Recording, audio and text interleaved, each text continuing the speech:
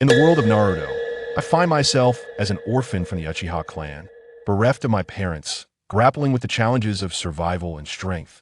Just as despair begins to settle in, a mysterious Gaji Shitung manifests itself.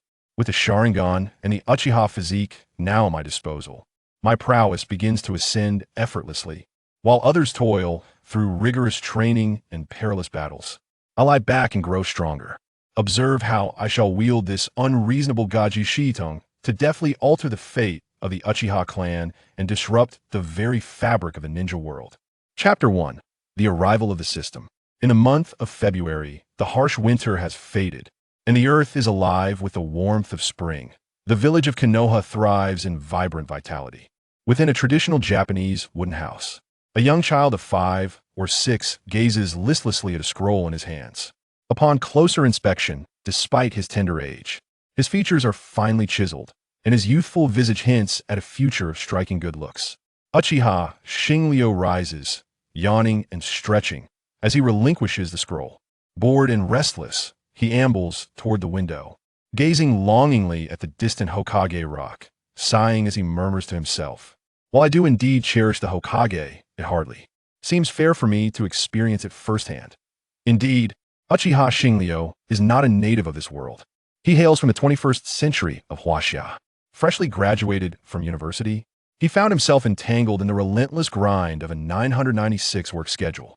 To unwind from the rigors of daily life, he would often immerse himself in the world of Naruto, a cherished companion from his childhood, one he adored despite having watched it numerous times. During one particularly taxing overtime session, an unbearable pain gripped his heart, and in the next moment, he lost consciousness. Upon awakening, he discovered himself in the Naruto universe, embodied as a mere child of 5 or 6 years. Fortunately, he assimilated the memories of this new body, granting him an awareness of his predicament. The name Uchiha speaks volumes, undeniably indicating his arrival in Konoha, a piece of news he welcomed with relief. His familiarity with the village's lore offered him an advantage, as he understood the characters and their personalities, allowing him to forge connections with those destined for greatness. His arrival coincided with the conclusion of the First Shinobi World War, sparing him from immediate peril. However, the end of the war heralded the demise of Senju Tobirama and the ascension of the third Hokage, Hiruzen Sarutobi, who was not particularly fond of the Uchiha clan. Adding to the tragedy, the parents of this body perished during the conflict, leaving the original inhabitant overwhelmed with grief, leading to his untimely demise, an unfortunate fate that allowed Shinryu to take possession of this life.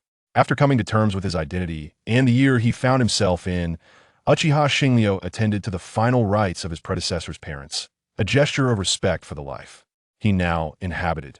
Subsequently, in pursuit of his own security and sustenance, he set about organizing the household, collecting ninjutsu scrolls and resources. Though Konoha periodically dispensed compensation to support him, covering his daily expenses, the training of a ninja necessitated various tools and medicinal supplies, all of which demanded financial resources. The future of the ninja world appeared fraught with danger, beyond the looming threat of the Uchiha clan's tragic fate decades hence. The Second and Third Shinobi World Wars were mere years away. That if he wished to avoid becoming mere cannon fodder on the battlefield, it was imperative for him to grow stronger. The conundrum remained: strength required training, and training required funds. Thus, he diligently began to organize the house, hoping to uncover sufficient resources left by his mid-level ninja parents. After several days of searching, he discovered a sum of several million ryo, enough to sustain his training for years. Yet, he only found 3 ninjutsu scrolls, all of which were fire techniques, including the relatively non-lethal Great Fireball technique. The dangers of the Naruto world were self-evident. While his financial situation was temporarily secure, his meager collection of ninjutsu left much to be desired, prompting his previously languid disposition to resurface. Standing by the window, Uchiha Shinryu gazed at the distant Hokage rock and the vibrant village below. The statue of the third Hokage has been completed. I wonder if I will transform into the butterfly that flutters its wings, altering the course of destiny. Just as he pondered his uncertain future, a chilling mechanical voice suddenly resonated in his mind. Beep. Host has survived for 3 days. Binding system. 10, 30, 70. 100 binding successful, data generation complete. Would you like to view? The unexpected voice momentarily stunned Uchiha Shinryu, before a radiant expression filled his face. Indeed, a traveler in this world comes standard with a system. Eagerly, he delved into the system's functionalities. Recalling the prompt he had just received, he mentally commanded the data panel to open. Host, Uchiha Shinryu. Skills, 1 Tomo Sharingan green, Uchiha Physique green, Culinary Arts white. Ga Jilan, empty. Combat Power, 3, still a weakling below level 5. The system's sharp commentary rendered him momentarily silent, though he was pleasantly surprised by the presence of the 1 Tomo Sharingan skill. He soon realized that this might have been inadvertently activated by the original host upon receiving the news of his parents' demise. Overwhelmed by sorrow, the original inhabitant awakened the Sharingan, only to succumb to the grief that followed. Yet, this turn of events proved fortuitous for him. Coming to this realization, he continued to explore the system's features. Before long, he grasped the system's mechanics, officially termed the Baji Shikong. Its primary function was straightforward, to place skills into the designated Gajilan, where they would automatically level up over time. Skills were categorized into several ranks: white, green, blue, purple, orange, gold, and rainbow, each containing 10 levels. Upon reaching the maximum level of 10, a skill could transcend its current rank. This process was unrestricted. Even a culinary skill could ascend to the highest tier, provided sufficient time was allocated. The system currently offered 2 Gajilan, which would increase alongside the host's capabilities, while the speed of progression would correlate with the host's combat prowess. In essence, the stronger the host, the faster the level up rate. However, one crucial note remained. The system did not facilitate automatic learning. All skills require the host to learn or create them independently. Having comprehended the system's functions, Uchiha Shinryu promptly placed both the Sharingan and Uchiha Physique into the Gajilan. The system did not disappoint. Shortly after, he felt a warm sensation enveloping his entire body, a refreshing energy flowing through his eyes. This led him to speculate that the system's Baji process would not involve the usual post-training soreness, but instead provide an unparalleled sense of comfort. Chapter 2. An unexpected encounter with Tsunade. In contrast to the systems depicted in the myriad of time travel novels he had encountered, this one, devoid of demands and merely reliant on the Gajon, filled him with immense satisfaction.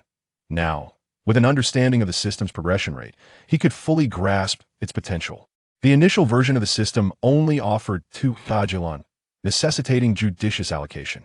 Some skills, though low in initial level, held untold potential.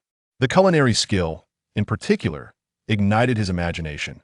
The art of cooking was not merely about ingredients, but also the mastery of culinary principles. Who could say that a skill classified as white might not evolve into a formidable ability through the system's enhancements? However, in comparison to the abilities of the Sharingan and the Uchiha lineage, which consistently enhance combat strength, culinary skills are inherently unstable and cannot guarantee the emergence of an overpowering ability in the later stages. Moreover, to fully utilize this skill's advantages, the time required may result in a sluggish pace of improvement, thus failing to leverage the system's greatest potential. Upon contemplating these factors, Uchiha Shinryu resolved to prioritize the enhancement of his Sharingan and lineage levels. After attending to matters concerning the system, he exited the room with a sufficient amount of money, intending to explore the outside world while simultaneously addressing his hunger. Upon his arrival, the burden of managing his parents' funeral and the anxiety regarding his future had left Uchiha Shinryu with little inclination to enjoy the streets. However, the advent of the system not only alleviated his internal turmoil, but also instilled him with the confidence to confront what lay ahead. Having spent several days in this place, it would indeed be a pity not to appreciate the things he cherished in his previous life now that they were before him. With a complex array of emotions, Uchiha Shinryu ambled onto the streets. The scenes before him filled him with disappointment, yet the familiar sights momentarily captivated his attention. While the overall arrangement bore a striking resemblance to that depicted in the anime, it appeared significantly more dilapidated. At present, as the First Shinobi World War drew to a close, although the conflict was nearing its end, the lives lost were irrevocable. In this context, the streets were largely deserted, and the only familiar establishment was a barbecue shop named Q, with no sign of the renowned Ichiraka ramen. The various snack shops were struggling in their trade, reflecting the dire circumstances facing Konoha at this time. That in stark contrast to the flourishing days of the future, Konoha now stood in disarray. As Uchiha Shinryo traversed the worn path, the Uchiha clan emblem upon his attire elicited frowns from those who beheld him. This situation prompted him to reflect on the tarnished reputation of the Uchiha clan at such an early date, undoubtedly influenced by the policies of the second Hokage. The Uchiha clan, known for their fervent devotion, could become obsessive. Once love was lost, they could awaken the Sharingan based on their innate talents. Among them, the most gifted could even unlock the Mangekyo Sharingan. However, the moment the Sharingan was activated, the wielder would become ensnared in their own world, as exemplified by Uchiha Obito and Uchiha Itachi. Following Rin's death, Uchiha Obito became so fixated that he believed the infinite Tsukuyomi could bring happiness, showing no remorse even when he killed his own mentor. Uchiha Itachi, after experiencing the ravages of war and indoctrination, ultimately came to the conclusion that the Uchiha clan would lead to irreparable consequences and decisively exterminated his own K.I.N.T. To avert such a scenario, Senju Tobarama established a police force. This served a dual purpose. It allowed the Uchiha clan to live in relative peace, reducing confrontations to diminish their combative spirit, while simultaneously recognizing that their obsessive nature could turn them into ruthless enforcers, thereby tarnishing their reputation. The notion that one must gain the approval of all to become Hokage, while fraught with flaws, carries a semblance of truth. The Uchiha's unfavorable reputation and loss of grassroots support render the emergence of a genuine Hokage from their ranks impossible. One cannot deny the brilliance of Senju Tobarama's strategy. Yet only the Uchiha could be so obstinate. Had the Uchiha managed to temper their obsessive tendencies and instead leverage the police force to cultivate a favorable reputation, even if they could not produce a Hokage of their own, they might still secure a position of influence within the higher echelons. Being unwittingly ensnared in a scheme, they remained blind to their own limitations, refusing to amend their ways. Although the Uchiha clan possessed exceptional gifts, the majority of its members remained ensconced in the glory of their lineage, akin to birds trapped in a cage. After a leisurely stroll, Uchiha Shinryo halted, deterred from further exploration by the villagers' peculiar glances. Consequently, he turned towards Barbecue Q, a renowned dining establishment owned by the Akimichi clan.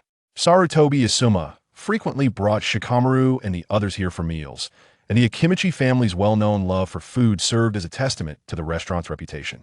Upon entering, the enticing aroma of grilled meat wafted into Uchiha Shinryo's nostrils, igniting a ravenous hunger within him after a period of inadequate nourishment. The ambience of the restaurant stood in stark contrast to the desolation of the streets, bustling with numerous individuals clad in ninja attire, joyfully feasting together. A glance around revealed a familiar golden-haired little girl. Uchiha Shinryo squinted, approaching an adjacent seat. After placing his order, he feigned nonchalance while observing the well-known figure. "Mommy, Daddy, are you really leaving so soon? Didn't the war end already?" Upon hearing her words, the two adults exchanged a resigned smile, their voices tinged with affection as they responded to the little girl's inquiry. "Little Tsunade, your father and mother belong to the Senju clan. We must set an example." Before the sentence could be completed, Tsunade's eyes welled with tears as she protested. "No, I don't want this. Great-grandpa said the same thing before. He's a liar. He didn't come back, and I hate you." With that, Tsunade dashed out, tears streaming down her face, leaving her parents momentarily stunned. Yet, the ninja's discipline enabled them to swiftly pursue her. The man intended to comfort her with an embrace, but the woman halted him. "Let Tsunade express her feelings. Uncle Tobarama's passing has left her heartbroken. We'll follow closely behind." Understanding the reasoning behind her words, Tsunade's father nodded and silently trailed behind her. Watching Tsunade run and cry, both parents felt their eyes grow moist. Sometimes, adults must exhibit strength. Otherwise, whom can children rely on? Upon overhearing their conversation, Uchiha Shinryo confirmed that this was indeed the childhood Tsunade. However, he was taken aback to realize that even at such a tender age, Tsunade's heart was not particularly resilient. Perhaps subsequent events would unfold that she could not bear to accept, prompting her to don a protective facade. The once boisterous and fiery Tsunade was merely a mask she wore. Ultimately, the deaths of her lover and brother shattered the final layer of her defenses, leading a medical ninja to develop a phobia of blood. A bitter irony, indeed.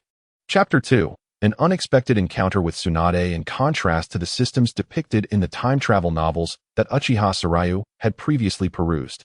He found immense satisfaction in a system that demanded nothing but required the consumption of idle slots.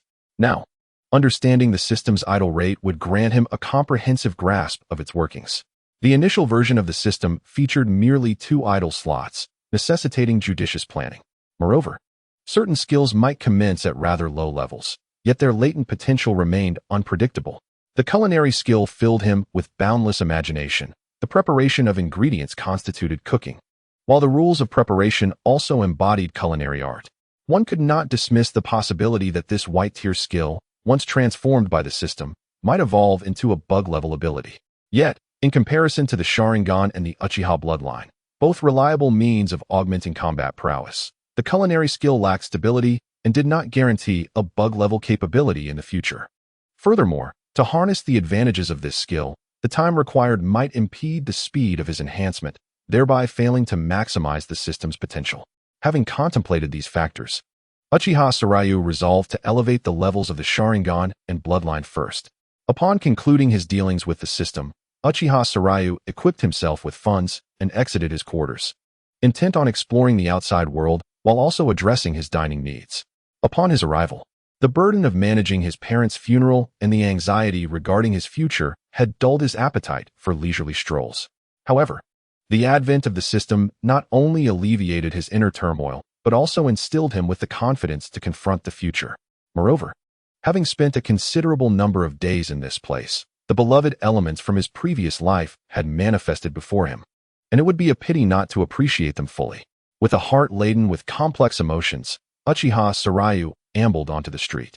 The sight that greeted him was somewhat disappointing, yet the familiar scenery momentarily distracted him. Although the overall layout bore a striking resemblance to what he had seen in the anime, it appeared far more dilapidated. The war was nearing its conclusion, yet the lives lost would never return. In such circumstances, the street was nearly deserted, and the only recognizable establishment was the future's barbecue queue, with the renowned Ichiraku ramen conspicuously absent. The various snack shops exhibited lackluster business, underscoring the dire state of Konoha, compared to the prosperity of the future. The present Konoha was in a state of disarray, as Uchiha Sarayu traversed the worn path. The Uchiha clan emblem upon him caused those who beheld it to furrow their brows slightly. This situation prompted him to reflect on the tarnished reputation of the Uchiha clan so early in the day, undoubtedly a consequence of the second Hokage's policies. The Uchiha clan was one of both love and obsession. The loss of love could awaken the Sharingan based on innate talent. Among them, the most gifted could even unlock the Mangekyo Sharingan. However, the moment it awakened, the wielder would become ensnared in their own world, as epitomized by Uchiha Obito and Uchiha Itachi. After witnessing Rin's death, Obito became so fixated that he believed the infinite Tsukuyomi could bring happiness, disregarding the murder of his mentor. Meanwhile, Itachi, having endured war and brainwashing, ultimately witnessed Shirsue's demise and became convinced that the Uchiha clan would bring about irreparable consequences, leading him to annihilate his own kin. To prevent such tragedies, Senju Tobarama established a security force. This served to ensure the Uchiha clan could live peacefully, diminishing their combat spirit and the number of those who awakened their eyes. Simultaneously, it recognized the Uchiha's obsessive nature, which could render them ruthless enforcers, ultimately damaging their reputation. The notion that one must gain the recognition of all to become Hokage, while flawed, contains a kernel of truth. With the Uchiha's poor reputation and the loss of grassroots support, the emergence of a true Hokage from their ranks became an impossibility. One cannot help but admire Tobarama's cunning. However, it was only the Uchiha who remained obstinate. If the Uchiha could temper their obsession, they could instead leverage the security force to craft a positive reputation.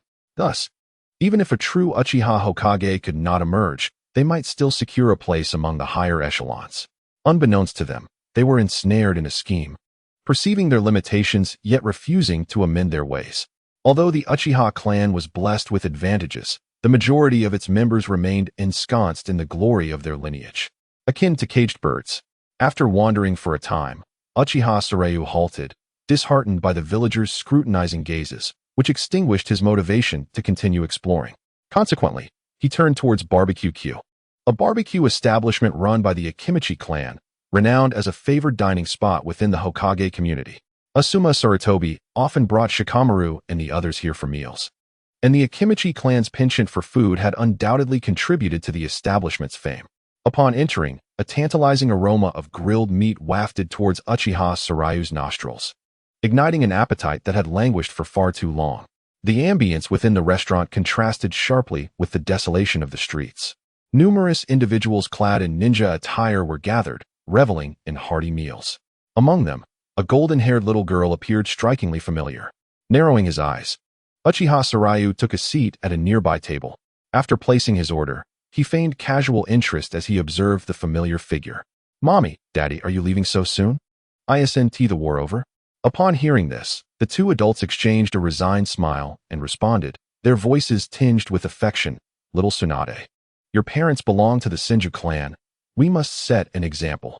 Before he could finish, Tsunade, with tears brimming in her eyes, protested, "No, I don't want that. Grandpa said the same thing. He's a liar. He didn't come back, and I hate you." With that, Tsunade ran out, crying, catching her parents off guard. However, their ninja training enabled them to quickly pursue her. As the father reached out to embrace Tsunade, he was halted by the mother. "Let her vent her feelings. Uncle Tobarama's passing has left her heartbroken. We'll follow at a distance." Tsunade's father nodded in agreement, silently trailing behind her. Watching Tsunade as she wept and ran, both of their eyes glistened with unshed tears. Sometimes, adults must exhibit strength, otherwise, who would children rely on? Having listened to their exchange, Uchiha Sarayu confirmed that this was indeed the young Tsunade. However, he had not anticipated that she had not been particularly resilient even in her youth. Perhaps subsequent events would transpire that she could not accept, prompting her to wear a facade of strength. The once boisterous and fiery Tsunade was merely a mask she had donned. Ultimately, the deaths of her beloved and brother shattered the last vestige of her defenses, leading a medical ninja to fall victim to hemophobia. A cruel irony. Chapter 3. A surprise for Uchiha Sarayu. The current Tsunade was nothing more than a stranger, devoid of any connection. Despite his fondness for her character in his past life, the distinction between reality and fiction remained paramount. As the granddaughter of the first and second Hokage, Tsunade could be regarded as the fire's second generation, and any unwarranted interaction could lead to complications. With this thought, he shook his head, resolving to dwell no longer on the matter. During this time, the server had brought forth his order, and as he gazed upon the table laden with grilled meats, Uchiha Sarayu commenced his feast. From the very beginning, he had sensed his body signaling a desperate need for sustenance, prompting him to order an abundance of food. Uchiha Sarayu speculated that this might be attributed to the idol system. While idling could enhance abilities, energy was still requisite.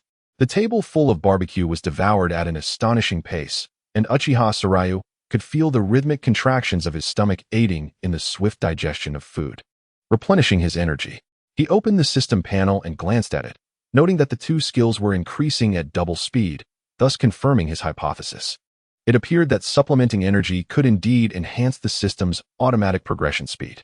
Henceforth, to maintain a rapid advancement in automatic tasks, he would need to ensure a consistent supply of energy. However, this notion pleased Uchiha Shinryu greatly. After all, one could indulge without fear of weight gain, while simultaneously growing stronger. Such a fortunate circumstance was rare indeed. This meal was not only delectable, but also revealed a new capability of the system, much to his satisfaction. "Check, please." Uchiha Shinryu's voice had scarcely faded when the proprietor silently handed him the bill. The moment he laid eyes on it, his body stiffened, overwhelmed by a sense of despair. Given the surrounding clientele comprised mainly ninjas, he was aware that the barbecue at Q would not be inexpensive. Yet he had not anticipated a total exceeding 20,000 ryo. To put this into perspective, the earnings from a typical D-rank mission for a low-ranking ninja barely ranged from 5,000 to 10,000 ryo, meaning this single meal consumed the equivalent of 4 D-rank mission rewards. Upon closer examination of the bill, he realized the proprietor had not overcharged him, as the amount he ordered was sufficient to feed 4 or 5 people. Therefore, while the price was somewhat steep, it was still somewhat justifiable. After all, an ordinary meal would cost around 4 to 5,000 ryo per person. It was merely his substantial appetite that rendered the expense appear exorbitant. However, after settling the bill and stepping out of barbecue queue, Uchiha Shinryu resolved to cook for himself in the future, to maintain the rapid progression of his automatic tasks. Ample nourishment was indispensable. His parents' combined monthly pension amounted to merely 100,000 ryo, insufficient to sustain him for even a week. Even the several million ryo left by his parents' inheritance would not cover his annual expenses. It is worth noting that most of the forests and rivers surrounding Konoha are privately owned, having been largely depleted by the various clans within the village. The produce from these forests is also forbidden for outsiders to harvest. In the narrative, the Nara clan, to which Shikamaru belongs, possesses a vast forest dedicated to raising medicinal deer, with a significant portion converted into training grounds accessible to ninjas of varying ranks within the village. In the anime, Naruto Uzumaki's ability to fish could likely be attributed to the permission of the third Hokage. Otherwise, who wouldn't know about the fish in the rivers? One could catch plenty with just a net, rendering the fish seller's business untenable.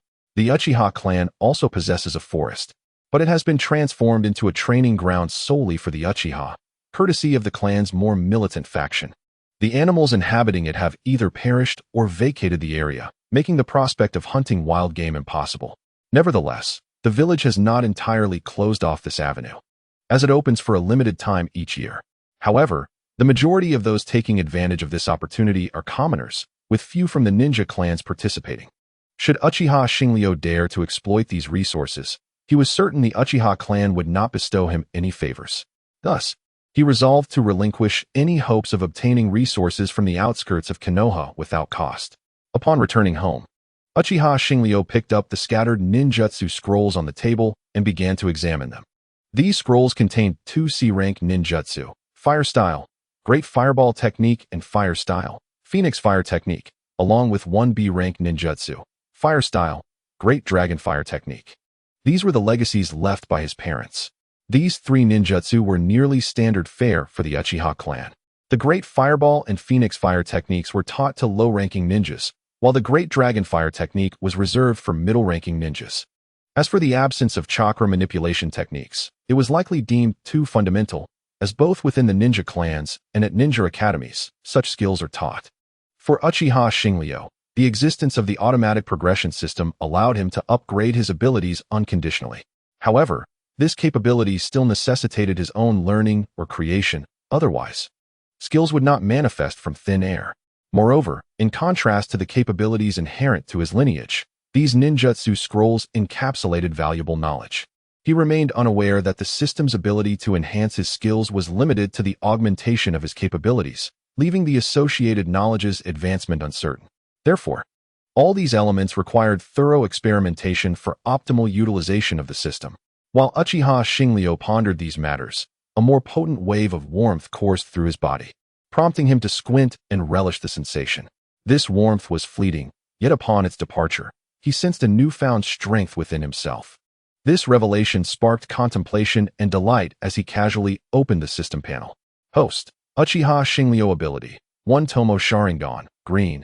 LV1, Uchiha Bloodline, green. LV2, Culinary Skills, white.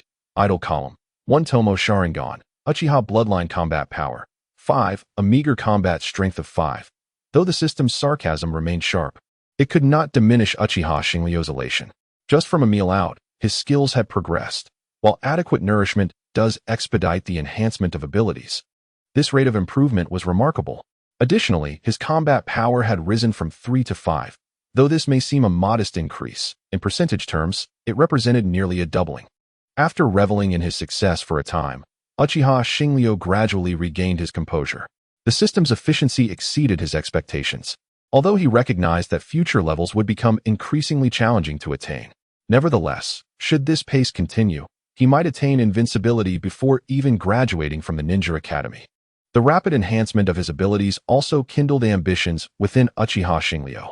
Having lived in a peaceful nation devoid of conflict, he understood the value of tranquility and yearned to bestow peace upon this world that had once brought him joy and inspiration.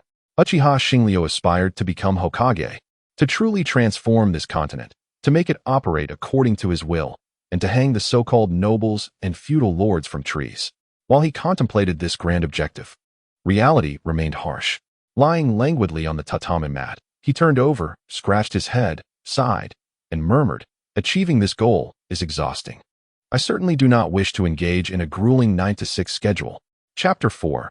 Harvest. To realize this ideal, there was an overwhelming amount of work to be done. A 9-to-6 schedule might not suffice. A 0-to-7 could very well be necessary. This thought brought to mind Naruto Uzumaki's endeavors as the 7th Hokage, where he was so busy that he had to utilize shadow clones. Moreover, if he truly reached that level, his responsibilities would extend far beyond merely managing the affairs of Konoha. This realization sent a shiver down the already lethargic Uchiha Shinryo's spine. Having harbored grievances against the 9-to-6 grind in his previous life, he was not keen on repeating such a fate in this lifetime. Was there a way to achieve a balance? As he pondered, a flash of inspiration struck him, recalling his recent dining experience. Indeed, I could be a hands-off manager. Uchiha Shinryo, desiring to be Hokage while also wishing to avoid exhaustion, concluded that delegating tasks to others was the answer. For instance, Tsunade immediately came to mind. She was the 5th Hokage and an individual of considerable capability. While she could be unreliable at times, she generally performed well. Not to mention Orochimaru, who had the audacity to establish an entire sound village independently. Konoha boasts a wealth of talent. Each of the legendary 3 could manage a ninja village. Furthermore, figures like White Fang, the 4th Hokage Minato Namikaze, and Kakashi Hitaki also stood out. Thus, after setting the goal of becoming Hokage, he could delegate mundane tasks to others. Uchiha Shinryo would merely need to steer the overall direction and provide the necessary strength to underpin this ambition. Much like the first Hokage, Hashirama Senju, who aspired to establish a ninja village to end the long-standing warring states era and realize peace in the ninja world. At that time, there were surely individuals whose interests were affected and opposed this proposal, but did it matter? Under the combined might of Uchiha Madara and Hashirama Senju, who dared to voice dissent in the ninja world, the moment one raised an objection, they might find themselves on the receiving end of dozens of shuriken, meeting an untimely demise. There was no need for the two of them to intervene. Their own kin would take care of it. The Susanoo and the Great Buddha could devastate 4 nations without breaking a sweat. Daring to oppose the opinions of Senju Hashirama, he does not fear being forced to annihilate the remaining nations and eliminate dissenters before establishing the shinobi village. When the 2 most powerful individuals of the era stand united, all adversaries will inevitably fall silent.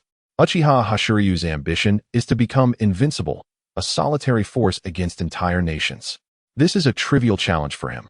The existence of the system has already destined him for the throne of the heavens.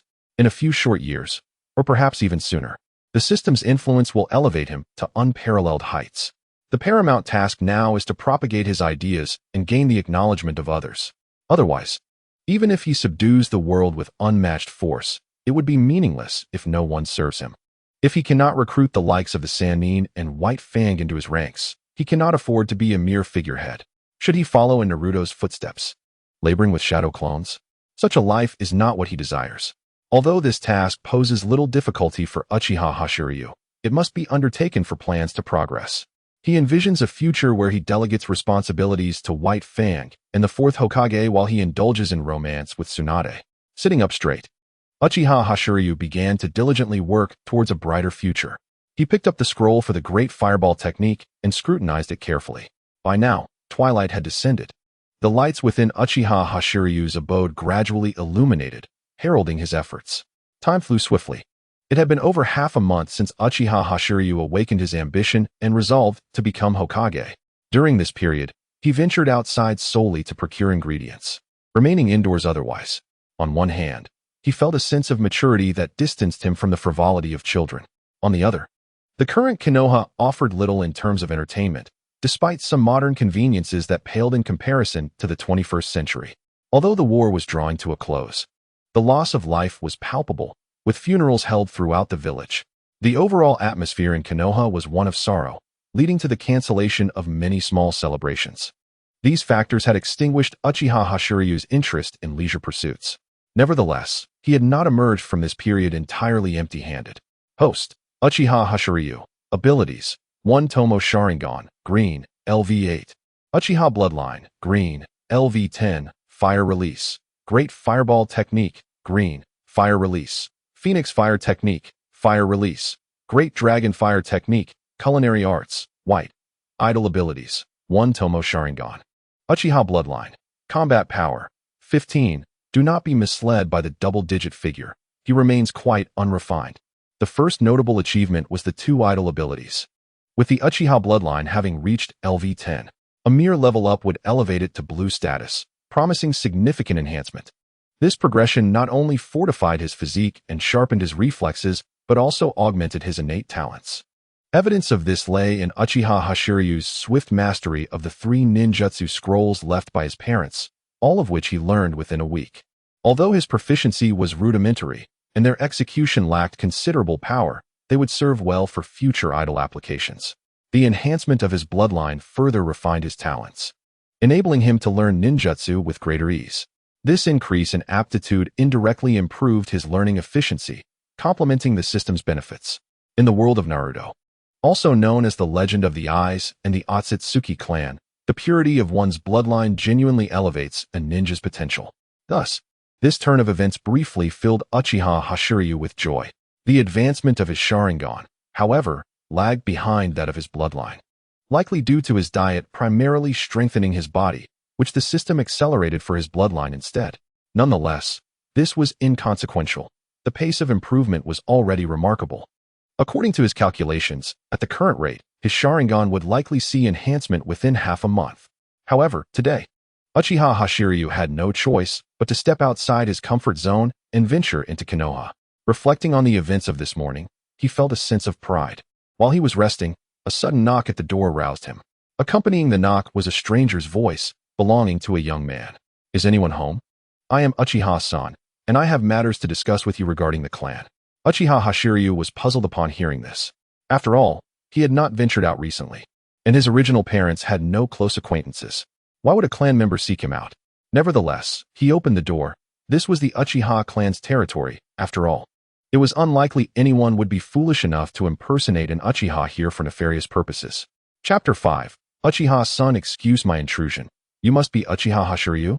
Upon opening the door, a young man appraised Uchiha Hashiryu before directly inquiring.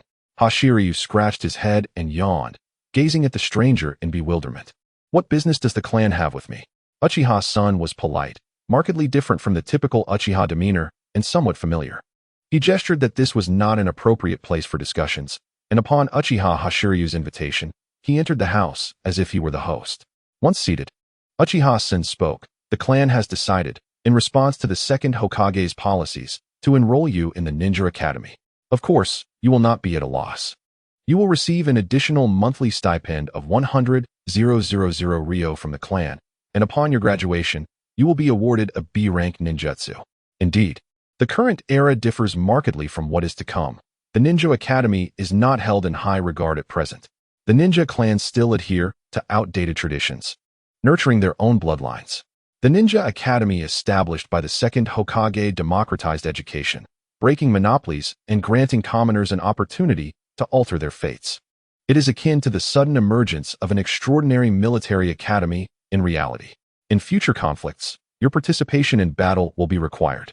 If such an opportunity presented itself, how would you choose? Furthermore, should the shinobi falter on the battlefield, ordinary citizens will be equally defenseless. Consequently, many commoner ninjas, despite their lack of talent, ultimately remain low-ranking for life. Yet for them, this represents a significant leap in social status, and they willingly attend the Ninja Academy to learn. Moreover, the academy emphasizes teamwork far more than the clan's own training methods. Here, collaboration transcends mere cooperation among a few individuals. It encompasses large-scale organized operations. If an individual's strength does not overwhelmingly surpass their peers, the collective power of a team will perpetually outshine that of a lone warrior. While a ninja's abilities may be well suited for solitary missions, the reality of war seldom allows for such specialized tactics. A failure to hold the front line could lead to a total collapse of defenses. Should one wait until the enemy reaches Konoha to engage them directly? Ultimately, the clans will also send their members to the Ninja Academy, utilizing their spare time to impart their clan's secret techniques. This approach yields greater efficiency and accelerates growth. In promoting the academy system, the second Hokage even selected several graduates as direct heirs. Those who took this first step would later comprise the upper echelon of Sarutobi Hiruzen's era. In that time, those who attended the ninja academy were considered marked for Hokage status. Thus, for the future of his clan, the Uchiha had no choice but to comply with the educational mandate. As for the old-fashioned naysayers who claimed the academy merely produced cannon fodder, there is some truth to that assertion. However, once war breaks out, those nurtured by the Uchiha clan would similarly become cannon fodder. Can one truly evade war and shield their kin from the battlefield? At that time, each clan of ninjas would inevitably engage in their own conflicts, leading to their eventual defeat one by one. Otherwise, the other nations would not have followed in Konoha's footsteps to establish ninja academies. Of course, these realities remain invisible to them. They obstinately believe that their own clan schools are superior. Presently, in order to maintain the Hokage's dignity, they naturally comply with the Hokage's policies and arrange for some clan members to enroll. Those designated to join the ninja school find themselves in a state of semi-abandonment, prompting their families to offer some form of compensation. This semi-abandoned state arises from the lack of training within the clan, resulting in a lack of camaraderie with peers. As these family members grow up, regardless of any benefits they may receive, they are unlikely to remember their clans. Thus, in this current era, attending a ninja school is perceived as a signal of a family's lack of regard. Many of those arranged to enter the ninja school are orphans, as orphans are easier to manipulate without a strong backing. Ultimately, every world operates this way. Weak targets are always sought after. However, for Uchiha Starlight, entering the ninja school proves to be fortuitous. Setting aside the various latent benefits of attending, Uchiha Starlight is currently troubled by how to approach the talented individuals outlined in his plans, particularly Tsunade, as relations between the Uchiha and Senju clans are not amicable. If he were to boldly approach Tsunade, he might risk being reprimanded by the Senju clan. The news brought by Uchiha Shien is akin to a timely pillow when one is drowsy. According to the information from the anime, it is confirmed that Tsunade, Orochimaru, and Jiraiya will all attend the ninja school.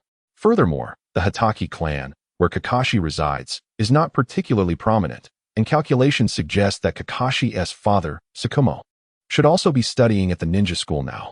For Uchiha Starlight, joining the ninja school provides an opportunity to interact openly with these individuals. Thus, upon hearing Uchiha Shin's words, he could not help but smile. Not only does it offer a plan for himself, but it also provides generous compensation. Those Uchiha clan members he previously found disagreeable now appear amiable. Suppressing his inner joy, he feigned a dejected expression and asked, "Is the clan going to abandon me?" Hearing this, Uchiha Shin momentarily panicked, completely shedding the proud demeanor of the Uchiha clan. At this moment, Uchiha Starlight is merely 6 years old. When a 6-year-old child looks at you with pleading eyes, especially knowing he has just lost his closest family, even the most callous would feel a twinge of guilt. Uchiha Shin quickly reassured him, "It's not like that. How could the clan ever abandon you? You can still come to the clan for learning during your breaks or holidays. It won't have a significant impact." Naturally, this was not what Uchiha Starlight desired. Observing Uchiha Shin's flustered expression, he decided to maintain his act. Resolute, he reddened his eyes, stood up, and looked at Uchiha Shin with a pitiful gaze, asking, "Really? Then could you provide a bit more compensation? Perhaps some knowledge related to medical skills?" Uchiha Shin became even more flustered by his performance and agreed hastily. "Really? I do have some foundational medical knowledge that I can privately share with you, but why do you want this?" As he spoke, Uchiha Shin began to calm down. Regarding Uchiha Starlight with curiosity, Uchiha Starlight, upon hearing this, did not panic but instead intensified his performance. "Uncle, I aspire to become a medical ninja, to heal everyone so that they don't die and can return home to their families." As he spoke, tears began to stream down his cheeks, which stirred Uchiha Shin's compassion.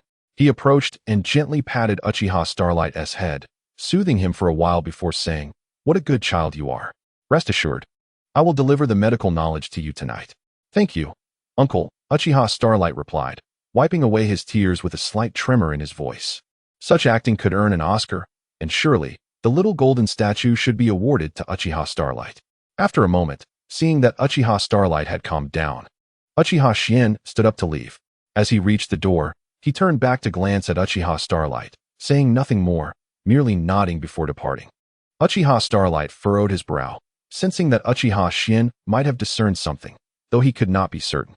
However, he soon dismissed such thoughts, as his request for medical knowledge was not unreasonable. Even if his act were seen through, the worst outcome would merely be Uchiha Shien's disdain. Nevertheless, Uchiha Starlight felt that Uchiha Shien, who was not present in the original plot and whose methods and personality differ from the norm, could assist him in his future plans. Chapter 6. Ninja School Assessment. As for the purpose of acquiring medical knowledge, it is inherently tied to future plans. Approaching Tsunade under the guise of seeking medical knowledge is exceedingly fitting, and in doing so, he would naturally also come closer to Jiraiya and Orochimaru. Uchiha Starlight's earlier statements to Uchiha Shin were not mere fabrications. He intends to cultivate himself into a highly talented medical ninja. This strategy would not only help circumvent unnecessary conflicts and reduce trouble, but also allow the third Hokage and other high-ranking officials to lower their guards. An Uchiha with solely medical talent would undoubtedly be more reassuring to utilize than one endowed with the Sharingan's potential. This would also facilitate his access to the talented individuals outlined in his plans, for these figures have also caught the attention of the third Hokage, with Tsunade even taking them on as apprentices. Moreover, the idol system is capable of enhancing abilities unconditionally, barring any unforeseen circumstances. A brief period of idleness will elevate his medical skills beyond the standards of this era. A doctor capable of saving lives would be invaluable, and a physician renowned throughout the ninja world, provided there are no exceptional reasons, would likely never face hostility and would command greater respect. As Uchiha Starlight walked along the streets of Konoha, he observed many adults leading their children toward the ninja academy. Some children wore expressions of longing, envisioning their future lives as ninjas, eagerly tugging at their parents' hands. In contrast, the parents bore complex expressions, some even reconsidering halfway and turning back with their children. After all, the casualty rate among ninjas remains high, particularly during this brutal ninja world war, where common ninjas face a grim fate. Furthermore, ninjas belong to a higher income bracket. Even as mere genin, their monthly earnings surpass those of ordinary citizens. Enrolling in the Ninja Academy and becoming a ninja represents the most rapid and equitable means for these ordinary families to transcend social classes. Thus, for these parents, there exists a duality of hope for their children's successful admission into the Ninja Academy and fear for their future safety. Flowing along with the throng of people, Uchiha Starlight soon encountered a familiar structure. The Ninja Academy loomed before him, remarkably similar to its future incarnation. A large red gate bore the character in, accompanied by a sign nearby. Retracting his gaze, Uchiha Starlight stepped gracefully into the Ninja Academy. Upon entering, he spotted a Leaf Village ninja clad in uniform, diligently registering the children arriving for enrollment. Beside him stood another ninja maintaining order, loudly announcing, "Hurry along. Children who finish registration, proceed to the playground for assessment. Parents are not allowed inside." Wearing the Uchiha clan crest, Uchiha Starlight naturally did not register alongside the commoners. His name had already been registered by the clan and sent to the academy. Now, he merely needed to pass the assessment for placement, a small privilege of the Uchiha clan. Following the direction indicated by the orderly ninja, Uchiha Hashiryu arrived at the training ground, ready for the assessment. Hundreds of children gathered in the playground, their chattering voices creating a cacophony that seemed to pierce the sky. Despite the chaos, Uchiha Hashiryu easily spotted Tsunade among the throng. Beside her, several members of the Senju clan were gathered, laughing and chatting, seemingly indifferent to the impending evaluation. After all, the entrance examination was merely a physical fitness test or an assessment of one's chakra control speed. For the ninja clans, especially the Senju, physical prowess was a given, and even those who had not formally learned chakra manipulation were somewhat familiar with it. If one lacked talent, it would have been evident from birth. Not far from them, Jiraiya and Orochimaru were also awaiting their assessments. At this moment, the three were strangers, yet fate would intertwine their paths, leading them to become close friends. Ultimately, differing ideologies would guide them down divergent paths, but perhaps with Uchiha Hashiryu present, the outcome might differ. As Uchiha Hashiryu continued to scan the crowd for familiar faces, a piercing whistle drew his attention.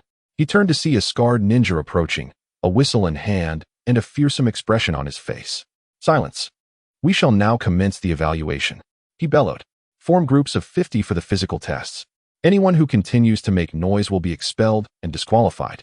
The terrifying visage and menacing tones silenced the playground instantly, and many instinctively complied. The children of ninja lineage were not particularly fearful. but they saw no reason to create trouble, so they cooperated accordingly. Before long, the previously boisterous playground became eerily quiet, with the crowd organizing itself into groups of 50. Seeing this, the scar-faced ninja relaxed his expression slightly, though he maintained a stern demeanor. "I am Sachi, your examiner for today. Those standing beside me, proceed to the track to begin your tests." He gestured for them to follow. The standard for admission is to complete 10 laps within 10 minutes. Additionally, the faster you run, the higher your score, which will determine your class placement. Begin now, and once the physical assessment is complete, remember to report to the building behind me for the chakra extraction evaluation. It seemed quite straightforward, devoid of any significant difficulty. However, in order to be in the same class as Tsunade, one must be careful not to conceal too much. After absorbing the assessment criteria, Uchiha Hashiryu formulated a plan. He intended to keep pace with the leading group, lest he miss the opportunity to join the elite class. While he pondered this, a vibrant green figure caught his eye. Clad in a deep green jumpsuit, with glossy hair and a bright smile, the youth attracted curious glances from many. Uchiha Hashiryu also regarded him with surprise. It was unexpected to find Might Guy, a fellow newcomer, displaying such potential despite his ordinary heritage. The 8 Gates technique was indeed formidable. The Might family was remarkable. He then observed Might Guy's performance, which, while not the worst, barely met the assessment criteria. Uchiha Hashiryu was not surprised. Might Guy's innate talent was not exceptional, or he would not have ended up as an average genin.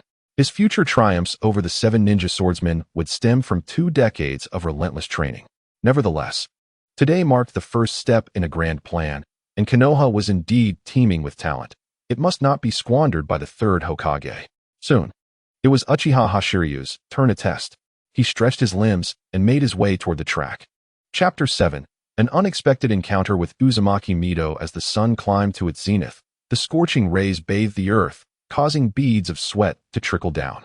With the passage of time, the ninja school's assessments drew to a close.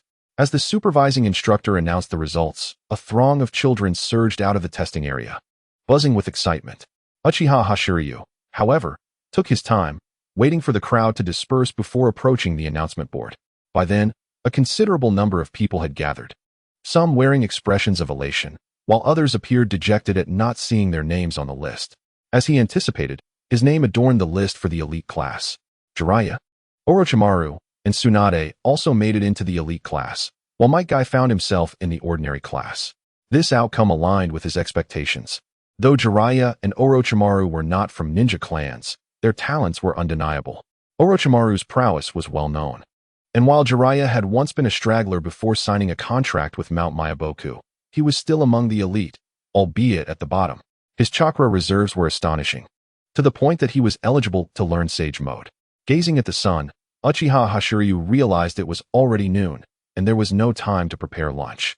Having received considerable compensation from his clan today, he decided to indulge himself with a meal at Yakiniku-kyu. He hurried to Yakiniku-kyu, pushing aside the entrance curtain as he entered. As soon as he stepped inside, the owner approached him with a beaming smile, eager to take his order. During his previous visit, Uchiha Hashiryu's bill had exceeded that of a group, much to the owner's delight. He calmly placed his order, knowing it was his own money, and smiled inwardly at the thought of free meals. The restaurant was bustling with patrons, most of whom were celebrating their children's successful admission to school.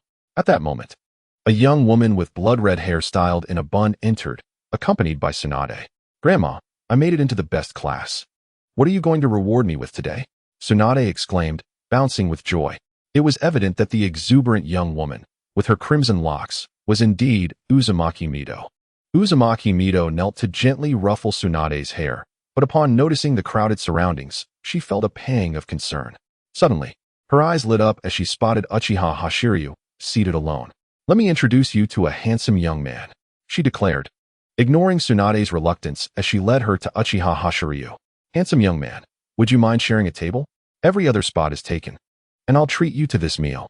Uchiha Hashiryu, initially taken aback by the unexpected turn of events, found himself transformed from an observer into the center of attention. It seemed that Tsunade's and Mido's spirited personalities were inherited traits.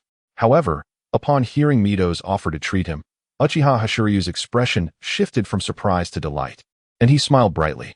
"Certainly, beautiful sister and lovely young lady.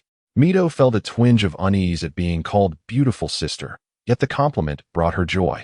And she dismissed the thought, as she merely wished to treat him to a meal. Reluctantly, Tsunade was coaxed into sitting across from Uchiha Hashiryu, while Mito, with a hint of sympathy, asked, "So, handsome young man, are you also entering this year? Which class are you in?" Observing Uchiha Hashiryu's youth and solitary presence, she surmised that he might have lost his parents in the recent war, and thus she chose her words carefully to avoid touching upon any painful topics. After decades of life, she had acquired a modicum of wisdom. Uchiha Hashiryu, puzzled by Mito's scrutiny, nonetheless answered her question. "I am also entering this year, and have been placed in the elite class." Tsunade was taken aback.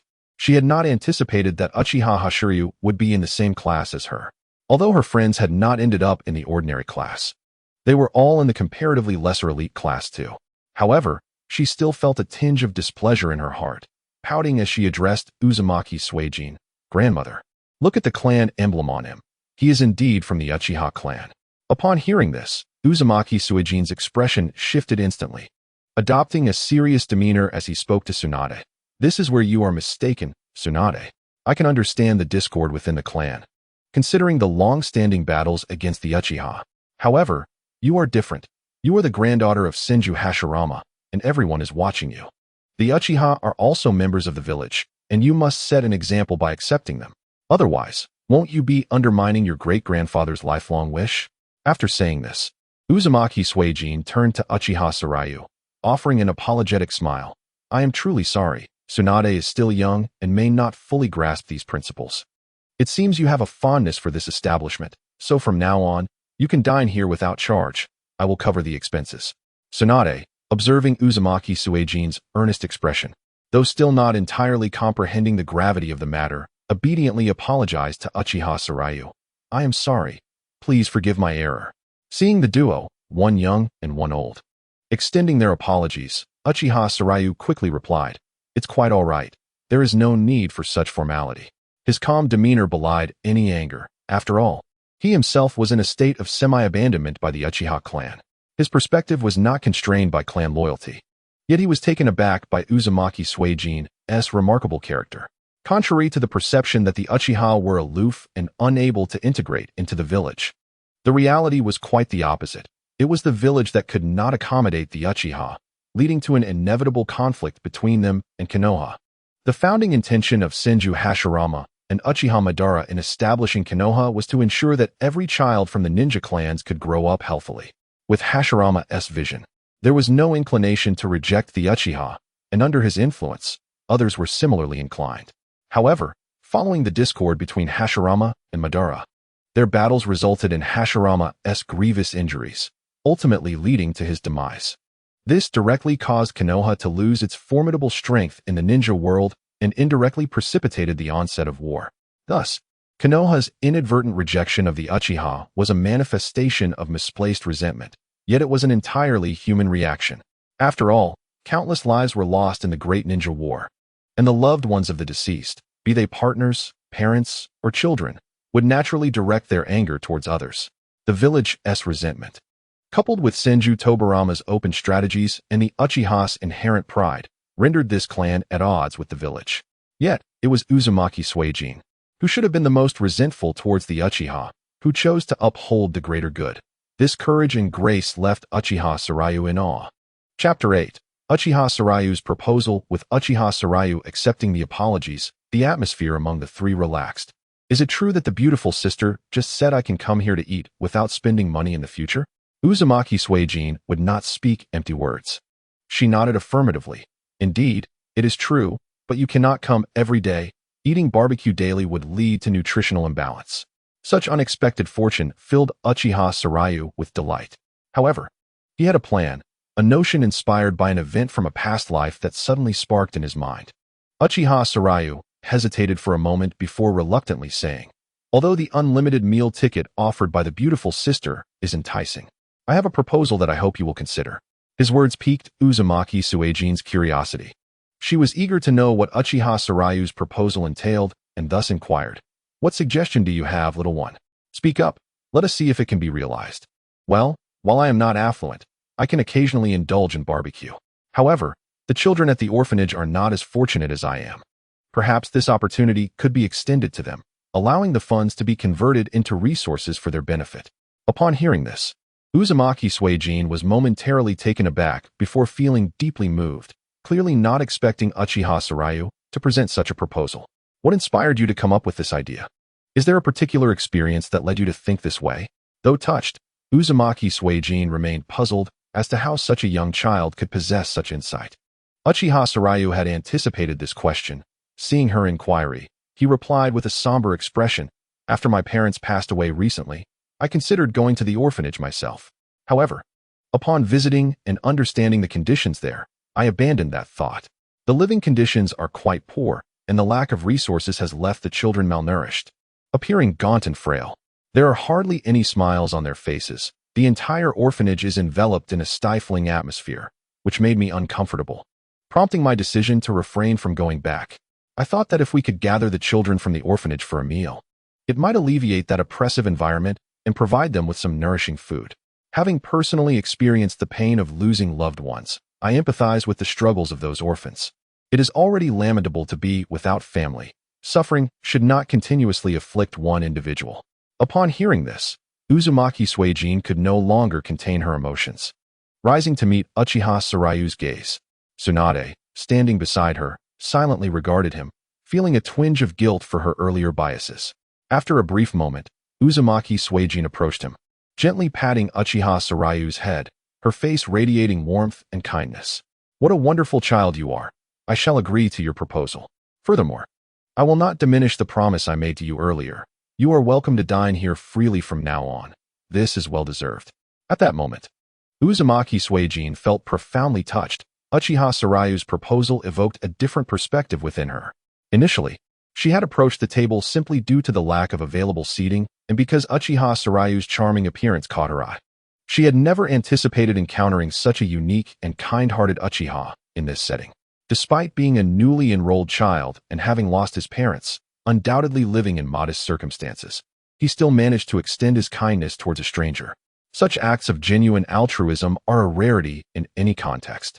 It is precisely this exceptional quality of truth, goodness, and beauty that resonates deeply and stirs the heart, even moving Uzumaki Suijin, a woman who had weathered the storms of war. Had Uchiha Sarayu not proposed this idea, it is likely that the three would have parted as familiar strangers after their meal. However, in light of this suggestion, Uzumaki Suijin found herself wishing for Uchiha Sarayu to be her grandson. In that moment, her gaze towards Uchiha Sarayu transformed. He appeared increasingly endearing to her. Just then, the dishes Uchiha Sarayu had ordered began to arrive at the table. The servers bustled about, presenting dish after dish. As the barbecue continued to be served, both Uzumaki Suijin and Tsunade grew curious.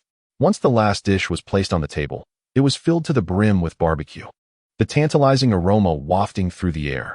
The vibrant fruit platter also tempted one to take a bite. Tsunade, gazing at the abundant spread before her, swallowed hard, unable to contain her curiosity about whether Uchiha Sarayu could finish it all, prompting her to ask aloud, "Can you really eat all of this? Would you like me to help?" Wasting food is not a commendable act. Uchiha Sarayu calmly responded with a statement that surprised both women. "Please do not misunderstand. I ordered all of this for myself. My appetite is quite substantial, so I will manage." Then, casting a glance at Tsunade, he continued, "However, if you wish to partake, you are welcome to join me." Tsunade felt a slight flush of embarrassment when her secret was exposed. Yet the sight of the food rapidly disappearing from Uchiha Sarayu's plate made her abandon her shyness and join the fray for the meal. Uzumaki Mido, observing the speed at which Sarayu devoured his food, was taken aback. Consuming such a quantity, could it be that this boy bore the bloodline of the Akimichi clan? However, witnessing the playful antics of the two children caused her to momentarily lose her train of thought. The Uchiha emblem on Sarayu and the smile on Tsunade's face stirred something within her. After a while, Mido regained her composure and turned to Tsunade, who was busy competing with Sarayu for grilled meat, and suggested, "Little Tsunade, how about I adopt this child and let him stay with us?" Mido's intention was straightforward. She sought to adopt an orphan from the Uchiha clan as a means of signaling acceptance towards them, hoping to alleviate the village's prejudice against the Uchiha. The choice of Sarayu was influenced by her recent observations, which led her to perceive him as a kind-hearted and unique Uchiha. Moreover, she was indifferent to the child's potential talents. Whether he possessed remarkable ninja abilities or not was inconsequential, as adopting him would merely mean caring for another individual. The significance of adopting an Uchiha orphan lay not in the individual chosen, but in the message it conveyed. Thus, selecting a child she found appealing aligned with her intentions. As Tsunade and Sarayu continued their culinary contest, Mito's suggestion left Tsunade momentarily speechless. Being young, she could not grasp the deeper implications of Mito's proposal. However, reflecting on her earlier misinterpretation of Sarayu's words and his exhibited kindness, she turned to face him, taking in his exquisite features and radiant smile.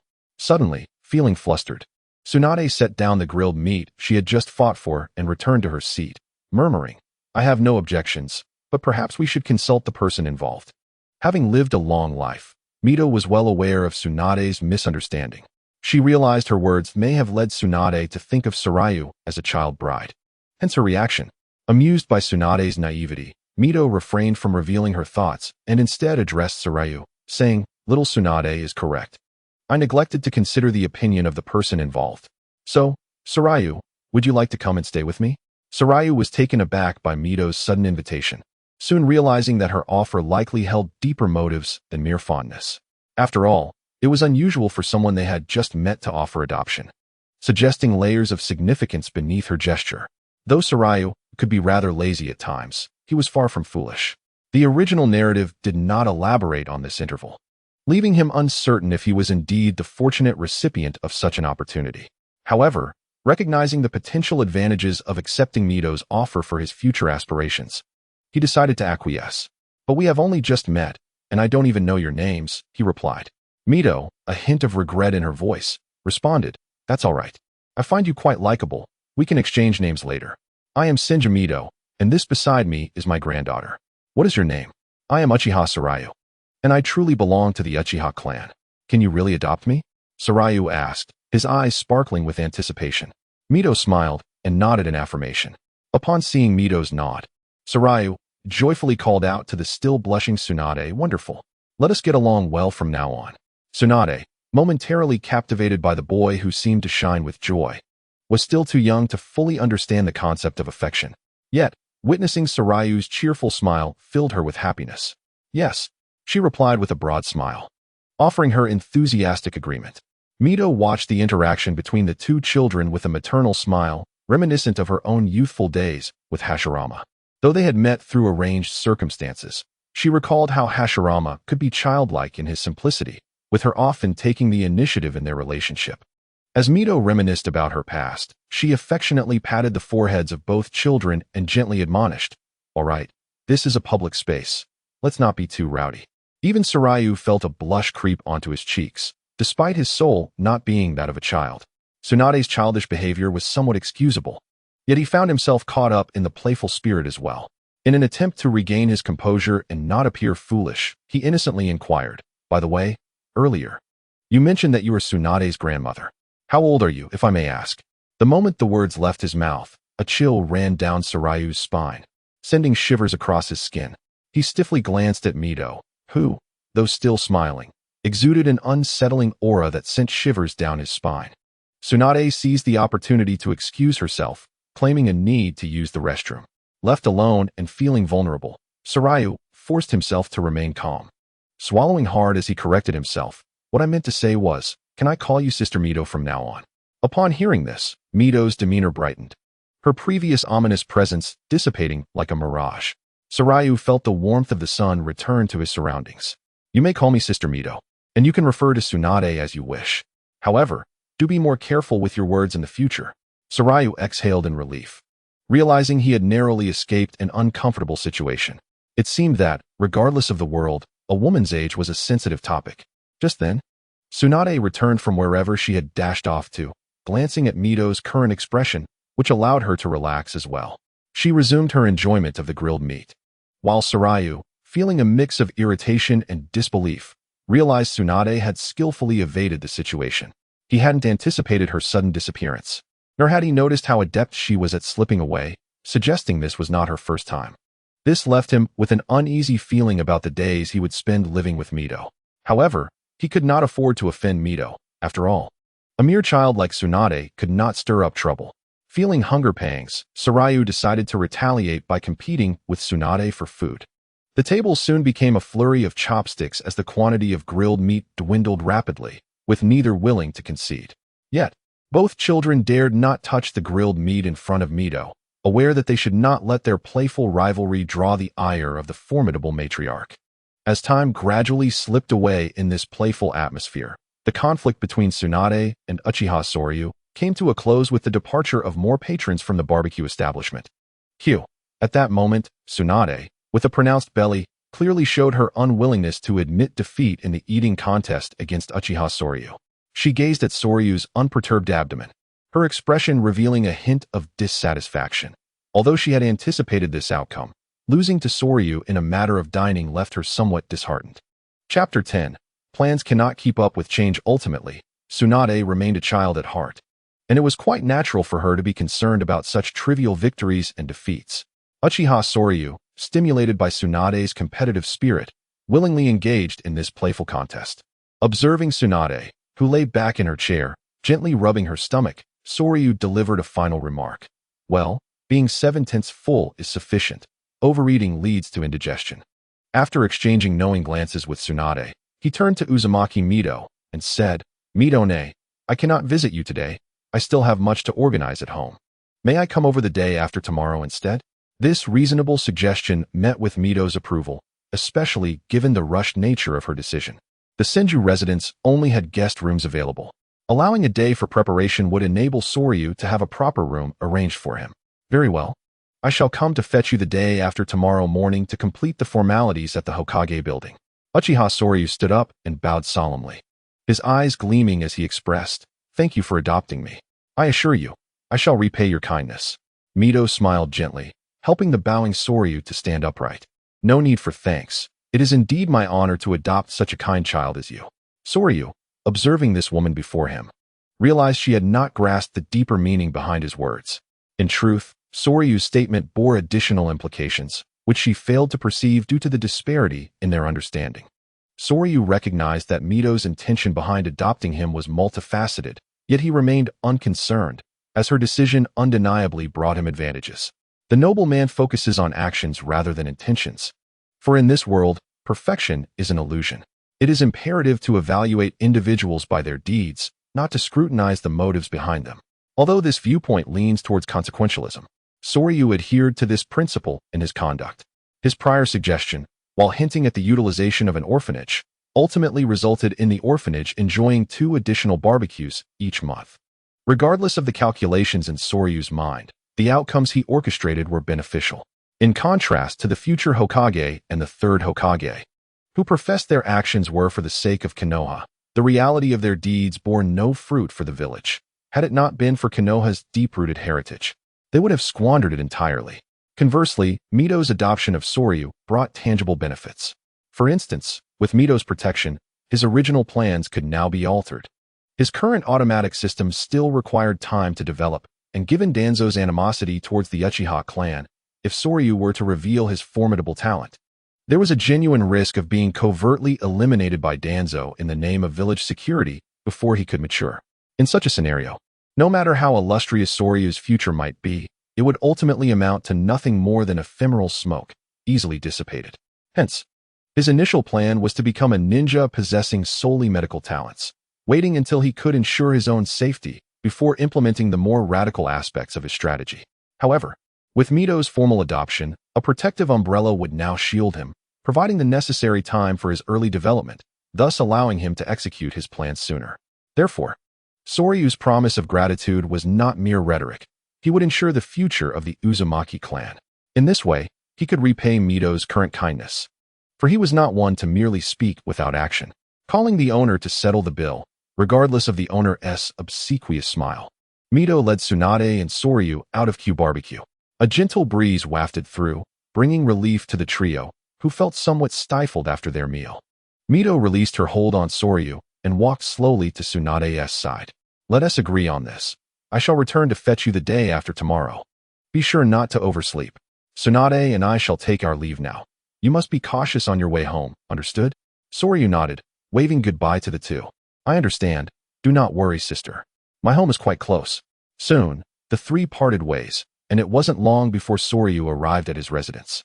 As he approached the door, he noticed a stack of books neatly arranged at his doorstep, accompanied by a letter. Picking it up, he began to read. I knocked for quite some time without an answer, so I presumed you were still out. Therefore, I have left the medical texts at your door. Remember to study diligently. Uchiha-sen, it was a brief note, yet Soryu recognized the handwriting even before finishing it. After all, who else but his promise-bound Uchiha-san could have left such a collection of books? Lifting the books, Soryu opened the door and stepped back into his home. After organizing the medical materials in order, he reflected on the events of the day. First, he was informed of his enrollment in the Ninja Academy, then encountered the legendary three ninjas and Might Guy, and ultimately, in a rather dramatic turn of events, was adopted by Mito. It was truly a series of unfolding dramas. Echoing the old adage, plans cannot keep pace with change. The strategy he had envisioned for gradually approaching Tsunade and the others upon entering the academy was abruptly rendered moot. Now, he needed to contemplate his next course of action. He still had to learn the medical knowledge and subsequently elevate his rank through the automated system. Yet, his own abilities remained paramount. He must reserve space for skills that could enhance his strength. For a moment, he felt vexed. 2 slots in the automation system were simply insufficient, and he was uncertain when the system would unlock additional slots. However, he now harbored a hypothesis. Did the Uchiha bloodline skill already encompass the Sharingan? If so, would using it in tandem lead to redundancy? The Uchiha bloodline was currently at a green level, and ascending to blue would likely require Indra's bloodline or fragments of the Sage of Six Paths lineage. Soryu recalled that Indra's initial Mangekyo Sharingan was eternal. Even before awakening the Mangekyo, the 3 Tomo could harness the divine power of Susanoo. Thus, if the Uchiha bloodline were to upgrade, would it not also trigger an advancement in the Sharingan? If Soryu's speculation proved correct, it would free up an automation slot, alleviating his current predicament of insufficient skills. Yet, this required testing. Consequently, Soryu accessed the system and placed his 1 Tomo Sharingan, green, in the automation slot. He then positioned the Fire Style, Great Fireball Technique, green, in the automation slot, intending to validate his hypothesis through practical application. Chapter 11. Chinxiao today, at Q Barbecue. He consumed a substantial amount of nutrient-rich food, and at this moment, the Uchiha bloodline, green, stood on the brink of level 10.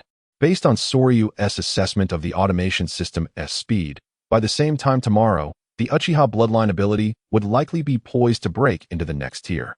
That would be the moment of truth to ascertain whether his conjecture held merit. As for the medical skills acquired through recent study, they would require mastery before he could automate them. With 1 automation slot currently unoccupied, Soryu decided to place the Great Fireball Technique there for the time being, ensuring nothing went to waste. After completing all these tasks, Uchiha Shinryu settled down at a table piled high with medical books. The sheer volume of literature suggested that acquiring medical knowledge was no simple endeavor. Initially, he had intended to approach Tsunade and her companions at the Ninja Academy, but the unexpected ease with which he had achieved his goal left him somewhat perplexed about his next steps. As he gazed at the mountainous stack of books, Uchiha Shinryu found his thoughts drifting. His plan to get closer to Tsunade had not yet commenced, yet he had already reached his objective, which both delighted and baffled him. Uchiha Shinryu, having been adopted by Uzumaki Mito, found solace in the fact that as long as he refrained from any egregious actions and as long as Mito remained alive, his life was secure. Although Mito had not reconciled with the Nine Tails, her formidable sealing techniques enabled her to forcibly extract the chakra of the Nine Tails, manifesting it in the form of the Nine Tails chakra mode. Given the current combat prowess of Konoha, it was conceivable that even a collective effort might struggle against Mito. Thus, while the 3rd Hokage held authority, without Mito's consent, he had no recourse. This realization calmed Uchiha Shinryu's previously anxious heart, although he feigned a desire to avoid hard work.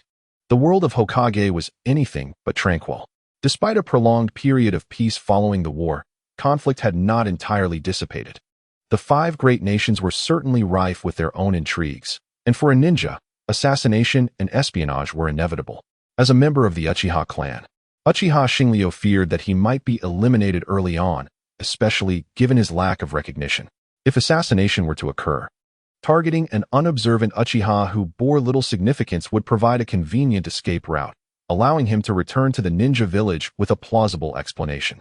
Moreover, the gap between the second and third Great Ninja Wars was a mere 3 to 4 years, with the latter conflict dragging on for over a decade.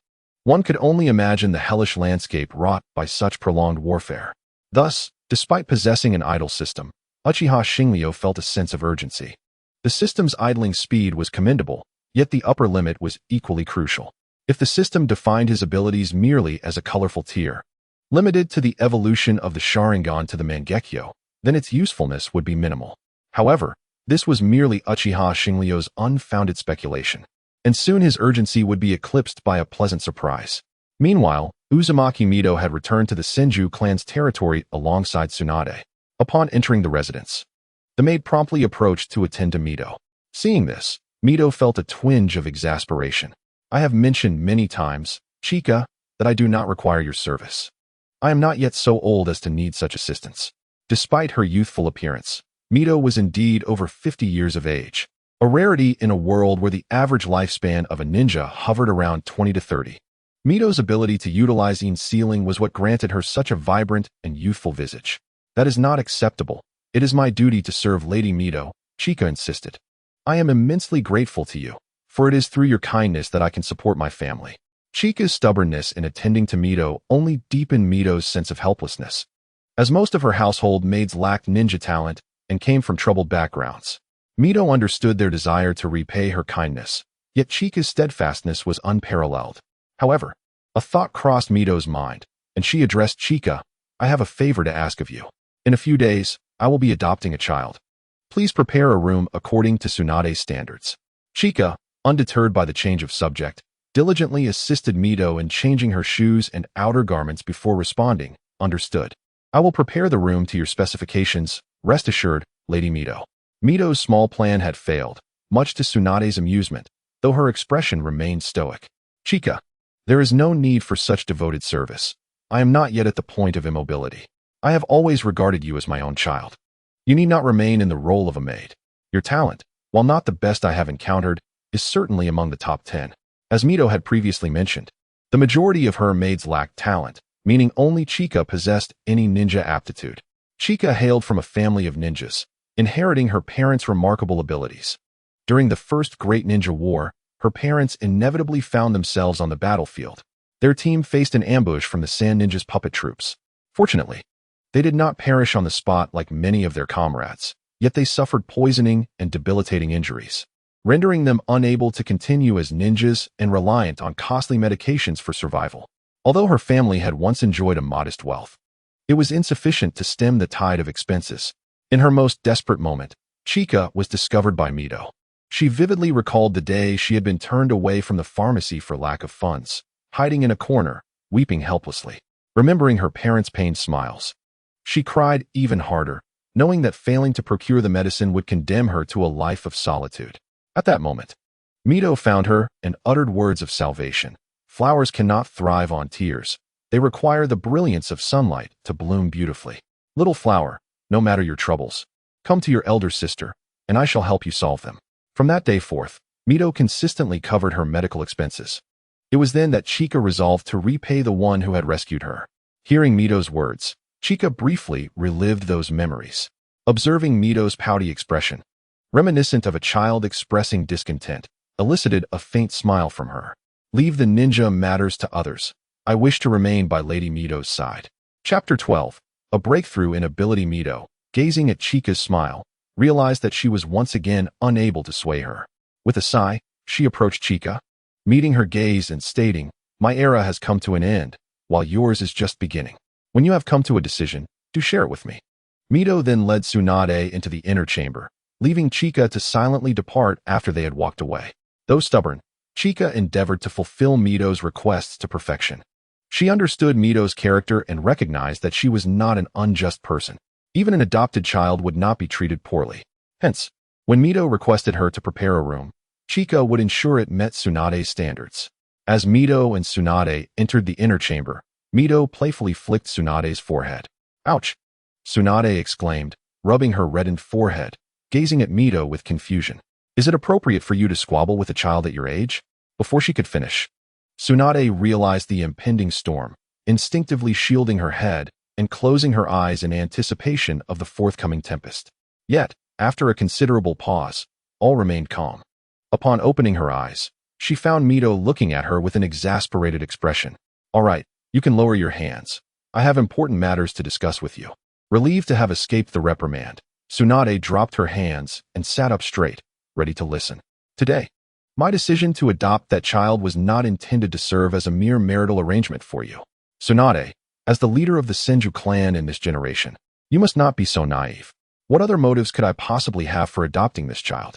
To become the fifth Hokage, while occasionally indulging in leisure and revelry, without causing any issues for the village. Tsunade's wisdom is beyond question, although she is currently just beginning her studies. The harsh realities of the ninja world will inevitably teach children the truths of life far too early." At this moment, prompted by Uzumaki Suiryu, Tsunade has come to a realization. Uchiha Shinryu undeniably belongs to the Uchiha clan, and being an orphan, was he taken in solely due to his lineage? Uzumaki Suiryu gazes at Tsunade with admiration, praising her. "As expected of my granddaughter, you are absolutely correct. It is indeed because he is of the Uchiha clan. The village currently harbors disdain towards the Uchiha, and if this issue remains unresolved, it will create significant troubles for future generations. By taking the lead in adopting an Uchiha, I will send a signal to the village, prompting a shift in their attitude towards them. The village is the culmination of Hashirama's lifetime of effort. I cannot allow his legacy to be destroyed." Just as Tsunade begins to bask in the praise, Uzumaki Suiryu shifts the conversation, uttering words that make her regret not fleeing moments ago. "Since you are so clever, why not join me this afternoon to study sealing techniques?" Before she could revel in her earlier triumph, Tsunade is instantly brought down by Suiryu's remark. There is no need to elaborate on Tsunade's talent. She will undoubtedly become a formidable figure in the future, and mastering simpler sealing techniques should pose no challenge. However, the resistance stems from the tedious nature of learning sealing arts, many advanced techniques resembling incomprehensible texts. Moreover, having a temperamental teacher, who just so happens to be your grandmother, adds to the pressure, as failure could lead to being suspended in a sealing technique. Uzumaki Suiryu remains unfazed by Tsunade's reaction. Studying sealing techniques is not a punishment. Furthermore, whether at Barbecue Q or during the summer festivities, Tsunade's performance has not gone unnoticed by him. Tsunade thought the ordeal was behind her, unaware that Uzumaki Suiryu was withholding significant news. Time passed in study, and by the next morning, Uchiha Shinryu awoke, startled by the changes in his body.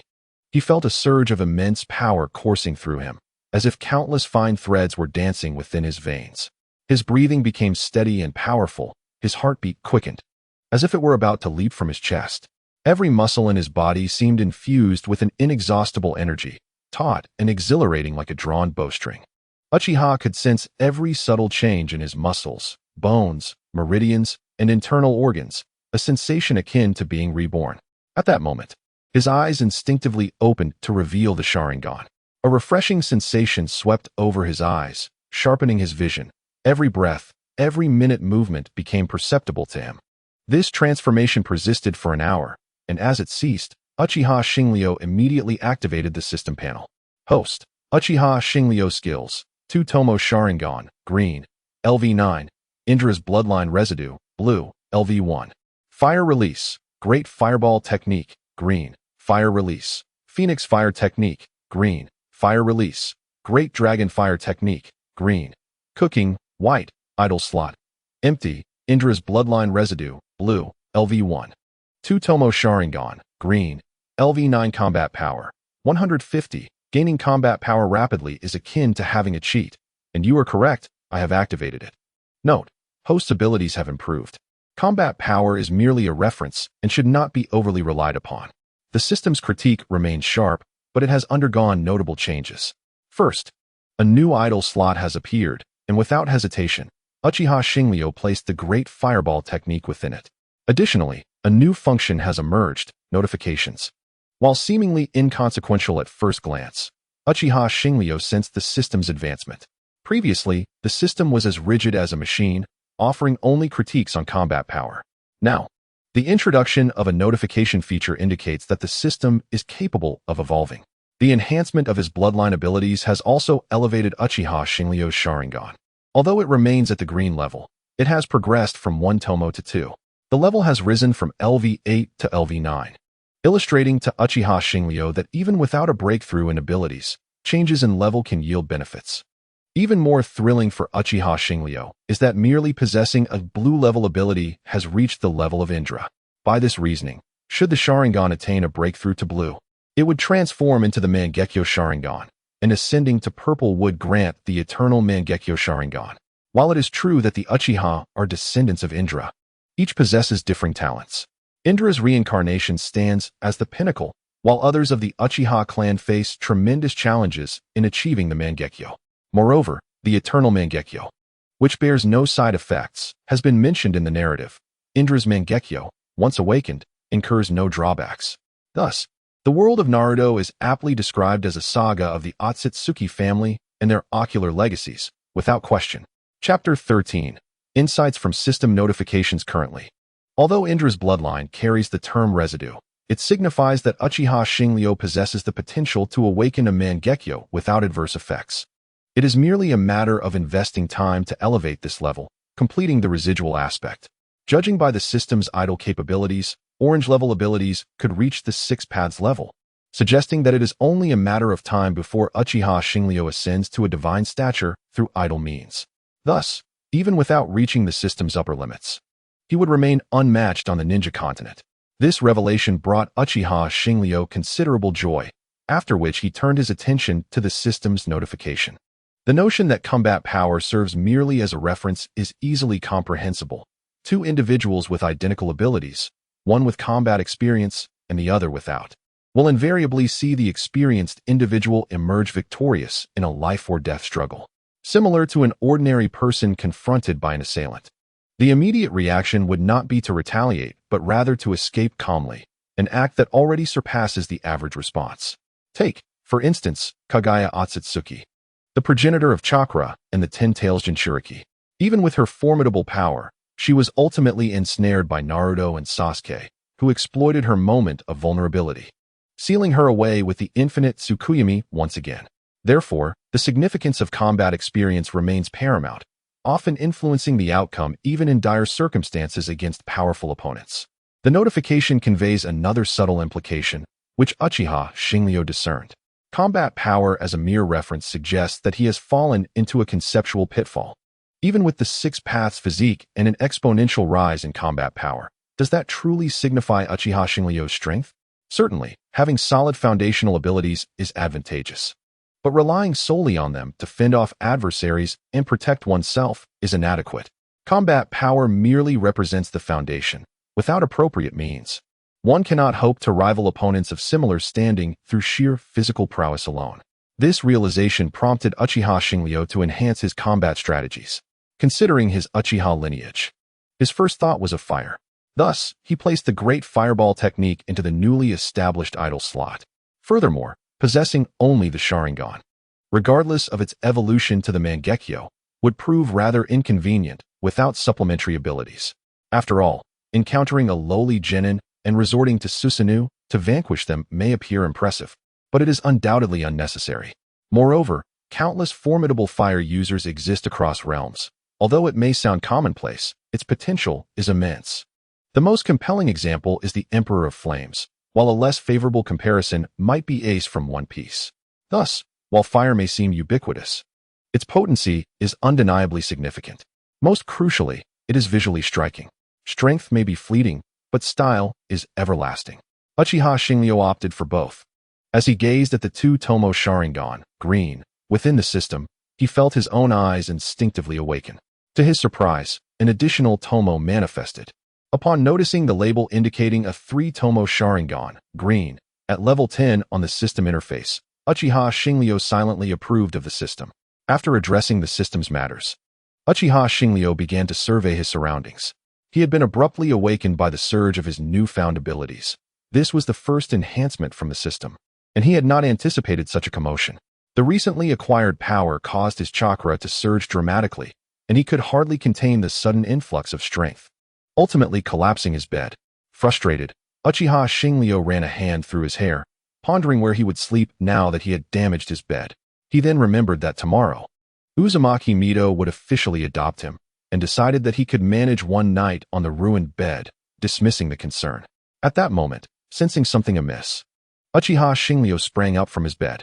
His chakra, which he had yet to fully control, seemed to resonate with his will, unleashing an overwhelming aura. Uchiha Xingliu fixed his gaze toward the window and shouted, "Who goes there?" The next instant, Uchiha Xian stepped out from beside the window, a wry smile on his face. "It was a misunderstanding. I came to see if you needed any assistance. However, upon sensing the immense chakra fluctuations here, I feared for your safety and decided to scout from the window first. I did not intend to cause you any distress. That was my mistake." Uchiha Xingliu did not lower his guard in light of Uchiha Xian's presence and words. Rather, he became more vigilant. "Did I ask you for anything yesterday? I still need to be cautious about the transformation technique, and I never considered the option of activating the Sharingan for verification. If Uchiha Xian were genuine, then the matter of the Sharingan would be unavoidable."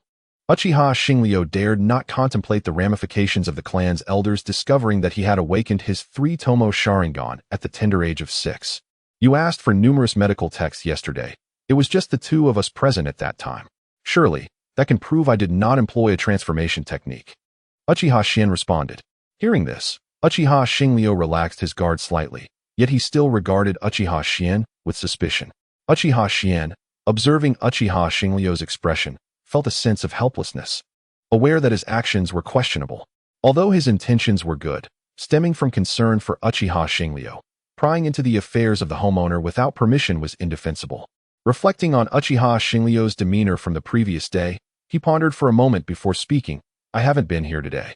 Later, I will bring you some fire-release ninjutsu as a token of my apology. However, times have changed. Yesterday, you barely acknowledged me, and today, I am unworthy of your attention." Though merely a jest, Uchiha Xingliu now found himself indifferent to such trivialities. Being adopted by Uzumaki Mito meant that most of the Senju's secret treasures would be accessible to him. Wasn't the ninjutsu data from Senju Tobarama far more enticing? There was no need to pursue lesser matters. Thus, Uchiha Xingliu deemed Uchiha Xian's offering unnecessary. Nonetheless, given his impression of Uchiha Xian, he recognized that this individual might prove invaluable in the future. Uchiha Xian had displayed characteristics that set him apart from other Uchihas, and within the Uchiha clan. Such traits signified potential for awakening the Mangekyo Sharingan. Chapter 14. Uchiha Governance. Uchiha Xian was willing to accommodate the requests of this child and was far less proud and difficult to engage with than other Uchihas. Although the day's events could be easily brushed aside, his immediate apology and offering of reparations underscored how Uchiha Xian differed from his kin. Observing Uchiha members from the original storyline, one could note that Obito, prior to awakening the Mangekyo, was a kind-hearted fool. Shursui and Itachi also diverged from their haughty brethren. Shursui was genuinely amiable, while Itachi concealed his pride within. Thus, unlike their fellow Uchihas, they possessed rich inner worlds. Once they lost something, they would instantly acquire the cursed power of the Mangekyo Sharingan. If Uchiha Xian could indeed awaken the Mangekyo in the future, he would undoubtedly be a distinguished talent. Even if he lacked the ability to handle matters adeptly, he could still serve as a formidable asset. "I do not require your reparations. Consider this a debt you owe me," Uchiha Xingliu declared. Upon hearing this, Uchiha Xian's previously squinted eyes widened in surprise. He first glanced at Uchiha Xingliu, then surveyed the collapsed bed and the disarray surrounding them. Coupled with the overwhelming chakra he had sensed earlier, he could no longer regard Uchiha Xingliu as merely a naive child. The previous day's interactions had not only revealed facets of Uchiha Xingliu to Uchiha Xian, but the dialogue had also sparked some curiosity within him. He had initially assumed that Uchiha Xingliu's maturity was a product of his parents' passing. However, the events of today led Uchiha Xian to believe that there was more complexity at play. Yet, having already crossed the unwritten rules among ninjas, further probing would be excessively impolite. Thus, after casting a deep gaze at Uchiha Xingliu, he slowly said, "No problem. Consider it a favor I owe you. In the future, you can find me at the security force. I am the vice captain there. By the way, I have a daughter your age who will also be entering the Ninja Academy this year. Her name is Uchiha Ji, and I hope you will look after her." Uchiha Xian's words left Uchiha Xingliu utterly astonished. unable to mask his surprise. He had never anticipated that Uchiha Shien was the father of Uchiha Ji. As the creator of Izanami, Uchiha Ji was among the few capable of awakening the Mangekyo Sharingan. Her talent arguably surpassed even Shursue's in later generations, making her the epitome of a Jinjutsu master. After all, a technique that could forcibly alter one's mind and make escape impossible could indeed be deemed the strongest form of Jinjutsu. However, this also brought about grim news. Uchiha Ji faced turmoil within the clan during her teenage years. This internal strife might explain why the Uchiha clan's reputation diminished over time, as the conflict severely weakened their lineage. Such turmoil was not welcome news for Uchiha Xingliu, who had long viewed the Uchiha clan as ripe for the taking. He did not wish to witness internal discord. Nevertheless, Uchiha Xingliu soon recalled that Uchiha Ji was of his age, and the clan's internal strife was still distant, alleviating some of his worry. By then, he would have matured significantly. The Uchiha responsible for the internal conflict, who utilized Izanagi for power, would inevitably reveal themselves, allowing for resolution, whether through elimination or subjugation. Uchiha Shien found it peculiar. He had not uttered anything strange, merely requesting Uchiha Xingliu to keep an eye on his daughter. Yet, the boy's astonished reaction was unexpected. However, with so many enigmas surrounding today's events, Uchiha Shien chose to overlook this minor detail. At this moment, Uchiha Xingliu regained his composure, realizing he had overreacted. In a bid to rectify his earlier demeanor, he remarked, "Big brother, you look so young to have a child. It truly surprises me. With how kind you are to me, you can rest assured that I will take good care of your daughter." As he spoke, Uchiha Xingliu patted his chest in assurance, adopting a manner reminiscent of a miniature adult, which made Uchiha Shien question whether he had been overly sensitive. However, having achieved his purpose for coming, Uchiha Shien decided it was time to take his leave. "Since nothing significant has transpired here, I shall take my leave. There are numerous matters awaiting my attention back in the clan." Uchiha Sarayu did not attempt to retain Uchiha Sasuke as he prepared to depart. Yet there was an important matter he felt compelled to convey. It was necessary to inform him of Uzumaki Mito's intention to adopt Uchiha Sarayu. Although the villagers would eventually learn of this development, serving Mito's purpose, it was prudent to forewarn Sasuke, allowing him some time to prepare. After all, the news of Mito adopting him would undoubtedly have a profound impact on the Uchiha clan. The Uchiha clan, rife with factions, lacked a unified voice. For example, a certain Uchiha Shana had previously incited clan members to rebellion, only to be apprehended by the ANBU, dispatched by the second Hokage, and subsequently imprisoned. He was emblematic of the hawkish faction. With such factions existing, it was clear that the Uchiha clan, though not numerous, was divided into various sections. By alerting Sasuke to this impending development, Uchiha Sarayu was essentially extending a gesture of goodwill towards the faction he represented. With this thought in mind, Uchiha Sarayu promptly stepped forward and grasped Uchiha Sasuke's arm. Looking at Sarayu, Sasuke appeared perplexed. "Big brother, I am set to leave here tomorrow. Lord Mito has decided to adopt me, and she will take me to the Hokage building for registration in the morning. So, if you wish to find me in the future, you must go to Senju." Uchiha Sasuke was momentarily dumbfounded, and classic questions surged through his mind. Who am I? Where am I? What am I doing? Am I out of touch with the times? How could it be that in just one day, you have been adopted by Uzumaki Mito? You can't possibly be the reincarnation of a succubus. While these thoughts raced through Sasuke's mind, they were sufficient to illustrate his shock. It is worth noting that Uzumaki Mito, as the wife of the first Hokage and the first Jinchuriki of the Nine Tails, wielded considerable influence in the village, despite lacking an official title. Who could forget how the third Hokage, Sarutobi Hiruzen, ascended to power? Without her endorsement, Sarutobi would never have been selected as the third Hokage. After all, as a member of the Shadow Guard, Sarutobi had neglected his duty, leaving the very Hokage he was sworn to protect in a precarious position. It was only due to Mito's understanding of Senju Tobarama's character that she believed Sarutobi and others' claims. Ultimately, she dismissed the opposition, honoring Tobarama's wishes, which enabled Sarutobi to become the third Hokage. This matter quickly spread throughout the village. Although no one spoke of it openly, they understood that Mito's prestige was paramount. The sudden decision of such a high-ranking figure to adopt an orphan of no standing was indeed astonishing. However, as a man capable of becoming the vice-captain of the guard, Uchiha Sasuke possessed a measure of wisdom. Thus, after the initial shock, he grasped the implications of Mito's actions, further deepening his intrigue regarding Uchiha Sarayu. Undoubtedly, Sarayu's earlier words served as a reminder to Sasuke of the underlying significance of this situation, prompting him to prepare in advance. Such cunning was hardly typical of a 6-year-old, and even if he were precocious, this level of maturity was extraordinary.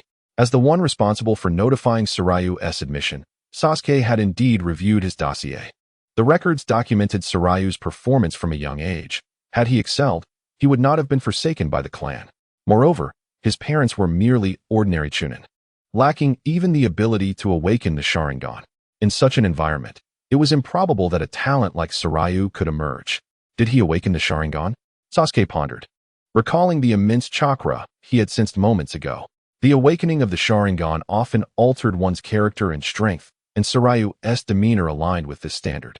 Coupled with the tragedy of Sarayu's parents' demise, Sasuke concluded that he must have unlocked the Sharingan. Observing Sasuke's astonished expression morphing into one of realization was amusing to Sarayu.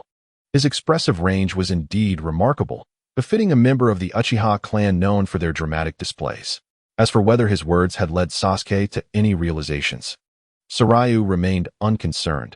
He had prepared for some degree of exposure when he reminded Sasuke, whether it was Mito's protection or the impending advancement of his Sharingan. Sarayu now felt emboldened to reveal certain inconsequential details. What's wrong, big brother? Why do you look so foolish? At this, Sasuke's face flushed, but he quickly regained his composure. Although he was certain that the young boy before him was merely playing innocent, the news he had just received was indeed a matter of significance, and he had more pressing affairs to attend to. I appreciate your reminder, Sarayu, and I wish you happiness under Lord Mito's care. However, I must take my leave. Sasuke's words conveyed his approval of Mito's decision to adopt Sarayu, indicating that he would return prepared to facilitate a smooth transition within the clan. Upon seeing Sarayu nod in acknowledgement, Sasuke vanished in an instant. After his departure, Uchiha Sarayu rose, changed out of his nightclothes, and surveyed the disheveled room with a sigh. This space had been where his predecessor had lived since childhood, and it warranted some tidying up. Grasping a broom, he swept away the debris and righted the fallen furniture, discarding the broken pieces. In a short while, the room transformed into a semblance of order. While he was at it, Sarayu also packed the items he needed to take with him. Standing in the center of the room, he gazed around silently. Predecessor, I hope my actions honor you. I will ensure to bring a bouquet on your memorial days. Just then, a sound akin to water breaking free from shackles resonated within Sarayu's mind. His Sharingan involuntarily activated once more, the three tomos spinning wildly until they converged into a singular pattern. Unlike other kaleidoscopes, the design that formed in Sarayu's vision was a swirl, featuring three tomo at its center. This pattern, while reminiscent of the Rinnegan, retained the distinct crimson hue of the Sharingan, with the three tomo prominently displayed. The kaleidoscope Sarayu had awakened bore resemblance to Indra's, yet was unique in its own right. True to its name, no two kaleidoscopes were identical. The awakening of the kaleidoscope heightened Sarayu's mental prowess, and the chakra within him, already challenging to control due to the earlier system enhancement, surged uncontrollably. Fortunately, the spaciousness of the room allowed him to stand without incident, avoiding the chaotic aftermath of the morning. Even so, the ground trembled under the violent chakra, cracking as a result. Simultaneously, information regarding his ocular techniques surged into Sarayu's consciousness. He closed his Sharingan and began to examine the mental data. The first was the divine ability Susanoo. However, as he had only just activated the kaleidoscope, he could presently only achieve the skeletal phase. The ocular technique of his left eye was named Brahma, granting him the power to imbue flames with creation and destruction, enabling him to generate and control fire. A vivid elucidation of Brahma's capabilities reveals several intriguing aspects. Firstly, the flames conjured by the ocular technique manifest as a dazzling white fire, reaching temperatures of 1,500 degrees Celsius, with the ability to be freely manipulated at will. Moreover, this control extends beyond the flames born of the ocular technique. All forms of fire are subject to his command. Secondly, the added creative attribute bestows upon Uchiha Hashiryu's future fire techniques an unprecedented capacity for healing, whereby such flames do not inflict harm, but instead promote the mending of injuries. Conversely, the destructive attribute is straightforward, should anyone attempt to feign ethereal prowess before him. The flames of Uchiha Hashiryu will impart a lesson in humility.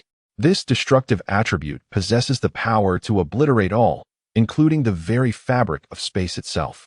The right eye's ocular technique, known as Zhulong, possesses a remarkably simpler ability, manipulating the flow of time for oneself. Presently, the maximum enhancement is a twofold increase, allowing him to accelerate his personal time, rendering his adversary's movements akin to a slow-motion spectacle. These abilities, while formidable, do demand the expenditure of ocular power. However, Uchiha Hashiryu's Sharingan can gradually restore this power over time, provided it is not fully depleted in a single usage. Notably, despite the prowess of these abilities, they are not without limitations. For instance, should the temperature of the flames exceed 3,000 degrees, control is relinquished, yielding only the ability to disrupt. Additionally, while the destructive attribute can tear at the very essence of space, it is only capable of creating minute spatial fissures. Naturally, the Sharingan can evolve into the Rinnegan, and thus, these abilities will undoubtedly amplify with the ascension of the ocular powers. Chapter 16. Ambush. The might of the Mangekyo Sharingan is indeed formidable, significantly enhancing capabilities such as observation and illusion. Even Uchiha Hashiryu's chakra experienced a substantial augmentation. This surge in power enveloped him in a state of euphoria, rendering even the renowned Uchiha 4 into mere echoes of his exuberance. Caught in this reverie, Uchiha Hashiryu's vigilance waned. Earth release, earth flow wall. Lightning release, lightning ball. With these incantations, the environment shifted dramatically, as 4 earthen walls suddenly materialized around Uchiha Hashiryu, while lightning descended with the swiftness of a tempest. Although his immersion in the moment had dulled his instincts, the ensuing chaos proved futile. The identity of the prey was determined not by the assailants. Uchiha Hashiryu merely cast a calm gaze upon his attackers as the Mangekyo Sharingan activated with a subtle flourish. Surrounding him, a tangible aura of chakra swiftly coalesced into a formidable skeletal avatar, the revered Susanoo of the Uchiha clan. Though Uchiha Hashiryu hesitated to employ such an overwhelming force against mere nuisances, he found no alternative ninjutsu for defense. As for the risk of exposure, he harbored no concerns. Swiftly dispatching the pests would leave no witnesses to recount the event. In the blink of an eye, the lightning ball collided with the skeletal structure of Susanoo, resulting in an impact akin to an egg striking a stone. The lightning ball vanished without a trace, failing to leave even the slightest mark on Susanoo. Simultaneously, the surrounding earthen barriers crumbled, and Uchiha Hashiryu stood serenely within Susanoo, observing the fleeing figures in the distance. The assailants, now filled with dread, were spies from the Cloud Village. They had chosen this secluded location, precisely on the outskirts of Uchiha territory, to evade the scrutiny of the Umbu. After all, the perimeter of Konoha was heavily patrolled, fortified by protective barriers. Ironically, this obscure locale ensured their safety. Their initial intent was to swiftly exchange information and depart. However, the emergence of an overwhelming chakra response had instilled fear. After a brief period of waiting without any sign of an approach, they resumed their information exchange, only to encounter the second manifestation of chakra. This prompted them to speculate if Konoha was conducting secret experiments, thus igniting their resolve to investigate further. One took the lead while the other trailed. Should the front be a trap, the one in front would sacrifice themselves to ensure the other could relay the information. Upon arriving at the source of the chakra response, they found only an unremarkable residence. Concealed beside the room, they unexpectedly witnessed Uchiha Hashiryu activate his Mangekyo Sharingan. Although its design bore resemblance to the 3-tomo pattern, leading to a misjudgment, it did not deter their intentions to eliminate this prodigy. Uchiha Hashiryu appeared to be merely 6 or 7 years of age, having awakened the 3 tomos at such a tender age. Was he not destined to become another Uchiha Madara? This notion galvanized their resolve to eliminate Uchiha Hashiryu, who they perceived as merely a child, incapable of formidable strength. Despite having activated the 3 tomos, they reasoned that even shadows could fall victim to ambush, let alone Uchiha Hashiryu. What ensued left them utterly dumbfounded. Susanoo towered majestically upon the earth. In the current era of the ninja world, only a decade had passed since the departure of Hashirama Senju and Madara Uchiha. Being elite ninjas dispatched as spies, they were undoubtedly familiar with the hallmark techniques of Uchiha Madara. This recognition spurred their immediate retreat. They needed to relay the information regarding the emergence of the Mangekyo back to their village. Such news would be a significant achievement. The two fled along divergent paths, utilizing instantaneous movement to swiftly cover considerable distances. Had they escaped? Just as they pondered this, a conflagration of blinding white flames enveloped them. Before they could utter a cry, they were consumed in an instant, reduced to cinders. Uchiha Hashiryu's Mangekyo continued to rotate slowly, fixated on the direction of their flight. As the flames persisted, consuming their remains until nothing but ash remained, Uchiha Hashiryu deactivated the Mangekyo, transitioning it into the three-tomo form. At that moment, three figures materialized before him. Although Uchiha Hashiryu resided in a residential area, the resultant commotion had been rather excessive. These three were members of the village's Umbu, compelled to investigate due to a report from the barrier unit. They exchanged glances, the devastation wrought by the ninjutsu evident, confirming that a battle had indeed taken place. However, upon observing the Uchiha clan crest adorning Uchiha Hashiryu, they found themselves momentarily hesitant. After a brief pause, one approached Uchiha Hashiryu, inquiring, "We are the Umbu. What has transpired here?" No sooner had he uttered these words than the Uchiha guard arrived on the scene. Given that this was Uchiha territory, it was somewhat remiss for the guard to arrive after the Umbu. "This area is under Uchiha jurisdiction. You may leave," one of the guards asserted. The current Uchiha clan wielded considerable authority, and the responsibilities of the guard often overlapped significantly with those of the Umbu. After all, the Uchiha were not unwitting. They would not engage in actions devoid of benefits. Any stratagem necessitated a bait, and the second Hokage would not be so remiss. The Uchiha guard's mandate encompassed maintaining order, suppressing criminal activities, and monitoring rogue ninjas. At this juncture, the Umbu's influence within the village had been largely eclipsed by the Uchiha guard. Stripped of the second Hokage's leadership, the Umbu lacked formidable personnel, rendering them incapable of competing with the Uchiha. It was only with the emergence of a figure known as White Fang that the proud Uchiha relinquished a portion of their authority. This dynamic persisted until the Nine Tails incident, when the village cited the appearance of the Sharingan in the eyes of the Nine Tails as justification for further measures. Not only did they expel the Uchiha from their ancestral grounds, but they also stripped the majority of the security force's powers. At this moment, the Uchiha stood merely a step away from annihilation. However, that was a matter for the future. For now, within the confines of Konoha, the Umbu were subordinate to the security forces. Although aware that his clansmen meant well, in Uchiha Sarayu's heart, his own plans took precedence. Had he ventured into the clan today, the matter regarding the three-tomo would undoubtedly be exposed. Given the Uchiha's nature, it could potentially affect Uzumaki Mido's intention to adopt him. At this juncture, while the Uchiha appeared formidable, they paled in comparison to Uzumaki Mido. Furthermore, the abrupt attack had already become an established fact. It would be prudent to seize this opportunity to gauge the third Hokage's current stance towards the Uchiha. After all, reality diverges from the realm of anime. Contemplating this, Uchiha Sarayu addressed the approaching security forces. "I appreciate your concern, but it is best that this matter is handled by Lord Hokage." Uchiha En retorted with an air of arrogance. "What are you talking about? This is an internal clan matter, unrelated to the Hokage. The honor of the Uchiha clan does not require assistance from others. You would do well to accompany me." Upon hearing this and observing the threatening expression on Uchiha En's face, Uchiha Sarayu realized that mere words would not sway him. Thus, he thought, "I am sorry." With that, the three-tomo in Uchiha Sarayu's eyes began to rotate slowly, and the pressure emanating from his advanced Sharingan became overwhelming for Uchiha En. Although he had not activated the Mangekyo, the disparity between Sarayu's three-tomo and others had widened significantly. Under this immense pressure, Uchiha En involuntarily activated his Sharingan, straining himself to barely maintain his composure. He gazed at the three-tomo in Uchiha Sarayu's eyes, utterly bewildered. How can this child possess such ocular prowess? Though rendered speechless by the pressure, Uchiha Sarayu discerned the unspoken thoughts of his opponent. "When it comes to matters concerning myself, it is best I handle them." With that, Uchiha Sarayu deactivated his Sharingan, and Uchiha En, feeling a wave of relief, collapsed onto the ground. Uchiha Sarayu turned and approached the Umbu, stating softly, "Let us depart. I will discuss the specifics of this matter with Lord Hokage." The three Umbu stared at Uchiha Sarayu in astonishment, unable to fathom the surreal turn of events. An internal conflict within the Uchiha clan? Nevertheless, I would appreciate your assistance in locating someone. Who do you need to find? Uzumaki Mido.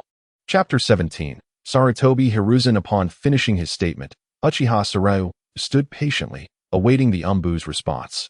After a moment of silent communication among themselves, one of the Umbu stepped forward. I will notify Lord Mido. My colleague will escort you to Lord Hokage. Uchiha Sarayu nodded in agreement. Very well, let us proceed. Upon receiving Sarayu's consent, the speaking Umbu signaled and vanished in an instant. The remaining two guided Uchiha Sarayu, leading the way.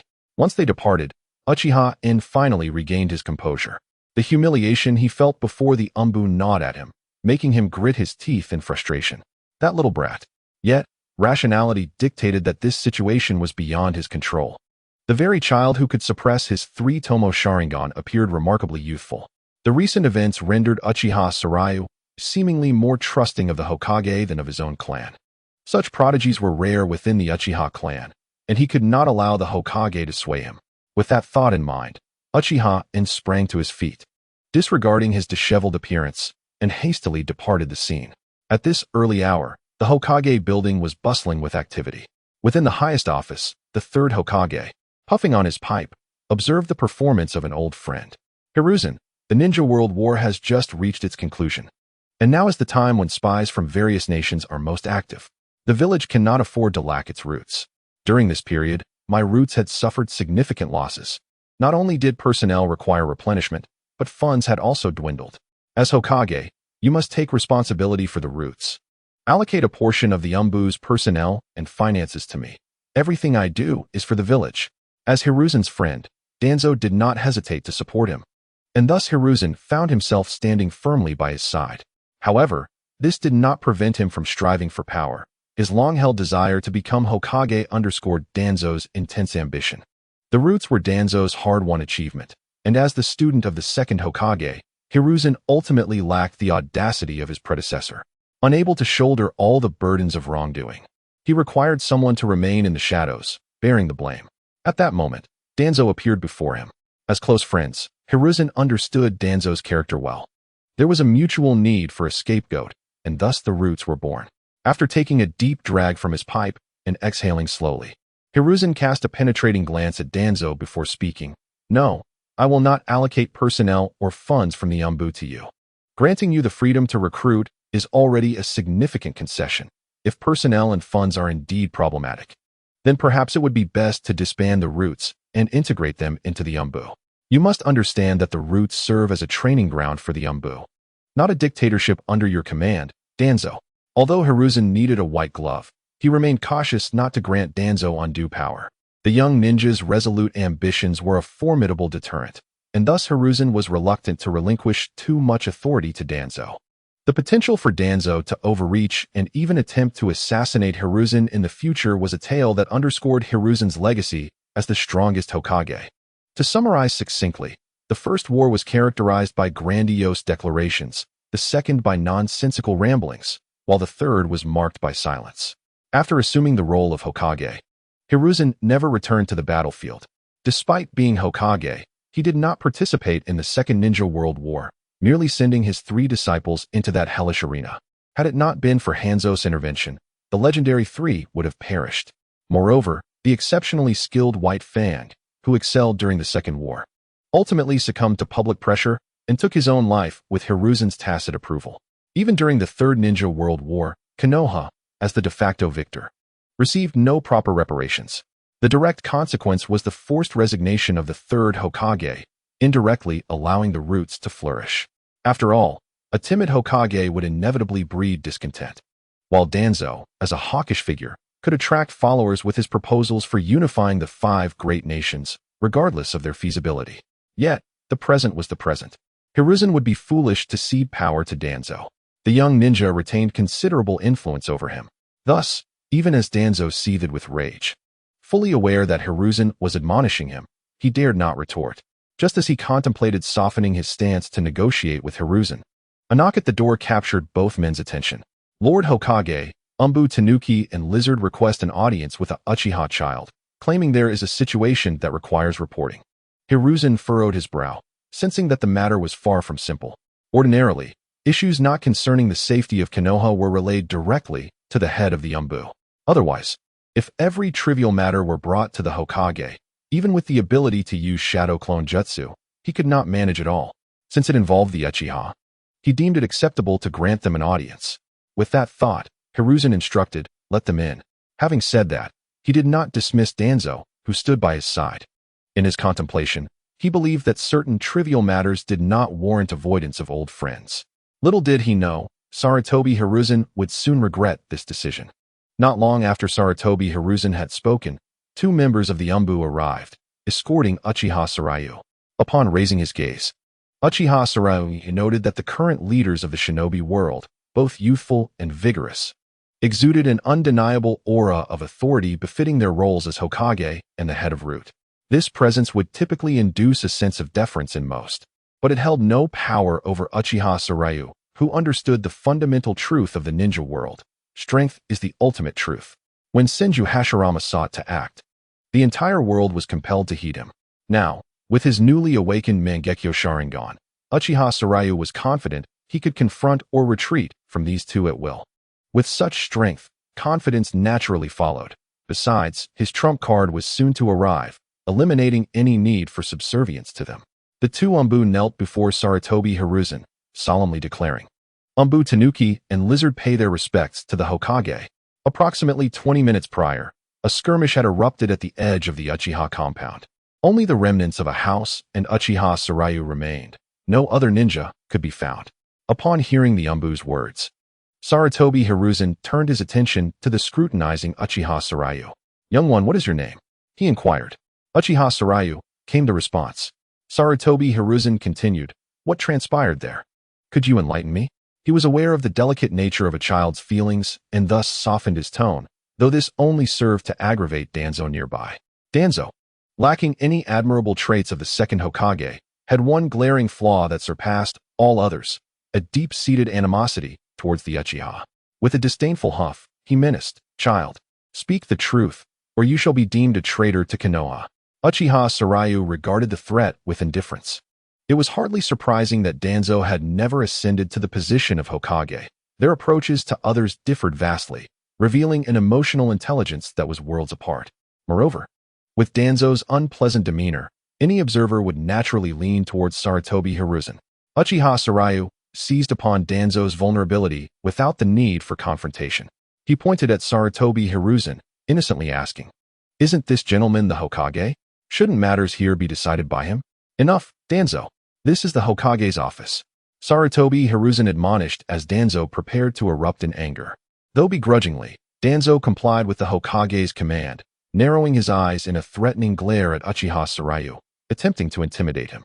Sarutobi Hiruzen then rose and approached Uchiha Sarayu, extending his hand as if to pat the boy's head. Sarayu deftly evaded the gesture, replying, "Hokage-sama, let us return to the matter at hand." Seeing his hand rebuffed, Sarutobi Hiruzen withdrew it with a hint of disappointment, then feigned nonchalance as he lit his pipe, exhaling a puff of smoke. "Very well, please proceed." Uchiha Sarayu pondered for a moment, glancing at the two Umbu.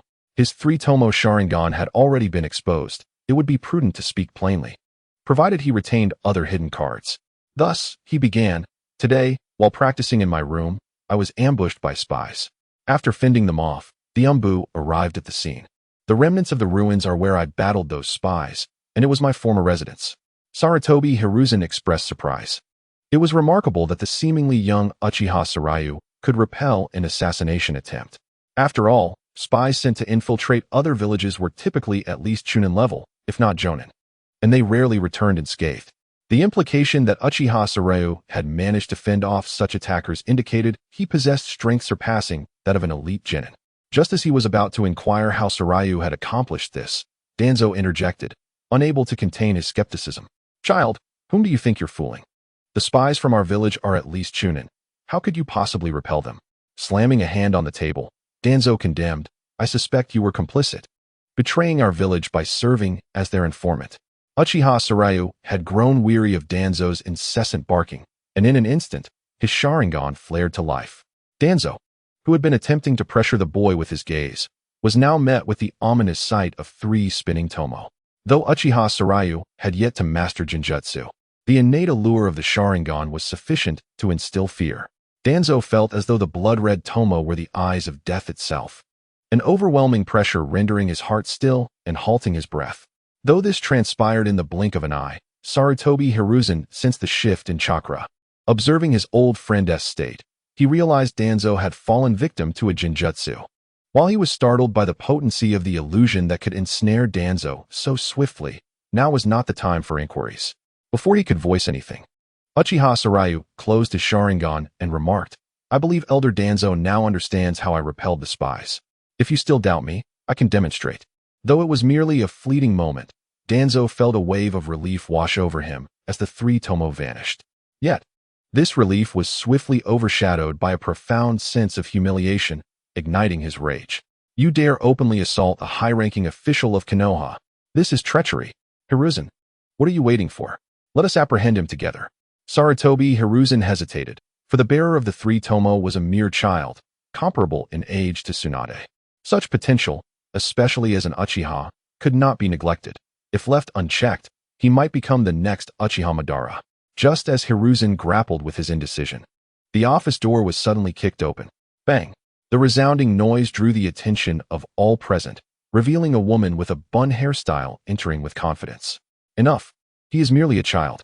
She fixed her gaze upon Sarutobi Hiruzen. "You have disappointed me today." The newcomer was Uzumaki Kushina. In truth, she had arrived just as Uchiha Sarayu activated his Sharingan, overhearing Danzo's remarks. Initially intending to intervene, she paused to gauge how Sarutobi Hiruzen would handle the situation, waiting to see his subsequent actions. As Hokage, regardless of the village's sentiments towards the Uchiha, one must not overtly reveal their stance. Otherwise, such a climate would only escalate, ultimately leading to an adversarial situation. Hiruzen's failure to immediately rebuke Danzo, coupled with his lack of subsequent action, left her feeling disheartened. Whether due to indecision or tacit approval of Danzo's accusations, it reflected a distrust towards the Uchiha. This demonstrated that Sarutobi Hiruzen's capacity as Hokage was limited. Even the second Hokage, despite his verbal disdain for the Uchiha, would not target a child of their clan so harshly. Otherwise, how could Uchiha Kagami have become his apprentice? The second Hokage harbored animosity towards the Uchiha, but sought to integrate them into Konoha rather than ostracize them.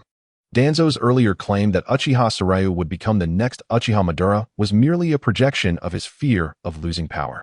The disappointment evident on Kushina's face struck Sarutobi Hiruzen with sorrow. He pondered, having done nothing wrong, was he truly at fault? Just as a child seeks the praise of their parents, Sarutobi Hiruzen yearns for the recognition of Uzumaki Naruto. However, today's events have led Naruto to question his own worth, a troubling sign in any context. Consequently, Hiruzen made what he believed to be the right reparative gesture. In Chapter 19, Regret and Reflection, "I must speak first. I apologize to you, and I hope you can forgive my earlier behavior." Hiruzen's apology was delivered with sincerity, yet Uchiha Sarayu regarded it with disdain, further disappointing Naruto. Once a mistake has been made, a ruler may choose to stubbornly persist in their error. To disregard right and wrong and obstinacy is the mark of a tyrant. However, to waver and lack resolve is undoubtedly the trait of a foolish ruler. If Hiruzen were to continue supporting Danzo's opinions in Naruto's presence and act against Sarayu, it might render the issue of the Uchiha irreparable. Yet it would also display his decisiveness, making him a somewhat competent leader. Currently, however, his lack of resolve, swayed by external influences, has caused him to alter his convictions. This even led Naruto to feel regret, questioning the validity of his initial decisions. Though this thought was swiftly extinguished, it had taken root in his heart like a seed, awaiting the moment it would blossom. From the moment Naruto arrived at the Hokage building, Sarayu was aware of this. Otherwise, he would not have acted so aggressively. Fearing the repercussions, not only did he encounter Hiruzen, but he also met Shimura Danzo, achieving his objective. Although the sudden assault was unforeseen, it afforded him insight into the third Hokage's attitude toward the Uchiha, much akin to the biases of future generations. Under Danzo's influence, it was clear that Sarayu would be compelled to adopt a path of exclusion against the Uchiha. This realization led Sarayu to understand that cohabitation was not feasible. While Naruto could still exert control over him, the day would come when he would evolve into a figure of greater threat. Rather than wait for Hiruzen to place a blade at his throat, it would be prudent to eliminate the threat altogether. With this understanding, he initiated his plan. First, by provoking Danzo to elicit an irrational response. When one is consumed by anger, they often act without thought. As Sarayu anticipated, Danzo, reprimanded, overstepped his bounds, condemning Hiruzen's actions. To explain how he repelled the attackers, the three-tomo Sharingan would be hard to conceal. It would be wiser to assert his dominance over Danzo. Subsequently, the actions of both Hiruzen and Naruto unfolded as he had predicted. A simple scheme of discord. Hiruzen's cooperation was so apparent that Sarayu felt inclined to award him for it. Now that all of Sarayu's objectives had been achieved, he was ready for the final act. No worries, but I actually brought Naruto here for another reason. Sarayu first responded to Hiruzen's words and then dashed to Naruto's side. Sister Naruto, my home was destroyed today. May I stay with you? Sarayu's address elicited suppressed laughter from those present, dissipating the previously tense atmosphere. Sister Naruto? The third Hokage and Danzo pondered, realizing that Naruto was indeed capable of eliciting such affection. However, the notion of someone old enough to be Sarayu's grandmother being called sister was amusing. Even Naruto, a person of great stature, felt a touch of embarrassment before so many. She stepped forward, hastily redirecting the conversation. Since Sarayu has nowhere to stay, and everyone is here, let us expedite tomorrow's arrangements. I shall adopt this child, and his name need not change. He will simply accompany Tsunade. Naruto's casual remarks weighed heavily on Hiruzen and Danzo's ears. They, being astute individuals, recognized that this action signaled a political statement, a demand for a change in their policies. They had consistently targeted the Uchiha, yet now they were being compelled to alter their stance, a considerable blow to their authority. However, as it was Naruto who took this step, they could only swallow the bitter pill of this outcome. Seeing the two remain silent, Naruto was unfazed. Having made her decision, she was resolute.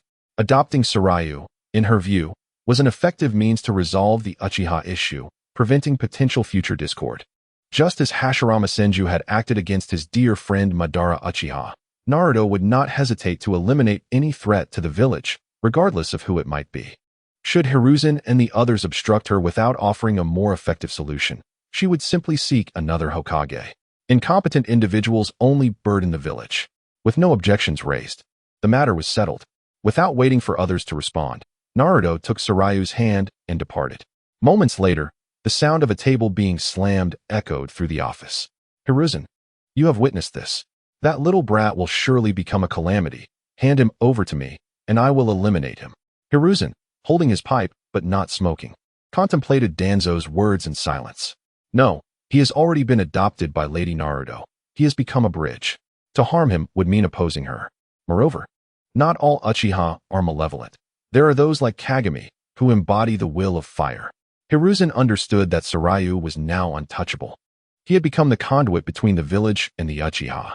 Any attempt to destroy that bridge would provoke the wrath of Naruto. Yet Danzo was indifferent to such nuances. He only heard Hiruzen's rebuttal and could not restrain his fury, shouting, "You will regret this, Hiruzen." To this, Hiruzen merely replied, "Danzo, I am the Hokage." Enraged, Danzo stormed out, while Hiruzen resumed puffing on his pipe, enveloped in smoke that obscured his contemplative expression. Let us rewind time to a few minutes earlier. To the Uchiha clan's elder, Uchiha Shana's residence. A disheveled Uchiha, distressed, knocked urgently on the door. "Who is it?" "It's me, Uchiha. I urgently seek an audience with the elder." Upon hearing this, the door swung open, revealing a butler. "Very well, I shall escort you." The butler led Uchiha to where Uchiha Shana was seated, sipping tea. Observing N's disheveled appearance, Shana frowned in displeasure. "What is the matter?" Uchiha knelt on one knee, solemnly declaring, "Elder Shana, I have discovered a prodigy, an unparalleled genius." Uchiha Shana, initially assuming it was a matter of great import that caused Uchiha to bypass decorum, was taken aback to learn it was merely a trivial affair. Geniuses are not in short supply among the Uchiha. However, Uchiha, seeing Shana's disinterest, disregarded the need for formality, rising to stand before him, continuing, "That little brat appears to be only 6 or 7 years old, yet he has already awakened the three-tomo Sharingan." Uchiha Shana sprang to his feet, disregarding the toppled teacup and grasping Uchiha's arm. "What did you say?" Chapter 20. The Uchiha Meeting in the Uchiha Meeting. The agitated Uchiha Shana inadvertently exerted too much force, causing Uchiha to wince in pain. Yet, he gritted his teeth and spoke. Today, while patrolling the clan grounds, I stumbled upon a battle. Upon my arrival, I found no trace of the enemy, only a small child standing there. Subsequently, I was overpowered by his 3-tomo Sharingan and was forced to the ground, after which he departed with the umbu. He hesitated slightly, feeling embarrassed about being bested by a child, but recognizing the gravity of the situation, he recounted the events in full. Uchiha Shana listened intently, his excitement palpable. It wasn't until he heard that this prodigy had left with the umbu that he understood why Uchiha had come to inform him.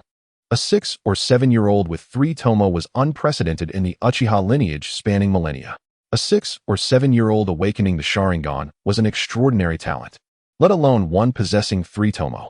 Such potential, Uchiha Shana believed, would inevitably lead to the awakening of the Mangekyo Sharingan in adulthood. Unable to contain his enthusiasm, he dispatched subordinates to investigate Uchiha Sarayu's background and, utilizing his authority as the Grand Elder, convened a meeting. As a representative of the hawkish faction, Uchiha Shana yearned to reclaim sovereignty from the Senju clan, even inciting rebellion among the Uchiha. Unfortunately, he was imprisoned by the second Hokage before achieving success, only to be released after the second's demise, with the intent of pacifying the Uchiha clan to facilitate the third Hokage's ascension. Since his imprisonment, Uchiha Shana had pondered why the Uchiha clan could not ascend to the position of Hokage, ultimately concluding that they lacked sufficient strength. Although many Uchiha elites were jonin, it was not enough to claim the title of Hokage. Uchiha Shana recognized his limitations. He could not awaken the Mangekyo himself. However, the appearance of a potential Mangekyo wielder before him was akin to a lifeline for a drowning man, and he was determined not to let this opportunity slip away. Lord Shana, the information has been thoroughly compiled, and the clan leader and elders have arrived, his steward announced. Just as Uchiha Shana envisioned a prosperous future, everything was set in motion, awaiting his presence. He entered the meeting room, but before he could take his seat, a sardonic voice interrupted him. Such grandeur, Elder Shana. To summon us for matters concerning the entire clan, yet be the last to arrive. Truly remarkable. Uchiha Shana focused his gaze, recognizing the voice belonged to the second elder, Uchiha, with whom he had a contentious relationship. While Uchiha Shana represented the hawkish faction, Uchiha was the figurehead of the dovish faction. The clan leader, Uchiha Maeda, sat silently, remaining neutral. Normally, such derision would incite a fierce retort from Uchiha Shana, but today he had more pressing matters at hand. With a dismissive snort, he ignored the second elder and, surveying the room, stated, I have gathered you all today for a matter that concerns the fate of the Uchiha clan. Noticing Uchiha Shana's disregard, Uchiha refrained from further mockery, recognizing the seriousness of the occasion. Today, my subordinate, Uchiha discovered a prodigy, the most gifted talent our clan has seen in a millennium. As he spoke, he produced the recently retrieved documents and distributed them to everyone present.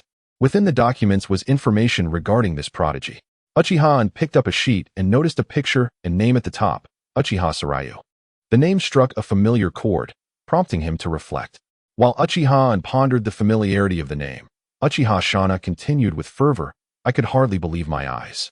The documents reveal that this child, Sarayu, is merely a 6-year-old genin. He has not undergone formal ninja training and has already awakened his 3-tomo. Everyone in the room, seasoned as they were, understood the significance of such talent without further elaboration. The Mangekyo's brilliance was poised to illuminate the Uchiha once more. The meeting room erupted in excitement. With decorum forgotten as some began to cheer, blessings upon the Uchiha, a 6-year-old with 3-tomo, the future Mangekyo. Uchiha, upon hearing the age of 6, recalled a conversation he had with Uchiha Ken earlier that morning regarding a child named Uchiha Sarayu, who had been selected by Uzumaki Mido for adoption the following day. An unsettling realization washed over him. He hastily reviewed the documents in hand, and with each detail aligning, his heart sank. Even as a member of the dovish faction, he grasped the significance of the Mangekyo. He had previously felt elated that Uzumaki Mido was willing to extend an olive branch to the Uchiha, but now the prospect of a future Mangekyo being taken away was alarming. Uchiha's distress did not go unnoticed by the others, who turned their attention to him. Uchiha Shana paused his address, scrutinizing Uchiha intently. The hushed atmosphere prompted Uchiha and to regain his composure and, observing the eyes of his clanmates upon him, he offered a wry smile. This matter may be more problematic than anticipated. The child, Uchiha Sarayu, has already caught the attention of Lord Uzumaki Mido. Upon hearing Uchiha An's words, Uchiha Shana suddenly recalled the incident involving Uchiha Sarayu leaving with the Umbu. A realization dawned upon him, and he pressed urgently. What does it mean that he has caught the attention of Uzumaki Mido? Clarify this. Uchiha An, reluctantly raising the documents, pointed to the image of Uchiha Sarayu. This child spoke to Ken and me this morning. He has already been adopted by Lord Uzumaki Mido. Uchiha An's words detonated in the room like a bomb, inciting an uproar among the attendees. This is intolerable. The Mangekyo cannot be allowed to leave our clan. Indeed, we must confront that woman, Uzumaki Mido. As the room erupted in collective indignation, a sudden suggestion brought a hush over the chamber. All eyes turned to the proposer, who, feeling the weight of scrutiny, sheepishly retreated to his seat, hesitant to speak further. Confronting Uzumaki Mido was akin to seeking a fight. Chapter 21. A pause in turmoil. Casting a disdainful glance at the individual, Uchiha hesitated before speaking. Esteemed colleagues, perhaps we should reconsider this matter. At these words, Uchiha Shana glared at him. Reconsider? How can we simply allow this? Uchiha Sarayu bears Uchiha blood. We cannot permit him to depart so easily. Though Uchiha also wished for Uchiha Sarayu to remain, the situation seemed nearly irreversible. Moreover, while awakening the Sharingan at 6 years old was indeed extraordinary, it did not guarantee the eventual acquisition of the Mangekyo. However, Uzumaki Mido adopting him would undoubtedly improve the Uchiha's current standing. Unbeknownst to Uchiha Sarayu had already awakened the Mangekyo. Had he known, he would have been filled with regret. Furthermore, Uchiha Shana had played a role in Sarayu's adoption. Reflecting on this, Uchiha continued, "You may not be aware of the child's recent circumstances, so I will be candid. The adoption of this child is partly due to Elder Shana's influence." Uchiha Satana was momentarily taken aback by these words. He had never encountered Uchiha Hashiryu before, so how could he possibly have contributed in any way? However, before he could voice his inquiry, Uchiha Ao elucidated the matter. He recalled Satana's suggestion from earlier, which proposed sending a portion of the orphans within their clan to the Ninja Academy. Among those orphans was indeed Uchiha Hashiryu, while Tsunade, a descendant of the Senju clan, had also entered the academy around the same time. It was likely during this period that their paths intertwined, ultimately leading to Uchiha Hashiryu being chosen for adoption by Uzumaki Mido. Thus, there was no room for reversal in this situation. Those present were esteemed members of the Uchiha clan, fully aware that Ao's words left no room for negotiation. Uchiha Hashiryu was among the forsaken, and given that he had been abandoned, his attitude toward the clan was predictable. In stark contrast stood Uzumaki Mido, who had been the one to provide assistance in their time of need. The disparity in their treatment was evident, and any rational individual would know whom to favor. Satana found himself at a loss for words, caught between the urge to speak and the necessity of silence. Indeed, it was he who had proposed sending the orphans to the Ninja Academy, and he understood the implications of his suggestion. Yet, there was little he could do. It was a compromise to appease the pacifist faction within the clan, a bargaining chip for the arrangement of their own people within the academy. It was said that members of the pacifist faction had also sent their children to the academy to curry favor with the Hokage, displaying no shame in their actions. Ultimately, whether from the pacifist or hawkish factions of the Uchiha, their goals remained the same: to foster the clan's prosperity. Though the ends were identical, the paths chosen to achieve those ends diverged significantly. The pacifists advocated for amicable relations with those in Konoha, seeking the approval of the majority. In such a climate, it was only natural for a Uchiha to ascend to the position of Hokage. Conversely, the hawkish faction took a more radical approach, advocating for a coup to remove the higher-ups in Konoha and install a Uchiha Hokage. However, their extreme measures were met with suppression in this era, where tensions between the Uchiha and Konoha were not as pronounced. Consequently, many demands required negotiation with the pacifist faction, leading Satana to propose a suggestion favorable to them. Yet, who could have anticipated that among those orphans there lay such a prodigy? This realization gnawed at him, akin to lifting a stone only to have it fall back upon his own foot, leaving him with an unshakable bitterness. After all, he was merely a child, with ample time and opportunity to be brought back. Ultimately, Satana, unable to bear the embarrassment, clung to the pride inherent in being an Uchiha, especially as the clan's elder. Clearing his throat, he waited for those around him to turn their attention before presenting a proposal. Given that the situation had reached this juncture, it would be prudent to proceed with caution. Regardless of the circumstances, Uchiha Hashiryu remained an Uchiha, and even Uzumaki Mido would not grasp the depths of the Sharingan secrets. He suggested sending someone to inform Uchiha Hashiryu that if he desired the mysteries of the Sharingan, he could return to the Uchiha clan. This compromise garnered nods of agreement from those present. With matters having progressed to this point, any attempts at remedying the situation seemed futile. Moreover, as members of the Uchiha, they believed they understood their own clan best. The power of the Sharingan could very well sway Uchiha Hashiryu's heart. Regrettably, they were mistaken. Uchiha Hashiryu's Mangekyo had already awakened, and the system's advantages were indisputable. It was likely that when Uchiha Hashiryu returned to the Uchiha clan, it would be as one of its leaders. As the primary objective of the meeting had become unattainable, and a compromise was reached, the two factions that had found themselves at odds departed without hesitation. Thus, the Uchiha clan meeting concluded abruptly, yet the storm was only just beginning. Regardless, the name Uchiha Hashiryu began to circulate among the Uchiha elite, and it would not be long before it echoed through every corner of Konoha. Upon returning to his residence, Uchiha Ao had scarcely settled down when a knock echoed at his door. "Come in," he called. Upon hearing his invitation, Uchiha Ken pushed the door open, approaching him with utmost respect. "Father, was the meeting successful?" Uchiha Ao nodded in satisfaction, pleased with his son's decorum. Although he belonged to the pacifist faction, he placed great emphasis on etiquette, even to the point of strictness. Within the confines of their home, no exception was made, not even for his own son. The meeting did not proceed smoothly. "The child you mentioned was the focal point of the gathering. Your instincts were correct.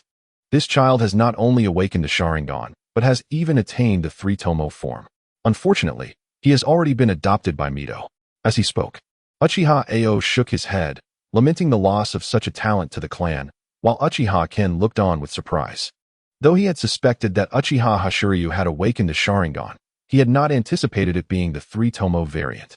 However, discussing it now seemed futile, as the child had been adopted by someone not to be trifled with. Yet, such a prodigy slipping away, surely the clan will not remain idle? Uchiha Ken pressed. "Is there no remedy?" Uchiha Ao chuckled lightly, replying, "You know Uchiha Satana well. He was the one who proposed sending the orphans to the ninja academy. For him to lower himself and apologize to Uchiha Hashiryu would be easier than slaying him." Upon hearing this, Uchiha Ken nodded in agreement, and the two shared a knowing smile. Unbeknownst to them, a small figure stood just outside their door. Chapter 22. The Trust of Uzumaki Mido, Uchiha Hashiryu? Outside the door, Uchiha Yuri contemplated the prodigy mentioned by her grandfather and father, murmuring to herself. With a hint of reluctance, she cast a glance at the door, as if she could see through it to the two inside. A single tomo slowly manifested in her eyes before vanishing without a trace. Whether due to insufficient chakra or emotional fluctuations failing to meet the standard, her Sharingan did not manifest this time. Yet this only confirmed that Uchiha Yuri was, without a doubt, a talent in her own right.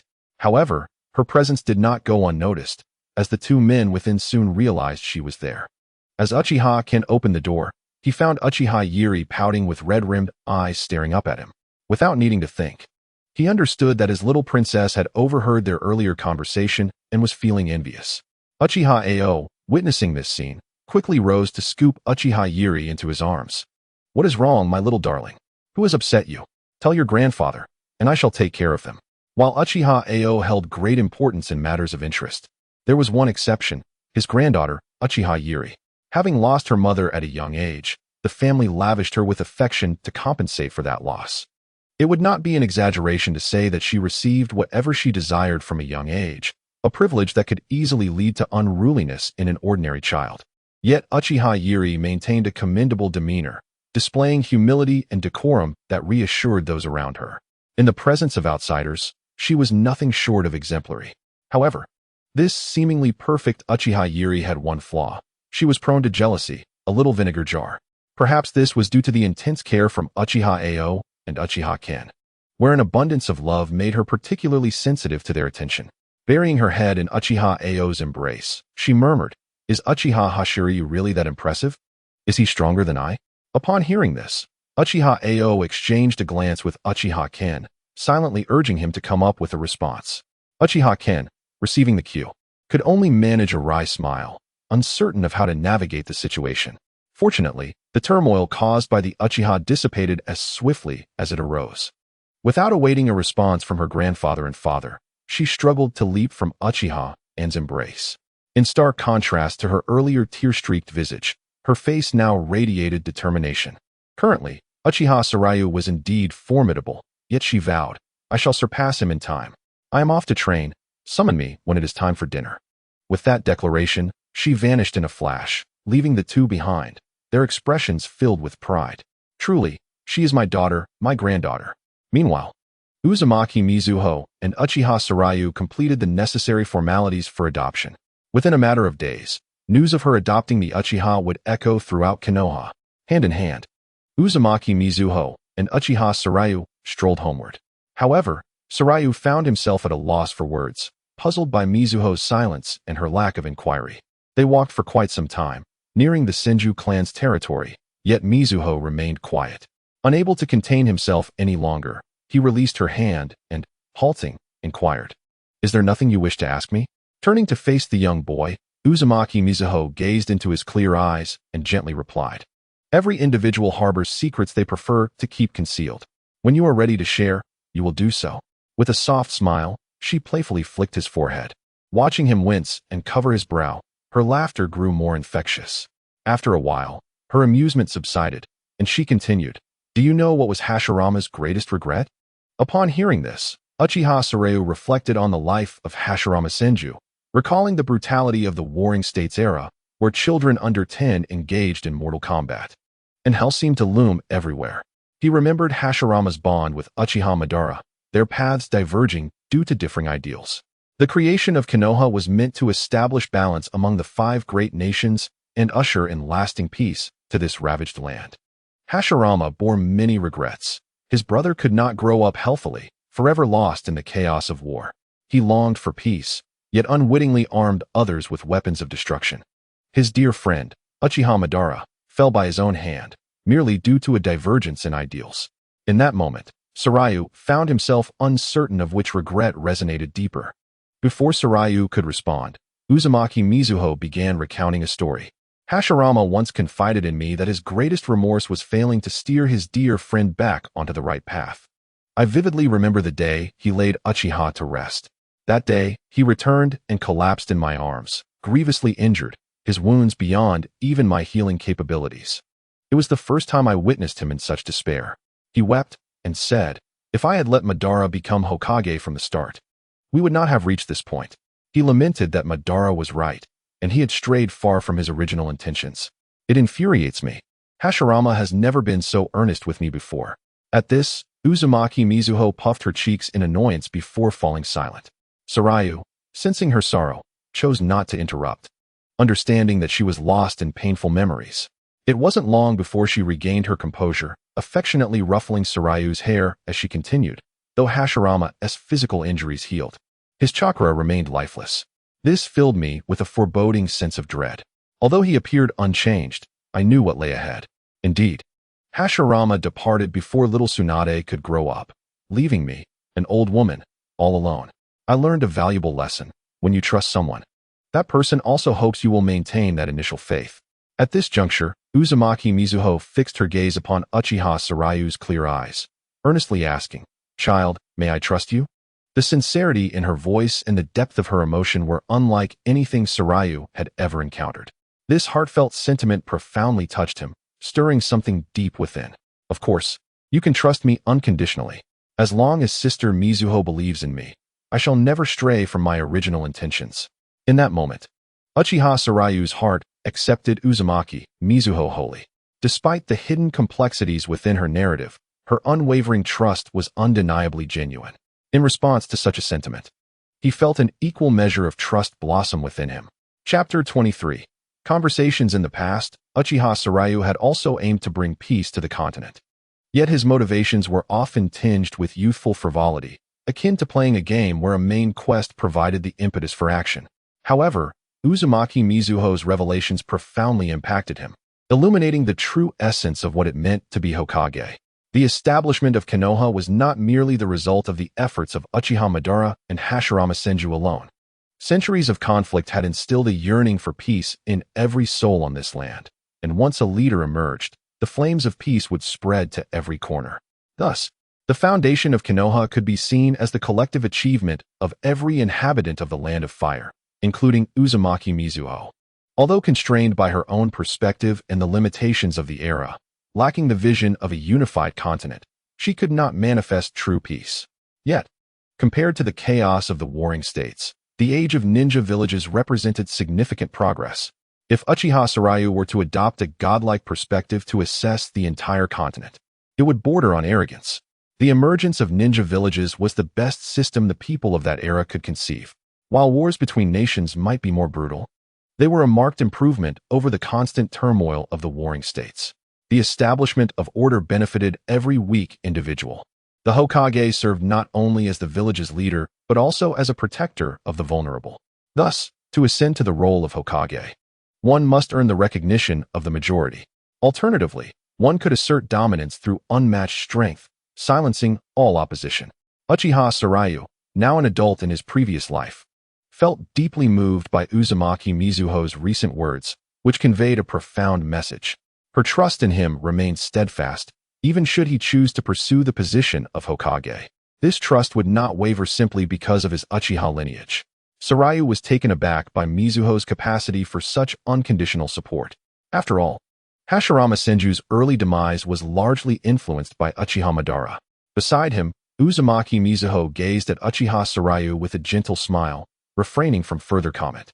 Feeling somewhat uneasy under her affectionate gaze, Sarayu recalled his earlier impassioned declarations, and a wave of embarrassment washed over him. Although his current form was still youthful, he had already reached adulthood in his past life.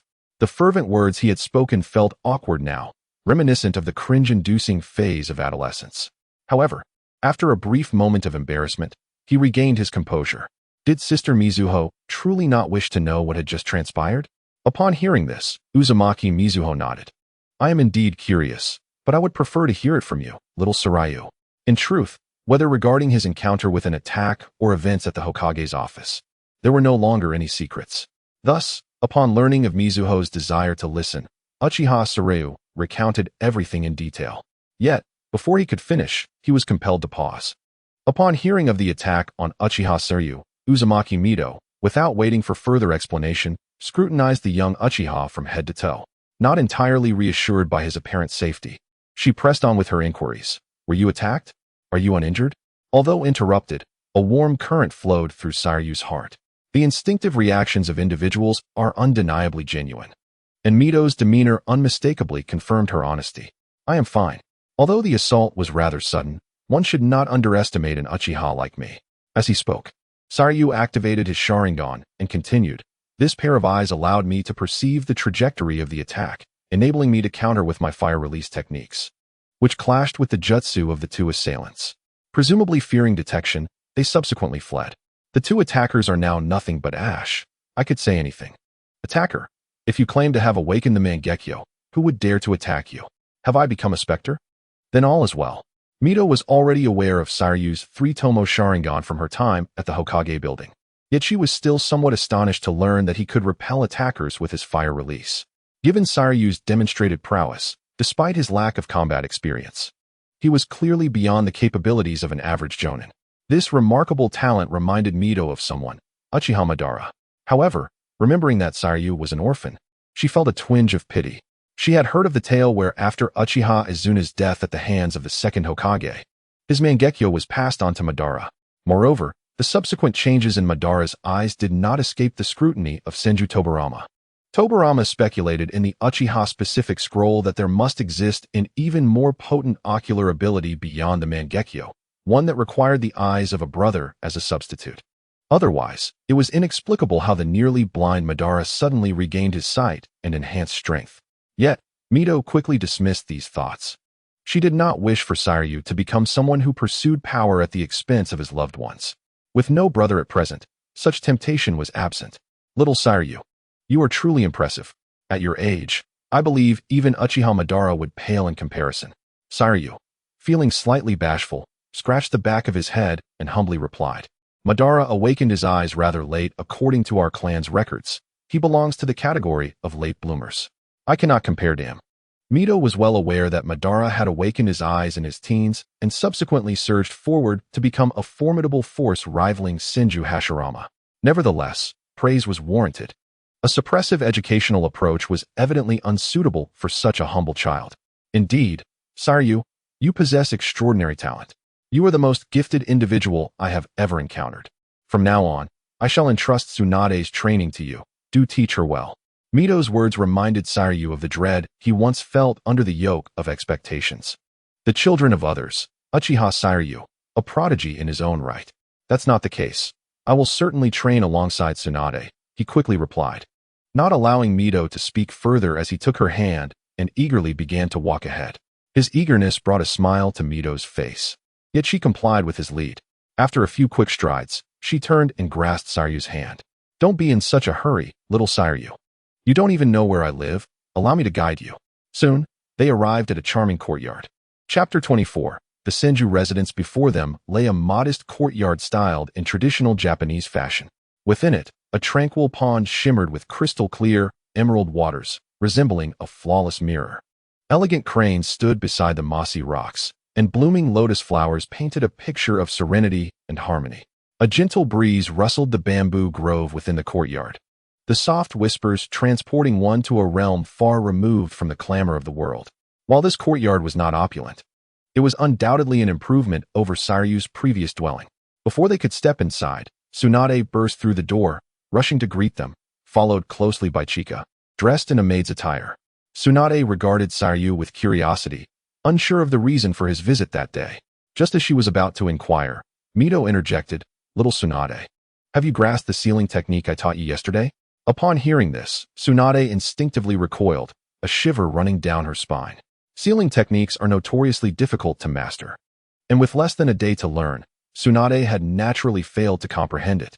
She had merely come out to inquire about the recent announcement from the Umbu, unaware that she was walking into a trap. Observing Mito's increasingly intense gaze, Tsunade let out a small cry and dashed back to her room. Mito's thoughts were straightforward. Today, she had witnessed the extraordinary talent of Uchiha Saryu. Although Tsunade had decent aptitude, it paled in comparison to that of Saryu. It was one thing to be less gifted, but a lack of effort was a concern of its own. As Mito recalled Tsunade's usual lethargy, even indulging in gambling with Hashirama, her irritation grew. The intent to reprimand could not be concealed, and Saryu, standing nearby, found a sense of schadenfreude in the situation. At that moment, Chika stepped forward, interrupting Mito's thoughts of reprimand and temporarily safeguarding Tsunade's rear. Lady Mito, may I inquire if this is the young man you intend to adopt?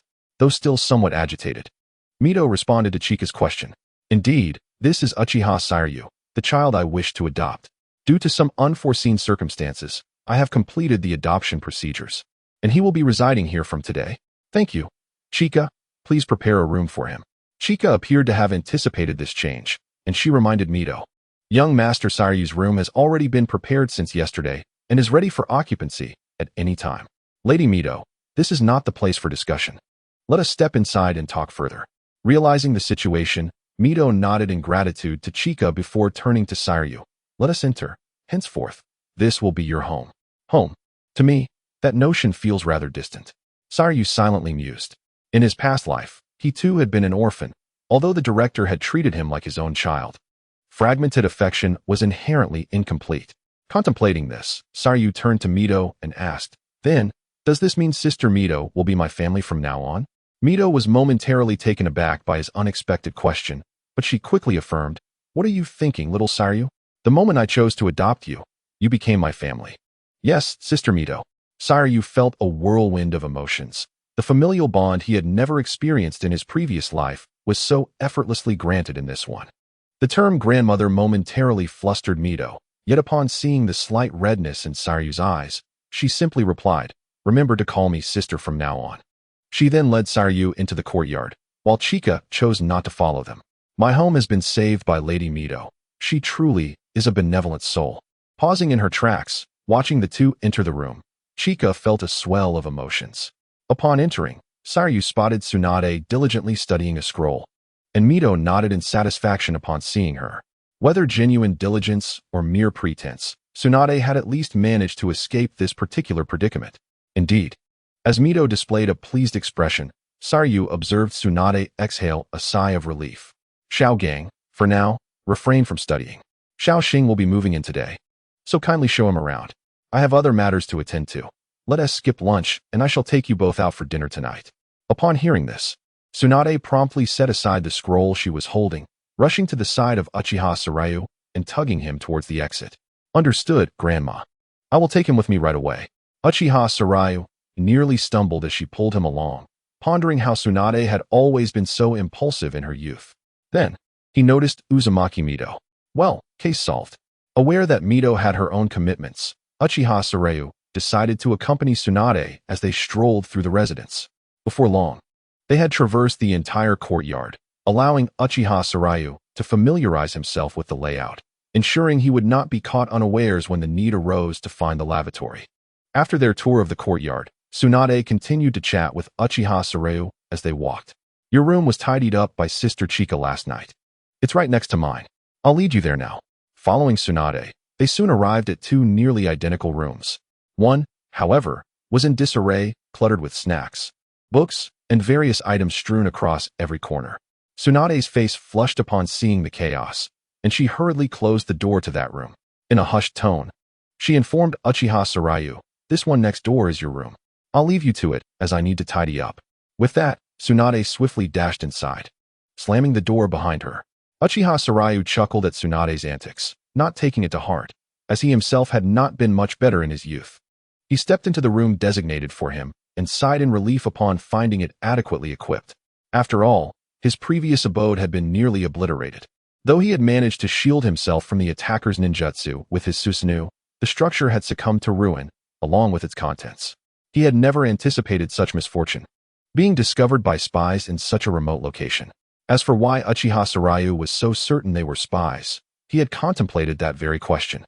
Until today, he had merely been an inconspicuous orphan, bereft of parents. Despite any disdain the village's higher-ups may have held for the Uchiha clan, they would hardly seek to trouble him. With the conflict in the ninja world nearing its conclusion, espionage activities across the villages had reached a peak. Considering all of this, Uchiha Saryu was convinced that the assailants were indeed spies and not mere bandits. Chapter 25. The system's transformation, however, it was of little use to dwell on the past. Events had already unfolded. Uchiha Saryu decided to adapt by allowing Uzumaki Mito to adopt him, while simultaneously sowing discord among Mito, Sarutobi Hiruzen, and Shimura Danzo. Although this revelation exposed a fraction of his abilities, it was not necessarily a disadvantage. With a low-profile approach no longer viable, he resolved to embrace a more conspicuous path. After all, the allure of strength is a universal trait among people. His remarkable feat at the tender age of 6, repelling spies with his 3-tomo Sharingan, would undoubtedly raise suspicions among some. However, the common folk would likely differ in their thoughts. They would ponder the possibility of another figure like Uchiha Madara emerging, one capable of maintaining peace, as long as he continued to demonstrate his prodigious talents. This notion would only solidify, ultimately bestowing upon him immense renown. With widespread support from the commoners, the Uchiha clan, in his eyes, had long since become his own. The Senju, bolstered by Mito's backing, would undoubtedly stand with him. The Hyuga clan was of little concern, a stubborn lineage that had persisted for millennia. They could only aspire to reach the level of a Hokage, which posed no threat. As for the other smaller ninja clans, united under the Uchiha, Senju, and commoners, they would not dare voice dissent. In light of the current circumstances, Uchiha Saryu recognized that as long as he proceeded methodically, the title of Hokage would be within his grasp. Nonetheless, he reiterated his desire to avoid a grueling life. Thus, his plans must continue. Presently, his strategy was progressing rather smoothly. Albeit by fortune, luck too is a form of strength. Once the Ninja Academy commenced, he would influence the individuals of interest, allowing him to comfortably assume the role of a carefree overseer or a mere spectator. Reflecting on this, Uchiha Saryu recalled the sudden ambush he had faced after unlocking his Manjikyu Sharingan. He was uncertain if the system had undergone changes, so he silently recited in his mind to access the system panel. Host, Uchiha Saryu skills, Manjikyu Sharingan, Blue, LV1, Indra S Bloodline Remnant, blue, LV2. Fire Release, Great Fireball Technique, green, LV5, Fire Release. Phoenix Fire Technique, green, LV2, Fire Release. Great Dragon Fire Technique, green, LV1. Cooking, white, Guajilon, Fire Release. Great Fireball Technique, green. Indra S Bloodline Remnant, blue, LV2. Manjikyu Sharingan, blue, LV1 Combat Power. 1288, let us turn this off. It's truly dull. Tip 1. The host S Manjikyu abilities are integrated within the Manjikyu Sharingan and will not be listed separately. Tip 2. Upgrades to the host S Manjikyu abilities will affect the power and consumption of the ocular techniques. Tip 3. Combat power exceeding 1000 detected. AFK system speed has increased. Upon reviewing the 3 notifications within the system, Uchiha Saryu gained clarity. Firstly, the Manjikyu abilities could no longer be passively upgraded alongside bloodline enhancements. Given that the Manjikyu encompasses 2 ocular techniques, occupying a single AFK slot was equivalent to utilizing 3 abilities. This constituted a loophole within the system. Tip 2 corroborated this notion, likely a nudge from the system to avoid relegating the Manjikyu to the AFK slot. Furthermore, bloodline abilities indeed impacted the advancement of the Sharingan. Conversely, the advancement of the Sharingan could also influence the bloodline. These 2 elements were interdependent, making the AFK of both abilities the most advantageous choice. Tip 3 was straightforward. The speed of AFK upgrades had increased, suggesting that skills rated green and below would likely progress more rapidly in the future. The Great Fireball technique had already demonstrated this, having reached LV5 in under a day.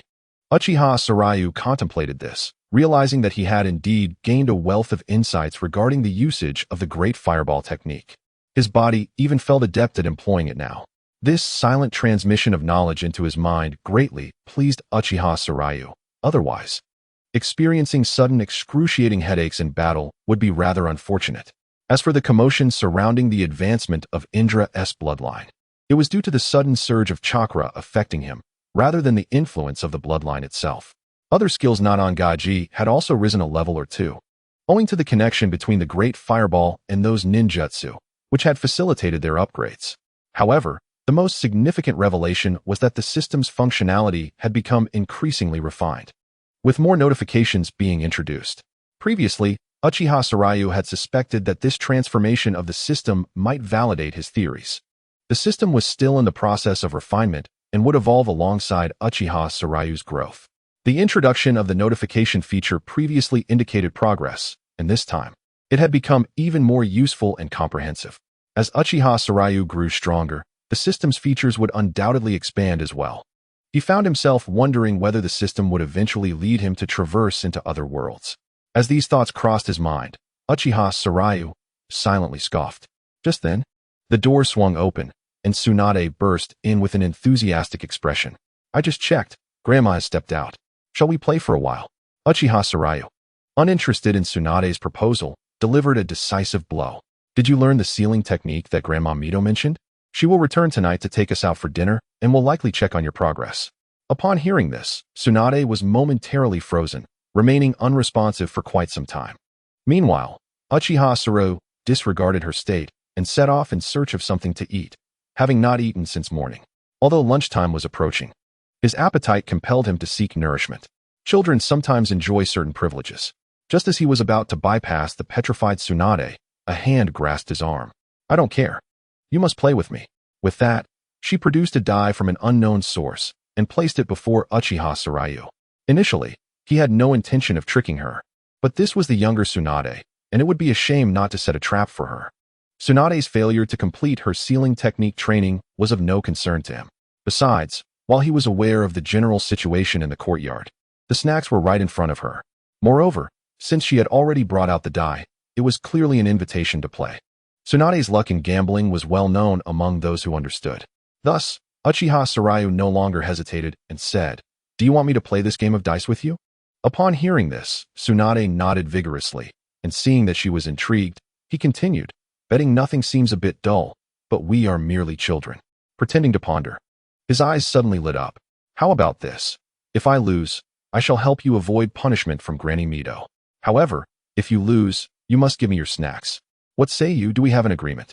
Tsunade, Her mind, preoccupied with the promise of protection, hardly registered the latter part of his statement. She quickly seized the die and exclaimed with enthusiasm, "No problem. Let us begin." Before long, it was lunchtime. Chikage searched the courtyard for a while, but could not find the two children, so she proceeded to their room. Upon her arrival, she found Tsunade lying on the floor with a dismal expression, which startled Chikage. She rushed over to help Tsunade up, eager to inquire what had transpired. However, regardless of Chikage's persistent questioning, Tsunade remained silent. Uchiha Sarayu, aware that Chikage had come to fetch them for lunch, wished not to waste time and delivered a sharp remark to Tsunade instead. "It's nothing, just that you lost all your snacks for this month." At this, Tsunade sank deeper into despair, while Chikage could only chuckle in disbelief. "It's all right, Lady Tsunade. If you wish to eat, just let me know, and I shall prepare something for you." Tsunade, moved by her words, embraced Chikage and made a silly face at Uchiha Sarayu. Observing this scene, Uchiha Sarayu cleared his throat, reminding them that it was time to eat. Heeding the reminder, Chikage released Tsunade and led the two to the dining hall before departing. In the dining hall, two adults, a man and a woman, awaited their arrival. Upon seeing them, Tsunade dashed over and leapt into the man's embrace. "Father, why are you back? Weren't you supposed to be on the front lines?" Chikage Yokai, holding Tsunade, replied with a smile, "You should thank Sarayu, for it is because of him that I have returned." Beside him, Chikage Sarayu chimed in, "Indeed. We were all set to depart when Mother suddenly instructed us to hold off. Later, we learned she intended to adopt a child and required our family to be present as witnesses. Thanks to him, we need not return to the battlefield." Observing Tsunade's reaction, Uchiha Sarayu deduced that these two were indeed her parents, and their words confirmed his assumption. The implications of their conversation hinted at the fact that Tsunade's parents had never been mentioned in the narrative before. If his conjecture was correct, had it not been for him, the impending conflict could have severely harmed Tsunade's parents, resulting in their premature departure from this world. It seemed that he had begun to flap his wings, altering many events. Reflecting on this, Uchiha Sarayu felt a pang of regret. Had he known earlier, he would not have been so lenient and spared her snacks for several months. After hearing her parents' explanation, Tsunade extricated herself from Chikage Yokai's embrace and approached Uchiha Sarayu. Perhaps due to the presence of so many onlookers, Tsunade felt a bit bashful and, blushing, murmured, "Thank you."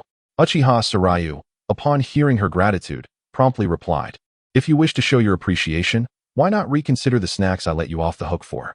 Tsunade, flustered, delivered a playful punch to his arm, albeit lacking any real strength. "No way, you cannot just rescind your promise." The two adults watched their banter with amused expressions, eventually reminding them that it was time for their meal. After they finished eating, Tsunade turned to leave, but Uchiha Sarayu was stopped by the two.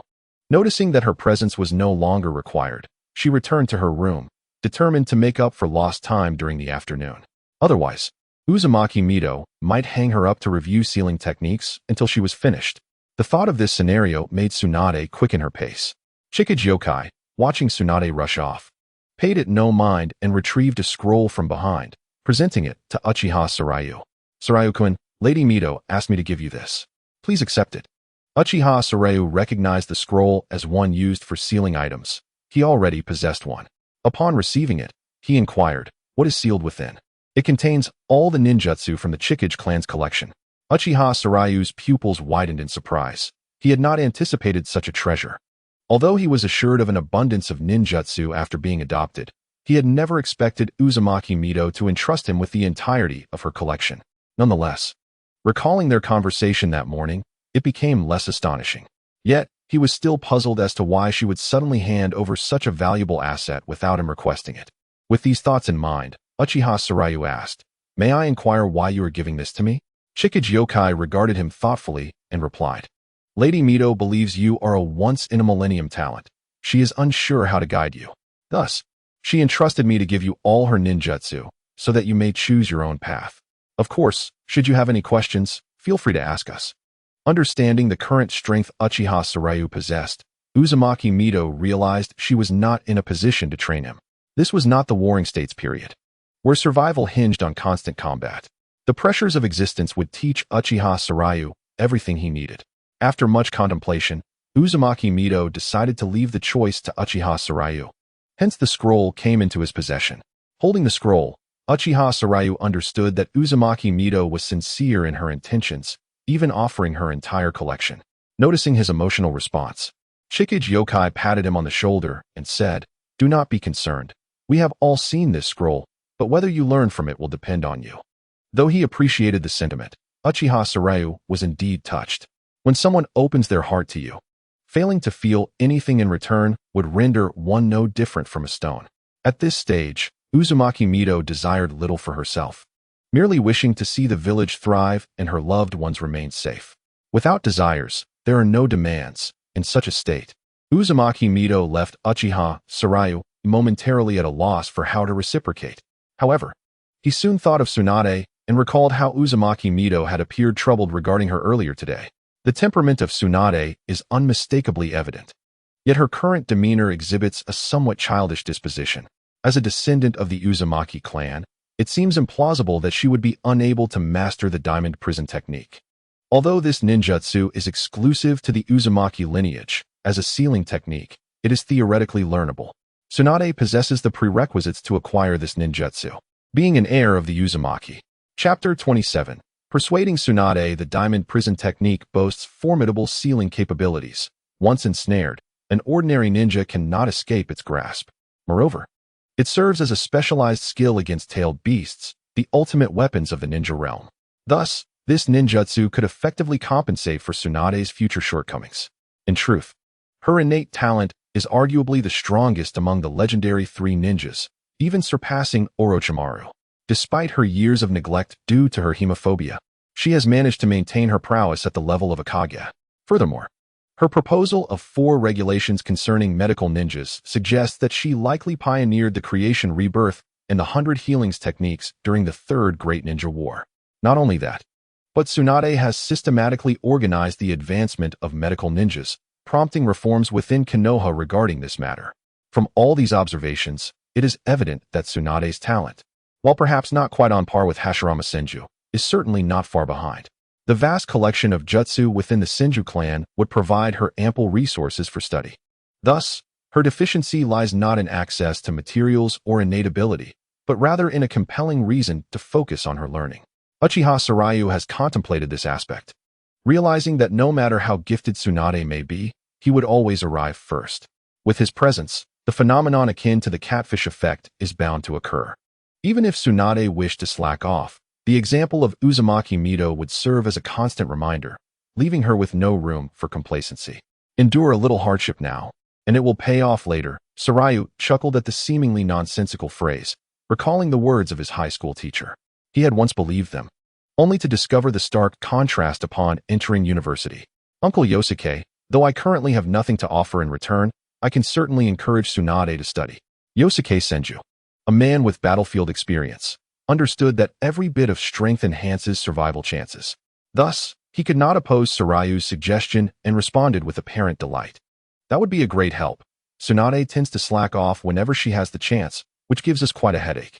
Sarayu nodded and picked up the scroll in his hand, saying, "Rest assured, I shall study this scroll with Tsunade." Yosuke heartily laughed, patting Sarayu on the shoulder. This expression of gratitude and reciprocity greatly pleased him, for no one wishes to nurture a thankless wolf. However, he underestimated the discerning eye of Uzumaki Mito. During their time at the barbecue restaurant, Mito had recognized the performative aspect of Sarayu, but it was his genuine, clear gaze that truly moved her. Having lived in a peaceful world, Sarayu lacked the inherent anxiety and brutality that often plagued those from the ninja realm. When he proposed to donate to an orphanage, he did so with an attitude that implied such kindness was only natural. This innate benevolence cannot be feigned. After handing the scroll to Sarayu, Yosuke engaged in brief conversation before departing, for although he was not required on the battlefield, numerous tasks awaited his attention. Sarayu, on the other hand, made his way to Tsunade's room, informing her of their plan to study the scroll together. Upon hearing this, Tsunade appeared bewildered, unable to comprehend how this situation had fallen upon her. She was well aware of the scroll's contents, having previously rejected it multiple times, managing to avoid its study.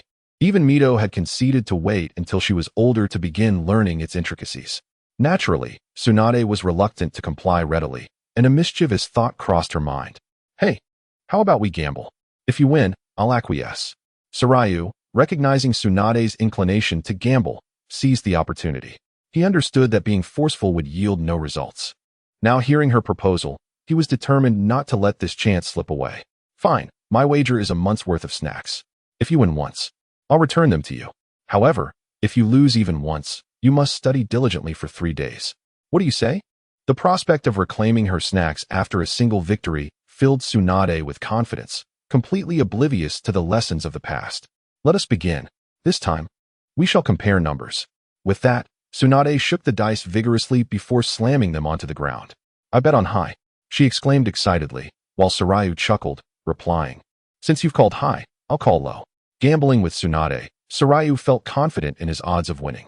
As expected, the result was low. Tsunade, somewhat dissatisfied, insisted on continuing their game. Sarayu, recognizing the opportunity, joined her in play, and they continued until dusk enveloped the sky. As the afternoon slipped away, Mito returned and entered Tsunade's room, catching sight of them engrossed in their dice game. Initially, she thought Tsunade had led Sarayu astray, but then she noticed Tsunade's unusual demeanor. In previous games, Tsunade had been exuberantly enthusiastic. Now, however, she appeared on the verge of tears. Seeing Mito, Sarayu anticipated Tsunade's potential to backtrack on their agreement and decided to take the initiative. Grandma Mito, Tsunade and I have an understanding. She must study seriously for 3 days after each loss. She has lost over 100 times now. I'll count it as 100. May I transfer this tally to you, Grandma Mito? If Tsunade refuses to acknowledge it, could you ensure she does? Upon hearing this, Mito suddenly understood. Ah, so that's why Tsunade appeared so distressed. She had lost too many times. And the stakes were not merely material possessions, but rather precious time dedicated to serious study. Upon hearing this, Tsunade burst into tears. She had genuinely contemplated reneging on their agreement, secure in the knowledge that only the two of them were privy to the wager. However, that was no longer an option. Sarayu had laid the terms before Mito. While she might dare to go back on her word with Sarayu, she could not do so with Mito. The thought of enduring 300 days of relentless study overwhelmed her, and Tsunade wept inconsolably. Although her tears flowed freely, Mito was not inclined to indulge her. Disliking Tsunade's gambling habits, she believed that a significant loss might correct her tendencies, especially since the stakes involved self-improvement rather than material wealth. Thus, Mito not only felt no sympathy for Tsunade, but was resolute in ensuring that Tsunade honored the terms of their wager. Chapter 28. The start of ninja school. Rest assured. Little Sarayu, I will keep a close watch over her. Ignoring Tsunade's sobs, Mito cheerfully affirmed the agreement. Although Tsunade understood that she could not escape this time. Hearing Mito's determination to enforce the wager only deepened her sorrow. With this realization, her cries grew even louder, as she hoped to awaken Mito's compassion through her tears. Unfortunately for her, Mito paid her no heed, merely nodding appreciatively at Sarayu. Sarayu responded with a smile, and for a moment, the room was filled with an atmosphere of joy, while Tsunade remained ensnared in her sorrowful world. After a brief tumult, Tsunade ultimately resigned herself to the futility of her efforts. She cast lingering glances at Uchiha Sarayu, seemingly attempting to evoke a sense of guilt within him. Regrettably, even as they commenced their meal, Uchiha Sarayu exhibited not a trace of embarrassment. Infuriated, Tsunade resorted once more to a contest of appetites at the dining table. The silent standoff between the two children infused the gathering with laughter and joy. Unsurprisingly, Tsunade once again faced defeat. During their meal, Uzumaki Mizuho informed Uchiha Sarayu and Tsunade that classes at the Ninja Academy would commence in 3 days, urging them to prepare and not to forget the starting date. Upon hearing the announcement of the academy's opening, a flicker of anticipation crossed Uchiha Sarayu's gaze. With the onset of school, his plans would commence in earnest. Among the legendary Sannin, Tsunade had already fallen completely under his control. Only Orochimaru and Jiraiya remained. Furthermore, he could not solely focus on these three. Other talented individuals also warranted his attention. By nurturing these saplings, he could eventually assume the role of a carefree overseer. However, at present, a particular sapling required correction. Uchiha Sarayu regarded Tsunade with a playful glimmer in his eyes. Preoccupied with thoughts of tomorrow's escapades, Tsunade felt as though she were being scrutinized. Turning to glance back, she saw Uchiha Sarayu and others engaged in discussions of unrelated matters, dismissing her unease as mere illusion. Little did she know, an arduous academic journey awaited her.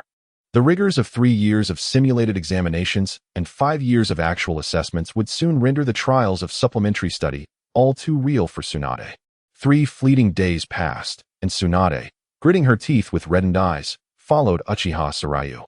Just as he had anticipated, Tsunade had been consumed with thoughts of wild fun following their banquet, only to be apprehended by Uzumaki Mizuho to fulfill their wager. Throughout these 3 days, Tsunade regretted her decision to gamble with Uchiha Sarayu. However, Uzumaki Mizuho was not so heartless as to subject her to 12 continuous hours of study. Rather, she endured 5 to 6 hours each day. Yet, for Tsunade, who had not yet faced significant adversity, this was a considerable test. During these 3 days, Uchiha Sarayu was not idle. He familiarized himself with the capabilities of his Mangekyo Sharingan and practiced tree climbing and water walking. The increasing chakra within him necessitated such training. Fortunately, whether due to his Indra bloodline or his innate genius, Uchiha Sarayu mastered tree climbing and water walking within just 3 days, gaining adept control over his chakra. Additionally, the new Gaji system's accelerated progress brought him pleasant surprise. In a mere 3 days, his fire release, Great Fireball technique reached level 10. With just one more level, this ability would ascend to a blue tier. The fireballs he conjured had transformed into a brilliant white, their temperature significantly elevated, leaving him eager to discover the form this ability would take upon further enhancement. At that moment, they were en route to the Ninja Academy. Initially, Uchiha Sarayu had intended to hold Tsunade's hand as they walked, but upon stepping outside, their circumstances had shifted. Uchiha Sarayu paid little heed to the anger simmering within Tsunade, interpreting it merely as the whims of childhood. Over the past 3 days, their interactions had been largely pleasant. Tsunade was not entirely ungrateful. She was simply a tad lazy. Not yet to the point of folly. She recognized that Uchiha Sarayu was endeavoring to assist her in improving her habits. Moreover, she had witnessed his diligent training, which furthered her understanding. Yet, knowing was one thing, feeling displeased was another. Thus, Tsunade vented her frustrations in hopes that Uchiha Sarayu might soothe her spirits. Unfortunately, the Uchiha Sarayu of his previous life, oblivious to the nuances of a young girl's heart, misinterpreted her gritted teeth as a prelude to aggression. Instead of pausing to comfort her, he quickened his pace to distance himself from her. He thought to himself, better to flee than to risk a painful bite. Staring at the swiftly retreating figure of Uchiha Sarayu, Tsunade was left utterly dumbfounded. In truth, Senju Yokai had intended to escort the two to the Ninja Academy that day, but they had unanimously declined. Their reasons for refusal were identical. They had grown up and could attend school independently. Thus, with Uchiha Sarayu fleeing, Tsunade cast aside her anger and hastened to pursue him. Upon noticing Tsunade gaining on him, Uchiha Sarayu assumed she truly intended to bite him. Without waiting for her to close the distance, he quietly accelerated. Tsunade, witnessing Uchiha Sarayu's increasing speed, felt her frustration boiling over. Yet, in such a predicament, she had no choice but to quicken her steps as well. In this manner, they raced faster, completing what would typically be a 10-minute journey in mere minutes. Uchiha Sarayu, observing Tsunade panting and speechless behind him, offered her a bottle of water. Tsunade shot him a glare and accepted the water, drinking eagerly. Clearly, she was genuinely upset. Was a bite truly out of the question?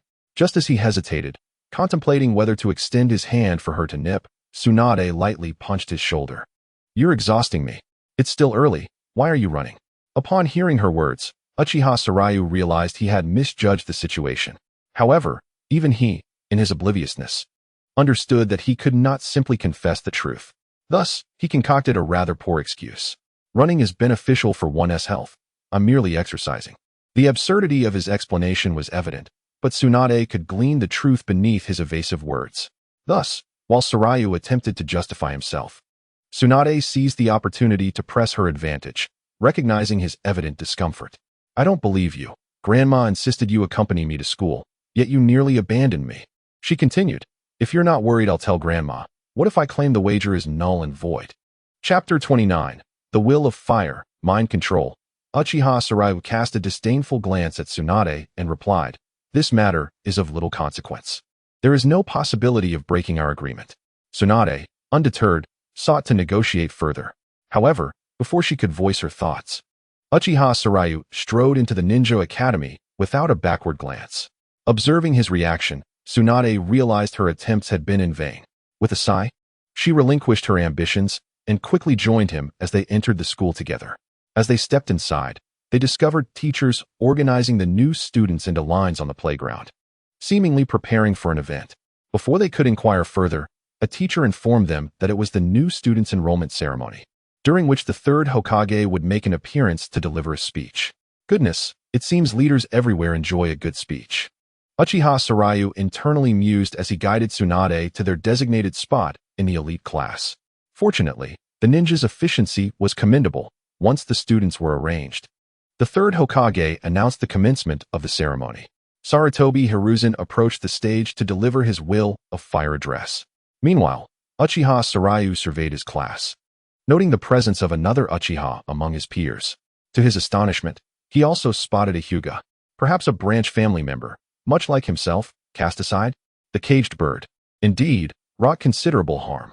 Yet, unbeknownst to Uchiha Sarayu, as he observed others, Sarutobi Hiruzen was keeping a watchful eye on him. After all, a 6-year-old awakening the Mangekyo Sharingan could easily captivate even a figure like Danzo with a mere glance. A person of such potential could scarcely escape the attention of the third Hokage. Moreover, Uchiha Sarayu has been adopted by Mito. Since we cannot eliminate him in advance, we must find a way to forge a bond. The sacrifices made in battle are not without value. They are all heroes. Where the leaves dance, the fire continues to thrive. The flames will persist in illuminating the village and nurturing the budding of new leaves. This embodies the will of fire. Sarutobi Hiruzen's speech was lengthy, yet it concluded with this iconic phrase that resonates deeply. The essence of this statement is not flawed. Sacrificing oneself to illuminate the path for future generations is indeed a noble spirit. However, the fact that it was uttered by Sarutobi Hiruzen casts a shadow of doubt. Among the Konoha F4, only Danzo has seen the battlefield in later wars. It is no wonder that Danzo holds Sarutobi Hiruzen in contempt, believing himself superior. The other 4 Kaguya have fought alongside their subordinates. The third Raikage even perished in valiant battle for the future of their village. In stark contrast, what did Sarutobi Hiruzen do?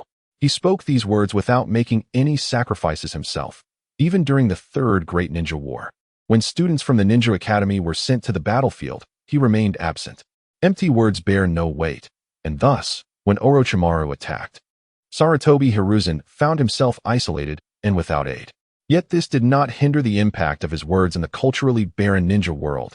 They moved hearts profoundly.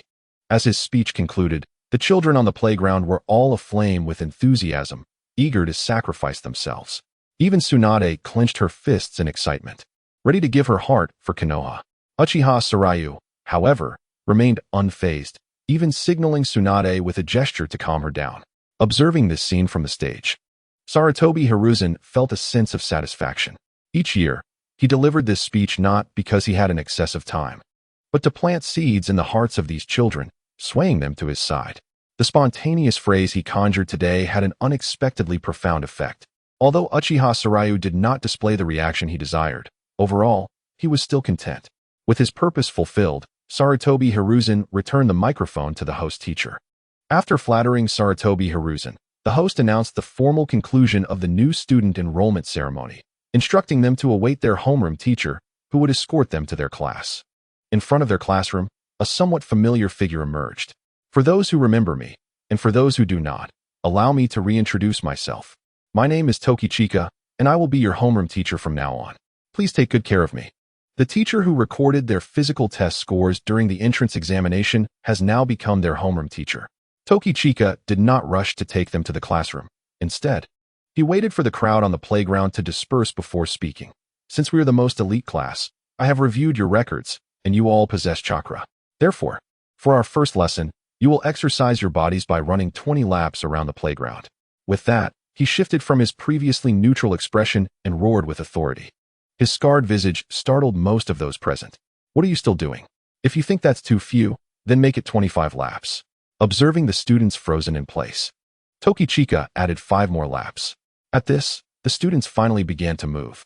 Tokichika joined them, running alongside and explaining. Chakra is a blend of spiritual and physical energy. While spiritual energy varies from person to person, a robust physique can enhance your chakra. I don't care how other teachers conduct their classes. As long as it's my lesson, You will run 20 laps. Is that understood? As freshly admitted students, they didn't even know each other's names before being ordered to run laps. Initially, they thought this was merely a show of authority from the teacher, but they soon realized it would be a recurring requirement. They paused, staring at Toki Chika with expressions of disbelief. Uchiha Sarayu, however, remained indifferent. For him, 20 laps were merely a warm-up. Moreover, Toki Chika's assertions held merit, though they may not apply to prodigies like Tsunade and himself, who possessed formidable bloodlines and exceptional talents. Likewise, Jiraiya, a common-born genius, naturally wielded substantial chakra. The ability to harness vast chakra indicates that Jiraiya's physique and spiritual strength are commendable. Thus, this teacher's method was more suited for the ordinary, failing to aid their advancement. The outcome unfolded as Uchiha Sarayu had anticipated after the laps. While most students lay exhausted on the ground, a few exhibited only mild breathlessness, showcasing their exceptional physical gifts. Uchiha Sarayu glanced at these individuals, among whom were Uchiha and Hyuga, alongside Jiraiya and Orochimaru. Yet, he was surprised to find an additional contender, a girl with brown hair and glasses. While Uchiha Sarayu surveyed his surroundings, the others were also observing him. If they were still panting after their run, Uchiha Sarayu appeared completely unfazed. This remarkable constitution left them feeling inadequate. Uchiha Tamori glared at Uchiha Sarayu, a twinge of bitterness stirring within her. Chapter 30. Dreams Come True. Could it be luck? As the future architect of Izanami, destined to end the Uchiha clan's turmoil, Uchiha Tamori had already begun to demonstrate notable talent. 3 days prior, a conversation between her father and grandfather had instilled a sense of rivalry towards Uchiha Sarayu. Yet today's physical assessment had shaken her confidence. Although one test could not determine everything, Uchiha Sarayu's relaxed demeanor was unmistakable. He seemed to have merely begun his warm-up. While she was already drenched in sweat and fatigue, the stark contrast was evident. She was also aware that Uchiha Sarayu had awakened the three tomo, known as the Eye of Replication and Jinjutsu. Thus, in terms of ninjutsu and jinjutsu, she knew she could not compete, with ninjutsu, taijutsu, and jinjutsu all overshadowed. Even if Uchiha Tamori resisted, the harsh reality was that Uchiha Sarayu was currently stronger. A fleeting shadow crossed her gaze, but she quickly regained her composure. She believed that one day, she would surpass Uchiha Sarayu. At that moment, Toki Chika approached. Look at you all. Only a handful are qualified. You are the worst class I've ever had. Get up. I'm taking you to the classroom. Without waiting to see if the students could rise, he departed. The students, who were reluctant to move, could only groan and struggle to their feet at Toki Chika's unwavering demeanor. They laboriously got up, dejectedly following behind. Toki Chika observed that none had fallen behind and allowed a brief smile to grace his lips before swiftly returning to his stern expression. In no time, he led the students to a classroom. After instructing them to find their seats, he stood at the podium and ceased speaking. The students, intimidated by Toki Chika's authority, quickly settled into their seats. Uchiha Sarayu found himself seated between Tamori and Tsunade. He did not recognize this Uchiha and was surprised she chose to sit beside him. Toki Chika addressed the seated students. Today marks the first day of school, and since you are all strangers to one another, let us take this time to get acquainted. I will start. My name is Toki Chika, a chunin of Konoha. I enjoy spicy food, and my dream is to train you into the pillars of Konoha. That is all. Now, using my introduction as a template, who will be the first to introduce themselves? The students glanced around, reluctant to be the first to stand. However, Tsunade had no such reservations. Upon hearing Toki Chika's words, she promptly stood up. I shall begin. My name is Tsunade Senju, and I have a fondness for sweets. My aspiration is to become the first female Hokage of Konohagakure. Upon hearing this, Toki Uchiha applauded and expressed his support for Tsunade's dream. At that moment, Uchiha Toriyami also rose to speak. I am Uchiha Toriyami, with a penchant for ramen, and my current ambition is to surpass a certain individual. As she spoke, she cast a glance towards Uchiha Sarayu. Upon hearing his name, Uchiha Sarayu was momentarily taken aback. He had not anticipated that the only female in the anime to awaken the Mangekyo Sharingan would be in the same class as him. Uchiha Toriyami's talent might even surpass Itachi's. While one might argue that Itachi's prowess could eclipse Toriyami's in terms of innate ability, her invention of Izanami to counter Izanagi undoubtedly positions her as the stronger of the two. Now, this remarkable individual sat right beside him. almost as if fate had delivered her to his doorstep. Uchiha Sarayu found himself perplexed. Everything had been unfolding too smoothly, which only stirred a sense of unease within him. He had intended to cultivate gifted individuals, and here were Tsunade and Uchiha Toriyami, presenting themselves on a silver platter. He planned to conceal his strength and develop discreetly. But with Uzumaki Mido adopting him, he would not have to overly fret about early-stage accumulation. Everything was proceeding too well, surpassing even his wildest expectations. Was there truly something amiss? Uchiha Sarayu pondered, recalling the great sage frog. It seemed he needed to find an opportunity for a subtle test. Remembering the sage of 6 paths, who had been observing the ninja world from the afterlife, Uchiha Sarayu resolved to explore whether the great sage's prophecies held any merit. This test was quite straightforward. With his presence as a butterfly, the future of the ninja world would inevitably shift. After Jiraiya became the representative of Myobokuzen, the great sage would bestow upon him a prophecy. If this prophecy remained unchanged, it would suggest that the great sage was not as formidable as believed, and the sage of 6 paths might not be as outlandish as imagined. Conversely, if the prophecy altered, or if Uchiha Sarayu found himself within it, it would indicate that the sage of 6 paths truly possessed the power to observe the timelines of the future. The thought sent a chill down Uchiha Sarayu's spine. However, upon reflection, the likelihood of the second scenario was minuscule. If the sage of 6 paths were indeed that powerful, he should have acted the moment Sarayu traversed into this world. Otherwise, the future would inevitably deviate from the sage's script, leaving the births of Uzumaki Naruto and Uchiha Sasuke uncertain. Nonetheless, the necessary test could not be overlooked, and Uchiha Sarayu decided to assist Jiraiya in summoning the great sage to Myobokuzen sooner rather than later. As for whether this would hinder Jiraiya's ability to reach Myobokuzen correctly, he felt no concern. Rather than attributing Jiraiya's fortunate summoning to luck, it was more accurate to say that the frogs had summoned him. Just as the great sage chose the sage of 6 paths, this generation's representative was Jiraiya. This outcome preceded Jiraiya's summoning to Myobokuzen. Otherwise, such a minuscule probability would hardly align so fortuitously. What is referred to as serendipity is merely a meticulously orchestrated coincidence. While he contemplated how to subtly sway Jiraiya, he suddenly felt a tug on his clothing. Uchiha Sarayu came back to his senses and noticed that the entire class was gazing at him. Tsunade was also rolling her eyes at him, having just reminded him to speak. It appeared that the class had completed their introductions and was now awaiting his turn. With that thought, Uchiha Sarayu stood up and offered an apologetic smile. I apologize, I was momentarily lost in thought. I am Uchiha Sarayu, with a penchant for spicy foods.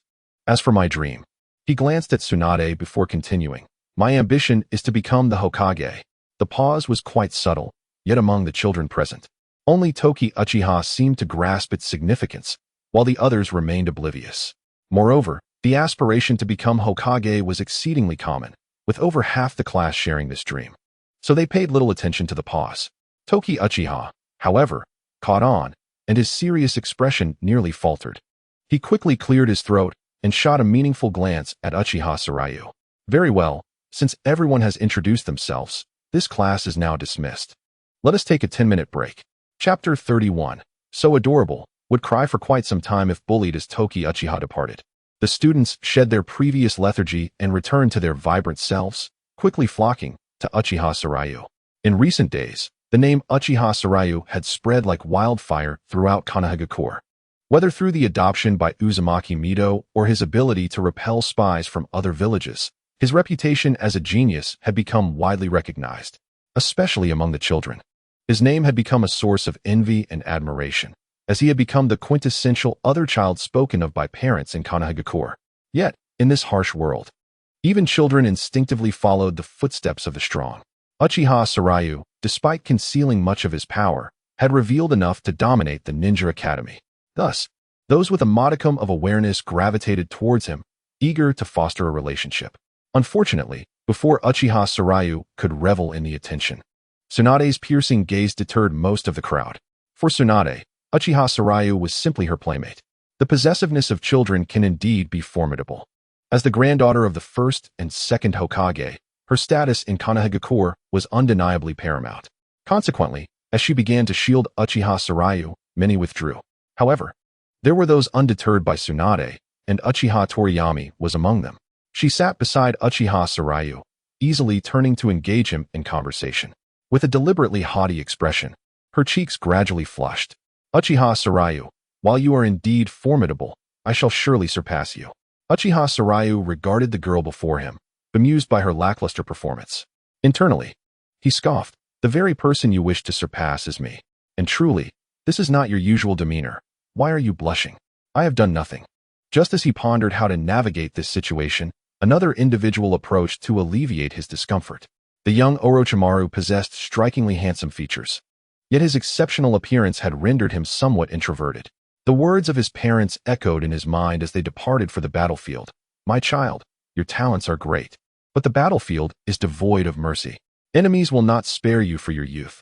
Unfulfilled potential means nothing. Remember our words. Uchiha Sarayu is the companion who will ensure your survival.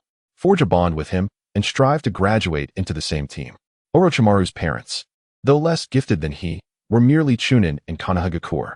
Each trip to battle was a gamble with death, and they sought to ensure their child did not share their fate.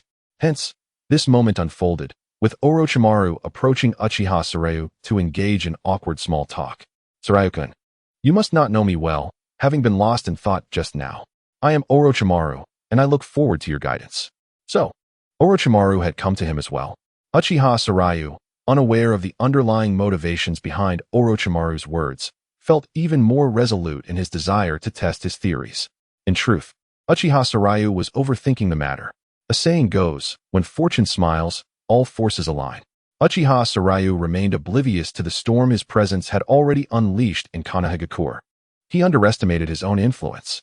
At the tender age of 6, he had already repelled spies, and rumors circulated that he had awakened the three-tomo Sharingan. This prodigy, if not the foremost throughout history, certainly ranks among the elite. For decades surrounding the establishment of Konohagakure, no other comparable individual has emerged.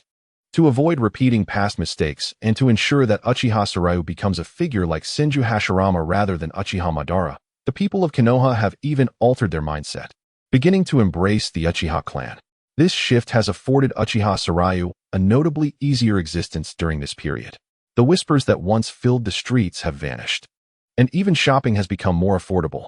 Such a positive transformation has unwittingly allowed Uchiha Sarayu to accumulate prestige within his clan. The adoption of Uchiha Sarayu by Uzumaki Mido has led many to lay aside their suspicions, hoping he would become the next Senju Hashirama, thus ushering in another era of peace for Konoha. Before Sarutobi Hiruzen could even begin to adjust his political inclinations, Konoha was already operating beyond his control. The yearning for peace is deeply etched into the hearts of all who have suffered from the ravages of war. This prevailing sentiment cannot be altered by Sarutobi Hiruzen alone. When an individual perceives genuine hope, they will grasp it with abandon. Uchiha Sarayu embodies that hope at present. However, as he is still young and has not yet awakened his Sharingan, it remains uncertain whether Sarutobi Hiruzen can retain his position. Currently, Orochimaru, influenced by this prevailing sentiment, is also eager to meet Uchiha Sarayu. Though Uchiha Sarayu feels some trepidation due to the ambiguity of the situation, he cannot refuse an opportunity presented to him. A genius in research is always in demand. Orochimaru's words provided Uchiha Sarayu with a means to alleviate his awkwardness, and he naturally took the opportunity to slide into the conversation. My name is Uchiha Sarayu, and it is an honor to make friends with both of you. I look forward to your guidance in the future. Uchiha Shursui, realizing her earlier remarks were indeed inappropriate, felt the heat rise to her cheeks. It is uncommon for one to speak such words upon first meeting. An outsider might mistake it for provocation. Consequently, blushing further, she stammered, "Why yes, I apologize, I misspoke." Uchiha Sarayu, observing the genuine character of Uchiha Shursui, smiled knowingly. The bashful Uchiha Shursui appeared quite endearing. One could easily imagine her in tears if teased. Tsunade, watching the interaction, shivered involuntarily upon witnessing Uchiha Sarayu's smile. Uchiha Shursui began to pray. After spending several days together, Tsunade had come to understand more clearly that Uchiha Sarayu was a rather mischievous character who took pleasure in teasing her. Each time he played a trick on her, he would display that very smile. Uchiha Shursui, catching Tsunade's sympathetic gaze, felt somewhat perplexed. Uchiha Sarayu noticed her expression as well, casting a glance at Tsunade, which startled her into feigning ignorance. Tsunade had no desire to prolong their wager indefinitely. A dead friend does not hinder the living, she understood well. Noticing Tsunade's awareness, Uchiha Sarayu had no intention of continuing his teasing. There was already a suitable target before him. Why seek elsewhere? No worries. But didn't Uchiha Shursui just mention wanting to surpass me? Uchiha Shursui, somewhat bewildered, nodded in agreement. Receiving her confirmation, Uchiha Sarayu smiled and continued. If you sing a song for me from the podium right now, I shall divulge my powerful secret to you. Chapter 32. In a fit of anger. The Sharingan awakens. Uchiha Shursui was momentarily taken aback, her face flushing. This condition was indeed quite alluring to her, as Uchiha Sarayu belonged to the same clan. Perhaps his secret to strength would suit her perfectly. Thus, despite her initial shyness, after some contemplation, Uchiha Shursui eventually nodded. She then moved slowly toward the podium.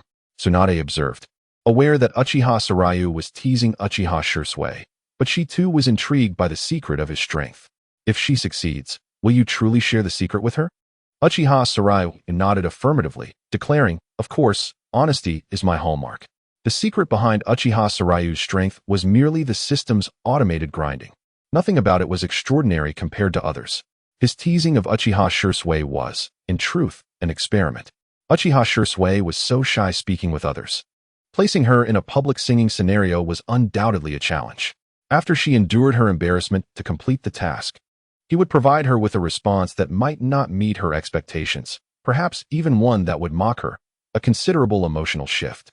Ultimately, it would reveal whether Uchiha Shursui could awaken her Sharingan. If she could, it would prove that the Sharingan does not require the loss of love to awaken. Powerful emotional disturbances could also trigger its manifestation. Of course, afterward, Uchiha Sarayu would sincerely apologize to Uchiha Shursui, for jesting should elicit laughter from both parties. As for why Uchiha Sarayu treated Tsunade differently, that was because what Tsunade needed was to change her bad habits and preferences, not merely engage in jest. At that moment, Uchiha Shursui, overcoming her inner shyness and fear, approached the podium. Closing her eyes, she began to sing to the curious audience below. You say if you spread your wings, you shall never return. What you behold is that azure sky. Contrary to her bashful exterior, her voice was enchanting. The previously noisy classroom gradually quieted down, captivated by her melody. When Uchiha Shursui completed her performance and reopened her eyes, she found every classmate staring at her. The spectacle caused her already socially anxious mind to momentarily freeze. However, the thunderous applause that followed jolted her back to reality. Uchiha Shursui opened her eyes to see everyone applauding her recent performance. This surge of encouragement filled her with newfound courage, helping her regain her confidence. After bowing, Uchiha Shursui returned to Uchiha Sarayu's side. I've done it. Now it's your turn to fulfill your promise. Uchiha Sarayu was somewhat astonished. He had not anticipated Uchiha Shursui's singing would be so captivating. His plan had thus been foiled, for she now exuded confidence rather than shyness. Nevertheless, he felt compelled to proceed. The secret to my strength is quite simple. He paused, drawing the attention of those eager to listen. I neither smoke nor drink. Sleep by 11 p.m. and ensure I rest for a full 8 hours. Before bed, I always drink a warm glass of milk and perform 20 minutes of stretching exercises. I then lie down and drift into slumber, waking only at dawn, never allowing fatigue or stress to carry over to the next day. That is my secret to strength. Uchiha Sarayu's so-called secret elicited bewilderment from those eavesdropping. Uchiha Shursui felt he was mocking her, her eyes widening in indignation. The thought of having once looked up to Uchiha Sarayu left her feeling quite pained. How could someone who bullied classmates and possessed such a malicious character deserve her admiration? This singular notion consumed Uchiha Shursui's mind. As the saying goes, the more you endure, the angrier you become. The more you retreat, the more you feel cheated.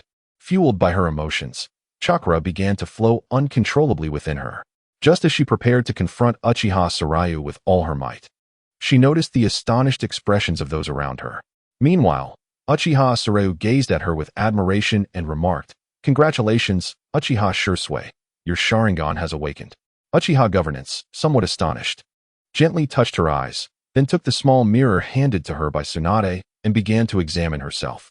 Upon seeing a spinning tomo within her eyes, she broke into a foolish grin. Uchiha Starflow, meanwhile, was filled with profound sentiment.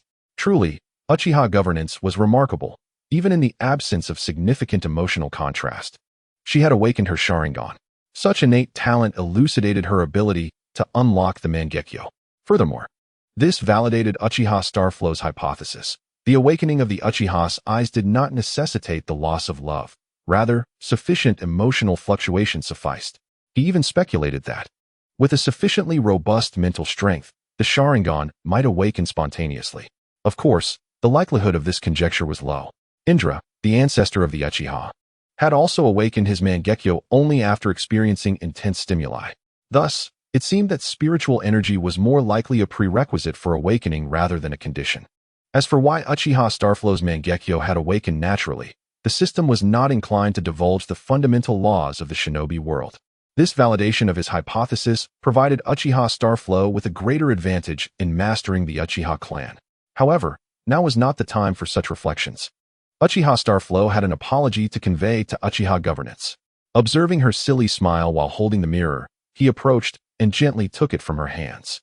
Governance, I sincerely apologize for what transpired earlier. My method of becoming stronger is not dissimilar to yours. The only distinction may be that I exert myself a bit more.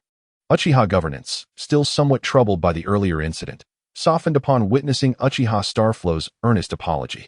Having fortuitously awakened her Sharingan, she chose not to hold it against him. Despite her youth, her wisdom was substantial. She perceived that Uchiha Starflow's actions were not merely playful. Yet, being somewhat naive, she could not fathom the reasoning behind it. Thus deciding to discuss it with her grandfather after school. It's all right, but next time, Starflow, please refrain from such jesting. Unbeknownst to Uchiha Starflow, who underestimated Uchiha governance, she possessed a trump card. At this moment, having achieved his objectives, he felt quite pleased. Soon, Orochimaru and Tsunade joined the conversation, for the emotions among children flit swiftly. Under Uchiha Starflow's mature demeanor, even Orochimaru momentarily set aside his parental admonitions and began to regard Uchiha Starflow with newfound respect. Having had few friends throughout his life, he secretly considered Uchiha Starflow a companion. Chapter 32. The Four Shadows laughing in their sleep. Jiraiya observed them with a tinge of envy. With a personality akin to that of Naruto Uzumaki, Jiraiya's understanding of humor was limited, compounded by a lifelong penchant for women. This inclination rendered him more disliked than Naruto, leaving him with few friends. Uchiha Starflow had been quietly observing Jiraiya, as well as a brown-haired girl with glasses. He recalled that during the physical assessment, this girl was among the last to stand. Noticing Jiraiya's envious expression, he surmised that Jiraiya was solidifying his standing. Thus, Uchiha Starflow proposed to Tsunade and the others. During the physical assessment, apart from the four of us, there were two others who also persevered until the end. Shall I invite them as well? Tsunade and the others readily acquiesced to the suggestion. The presence of strong individuals among strong individuals was a ticket to this small circle, as their performance during the assessment warranted their inclusion. Seeing their agreement, Uchiha Starflow approached Jiraiya and the girl in glasses to extend an invitation. I apologize for being distracted during my introduction earlier. Could the girl with white hair and the one in glasses come over? I would like to get to know you. Jiraiya, incredulous, pointed at himself, and upon receiving a nod from Uchiha Starflow, hurried over, his expression brimming with excitement and pride. The girl, in contrast, was much more composed. After receiving Uchiha Starflow's confirmation, she quietly approached, devoid of any other emotional display. Uchiha Starflow was indeed curious. The girl seemed familiar, yet he could not place her. Judging by her demeanor, she would likely ascend to at least the rank of elite jonin in the future. Moreover, being a girl raised questions about whether she might have perished in subsequent conflicts. Although the others in the class envied this group, they had nothing to say, for these individuals were the best performers in the assessment. To join them, one would need to surpass their strength. Jiraiya then approached Uchiha Starflow, feigning calmness as he began his introduction. I am Jiraiya, with no particular favorite food, but I do have a fondness for beautiful older sisters and, my dream is to become Hokage. Tsunade and Uchiha governance exchanged disapproving glances upon hearing his introduction. Although Jiraiya soon realized he should not openly mention his voyeuristic tendencies, his previous statement made it quite easy for anyone to infer. Meanwhile, Uchiha Starflow mentally commended Jiraiya for his audacity. When it came to shamelessness, Jiraiya was unparalleled. Engaging in voyeurism was universally disreputable, yet Jiraiya had persisted in this behavior for decades. illustrating the depths of his shamelessness. Uchiha Starflow shared disdain for this particular proclivity of his. Men may indulge in lechery, but there must be limits. One may frequent places of ill repute, but one must not engage in voyeuristic acts. However, Jiraiya's penchant for such behavior was deeply ingrained, differing fundamentally from Tsunade's gambling addiction, which she fell into as a means to numb her emotional pain. Jiraiya, on the other hand, continued his voyeurism even after nearly being met with violence from Tsunade. This persistent engagement revealed the extent of his enjoyment in such activities. Given his audacity, it seemed nearly impossible to convince Jiraiya to abandon this habit. Thus, Uchiha Starflow found himself at a loss for methods to save, or rather, entrap, him. As Tsunade and Governance's gazes toward Jiraiya grew increasingly hostile, Uchiha Starflow quickly interjected. Never mind. Never mind. There's still one more person who hasn't been introduced. Upon hearing this, Tsunade and Governance temporarily spared Jiraiya. Jiraiya, oblivious to the impending doom, remained cheerful as he attempted to engage Orochimaru in conversation. Greetings, everyone. I am Yakushi Nanoyu. I enjoy cake, and my future dream is also to become Hokage. Yakushi Nanoyu's introduction sparked recognition in Uchiha Starflow. No wonder she seemed familiar. She was the renowned walking priestess, a ninja of great stature. As an ace spy for the Root organization, she had made significant contributions during both the Second and Third Shinobi Wars. Her exceptional espionage skills earned her titles that many powerful ninjas could not claim. This signified the trepidation other ninja villages felt towards her, as well as her accomplishments. Although the anime did not explicitly depict the extent of her prowess, her ability to infiltrate enemy villages and escape unscathed indicated that she was at least a jonin, a testament to the training she received from the Root organization. Otherwise, it was plausible she could have reached the level of a shadow. Moreover, compared to her espionage capabilities, her personal strength seemed trivial. Such an innate talent for public safety positioned her as a guardian of Konoha. What spy could escape unscathed? Regrettably, even this exceptional Konoha ninja fell victim to Danzo's machinations. The other four shadows could likely awaken from sleep with laughter, for with such upper echelons, how could Konoha fear extinction? Unlike the ordinary ninjas such as Jiraiya and Orochimaru, Yakushi Nanoyu possesses a surname, which signifies her affiliation with a small ninja clan. Whether there are similar talents within her clan remains unknown. Nevertheless, even a handful of skilled individuals, when combined with the Nara clan, could significantly bolster Konoha's internal affairs. This realization ignited a fervent gaze from Uchiha Saru towards Yakushi Nanoyu, causing her to feel somewhat uneasy under such scrutiny. At this moment, she was not the feared walking priestess, but merely a child who had just begun her studies. Sensing her discomfort, Uchiha Sarayu recognized his own impropriety. However, given their unfamiliarity, an explanation was difficult to articulate. Fortunately, their awkwardness went unnoticed by others, granting them a moment of respite. Just then, Toki Satoshi entered the bustling classroom, his expression darkening as he exclaimed, "You little brats. Do you still wish to run laps? Sit down and quiet down at once." In an instant, the once lively classroom fell silent as students hurriedly returned to their seats. This alleviated Toki Satoshi's grim demeanor, and he produced a textbook, announcing, "Class is starting. Today, I will explain the founding of Konoha." However, before he could finish, Jiraiya raised his hand, interjecting, "But we don't have textbooks." Toki Satoshi froze, slowly turning to inquire, "Didn't T.I. instruct you to fetch them?" The students below could not suppress their laughter at this scene. Chapter 33, More Actions, More Errors, in Action. No errors. While Uchiha Saru reveled in laughter, Sarutobi Hiruzen, who had just returned to the Hokage building, was beset by a headache. The sudden inspiration derived from the will of fire at the ninja school had sparked significant ideas in him. He intended to return and organize these thoughts for future use in the ninja school's curriculum. However, upon entering his office, he was greeted by Danzo, who had been waiting for him. Sarutobi Hiruzen was deeply concerned for this close friend. Danzo's political acumen could not be deemed entirely absent, yet it lacked any semblance of natural talent. The various clans in Konoha held a strong disdain for him, even to the extent of harboring hatred. Danzo's abilities were also not particularly formidable. At his peak, he barely reached a subpar level of strength akin to that of a Kage. Yet, he had an unfortunate proclivity for provoking others. Indeed, the title of the ninja world's villain was not without merit, were it not for Sarutobi Hiruzen's protection and indulgence. Danzo would have long since met his end by his own hand. At that moment, this shadowy figure of the ninja world brightened upon Hiruzen's arrival. Hiruzen, the winds of the village have changed. We cannot afford to remain idle any longer. Hiruzen's gaze sharpened as he expertly picked up his pipe, exhaling wisps of smoke. He was acutely aware of Danzo's intentions. The reminder from Uzumaki Mido still resonated in his mind.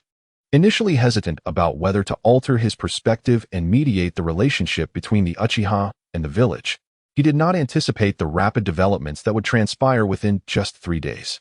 Following Mido's announcement of adopting Uchiha Sarayu and publicly acknowledging his accomplishments, Konoha underwent a dramatic transformation. While the populace remained skeptical of the Uchiha, they placed their trust in Mido's capabilities, believing she could guide Sarayu onto the right path. With this newfound trust, many in Konoha began to change their attitudes. The most apparent shift was in the village's treatment of the Uchiha clan, once scorned. They were now in high demand. This shift propelled the Uchiha's moderate faction to prominence, amplifying their voice within the clan. Harmony became the prevailing theme between Konoha and the Uchiha. However, Sarutobi Hiruzen's previous policies continued to unfold normally, leading to a conflict. The reality soon proved that Hiruzen's influence was not as formidable as he had hoped. His policies were disregarded. As Hiruzen refrained from openly confronting the Uchiha, his subordinates treated his policies as non-existent. His ascension to Hokage was largely supported by the Senju clan, led by Uzumaki Mido. Now, with Mido appearing to support others, Hiruzen's stature diminished considerably. He had not held the title of Hokage for long, and his grasp on the village paled in comparison to that during Naruto's tenure. Thus, the events of the past 3 days had substantially impacted his position as Hokage. Upon hearing Danzo's words, Hiruzen found himself in a state of indecision. While Danzo may have lacked other skills, he possessed profound insight into Hiruzen's character. Recognizing Hiruzen's hesitation, he understood that he had achieved half of his objective. Hiruzen, I know Uchiha Sarayu is currently immobile. However, his immobility does not imply that others must remain stagnant. The ninja clans within the village are like reeds in the wind. When you are strong, they will heed your commands, but when you falter, they will relish in your downfall. My roots lack personnel at present. Grant me the authority to recruit from the minor ninja clans, and I shall teach them a lesson. This will demonstrate to others that you are the Hokage and will bolster your strength. What say you? Hiruzen had anticipated Danzo would propose grandiose ideas. Yet he found himself confronted with the same old tactics, even as Danzo sought to extend his influence into the ninja clans. However, it was Danzo's final words that resonated with Hiruzen. Indeed, I am the Hokage. With this thought, Hiruzen made his decision. He retrieved the Hokage's orders and inscribed his name before handing them to the eagerly awaiting Danzo. This is a one-time offer. There shall be no second chance. Danzo, having achieved his goal, instinctively retorted, Hiruzen, you are too weak. A firm hand is necessary to maintain the Hokage's authority. The moment the words escaped his lips, he realized he had overstepped. Unsurprisingly, Hiruzen's expression darkened, evidently provoked by Danzo's remarks. Aware of his own transgressions, Danzo knew better than to confront Hiruzen while seeking his assistance. Feigning nonchalance, he turned to exit, fearing Hiruzen might reconsider. Once Danzo departed, Hiruzen's countenance returned to its usual state. Years of acquaintance had fostered a mutual understanding. Just as Danzo knew him, Hiruzen comprehended Danzo's temperament. He was not truly angered by Danzo's comments, but as Danzo had pointed out, some individuals indeed required a firm reprimand, including Hiruzen himself. Thus, he adopted a stern demeanor, feigning anger to convey to Danzo that certain words should remain unspoken. In truth, Hiruzen was well aware that Danzo's actions could tarnish his reputation. Yet, he found himself cornered. Ultimately, the only allies he could count on were the Sarutobi clan and Danzo's Shimura clan. Even the Inuzuka, Nara, and Akimichi clans might not stand by his side. With Uzumaki Mido still present, and the Senju and Uzumaki clans not yet faded into obscurity, Hiruzen faced numerous constraints within the village. Thus, he sought to assert the authority of the Hokage and elevate his own voice. In pursuing this demonstration of power, it was indeed advantageous to target the ninja clans that were not aligned with him, as a means of establishing a deterrent. Hiruzen's strategy mirrored the infamous White Fang incident, employing similar tactics to remind the village of his authority. However, where the previous incident involved White Fang, this time it concerned the ninja clans. Yet, As White Fang had resisted through his own demise, Hiruzen knew that if he intended to strike, he must not fear the ensuing bloodshed. Moreover, whether he could withstand the backlash remained uncertain. Sometimes, the more one acts, the more mistakes one makes. Inaction, conversely, often results in no errors. A day slipped by in the blink of an eye, and the time for dismissal at the ninja school arrived. After bidding farewell to Tsunade and the others, Uchiha Sarayu sauntered home, feeling as though the extraordinary events of the day had transported him into a dreamlike state. Jiraiya's boisterous demeanor could be overlooked, but it was truly astonishing that someone with Orochimaru's temperament would actively seek his friendship. What brought him even greater delight were the unexpected gains, the wandering priestess, Yakushi no Neo, and the kaleidoscopic Uchiha Shiro. Should these individuals be properly nurtured, they could potentially rival the four nations. It could be said that the objectives of the Ninja Academy had been accomplished to a remarkable extent, with only Might Dai remaining as a task to complete. Contemplating Might Dai, Uchiha Shiro shook his head, deciding against disturbing him. Dai's talents were notably lacking, and his mastery of the Eight Gates paled in comparison to Might Dai's. His success stemmed from decades of unwavering perseverance. To intrude upon him uninvited could mean never witnessing the legendary red beast of Konoha again. At that moment, Uchiha Shiro sensed someone trailing him. Without raising suspicion, he discreetly glanced back to find it was none other than Orochimaru. Chapter 34. The Easily Persuaded Cold Kuin of Childhood. Uchiha Shiro halted his steps, leaving Tsunade somewhat perplexed. Unsure of his intentions, in the next instant, Orochimaru emerged from behind them. After a brief hesitation, he finally spoke. Shiro-kun, I hope you will guide my training. I beseech you to grant me this seemingly unreasonable request. As he spoke, Orochimaru closed his eyes and bowed deeply to Uchiha Shiro. To privately follow someone was inherently unethical. Furthermore, to request guidance from the very person being followed was undeniably audacious. Yet, Orochimaru found himself without alternatives. Having just begun his journey at the Ninja Academy, he was not yet a student of Sarutobi Hiruzen. His parents were merely average chunin, commoners among ninjas. The meager resources at his disposal could hardly foster his growth. Initially, he had hoped for guidance from the academy's teachers, but the instruction he received from Tokichishi was disappointingly rudimentary. For Orochimaru, it was a case of being unable to fully appreciate something so basic. In contrast, Uchiha Shiro, while sharing similar circumstances as Orochimaru, possessed formidable strength even before his adoption. Thus, Orochimaru yearned for Shiro's insight to illuminate his future path. As he awaited judgment, Uchiha Shiro approached and assisted him to his feet. We are friends. There's no need for such formal guidance. Are you free today? Why not come to my house for the night? We can attend school together tomorrow. Orochimaru, initially dazed by the assistance, found himself utterly taken aback by Shiro's words. After a moment, the 6-year-old was near tears with gratitude. Uchiha Shiro's heartfelt remarks not only moved Orochimaru to tears, but also transformed his perception of Shiro from a mere friend to a cherished companion. Sometimes, the bonds of childhood friendships are remarkably simple and direct. As for why Uchiha Shiro was so kind to Orochimaru, the answer was clear. While others might overlook his potential, Shiro was acutely aware of it. At this early stage of their education, Orochimaru's talents had yet to attract attention. But his aptitude for ninjutsu and scientific inquiry warranted Shiro's investment in him. In a world where lineage held paramount importance, only Orochimaru seemed to place faith in science. Had he been more aware of the world as truths, he might have even unraveled the mysteries of the Rinnegan. Moreover, before his descent into darkness, Orochimaru displayed a certain kindness. It can only be said that Sarutobi Hiruzen and Danzo failed in their duties, leading a promising candidate for Hokage astray. Uchiha Shiro was momentarily taken aback by the sight of Orochimaru's tearful expression. In his mind, Orochimaru had always been a figure of coldness and obsession. Yet, observing the young Orochimaru before him, he realized this was a misjudgment. The current Orochimaru was still quite innocent. Uchiha Shiro gently patted Orochimaru on the shoulder. A man may shed tears only twice in his life, at birth and at the loss of his parents. Therefore, dry your eyes, let us proceed. Upon hearing this, Orochimaru quickly wiped his eyes and gazed earnestly at Uchiha Shiro, declaring, I understand, Shiro-kun. I shall not cry again. Tsunade, observing their exchange, was filled with questions. She couldn't fathom how the conversation had shifted to masculinity. Wasn't he at Orochimaru who sought guidance from Shiro? Moreover, the hour was getting late.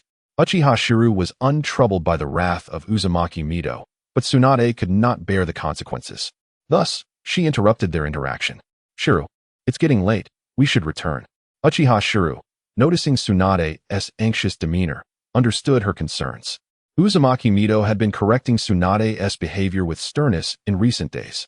If he returned late, he would merely receive a few words of reprimand, but Tsunade might face harsher consequences. Orochimaru, perceptive as ever, recognized Tsunade's urgency and exchanged a knowing glance with Shiru. Though their acquaintance was brief, they instinctively agreed, then let us depart. They shared a smile before Tsunade, visibly relieved, hurried ahead. The sight of her frantic pace brought a smile to Uchiha Shiru's face, but he quickly suppressed it, reminded of the hardships Tsunade had faced, partially due to his own interference. To laugh now would be inappropriate. Perhaps he would find a way to compensate Tsunade later. With this thought in mind, Uchiha Shiru followed after Tsunade with Orochimaru in tow. Tsunade moved swiftly, and before long, they arrived at the Senju ancestral home. Uzumaki Mido stood at the entrance, accompanied by Senjuchika. Upon seeing her, Tsunade dashed over. "Grandma, I've returned promptly," she exclaimed, emphasizing the word promptly. Mido chuckled, pleased with Tsunade's recent behavior. "Little Tsunade has been quite commendable. In a few days, I'll have Shiru take you out for a day of leisure." Mido understood the necessity of balance and aimed to alleviate Tsunade's pressures, allowing her to embrace her youthful spirit. Upon hearing this, Tsunade nearly leaped for joy. With a radiant smile, she turned to Uchiha Shiru, tugging at his arm excitedly. "Did you hear that? Grandma wants you to take me out." Uchiha Shiru, gazing at the adorable girl before him, ruffled her hair and replied, "I heard. When school breaks for a few days, I'll take you out and surprise you." Upon hearing the word surprise, Tsunade's eyes widened with anticipation as she eagerly inquired, "What is it? Tell me." Uchiha Shiru crossed his arms, feigning seriousness. "That's a secret. Surprises should not be revealed in advance, or they cease to be surprises. Maintain your excitement. You will find out soon enough." He then gestured toward Orochimaru, adding, "Besides, we have a guest here." Tsunade, feeling a bit embarrassed at making their guest wait, stepped aside to allow Uchiha Shiru to introduce Orochimaru to Uzumaki Mido. "Grandma, this is Orochimaru, a friend I made at the Ninja Academy." Orochimaru looked at Uzumaki Mido, uncertain why Tsunade and Uchiha Shiru referred to this young woman as grandma. However, his instincts told him that while they could address her so, he should not. Thus, he sincerely introduced himself. "Hello, sister. I am Orochimaru, a classmate of Shiru and Tsunade." Chapter 35. The nurturing strategy for Orochimaru is far from simple. Orochimaru's respectful address of her as sister brought a smile to Uzumaki Mido's face. She then glanced at Tsunade and Uchiha Shiru. Her meaning clear, she wished for them to follow suit.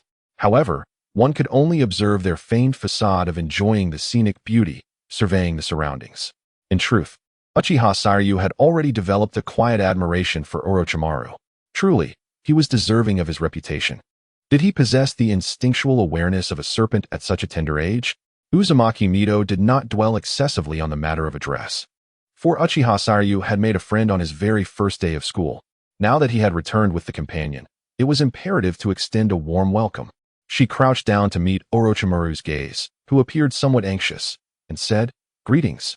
I am Tsunade and Shiru's grandmother. I warmly welcome you as our guest."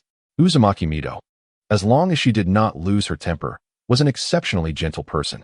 In this moment of showing respect towards others, she appeared even more approachable. This effectively alleviated Orochimaru's nervousness. He looked at the kindly smiling Mido before him and hesitantly whispered, "May I also call you grandmother?"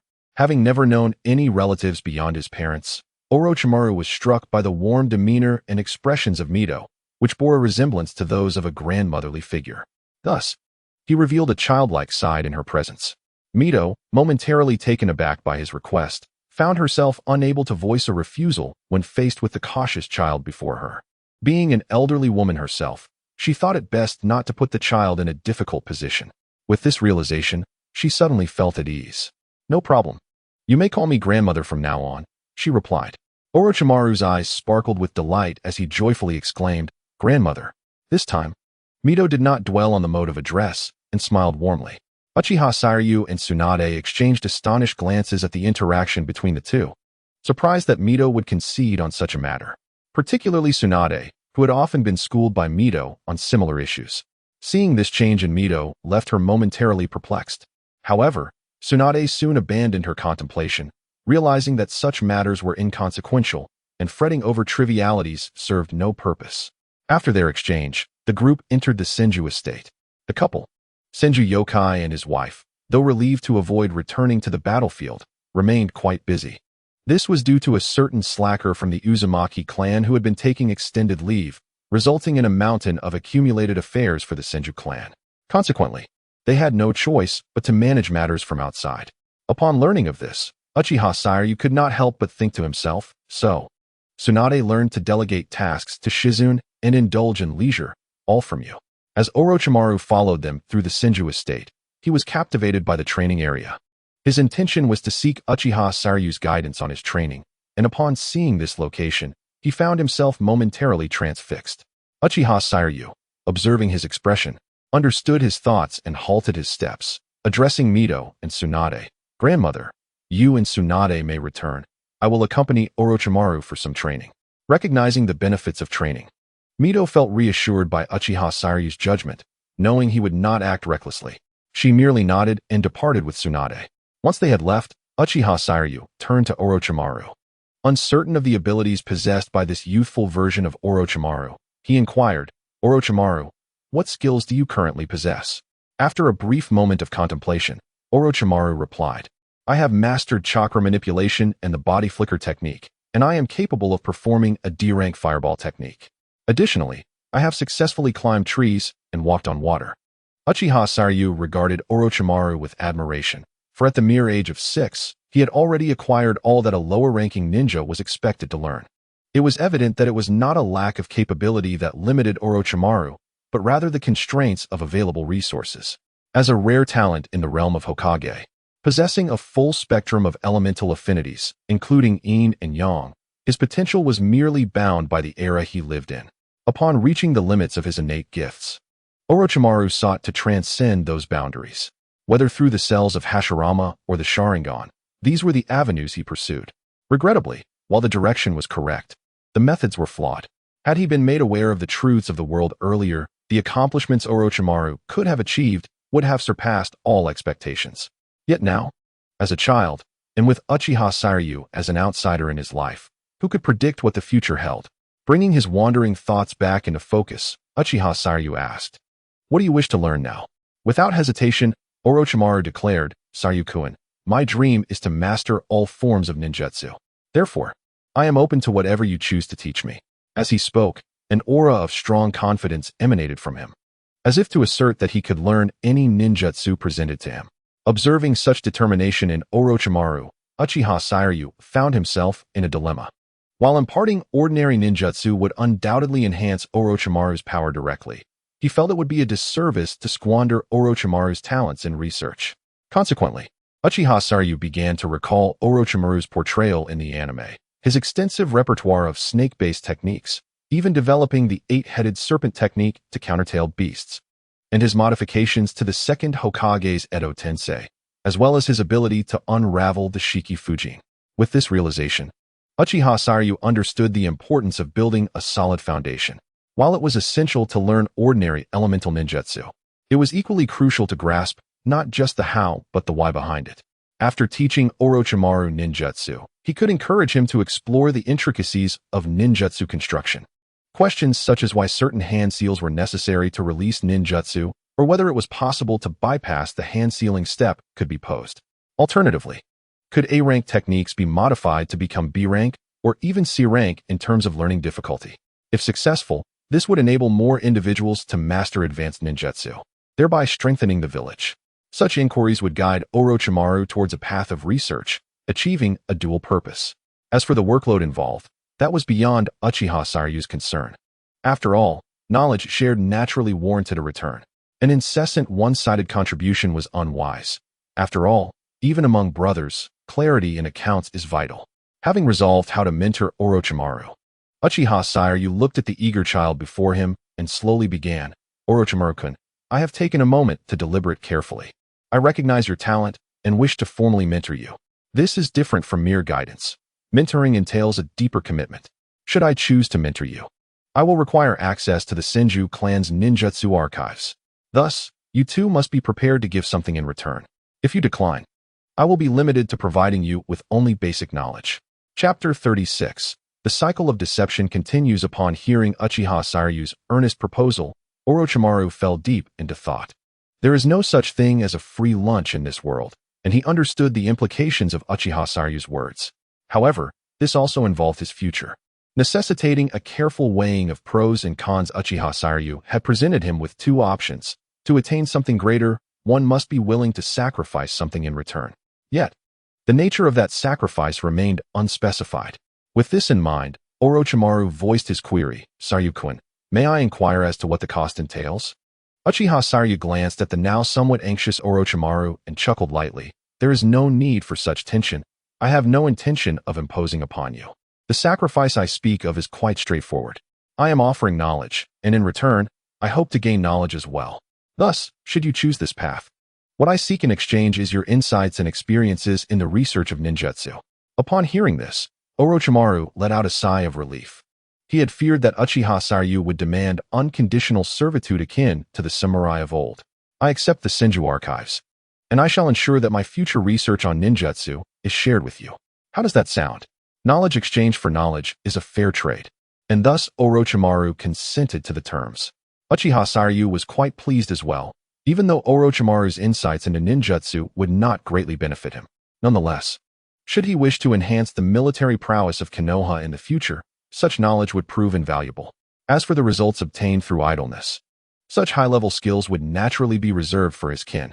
Uchiha Saryu was no saint. While he desired for Konoha to grow stronger, he had no intention of sacrificing his own interests. With this in mind, he decided to discuss the matter with his grandmother and suggested they return. As there was no rush, Orochimaru nodded in agreement, and they returned indoors, where they found Uzumaki Mito explaining sealing techniques to Tsunade. Upon sharing his thoughts with her, she waved her hand dismissively and said, "Since this scroll is now yours, how you choose to handle it is entirely your affair." Mito's unwavering trust in Uchiha Saryu was evident. Occasionally, he found himself questioning whether he had been possessed by a succubus during his travels through time. He had, after all, forgotten that Mito possessed a unique ability reserved for the Jinchuriki of the Nine Tails, the perception of malevolence. This ability could discern any ill intent, no matter how well concealed, and anyone harboring hostility would be detected. Although the villagers might not voice their feelings, each one inadvertently projected a hint of malice in her presence. Otherwise, she would not have advised Uzumaki Kushina to first fill the vessel with love. Yet, in the presence of Uchiha Saryu, there was not a trace of such a sentiment. He stood before her, devoid of any caution or fear. Those who bore peculiarities in their bodies often cared deeply about how others perceived them. This was a sentiment that Mito could not escape either. Coupled with his perspective from a peaceful era, Mito found herself placing more trust in him than she had anticipated. As long as Uchiha Saryu did not betray the village, she would continue to support him unconditionally. Just then, Tsunade mischievously made a face at them. Upon seeing this, Mito not only refrained from intervening, but also contemplated for a moment. "Saryu, why don't you take Tsunade and Orochimaru out for some fun? We shouldn't set the bar too high for children." Hearing this delightful news, Tsunade first looked at Mito in disbelief. Once she received confirmation, she joyfully exclaimed, "Hooray! You're the best, Grandma." Eagerly, she leaped from her seat and dashed to Uchiha Saryu, her eyes sparkling with anticipation. Tsunade was already quite adorable, and now she playfully acted even more so. Uchiha Saryu found it difficult to resist. He felt he had been too strict with her lately, and taking her out for some fun seemed like a splendid idea. Thus, he inquired, "What would you like to do?" Without a moment's thought, Tsunade blurted out, "Gambling. I want to gamble." This left both him and Mito momentarily speechless. Neither of them had any fondness for Tsunade's penchant for gambling. Fortunately, Uchiha Saryu had long been prepared for such a scenario. Even if they could not change her ways, he would aim to guide her from reckless gambling to a more moderated form of play. Tsunade was aware that they disapproved of her gambling habits, and immediately regretted her words. Just as she was about to suggest another game, Uchiha Saryu surprisingly agreed. "Very well, since Orochimaru is here, I will teach you a new gambling game for 3 players. Tsunade was overjoyed, having never expected Uchiha Saryu would acquiesce. As for Mito, she had seen her fair share of situations. A quick glance told her that Uchiha Saryu was preparing to lead Tsunade into a trap. All right, it's settled. Let us go. With that, Tsunade took the lead, while Uchiha Saryu and Orochimaru followed behind. Uchiha Saryu leaned over to Orochimaru and whispered, "Don't ask questions yet. Just let Tsunade claim the dealer position first, and then refrain from doing so when bets are placed." Orochimaru, somewhat puzzled, nonetheless agreed to the plan. At that moment, Tsunade halted and cast a questioning glance at them. "Are you two scheming something?" Uchiha Saryu chuckled. "What would we need to discuss regarding your luck? I merely think it would be too unfair to gamble at all this time." Tsunade could not bear such provocation, just as she was about to retort. She recalled her previous losses to Uchiha Saryu. For a moment, she found herself caught in uncertainty. Uchiha Saryu was aware that her past experiences would indeed make her hesitate, so he prepared to change tactics. In a game of Dodiju, even if Tsunade's luck was abysmal, he could still lead her to victory. Once she glimpsed the prospect of winning, she would inevitably propose a bet. At that moment, it would be time to reap the rewards of her naivety. Thus, Uchiha Saryu suggested, "We will play a new game, and let us not wager anything at the start. Once you are familiar with it, you can decide whether or not to bet. How does that sound?" This time, Tsunade no longer hesitated and readily agreed. They arrived at Uchiha Saryu's room, where he produced a deck of cards he had prepared in advance. After explaining the gameplay and rules, they began. As anticipated by Uchiha Saryu, Orochimaru followed his advice and claimed the dealer position. Despite Tsunade's dreadful luck affecting him, leading to more losses than wins, he still managed to win a few rounds. This thrilled Tsunade, who was not accustomed to winning at gambling. In her excitement, she resembled a lamb caught in a web, oblivious to the looming danger. Unbeknownst to her, she was perilously close to the edge of a cliff, where one misstep could lead to disaster. In her utter oblivion, she began to propose bets, declaring her intent to win back all that she had lost. As planned, Orochimaru ceased to claim the dealer position. Tsunade, emboldened, assumed the role of dealer and became increasingly silent round by round. Half an hour later, the exhausted Tsunade collapsed onto the ground. Chapter 37. A smile never fades. It merely shifts. Tsunade, now silent, pushed the cards from her hands.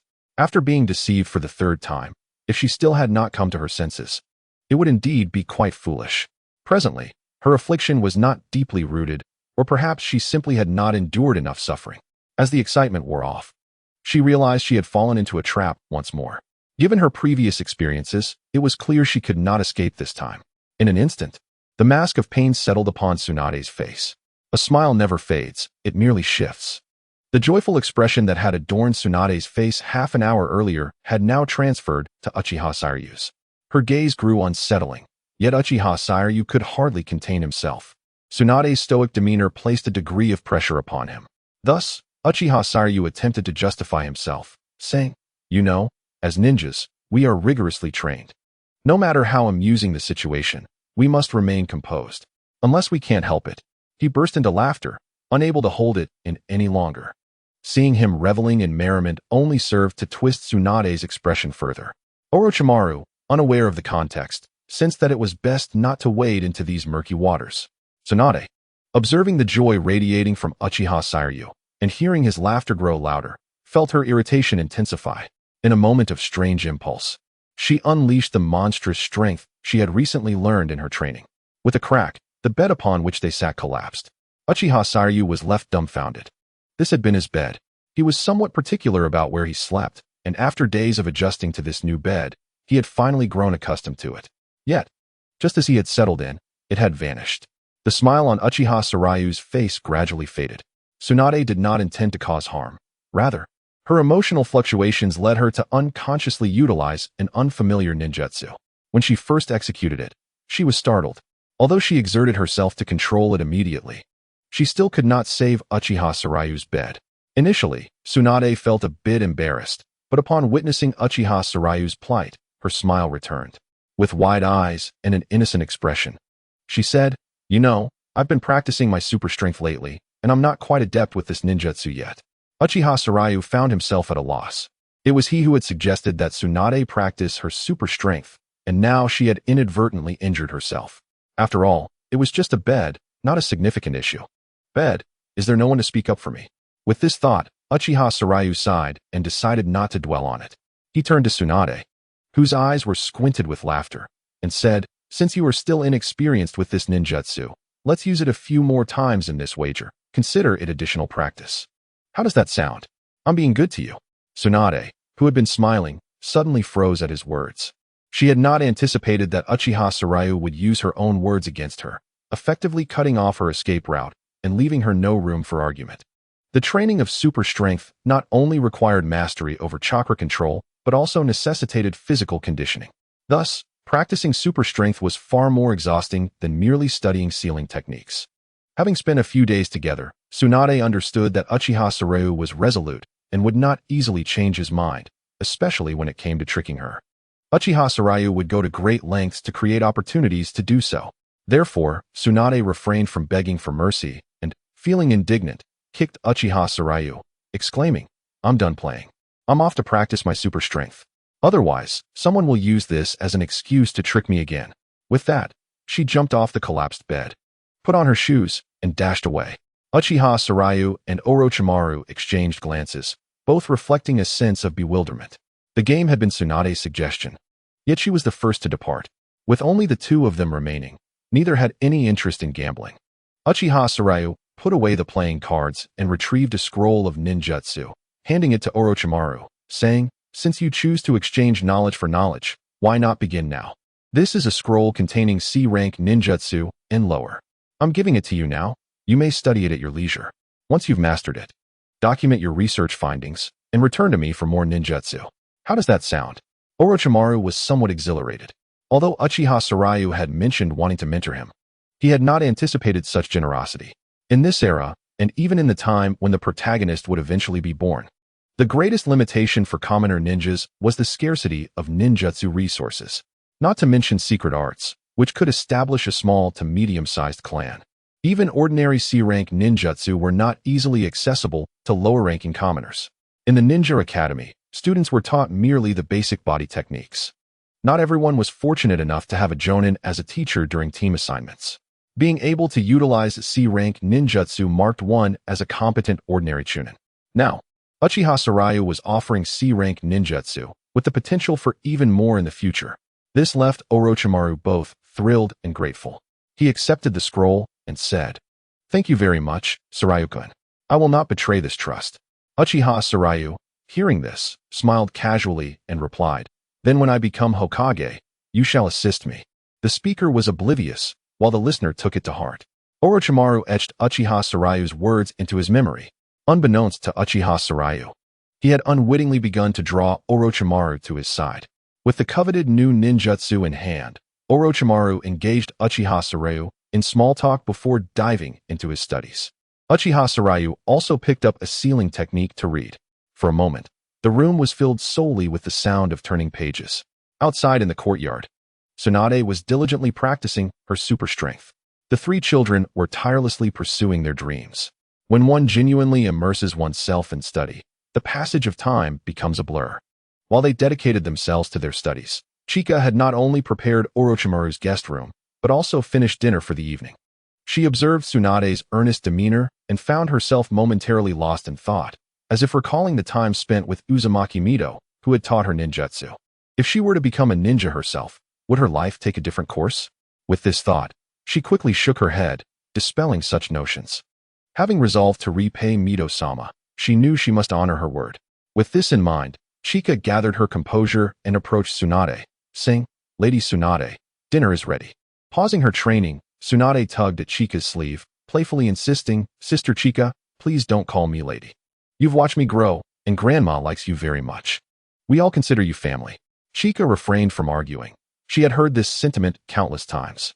Instead, she wiped the sweat from Tsunade's forehead and tidied her disheveled hair from training. Once everything was in order, she smiled gently at Tsunade, who now looked radiant. "Shall we go, Lady Tsunade?" Chapter 38.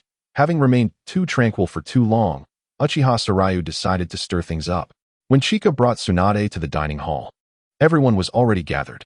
Uzumaki Mido sat at the head of the table, flanked by the previously elusive Senju Yosuke and his spouse, engaged in lively conversation. Orochimaru was seeking Uchiha Sarayu's counsel on some matter. Upon seeing her parents, Tsunade joyfully dashed over to boast about her training achievements. This harmonious scene brought a lovely smile to Chika's face. Seeing Chika standing there, Uzumaki Mito cheerfully said, "Little Chika, come and sit with us." In response, Chika shook her head and politely excused herself. Mito, observing her unwavering stance, did not press the matter. Over the years, no matter how Mito had urged her, Chika had always held herself to high standards. Certain realizations must come from within the individual. Mito set aside such thoughts and turned to Senju Yosuke, asking Yosuke, "Has anything unusual occurred within the clan recently?" Upon hearing this, Senju Yosuke's expression darkened, as if recalling something troubling. After a moment's hesitation, he finally spoke, "Mother, while nothing has happened among the Senju in Konoha, the losses on the battlefield have been significant. They realize they have suffered defeat, which has driven them to act recklessly." Uzumaki Mito was aware of this situation, but felt somewhat powerless. The frantic desperation on the battlefield stemmed from the relatives of those who had perished at the hands of Konoha, seeking vengeance. As the war neared its end, if they did not seek revenge now, they might never have another chance. Mito was exceptionally skilled and adept at sealing techniques, capable of providing effective support on the battlefield to alleviate the Senju's burden. Yet, as a host for the Nine Tails, her presence on the front lines would prolong the already waning conflict. Other ninja clans would not abandon their kin, but rather rally to their aid. Each had their own difficulties, and Mito could not blame anyone else. Thus, she could only extend kindness to the families of those who had sacrificed their lives in Konoha. With a somewhat despondent expression, Mito reflected on the heavy losses the Senju clan had endured in this war. Not only had they suffered immense casualties, but many who had survived the Warring States period had also fallen. Even the second Hokage, Senju Tobarama, had perished before dawn, originally intending to sign a peace treaty. It was unforeseen that both the second Raikage and Hokage perished there. Had it not been for the aggressive faction led by the likes of Kin and Jin, this conflict might have concluded long ago. With no viable options left, Uzumaki Mito resorted to discussing with Senju Yokai how to provide greater compensation for the fallen clansmen. Uchiha Sarayu, listening intently to their conversation, found himself lost in contemplation. Their dialogue revealed a poignant truth. Although the war had reached its conclusion, the number of sacrifices among the Senju had paradoxically increased. This might be linked to the Senju's impending quietus. Uchiha Sarayu pondered whether he could devise a solution. Over the past few days, he had immersed himself in the study of sealing techniques, gaining a deeper understanding of their intricacies. There exists a method within sealing techniques capable of sealing ninjutsu, akin to explosive tags. Thus, could it be possible to seal the sage arts and create a form of emergency medical supplies to treat the wounded? While the notion appeared straightforward, the execution would undoubtedly prove challenging.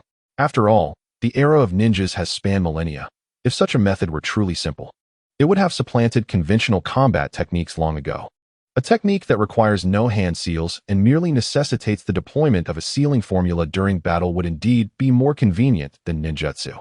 Hence, it is not a matter of feasibility, but rather the reality of its difficulty.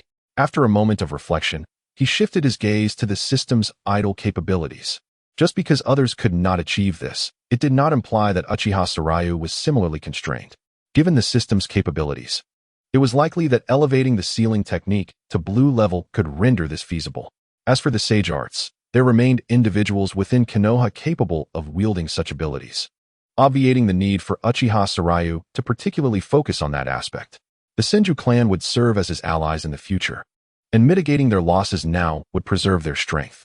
Moreover, given the kindness shown to him by Uzumaki Mito, even a simple act of assistance would not be a burden. Furthermore, should he successfully create a medical seal, it would significantly enhance his reputation, just as Hatake Kakashi's creation of Raikiri catapulted him to fame. Tsunade's enhancement of Konoha's medical system allowed her to reclaim the position of fifth Hokage decades later. The medical seal could be viewed as a synthesis of both innovations.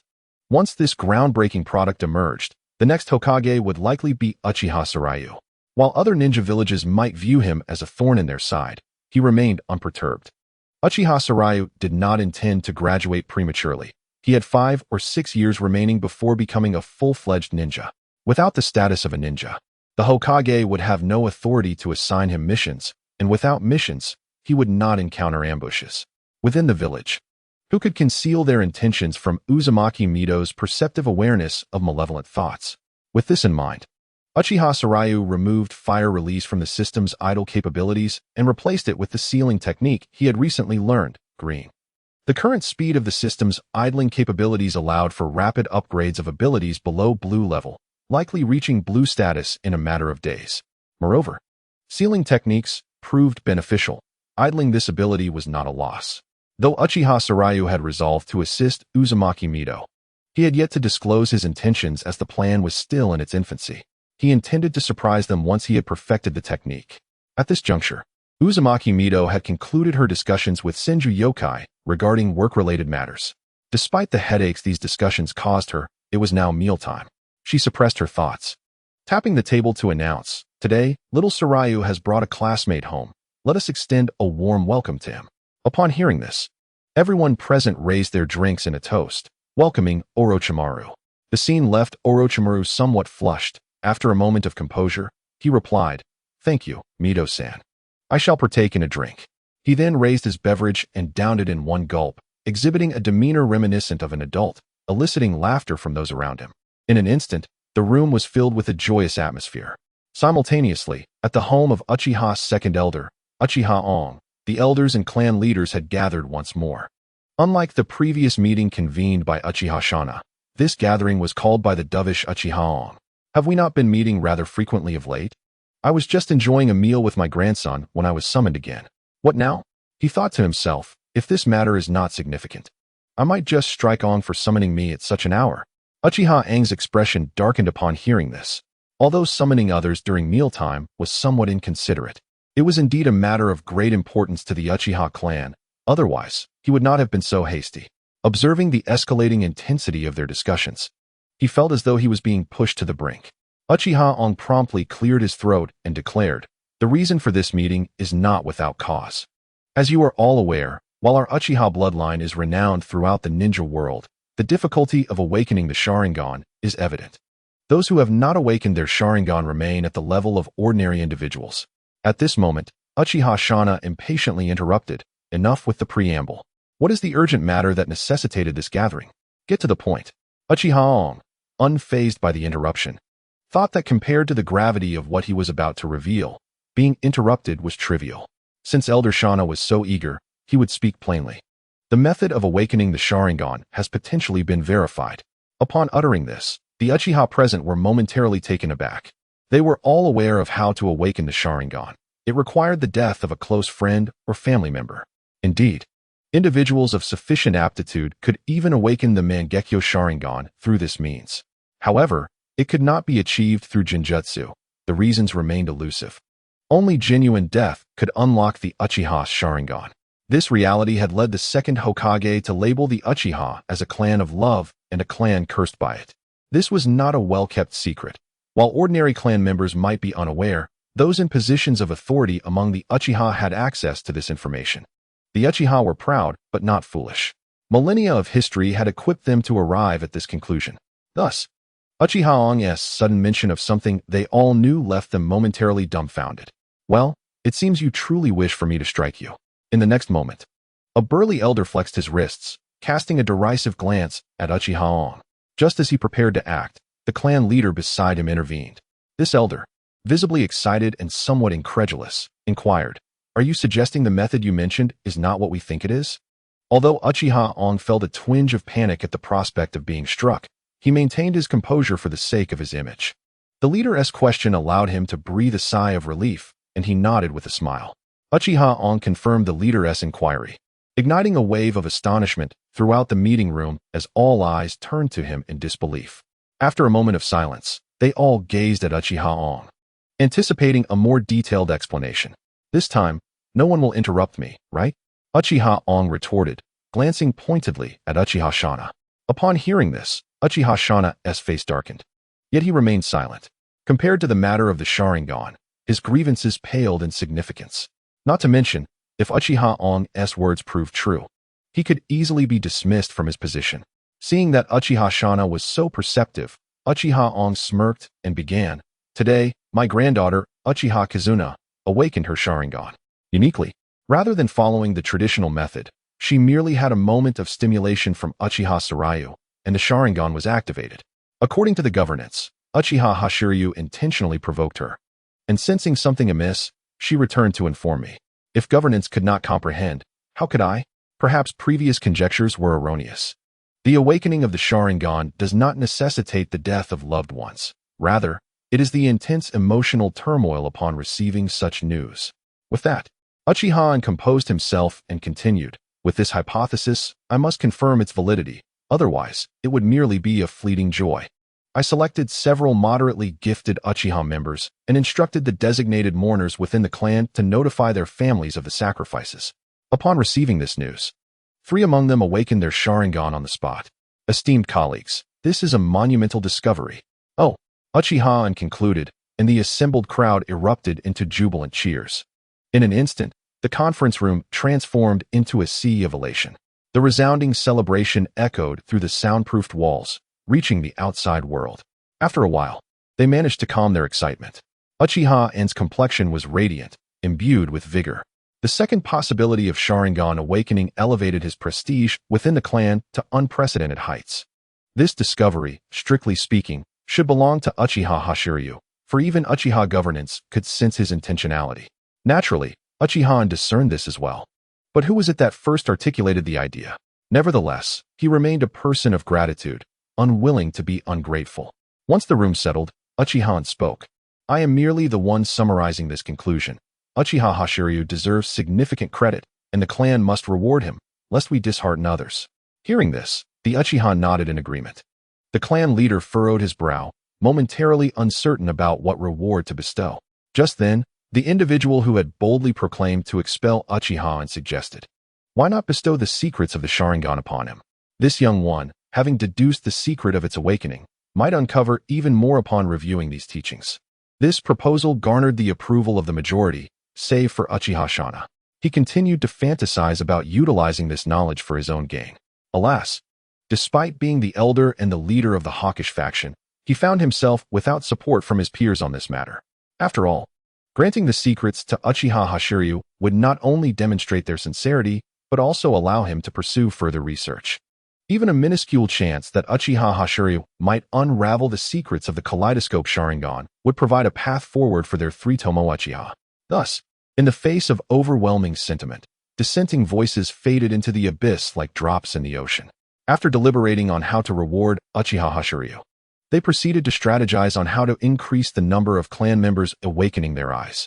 Since they had obtained the secrets of awakening, it would be a waste not to utilize them.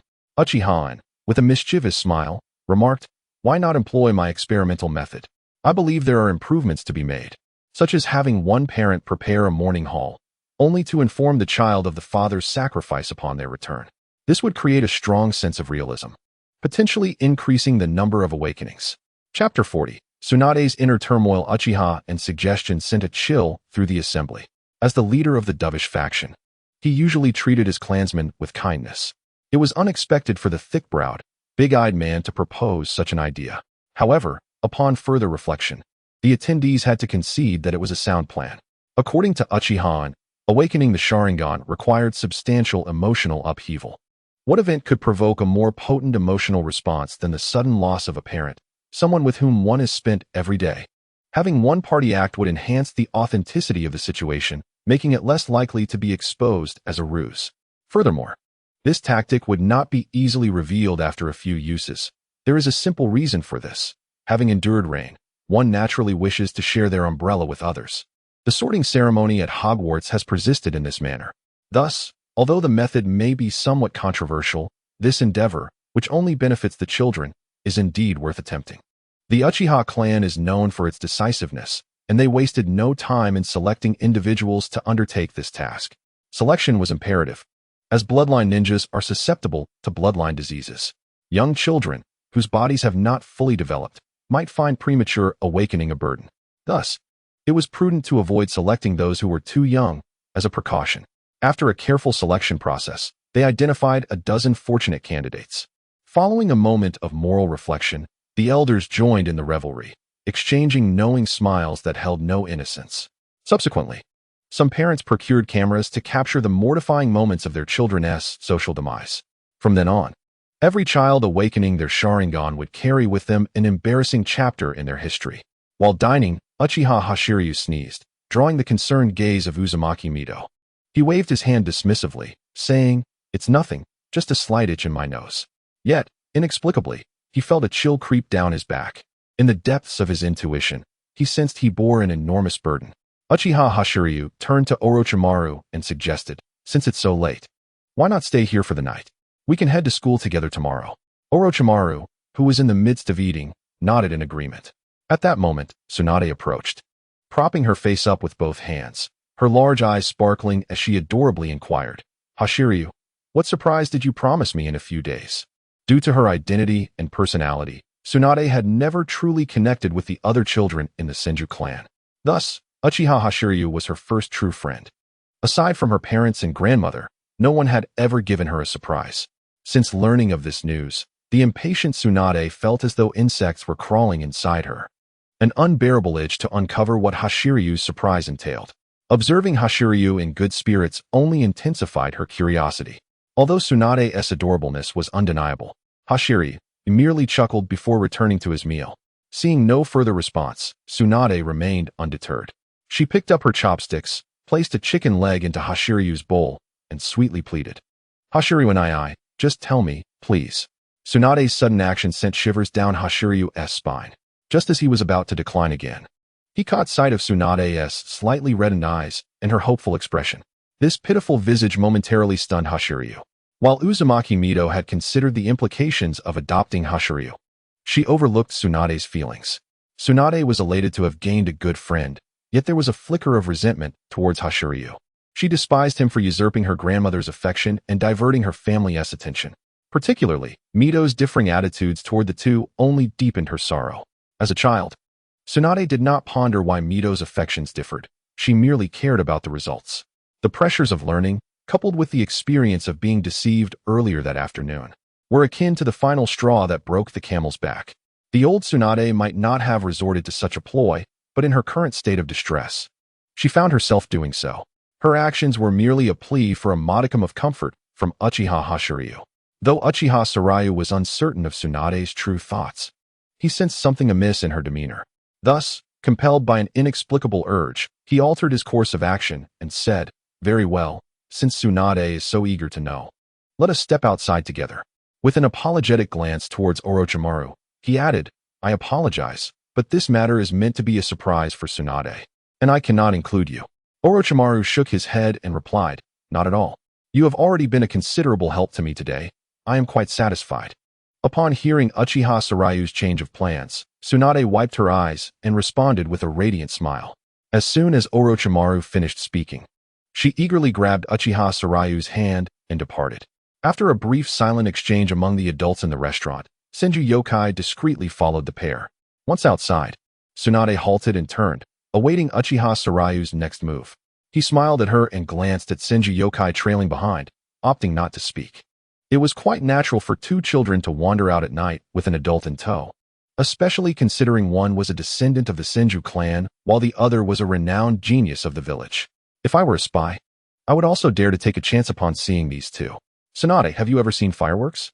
Upon hearing this, Tsunade felt a flicker of disappointment, for she had witnessed many fireworks displays in her time. Nevertheless, she brightened up and replied, "Yes, every year during the festivals in Konoha, there are splendid fireworks shows." Noting the fleeting disappointment on her face, Uchiha Sarayu refrained from explaining and continued, "That's wonderful. I shall take you to see the fireworks." With that, he lifted Tsunade onto his back and vanished in an instant. As Tsunade clung to Uchiha Sarayu, she observed the rapidly retreating scenery, truly appreciating his strength. This power, combined with their time spent together, instilled a sense of security in her, prompting her to unconsciously rest her face against his back.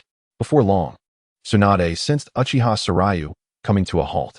Upon opening her eyes, she discovered they had arrived at the highest point in Konoha, Hokage Rock. "We've arrived. You can get down now," she heard a muffled voice say. Tsunade's cheeks flushed as she feigned nonchalance and leaped off Uchiha Sarayu's back. In that moment, she exuded a charmingly naive cuteness. Uchiha Sarayu chuckled softly, choosing not to tease her as he had before. Instead, he gently asked Tsunade, "Have you ever seen a firework that resembles you?" As soon as he finished speaking, a massive flame soared into the sky. In the next instant, A firework shaped like Tsunade's smiling face illuminated the heavens above Konoha, casting a glow upon her heart. Chapter 41. Uchiha Sarayu's grand display. At this moment, dusk had settled. The night enveloped Konoha, and stars began to twinkle in the sky. Following the initial burst of the smiling firework, an array of fireworks ascended into the sky. The vibrant blossoms of color unfurled, resembling a field of multicolored flowers.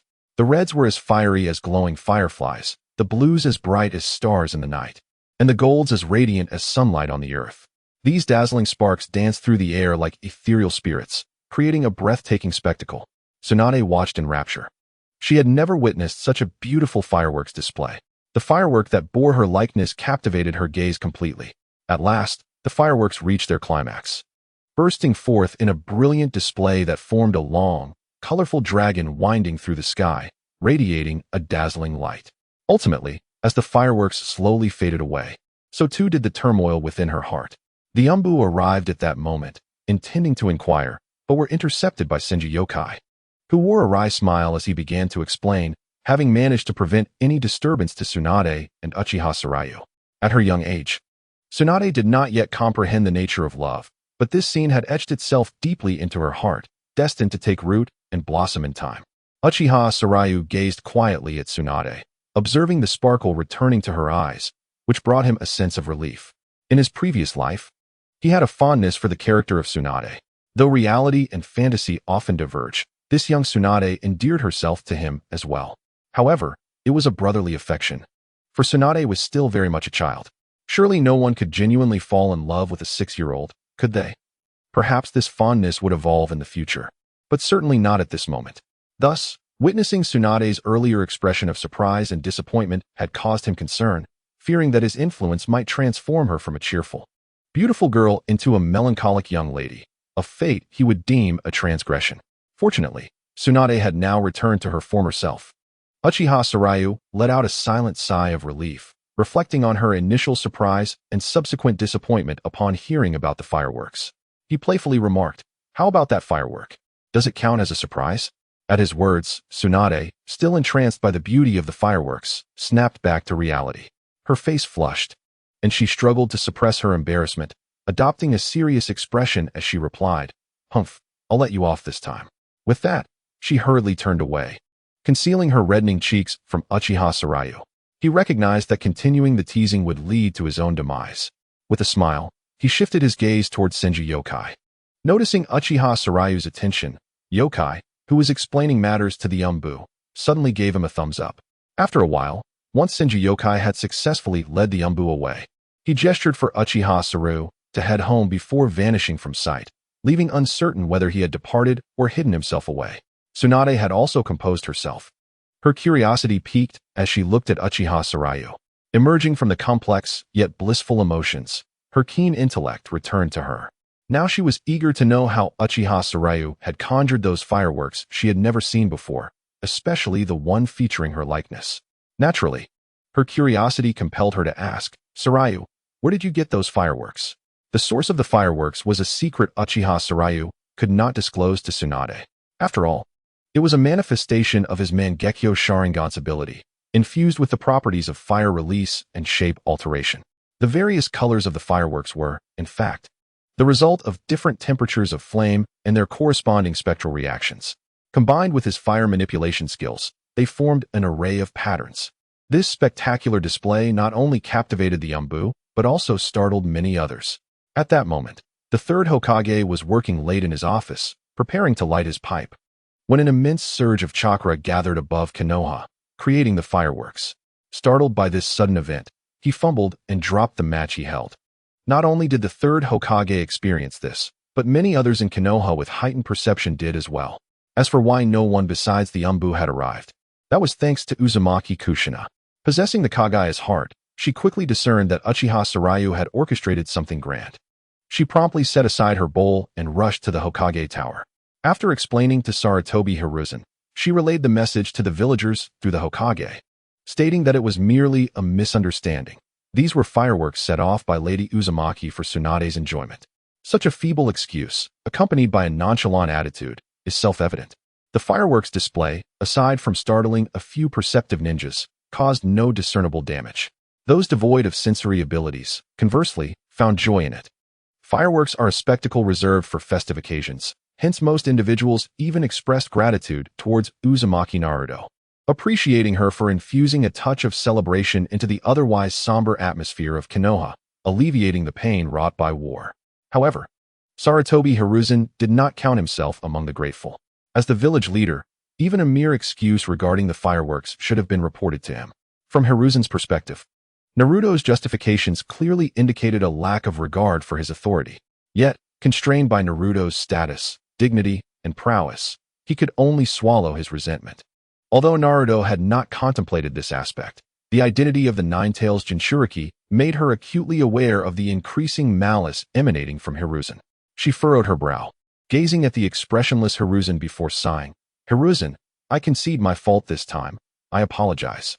Upon hearing this, Hiruzen's demeanor softened slightly, though the underlying tension in his heart remained unaltered. Naturally, this did not escape Naruto's perception. She had shouldered the responsibility for the incident to ensure that the information regarding Uchiha Shinkuro remained confidential. Logically, the fault lay with Uchiha Shinkuro. However, before the situation could escalate, Naruto had promptly provided an explanation, thus mitigating any significant repercussions. As Hokage, if Hiruzen were to be so petty, it would be truly alarming, for it would imply jealousy towards the capable youth, hindering the next generation's rise. Moreover, harboring malice towards the village's Nine-Tails Jinchuriki was far from prudent. At that moment, Naruto felt a pang of sorrow. She understood that the once carefree young monkey could never return. Yet, she remained oblivious to the fact that power is a distorting weapon. While some individuals manage to retain their essence in the face of authority, Hiruzen evidently did not belong to that category. Chapter 42. After the fireworks, in stark contrast to Naruto's circumstances, a jubilant atmosphere enveloped Tsunade's vicinity. When Tsunade inquired about the origin of the fireworks, Uchiha Shinkuro deftly evaded the question. Ultimately, however, Tsunade's superior skill prevailed. Uchiha Shinkuro, resigned, gazed at Tsunade, who clutched his garment tightly, and raised his hands in a gesture of defeat. "All right, you've bested me. I cannot divulge the source of the fireworks now. It would serve neither of us well. Instead, let us make a pact." Upon hearing the word pact, Tsunade's eyes brightened. She had never before made an agreement with anyone. After a moment of contemplation, she nodded in acquiescence. Seeing her agreement, Uchiha Shinkuro continued, "If you have not uncovered the secret of the fireworks by the time you graduate from the Ninja Academy, I shall reveal it to you. As compensation, I will take you to see them once a year. How does that sound?" When Tsunade realized she would have to wait until graduation to learn the secret, she momentarily hesitated. However, upon hearing Uchiha Shinkuro's promise of an annual viewing, she nodded vigorously, as if her head were a bobblehead. Uchiha Shinkuro could not suppress a chuckle at her enthusiasm, which made Tsunade blush, causing her to gradually cease nodding. Her gaze wandered, and she whispered, "Thank you, Shinkuro." Uchiha Shinkuro, aware that he should not press her on why she was thanking him, turned away and crouched down, gesturing for her to climb onto his back. It was time to return home. Tsunade's cheeks flushed crimson, yet she obediently complied. Throughout their journey, silence reigned, for all that needed to be said lingered in their hearts. The bond between them, at that moment, was unbreakable. Upon their return to the Senju compound, they found Naruto seated in the middle of the living room. Uchiha Shinkuro could not help but recoil slightly. He had not informed her of his escapade beforehand, and the resultant chaos had been rather significant. The immense chakra gathering above Konoha might have led some to believe an attack was underway. That he could return home unscathed rather than facing interrogation from the Umbu was likely due to Naruto's intervention. Acknowledging his error, Uchiha Shinkuro could only offer a sheepish smile.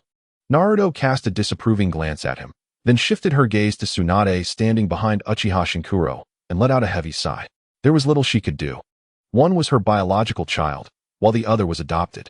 Both were precious to her, and she could not bear to reprimand them harshly. With a serious tone, Naruto advised, "Shinkuro, should you wish to engage in such activities in the future, it would be prudent to inform me in advance. I possess some influence in Konoha, and such matters can easily be arranged if reported ahead of time. This will be a one-time exception. How does that sound?" At this, Uchiha Shinkuro transformed into a nodding chicken, vigorously affirming her words. Yet, after a moment's hesitation, he voiced, "Then I shall report it, every year at this time." We will have a fireworks display.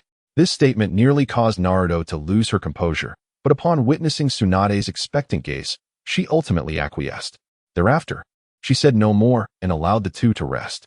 Naruto was quite curious about how Uchiha Shinkuro had accomplished such a feat.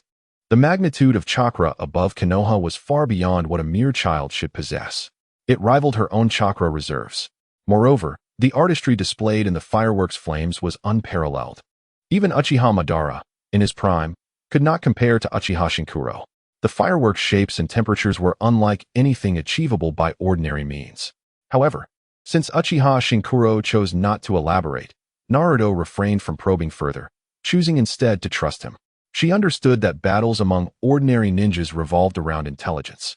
Haiden's immortality was unknown to Asuma, leading to his downfall. While armed with information, Shikamaru executed a successful counterattack. Jiraiya's intelligence gathering equipped Naruto Uzumaki with the knowledge necessary to triumph over pain. Of course, these instances pertain to typical ninja confrontations. The clashes between figures like Uchiha Madara and Senju Hashirama reached unprecedented heights. Even with the knowledge of Madara's strategies, could one truly confront the towering Susanoo or capture the Nine Tails as effortlessly as one might grasp a chick? While Naruto remained uncertain of Uchiha Shinkuro's true capabilities, safeguarding a ninja's techniques was a form of protection for that ninja. The most effective way to preserve a secret is to ensure that only the bearer knows it. Thus, as long as Uchiha Shinkuro kept his secrets, she would not interfere. Naruto's attitude also influenced Senju Yasui, who refrained from inquiring further. Consequently, the matter passed with much ado about nothing. The following morning, after breakfast, Uchiha Shinkuro, Tsunade, and Naruto set off for the academy. Upon arrival, they discovered their classmates engrossed in discussions about the previous night's fireworks, speculating about the identity of the culprit. Some, hailing from families with sensory ninjas, whispered among themselves. Uchiha Shinkuro and Tsunade exchanged knowing glances, recognizing the shared amusement in each other's eyes, yet they tacitly opted not to join the discussions regarding the fireworks. Orochimaru, with his pallid complexion, displayed a hint of confusion. Have I missed something?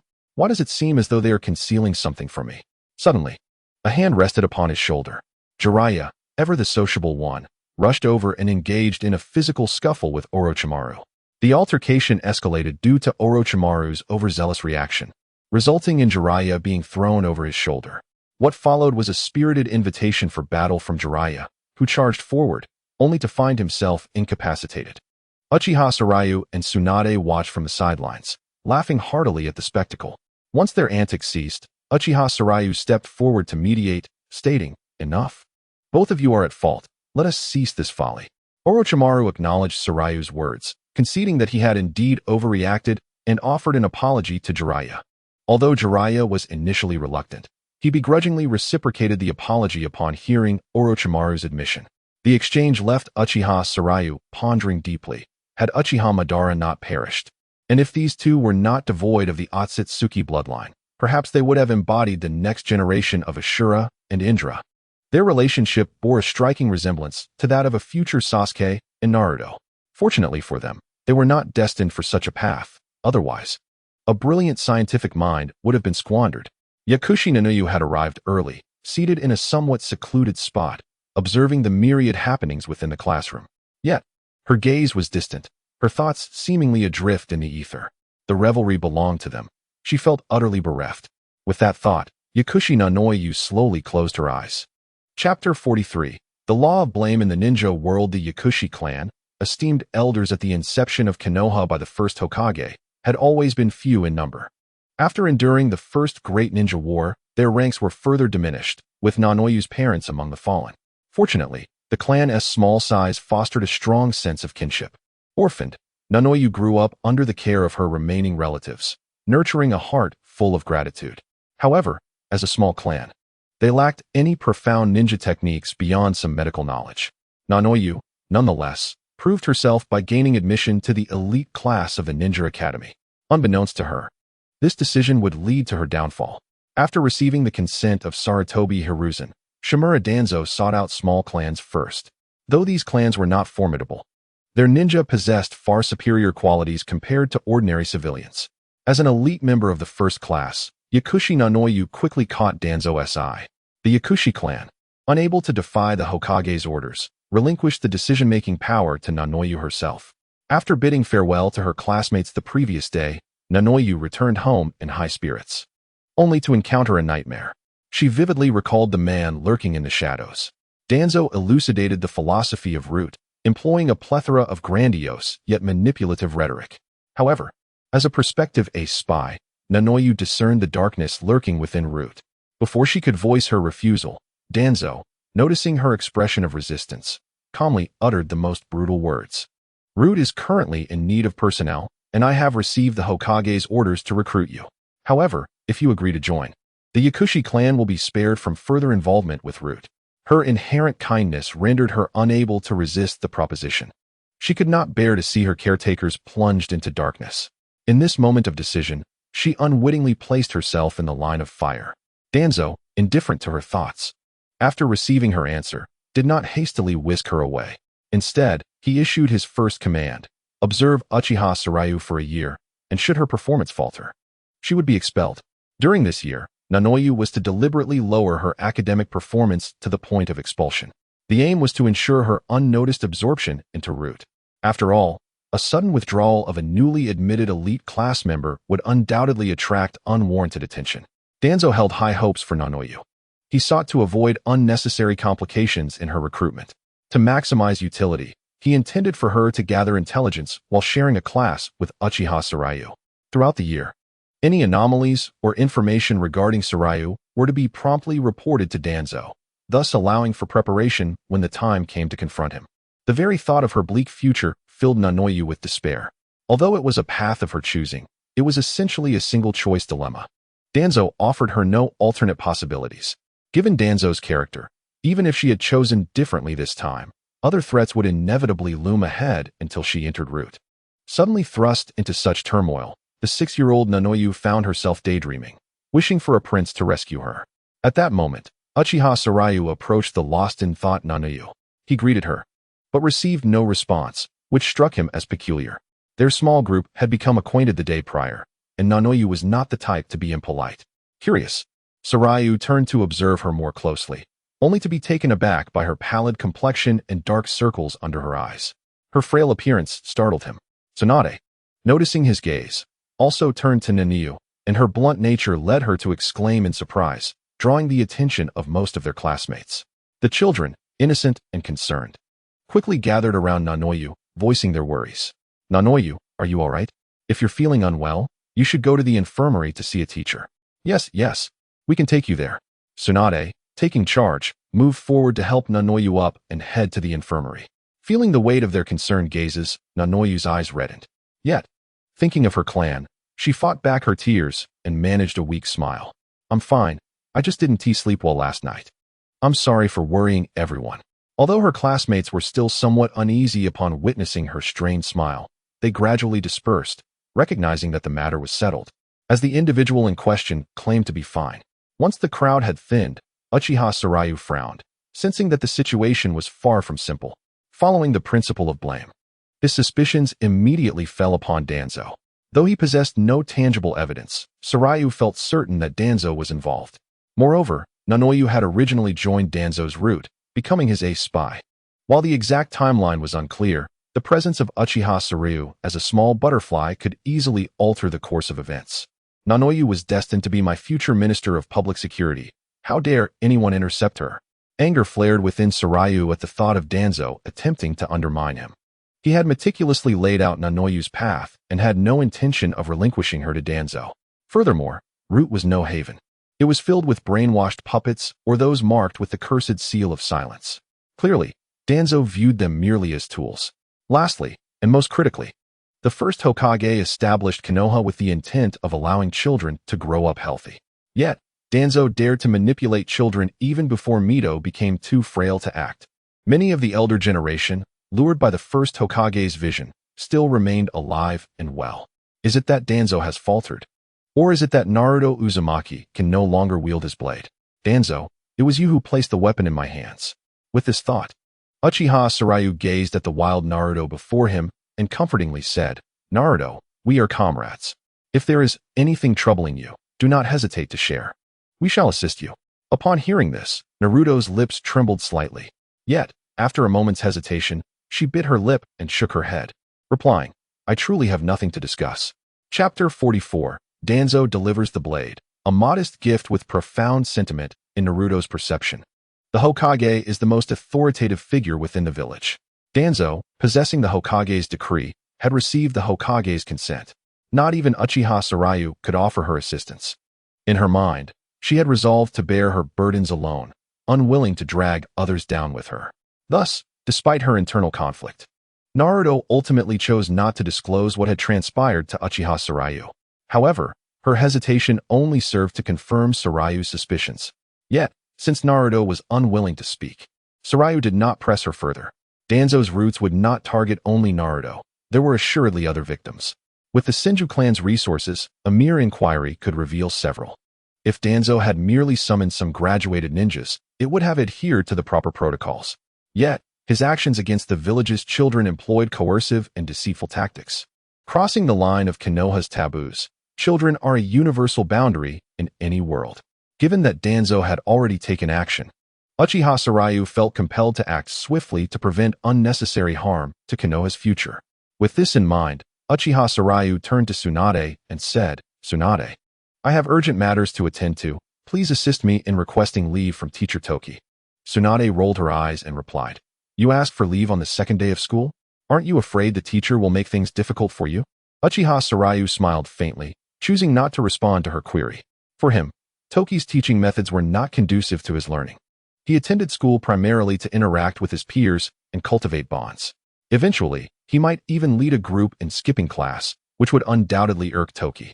However, a teacher capable of managing the class would not be naive. As long as Sarayu maintained his grades, Toki would likely turn a blind eye. Thus, he was unconcerned about Tsunade's warnings. He gestured towards Naruto, saying, I implore you, I have something of great importance to discuss with Granny Uzumaki, and it pertains to Naruto. Although Tsunade was unaware of the specifics of Sarayu's concerns regarding Naruto, his earnestness indicated the gravity of the situation. Consequently, Tsunade adopted a serious demeanor and agreed to help Sarayu secure his leave. After receiving her nod, Uchiha Sarayu turned and departed. Witnessing this unfold, Naruto was filled with emotion yet felt powerless to halt Sarayu's actions. Just as she succumbed to her indecision, Uchiha Sarayu had already vanished. As he disappeared, Naruto hastily stood, intending to chase after him to prevent this course of action. However, as she reached the doorway, Sarayu's figure blurred and vanished in an instant. She extended her hand, wishing to say something. Tsunade approached the distressed Naruto and offered comfort. Do not fear. Sarayu is not one to act without assurance. Moreover, I shall be here to support him. Naruto, still not yet the future priestess, remained kind-hearted yet lacked the resilience she would one day possess. Especially upon witnessing Uchiha Sarayu's readiness to intervene, she could no longer bear the weight of it all and broke down in tears. Her weeping left Tsunade momentarily at a loss, prompting her to gently embrace Naruto. After leaving the classroom, Uchiha Sarayu utilized the body flicker technique to hasten his journey. Although it consumed more stamina and chakra than a leisurely run, the expenditure was negligible compared to the speed it afforded him. In no time, he arrived at the Senju estate. Uzumaki Naruto was seated on a chair, basking in the sun and sipping tea. Upon seeing Uchiha Sarayu return, she was slightly surprised, but not overly so. She understood that Sarayu was a discerning child. He would not return without cause. Indeed, the next moment, Uchiha Sarayu uttered words that made her pupils widen. Granny Uzumaki, I suspect there are individuals in the village targeting children. At this, Uzumaki Naruto stood up straight, her posture tense. Those who survived the Warring States period were acutely aware of its brutality, where hatred and greed intertwined across the land. In the pursuit of vengeance against other ninja clans, the hopes of future generations were ruthlessly extinguished. Children born into ninja clans were always at risk of assassination. In crucial moments, they were expected to take up weapons and sacrifice themselves on the battlefield. The Uzumaki clan was no exception. Many children fell victim at a young age. During that time, every parent lived in trepidation, fearing their child might vanish by dawn. Senju Hashirama founded Konoha to ensure children could grow up safely, free from the constant fears that plagued adults. Yet now, Uchiha Sarayu had revealed that someone had laid malevolent hands upon children. This revelation struck Uzumaki Naruto with disbelief, quickly followed by a wave of fury. Observing her darkening expression, Uchiha Sarayu continued, "There is a girl in our class who appears to be under threat." After this, he refrained from elaborating further. Uzumaki Naruto, being an astute individual, would take the initiative to investigate. Therefore, it was best to allow the truth to unfold. Especially since Sarayu had not wronged Danzo, he had indeed committed these acts. Uzumaki Naruto soon regained her composure, taking a deep breath before exhaling slowly. She turned to Uchiha Sarayu and said, "I will look into this matter. For now, do not make it public. Bring that girl to me. Let her stay here for the time being." Sarayu nodded in agreement, then added, "Granny, I have already secured my leave today. Why not allow me to accompany you in the investigation? I already have some ideas." Uzumaki Naruto regarded Uchiha Sarayu with surprise, uncertain of his intense commitment. Little did she know, he had long desired to confront Danzo. If one were to inquire who Sarayu found most disagreeable in Konoha, it would undoubtedly be Danzo. Now, he possessed not only sufficient strength, but also the backing of the two prominent clans, Senju and Uchiha, with Danzo delivering the blade directly into his grasp. Failing to act would feel like a disservice to the opportunity presented. Uzumaki Naruto initially considered rejecting his offer. However, upon hearing his mention of having a plan, she squinted thoughtfully for a moment before responding. "Very well, let us proceed to the Hokage's office together." Chapter 45. Going with the flow. Having resolved to take Uchiha Sarayu along, Uzumaki Naruto wasted no time. However, to avoid raising suspicion, she opted for a discreet visit to the Hokage's office, instructing the Hokage to investigate the situation privately. Upon hearing this plan, Uchiha Sarayu internally commended her prudence. "You are leading one to self-investigate, which could yield no results." However, he did not persuade Uzumaki Suiryu to alter her approach. Up to this point, everything stated by Uchiha Sarayu has been mere speculation. The medicinal practitioner, Yanoyu, has remained silent, and there is currently no other evidence. Moreover, merely meeting the Hokage suffices. For after that encounter, the matter can be conclusively defined, identifying the shadowy hand as a rogue ninja targeting children. Entrusting this investigation to Sarutobi Hisashi may indeed lead to little discovery, or perhaps someone may take the fall. Yet, it is not solely Sarutobi Hisashi who can unveil the mastermind. Given Uzumaki Suiryu's experience, she will undoubtedly sense something amiss after her meeting with the Hokage. At that point, Uchiha Sarayu will persuade her to enlist the Uchiha police force to investigate the matter. Suiryu's adoption of Sarayu signals goodwill towards the Uchiha clan. The police force bears this responsibility, hence the Uchiha cannot shirk their duty in this regard. Although the relationship between the Uchiha and Danzo is not as fraught as it would be in later years, it is certainly not amicable. The Uchiha possess considerable capabilities, and with subtle guidance, they can swiftly pinpoint their target. Even if we hypothetically consider that Danzo manages to cover his tracks flawlessly, Sarayu remains confident in persuading Yanoyu to reveal the truth. Furthermore, given Danzo's temperament and abilities, he is unlikely to succeed in such an endeavor. Thus, unmasking Danzo is merely a question of time. Even if Sarutobi Hisashi attempts to shield Danzo and mitigate the situation, it will be futile. The matter has already been defined and has become common knowledge among the villagers of Konohagakure. By that time, Danzo will suffer severe repercussions. In this entire affair, Uchiha Sarayu need not exert excessive effort. He merely has to let events unfold naturally and wait for the opportune moment to push Danzo into a corner. The Hokage building remains as tranquil as ever. This marks Uchiha Sarayu's second visit here. The first time, he was brought by the Umbu, while this time, he is accompanied by Uzumaki Suiryu. The two experiences cannot be compared. Upon arriving, the guarding ninjas, upon recognizing her purpose, did not even announce her presence, but instead led her forward. On their way, everyone who encountered Uzumaki Suiryu greeted her warmly, with some female ninjas displaying expressions of adoration akin to that of fans meeting an idol. Thus, they traversed the path to the Hokage's office without hindrance, the ease of their passage akin to returning home. This exaggerated display left Uchiha Sarayu in awe. It is no wonder that the Senju and Uzumaki clans eventually vanished, with even Senju Hashirama meeting his demise. Sarutobi Hisashi does not possess the strength to suppress such a powerful subordinate's reputation. If no action is taken, one day Senju Hashirama may very well rise to power. At this moment, Uzumaki Suiryu pays little heed to Uchiha Sarayu's thoughts, they have already encountered Sarutobi Hizashi. Hizashi cast a brief glance at Uchiha Sarayu before approaching Suiryu with a broad smile. Lady Suiryu, is there something you wish to discuss today? Feeling Hizashi's increasingly palpable malice, Suiryu's already troubled mood regarding the children's matter worsened. She understood that Hizashi's hostility stemmed from Uchiha Sarayu. Sarayu had become the future star of Konoha, a bridge between the village and the Uchiha clan. Renowned as a prodigious child, he is viewed as a pillar for Konoha's future.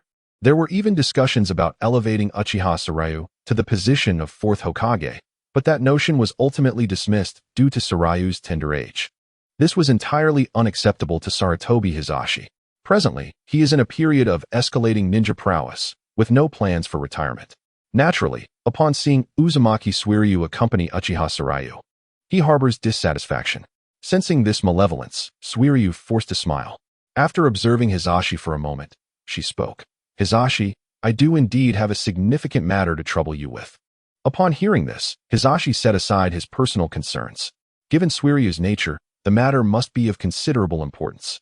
With the battle still ongoing, any complications arising from the Senju front would be regrettable.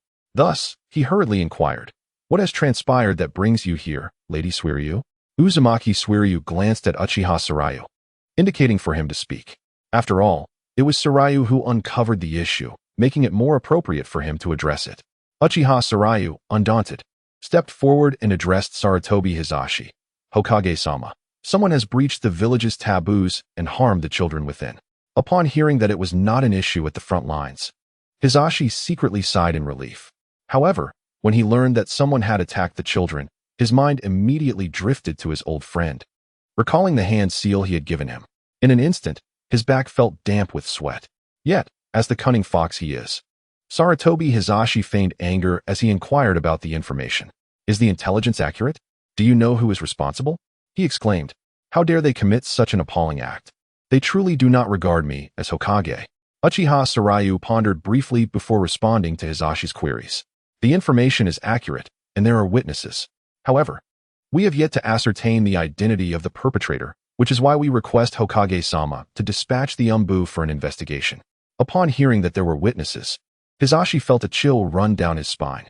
Yet, when he learned that the identity of the shadowy figure remained unknown, relief washed over him. Finally, when he discovered that Uzumaki Suiryu sought him out to investigate the mastermind, his heart completely relaxed. Although Hizashi could not definitively conclude that Danzo was responsible, given his familiarity with Danzo, it was highly likely. Thus, when asked to investigate, Hizashi felt fortunate. This presented an opportunity for him to maneuver. At worst, he could find someone to take the fall.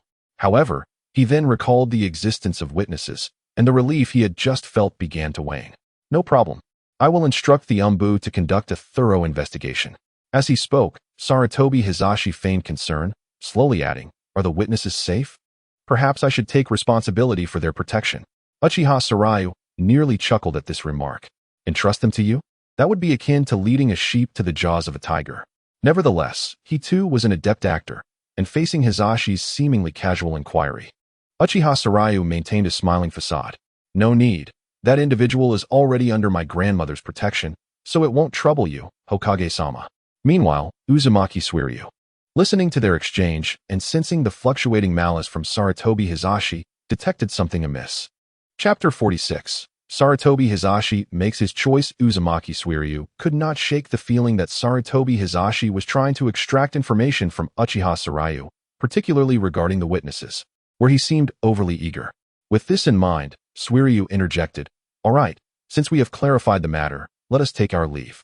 Without waiting for Hizashi to inquire further, she took Uchiha Sarayu's hand and turned to depart. Upon reaching the door, Uzumaki Suiryu paused and, with a significant look, said, Hizashi, you are Hokage. Do not let me down. The latter statement was a silent admonition to herself. The power of the Hokage should not be wielded to shield criminals.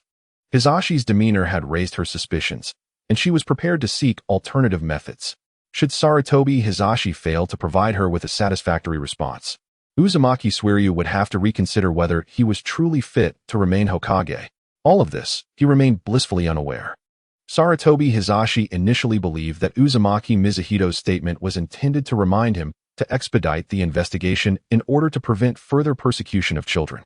After delivering his message, Mizuhito grasped Uchiha Sarayu's arm and departed without a backward glance.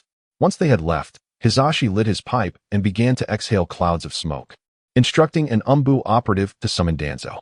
No sooner had he spoken than a shadow flitted across the room, where moments ago no one had been present. An Umbu member knelt on one knee, head bowed as he replied, "Yes, understood." Only upon receiving a nod from Hisashi did he vanish to locate Danzo. Before long, Danzo, with his perpetually grim demeanor, stood before the Hokage. "Hisashi, what brings you to summon me?" Hisashi remained silent, merely gazing at Danzo. This scrutiny made Danzo uneasy, prompting him to inquire, "What sort of individuals has your root been recruiting lately?" At this, Danzo's pupils constricted, though he quickly regained his composure. "Just a few lower-ranked ninja who have received their headbands, all sanctioned by you. Is there a problem?" Hisashi, well acquainted with his old friend, perceived the slight hesitation in Danzo's response. He knew instantly that the person Mizuhito referred to as a perpetrator against children was none other than Danzo himself. Overwhelmed by indignation, Hisashi seized Danzo by the collar. "You fool! Do you not realize that harming children will lead to your downfall? Mizuhito is already aware of this and has tasked me with an investigation. Are you truly so oblivious?" In his fury, he thrust Danzo away, causing him to stumble to the ground in shock. Danzo was genuinely taken aback. He had only acted within the last day, and aside from a few personal interests, the majority of recruits had been sourced from Root. How could this matter have escalated to Mizuhito? Did everyone know? Nevertheless, he was not entirely foolish. Recognizing the gravity of the situation, he quickly scrambled to his feet and approached Hisashi, forcing a smile onto his face. "Since Mizuhito has entrusted this matter to you, I should be in the clear, right?" Hisashi composed himself, taking a deep draw from his pipe. He regarded the smirking Danzo with disdain. "Speak honestly. Have you laid hands on any children?" The moment the words left his lips, Danzo's grin faltered. His actions had not merely involved a few children. He had targeted them all. Danzo aimed to cultivate Root as his own domain, carefully selecting only the most promising candidates. Adult ninja from other clans were notoriously difficult to brainwash, and even with the use of the cursed seal, it would only prevent them from divulging information about Root and him. He could not compel them to serve him wholeheartedly. Furthermore, those with exceptional talent were already gaining notoriety, making it impossible to recruit them without attracting attention. Conversely, he dismissed those lacking potential, opting exclusively for the young. While this approach might yield gradual results, the advantages were manifold. Hisashi, witnessing Danzo's demeanor, felt an ominous premonition. With disbelief, he asked, "You haven't recruited an entire cadre of children, have you?" Beads of cold sweat formed on Danzo's brow, yet he stubbornly asserted, "Indeed, this strategy can work." Before he could finish, Hisashi unleashed a kick that sent Danzo flying across the room. At the peak of his power, Hisashi's furious strike left Danzo considerably injured. Leaning against the wall, Danzo's labored breaths betrayed his discomfort. "Danzo, if you wish for your demise, do not drag me into it. Return the orders." After a couple of harsh coughs, Danzo replied, "I will return the orders, but a portion of the children has already reached Root. What should we do now?" Hisashi, overwhelmed with frustration, extinguished his pipe. He paced back and forth, hesitating. The third Hokage could not have anticipated Danzo's extreme actions, with the situation having escalated to this extent. Even if he sought to pin the blame on someone else, the children would serve as undeniable evidence. Yet, the thought of disposing of these children weighed heavily on Hisashi's conscience. Ultimately, despite his shortcomings and his affinity for power, Hisashi harbored genuine affection for Konoha. If Danzo had captured children from other villages, he would have dealt with it without hesitation. However, these were children of Konoha, the budding leaves of the village. Allowing them to wither away was a burden he could not bear. Danzo, lacking such qualms, was capable of orchestrating scenarios where mothers and children turned against each other. How could he balk at this trivial matter? Danzo's intent was clear, to eliminate the children and eradicate the evidence. Yet, observing Hisashi's indecision, he refrained from pressing. At this moment, Danzo's sole salvation lay with Hisashi. Should he be found guilty, the lightest punishment would be a life sentence. The worst could be execution. After a prolonged internal struggle, Hisashi finally resolved to act. For him, there were only two paths available. One was to destroy the evidence, fabricate a cover-up to frame it as a plot from another village. The other was to eliminate Danzo on the spot to prevent any repercussions for himself, particularly since the orders had originated from him. Danzo, I am entrusting this matter to you." Having spoken, Hisashi moved to the window, gazing out at Konoha, lost in thought. Ultimately, he could not forsake his friendship with Danzo, choosing to abandon the children instead. One could hardly blame Danzo for later attempting to assassinate him. After all, forgiveness would come in the end. Danzo, overjoyed, struggled to rise, wiping the blood from the corner of his mouth and gasping for breath. "Leave it to me, Hisashi." In the meantime, Uchiha Sarayu and Uzumaki Mizuhito, having departed, lapsed into silence until Mizuhito could no longer contain herself. "Sarayu, do you know something?" Chapter 47. The Uchiha clan joins the investigation. Hearing this, Uchiha Sarayu chuckled softly. "How could I? I merely have a few suspects." Upon reflection, Mizuhito pondered and seemed to strike upon a realization. "Are you suggesting that this matter is related to those around Sarutobi?" Sarayu was not surprised that Mizuhito had deduced this. After all, Hisashi's behavior had indeed raised suspicions. As Hokage, he had no need to harm children, as it would bring him nothing but ruin. Since he was not the one responsible, yet still exhibited peculiar behavior, it indicated that someone else was orchestrating events from the shadows.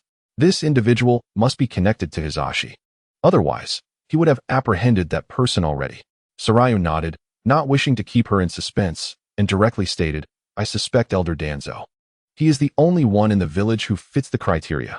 I've also heard he established a new division called Root, and this recent conflict has taken a toll on it. Thus, Danzo has a motive to abduct children for the purpose of nurturing his own department." Upon hearing this, Mizuhito's previously muddled thoughts crystallized instantly. She felt a pang of regret for having sought out Hisashi in order to avoid alarming anyone, only to realize her actions had been counterproductive. Although Sarayu had promptly informed her of this revelation, it was likely that some children had already fallen victim. Mizuhito's actions now risked further endangering those innocent lives. Observing Mizuhito's troubled expression, Sarayu offered reassurance. "Do not despair, Mizuhito. We still have time. If Danzo is indeed behind this, he will likely act swiftly to eliminate any evidence upon learning that we are onto him. There exists a time gap, which we can exploit by monitoring Danzo closely, thereby giving us the opportunity to rescue those children." After listening, Uzumaki Mizuhana carefully observed Uchiha Sarayu and remarked with a hint of nostalgia, "At times, you truly seem more mature than your years." After expressing her sentiments, she found herself in a quandary. The Senju clan was severely understaffed. No matter how formidable Danzo might be, he was not someone easily monitored by a mere Chunin or Genin. The clan's elite were stationed at the front lines, and she could not afford to withdraw them from the battlefront. Going herself would be too conspicuous, and utilizing transformation techniques would only increase the likelihood of detection. With these thoughts in mind, she turned her gaze towards Uchiha Sarayu, hoping he would provide a solution. Uchiha Sarayu had anticipated this moment. He gestured towards his clan emblem, and, upon seeing the dawning comprehension on Mizuhana's face, said, "Currently, there are few in the village capable of keeping an eye on Danzo.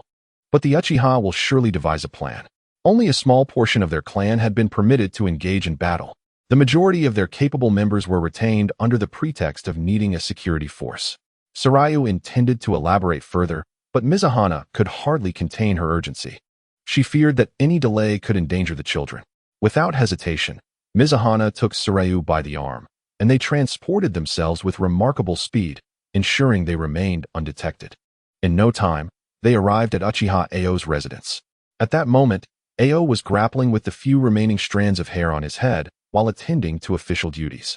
As the second elder of the Uchiha and the leader of various factions, he was also involved in the ongoing experiments with the Sharingan, which was adding to his mounting stress. Just as he plucked another handful of hair in frustration, he was startled by a sound at the window. Instantly alert, he activated his Sharingan and directed his gaze toward the source of the noise. Upon recognizing Mizuhana, he felt a wave of relief wash over him. The presence of Uchiha Sarayu, with his activated three-tomo, further alleviated his concerns, as it confirmed their identities. Though uncertain of their purpose, he was assured that they meant him no harm. Ao opened the window, allowing the two to enter. Mizuhana, without the time to smooth her disheveled hair from their hurried journey, addressed him directly. "There is a matter of utmost importance in the village that requires the assistance of the Uchiha. I need you to select an elite team to monitor Danzo, as well as Mizuhana Menyen and Torian Koha. Is this feasible?" The stakes involved the lives of children, prompting Mizuhana to adopt a resolute demeanor. "For safety's sake, She had even begun to monitor the other two close friends of Sarutobi Hiruzen. Uchiha Ao was taken aback. The three individuals Mizuhana wished to surveil were all high-ranking officials in Konoha. This caused him to hesitate, but after glancing at Sarayu, he nodded in agreement. Lady Mizuhana. Leave it to the Uchiha. Upon receiving his affirmation, Mizuhana pressed on. Time is of the essence. You must make arrangements immediately. As this matter directly concerns the lives of many children in the village, swift action is imperative. Upon hearing the mention of children, Ao began to grasp the gravity of the situation. Indeed, something that could make Mizuhana so anxious could not be trivial. The audacity to target the village's children was utterly reckless. His excitement grew. The Uchiha had been confined within the village, lacking opportunities to earn merit and recognition. No one among the higher-ups would advocate for the Uchiha, and without achievements, their chances of ascending in rank were stymied. However, if they could successfully thwart this plot and save the children, their reputation and accomplishments would soar. With a hasty farewell, he departed, his demeanor more fervent than Mizuhana's regarding this mission. Sarayu and Mizuhana exchanged knowing glances, sharing a quiet laugh. At that moment, Mizuhana felt a weight lift from her heart. She was acutely aware of the Uchiha's capabilities, having witnessed their prowess during the Warring States period. Aside from the Senju clan, the Uchiha had bested many other ninja clans. With this task entrusted to the Uchiha, she could now focus her thoughts more clearly. The uncertainty that had stemmed from Sarutobi Hiruzen had now been clarified. His words and demeanor had inadvertently revealed much. The more troubling outcome had indeed already manifested. As Hokage, Hiruzen had failed to choose the right path, and, instead, had sheltered the guilty. Although it was not yet confirmed that Danzo was behind this, a myriad of signs pointed in his direction. Should Danzo truly seek to eliminate the children, Hiruzen could not escape culpability. Thus, Mizuhana pondered who could assume the role of Hokage in the event of Hiruzen's dismissal. Or rather, who could become the fourth Hokage? If events were to unfold in the worst possible manner, Hiruzen would undoubtedly be unfit to serve as Hokage. However, at this juncture, the Ninja World War had yet to conclude. Changing Hokage was a significant matter that would inevitably impact the village. Should the battlefield experience turmoil, if another ninja village perceived Konoha's leadership change as a sign of weakness, Mizuhana would be branded a traitor. Yet, allowing Hiruzen to remain in power would also shake the morale of the troops. After all, soldiers fighting on the front lines would be devastated to return home and find their children missing. Failing to punish those responsible could potentially incite rebellion. Caught in this dilemma, Mizuhana found herself wavering. She soon shook her head with a wry smile. In the course of this day, she had hesitated numerous times. This led her to reflect. Was there truly no infallible solution? Uchiha Sarayu was acutely aware of the war's outcome. The five great nations had emerged from the conflict significantly weakened. It would not be until years later that the Second Great Ninja War began. Instigated not by the five great nations, but by Hanzo of the Salamander from the Rain Village. This indicated that the present state of the five nations was one of exhaustion, unwilling to bear the burdens of defeat, thus perpetuating the war in search of resolution. At this point, the war's conclusion was merely a matter of finding an opportunity for negotiation. As the wife of Senju Hashirama, who possessed the capability to forcibly extract the Nine-Tails power, Mizuhana held both the ability and the standing to become that very opportunity.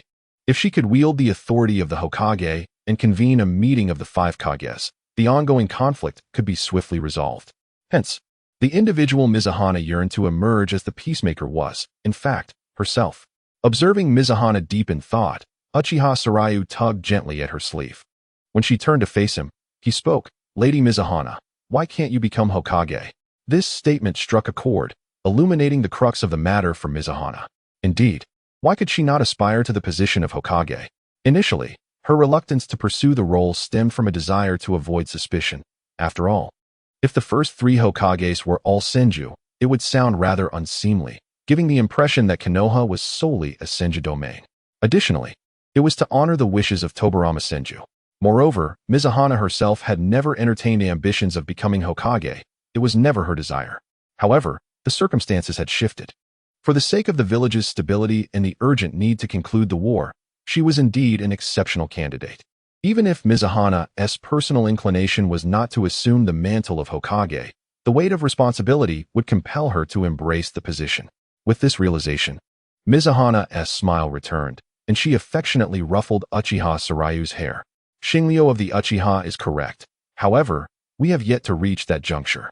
Let us extend a modicum of trust to the third Hokage. Perhaps he may yet choose the righteous path.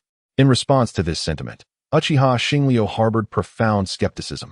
A litany of Danzo's malevolent deeds came to mind, spreading rumors to tarnish White Fang's reputation, clandestinely conducting human experiments, abducting children from orphanages, colluding with Obito and Itachi to annihilate the Uchiha clan, and even orchestrating the assassination of the Hokage. Given such a record, if Sarutobi Hiruzen could forgive him and allow his roots to flourish repeatedly, it was inevitable that, in the end, Danzo would become a formidable force even after his demise. Thus, Uchiha Xingliu was convinced that this time, Sarutobi Hiruzen would undoubtedly tread a path of no return. Vortex Mito observed the incredulity etched on Uchiha Xingliu's face and spoke with irritation. Enough. The arrangements are mostly in place now. Is the witness you mentioned in a secure position? Uchiha Xingliu slapped his forehead, silently chastising himself for a lapse in caution. Sarutobi Hiruzen was unaware of the witness's identity, a fact that Danzo had taken the initiative to uncover. He quickly raised his gaze to assess the sky. They had acted swiftly. The Ninja Academy should still be in session, and Yamanaka Ino was temporarily safe. Yet, considering Danzo's ruthless nature, it was certain he would take action on the way home. Therefore, Uchiha Xingliu, much like Uchiha and earlier, uttered a farewell and departed hastily. Vortex Mito chuckled softly, but soon followed suit. She needed to prepare for the worst. To mitigate potential threats, Uchiha Xingliu hurried to the ninja school, where classes were still underway. As he approached the classroom door, he heard the thunderous voice of Tokichi. How dare you request a leave of absence on just the second day of school? Next time, I'll make him run 100 laps. Uchiha Xingliu managed a rueful smile, but still knocked on the door.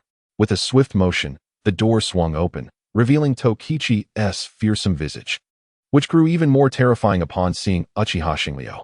With a low chuckle and a grim tone, he remarked, Uchiha Xingliu, you truly have guts. Daring to request a leave on the second day, Uchiha Xingliu remained unfazed by Tokichi's threatening demeanor. The current situation was paramount. He peered into the classroom, where Yamanaka Ino sat dejectedly. This sight relieved Uchiha Xingliu, for although he had claimed Danzo would not dare assault the academy, what if he lost his sanity and did so?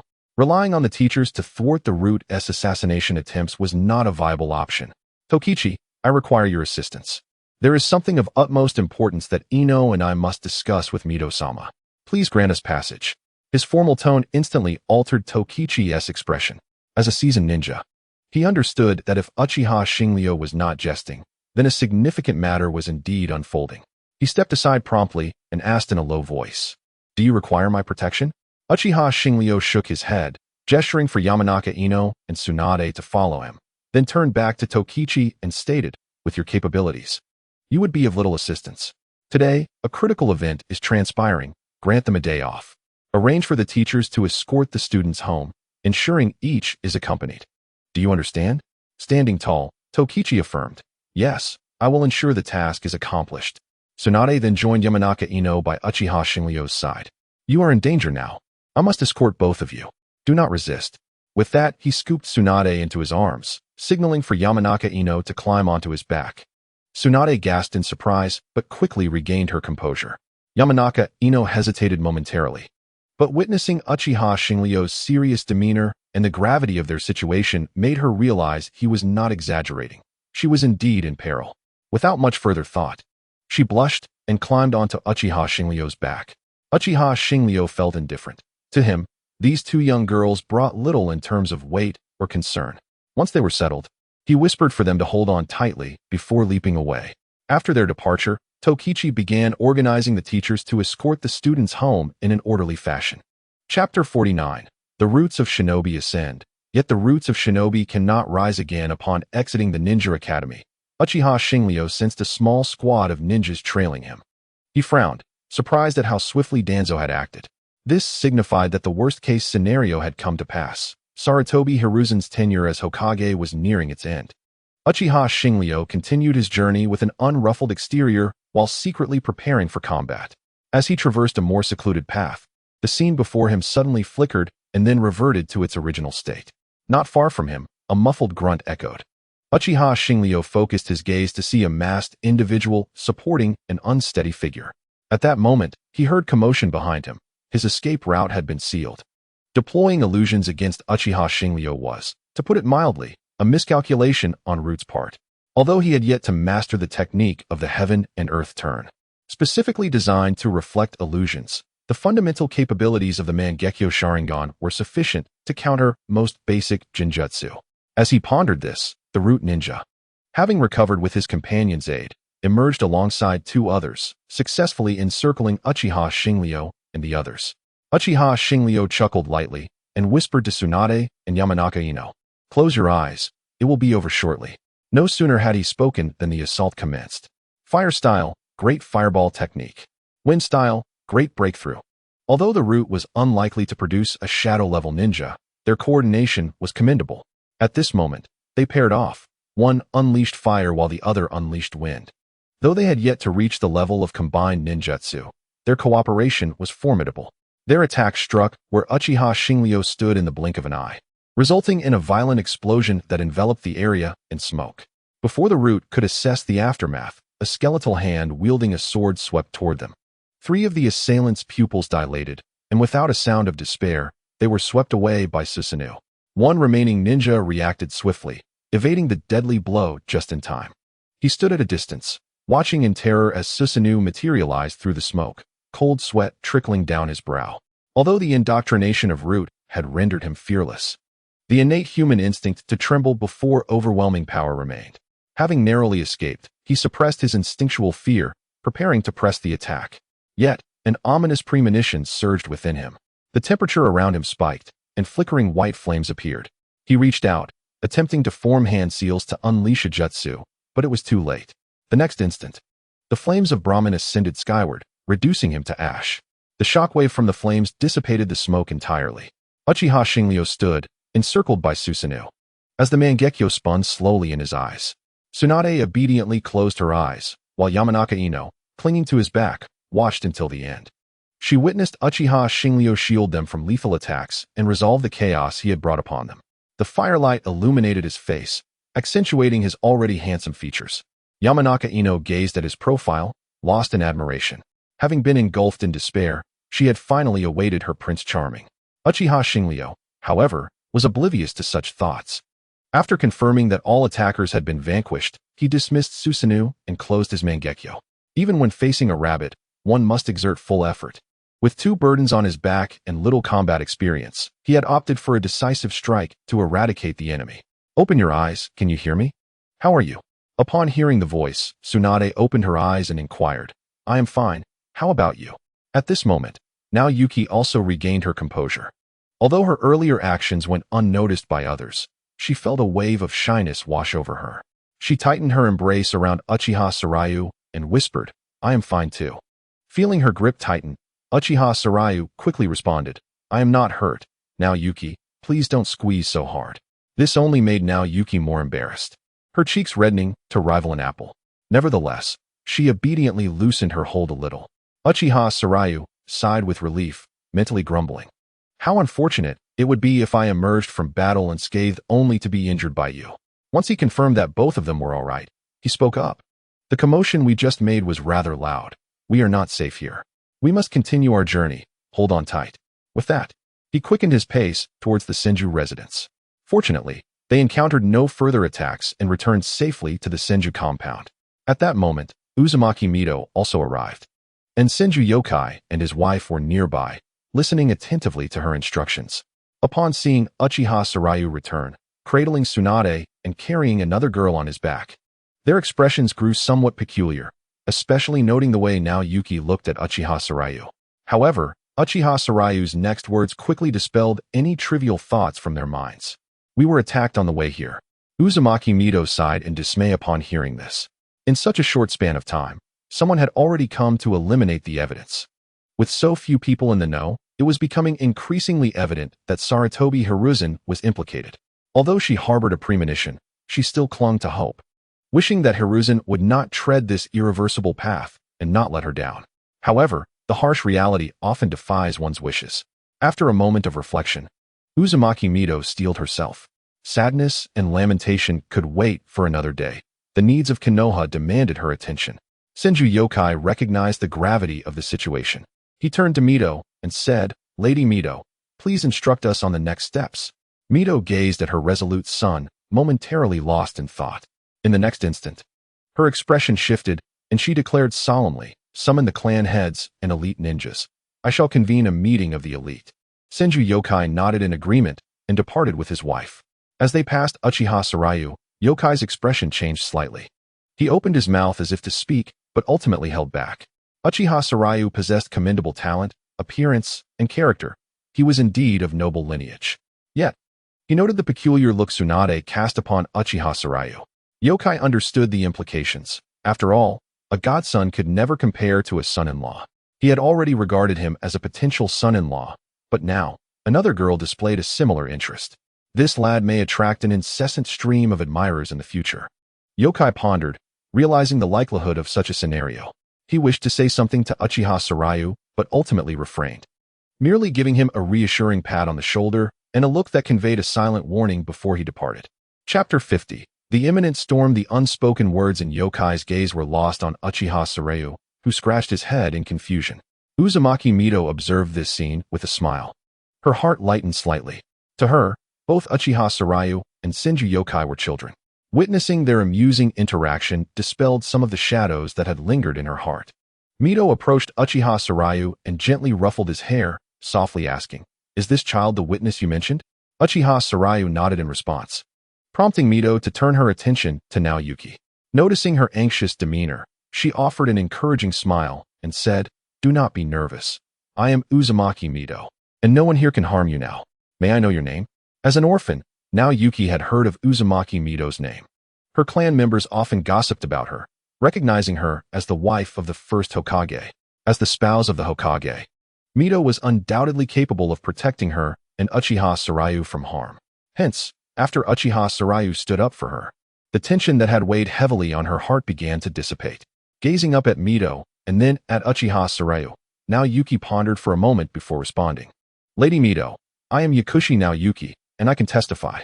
However, I must ensure the safety of us all. Can you guarantee that?" Upon hearing Naoyuki's words, Mito's smile grew even brighter. "They are my children. Of course, I shall protect them, and you are no exception. Rest assured, everything will be fine with me." Naoyuki felt her eyes welling up with tears, and soon, small droplets began to fall. Mito's assurance shattered the defenses she had built around her heart. As a child, she had always wished for someone to shield her from the storms of life, especially in matters that could alter her fate. Mito's words conveyed that she could provide such shelter. Overwhelmed by her emotions, Naoyuki began to weep silently, understanding the child's pain. Mito refrained from imparting any grand philosophies and simply held her close. While she could not prevent the emergence of sadness, she could offer a warm embrace to alleviate Naoyuki's distress. Tsunade, observing from the side, pouted slightly, feeling a twinge of jealousy. Yet, she was also perceptive enough to recognize that Naoyuki was in need of comfort. After a considerable time, Naoyuki's sobs finally subsided. Mito gently patted her back and released her. She then addressed Uchiha Sarayu, who had been a bystander throughout. "Take Naoyuki to tidy up, shortly.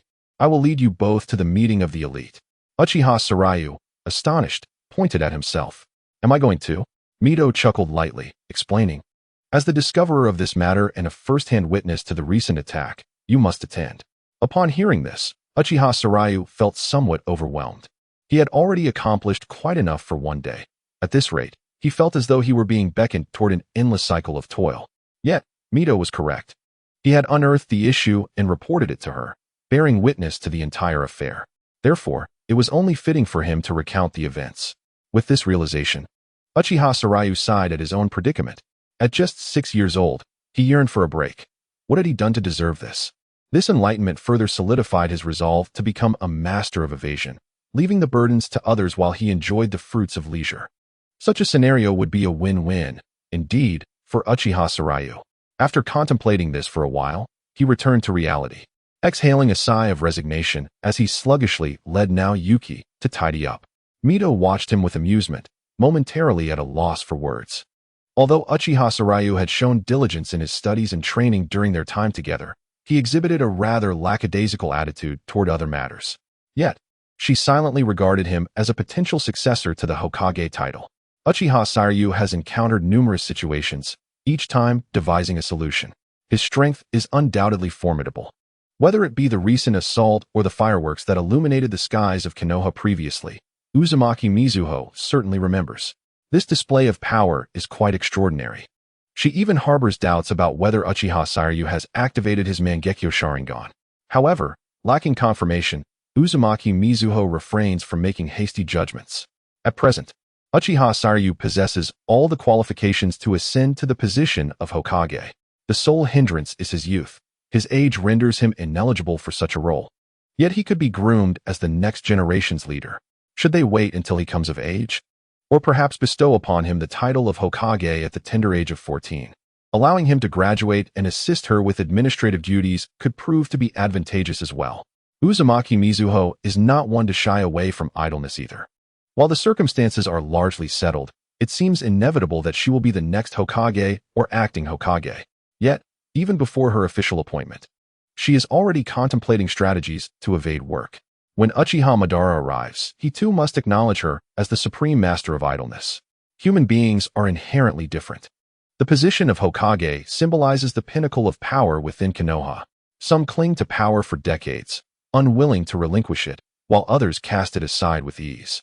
At this moment, Uchiha Sairyu is accompanying Yanoyu, when suddenly a chilling presence envelopes him. He glances around but perceives nothing amiss. This perplexes Uchiha Sairyu, causing him to blink in bewilderment, uncertain of the unfolding events. Little does he know, his aspirations of being a carefree manager are on the verge of being realized by another. However, he is the one being cast aside. Contemplating the source of the coldness yields no answers, prompting Uchiha Sairyu to abandon the thought.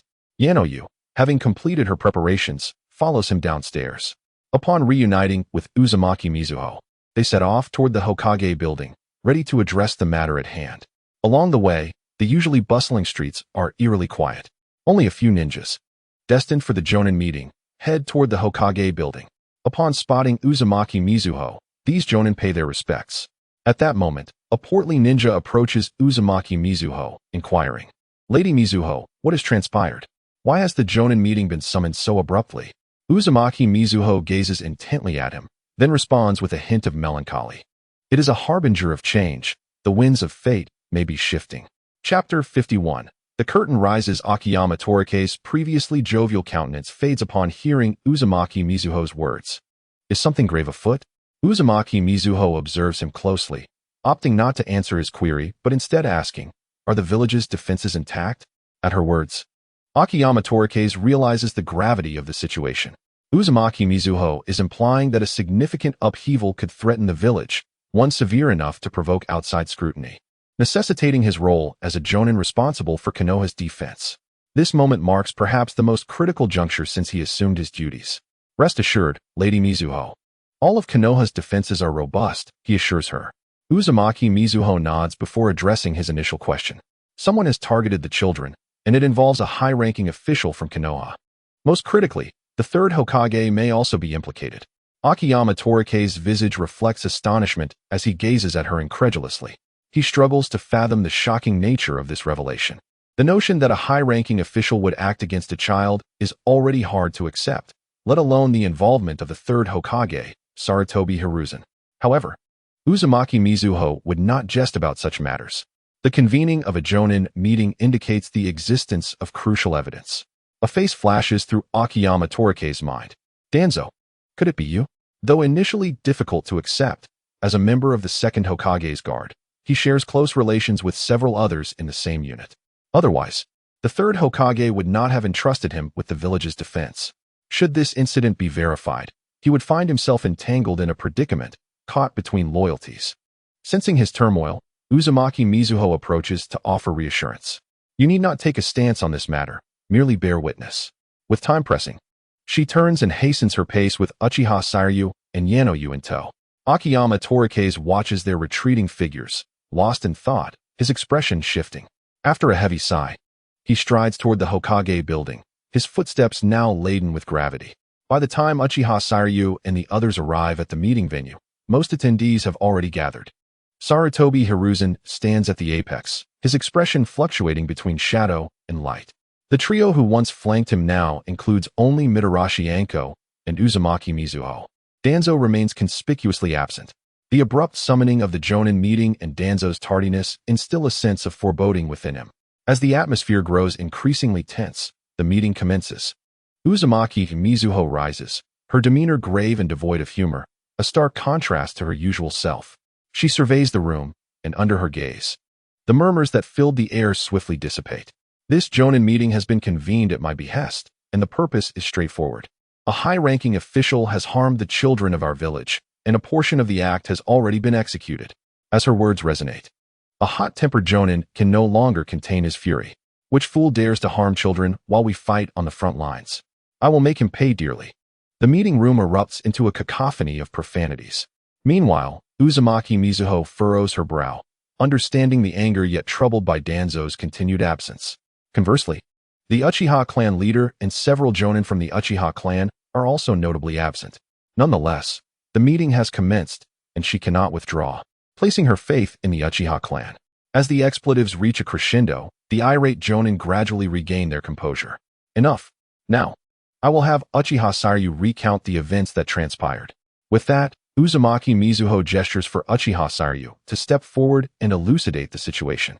Sighing internally, Uchiha Saryu laments the burdens of overtime work.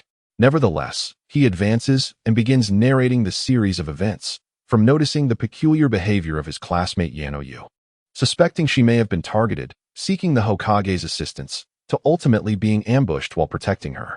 As Uchiha Saryu recounts the ordeal, Yanoyu corroborates his account, validating his claims. The atmosphere in the meeting room grows increasingly somber. The narrative shifts to the involvement of the Hokage, suggesting an unsettling connection. As Uchiha Saryu concludes his account, the third Hokage's countenance darkens, and he can no longer contain his emotions, fracturing the pipe in his grasp. The two individuals behind him share incredulous glances, astonished by the revelations unfolding before them. They found it hard to believe that the man who had always aspired to be Hokage could engage in such depraved actions. Once Uchiha Saryu finished speaking, a heavy silence enveloped the room. Some feared offending the Hokage, while others struggled to articulate their thoughts. In the next moment, the Hyuga clan leader rose, accompanied by several leaders of smaller clans. Lord Hokage, do you have any explanation? Sarutobi Hiruzen momentarily faltered. If only Uchiha Saryu had approached him alone, he might have been able to dismiss the matter. However, he had been brought in by Uzumaki Mido, which made it impossible to conceal the truth. Mido would never fabricate stories regarding such serious matters. Furthermore, there were witnesses. According to Yamanaka Ino, she could even identify Danzo, which left him at a loss for a rebuttal. Regret washed over him. Not only did he lament giving the order to Danzo, but he also regretted not heeding Danzo's advice to eliminate Uchiha Saryu at that time. Yet, Sarutobi Hiruzen had not given up hope. As long as he could avoid confirmation of having informed Danzo, he could escape the consequences, even if it meant losing his position as Hokage. However, if confirmed, the lightest punishment would be life imprisonment. After all, to act against so many children and to issue such lethal orders was a crime that could warrant severe repercussions. After contemplating for a moment, as he prepared to defend himself, the door to the conference room was suddenly flung open. Uchiha was disheveled and wounded as he entered. Following him, the rest of the Uchiha clan members, each bearing their own injuries, filed in. The onlookers turned to see that the last Uchiha was dragging in a disheveled figure. When that person lifted his head, a collective gasp filled the room. It was none other than Shimura Danzo, who had not attended the meeting. Danzo was a shadow of his former self. His clothing was tattered, and one of his arms had been severed completely. His wounds, though hastily tended to, continued to bleed, and his eyes were vacant, revealing that he had been ensnared by Jinjutsu. Uchiha approached Uzumaki Mido and proclaimed, "Lady Mido, we have completed our mission. The children are safe, and we have apprehended the mastermind." Relieved to hear of the children's safety, Mido sighed, but upon observing the injuries sustained by the Uchiha, she anxiously inquired, "Did you suffer any losses?" Uchiha and his companions fell silent for a moment before responding. "Our clan leader sustained severe injuries while battling Danzo to protect the children. Although his injuries are not life-threatening, he may no longer be able to serve as a ninja. Additionally, we faced fierce resistance from Root. resulting in the deaths of several clan members. Fortunately, the children were merely frightened and are otherwise unharmed. Upon hearing this, Mito felt a wave of sadness wash over her. In her eyes, neither the ninjas of Root nor the Uchiha should have perished in such internal strife. This sadness quickly morphed into fury that Danzo, as a high-ranking official of the village, could even contemplate harming innocent children. Fury that he, despite the overwhelming evidence against him, would still resist and drag others down with him. Fury that Sarutobi Hiruzen, as Hokage, would protect the guilty. And finally, fury directed towards herself for allowing Hiruzen to ascend to the position of Hokage, which had led to this calamity. As the Jinchuriki of the Nine Tails and currently the strongest in Konoha, Mito's presence, though not as formidable as Hashirama's, was nonetheless powerful. Her chakra surged with her turbulent emotions, forming a palpable aura around her. The assembly felt an instinctive sense of impending doom as Mito's anger radiated, causing them to tense involuntarily. Uchiha Sarayu remained undeterred. His chakra, while not matching Mito's, was still formidable. He stepped beside the fuming Mito and gently tugged at her. This simple gesture snapped Mito back to reality, causing her overwhelming chakra to dissipate gradually. Had it not been for the slight fissures in the ground beneath her, the entire scene might have seemed like a fleeting dream. The attendees watched Mito with trepidation. To be the vessel of the Nine Tails signified an abundance of chakra, and typically, ninjas with such reserves were not easily subdued. Previously, these elite ninjas were aware of Mito's strength, but had never fathomed its true magnitude. The sheer force of her anger rendered them feeling utterly outmatched. Now composed, Mito resolved to address the situation decisively. Like Senju Hashirama, she would not spare anyone who threatened the village. Approaching Danzo, she regarded his vacant eyes and pondered aloud. Is he under Genjutsu? Uchiha was equally astonished by Mito's prowess, and, upon hearing her query, quickly replied, yes. However, Danzo is not weak. Our Genjutsu can only prevent him from resisting. We are unable to compel him to divulge the entire truth. Nodding in understanding, Mito then made no gestures but unleashed a flurry of seals that enveloped Danzo's body in an instant. The next moment, his chakra was sealed away. Turning to the astonished Uchiha, she inquired, I have sealed his chakra. Can we proceed now? And, still in shock, nodded vigorously. Then suddenly realized the gravity of the situation. In the blink of an eye, she had sealed the chakra of an elite ninja. It was nothing short of terrifying, prompting him to silently vow never to offend this woman again. Uchiha activated his Sharingan and locked eyes with Danzo, confirming that he had indeed fallen under hypnosis before signaling to Mito that they could begin. Mito gazed at this disciple of Tobirama and spoke after a moment of silence. Did you harm the children of the village? What was your purpose in this? Although Danzo was under hypnosis, he was still formidable. Upon hearing this life and death question, he exhibited a grotesque struggle. Mito remained calm. Even the mightiest ninja could not withstand the hypnosis of the Sharingan once their chakra was sealed. As expected, Danzo's expression eventually settled into one of tranquility. He slowly uttered the answer to the question. Yes, those orphans could be of use to me. Contributing to Konoha would be their glory. The moment his words fell, the conference room erupted into chaos. You deserve to die? 1,000 deaths would not suffice. We joined Konoha so that our families and children would not have to live in fear as in the warring states. What are you doing? Execute him. Yes, execute him. With this proclamation, the clamorous voices converged into a unified call for Danzo's execution. Sarutobi Hiruzen had already slumped in his chair upon witnessing Danzo's entrance. He understood that he too was now beyond redemption. The chorus of calls for execution echoed in the room, making him contemplate his own fate. Amidst the cacophony, heads rolled. Mito, however, remained chillingly composed. Unperturbed by the clamor, she banged her fist on the table and declared loudly, silence. There are still questions to be asked. With the acknowledgement that there were still inquiries to be made, the crowd fell into an uneasy hush. Sensing the atmosphere had settled, Mito resumed her questioning of Danzo. How did you manage to go unnoticed for so long? And how did you come to realize that your plans had been exposed? Danzo, perhaps aware of his impending doom, offered no resistance this time. I only target those orphans without families or families that are unqualified to attend the Jonin conference. Sarutobi provided me with the Hokage's decree, and these individuals dared not defy the Hokage's orders. Ultimately, it was Sarutobi who notified me of the plan's failure. In stark contrast to the preceding uproar, Danzo's words rendered the conference room as silent as a grave. Although it was anticipated that the third Hokage, Sarutobi Hiruzen, would be involved, it was unexpected that he could be deemed a conspirator. The Jonin present momentarily fell into a state of hesitation. Chapter 53. The Twilight of Sarutobi. While the Jonin and clan leaders might have their reservations, Uzumaki Mito harbored no such thoughts. Upon hearing Danzo's declaration, her piercing gaze shifted towards Sarutobi Hiruzen. At that moment, Sarutobi wished to articulate something but found himself at a loss for words. Danzo had laid bare the harsh truth, and any statement he could make would be erroneous. As he observed the disappointment reflected in Mito's eyes, he recalled her previous admonitions. "Little monkey, do not let me down." And "Monkey, you are the Hokage." A shudder coursed through him, and he finally comprehended that Mito had consistently given him opportunities. It was he who had been blinded by power, leading him to an irrevocable downfall. Having grasped this realization, Sarutobi let out a bitter smile. He had once believed he would sacrifice everything for the village, yet he never anticipated he would meet his end as a criminal. He removed the Hokage's hat and set it aside. Then, under the watchful eyes of the assembly, he stepped forward beside Danzo, occupying the position of the accused. As he gazed at his once dear friend, now in utter disarray, all feelings of resentment and defiance dissipated. As Hokage, he was undeniably inadequate. In the future, Konoha would grow weaker under his leadership.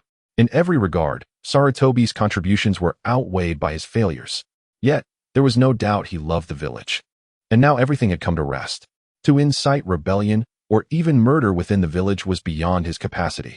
Sarutobi scanned the room, witnessing the anger and disappointment etched on the faces of the Jonin, and he could not help but lower his gaze. Was this truly the conclusion? In that moment, he recalled Uchiha Sarayu and their first encounter. He also reflected upon how he had been influenced by this young boy, either directly or indirectly, leading him to this very juncture. A surge of intense frustration welled up within him. At this moment, he believed he understood why his teacher, Tobirama, often referred to the Uchiha clan as a malevolent lineage. For the sake of the village, this boy could not be permitted to remain. Fueled by fervor, Sarutobi resolved to eliminate Uchiha Sarayu, even if it meant sacrificing himself. He discreetly formed several hand seals, intending to unleash a jutsu. Yet, he underestimated Uzumaki Mito. When she saw Sarutobi approach the judgment seat, she assumed he would surrender, thus lowering her guard.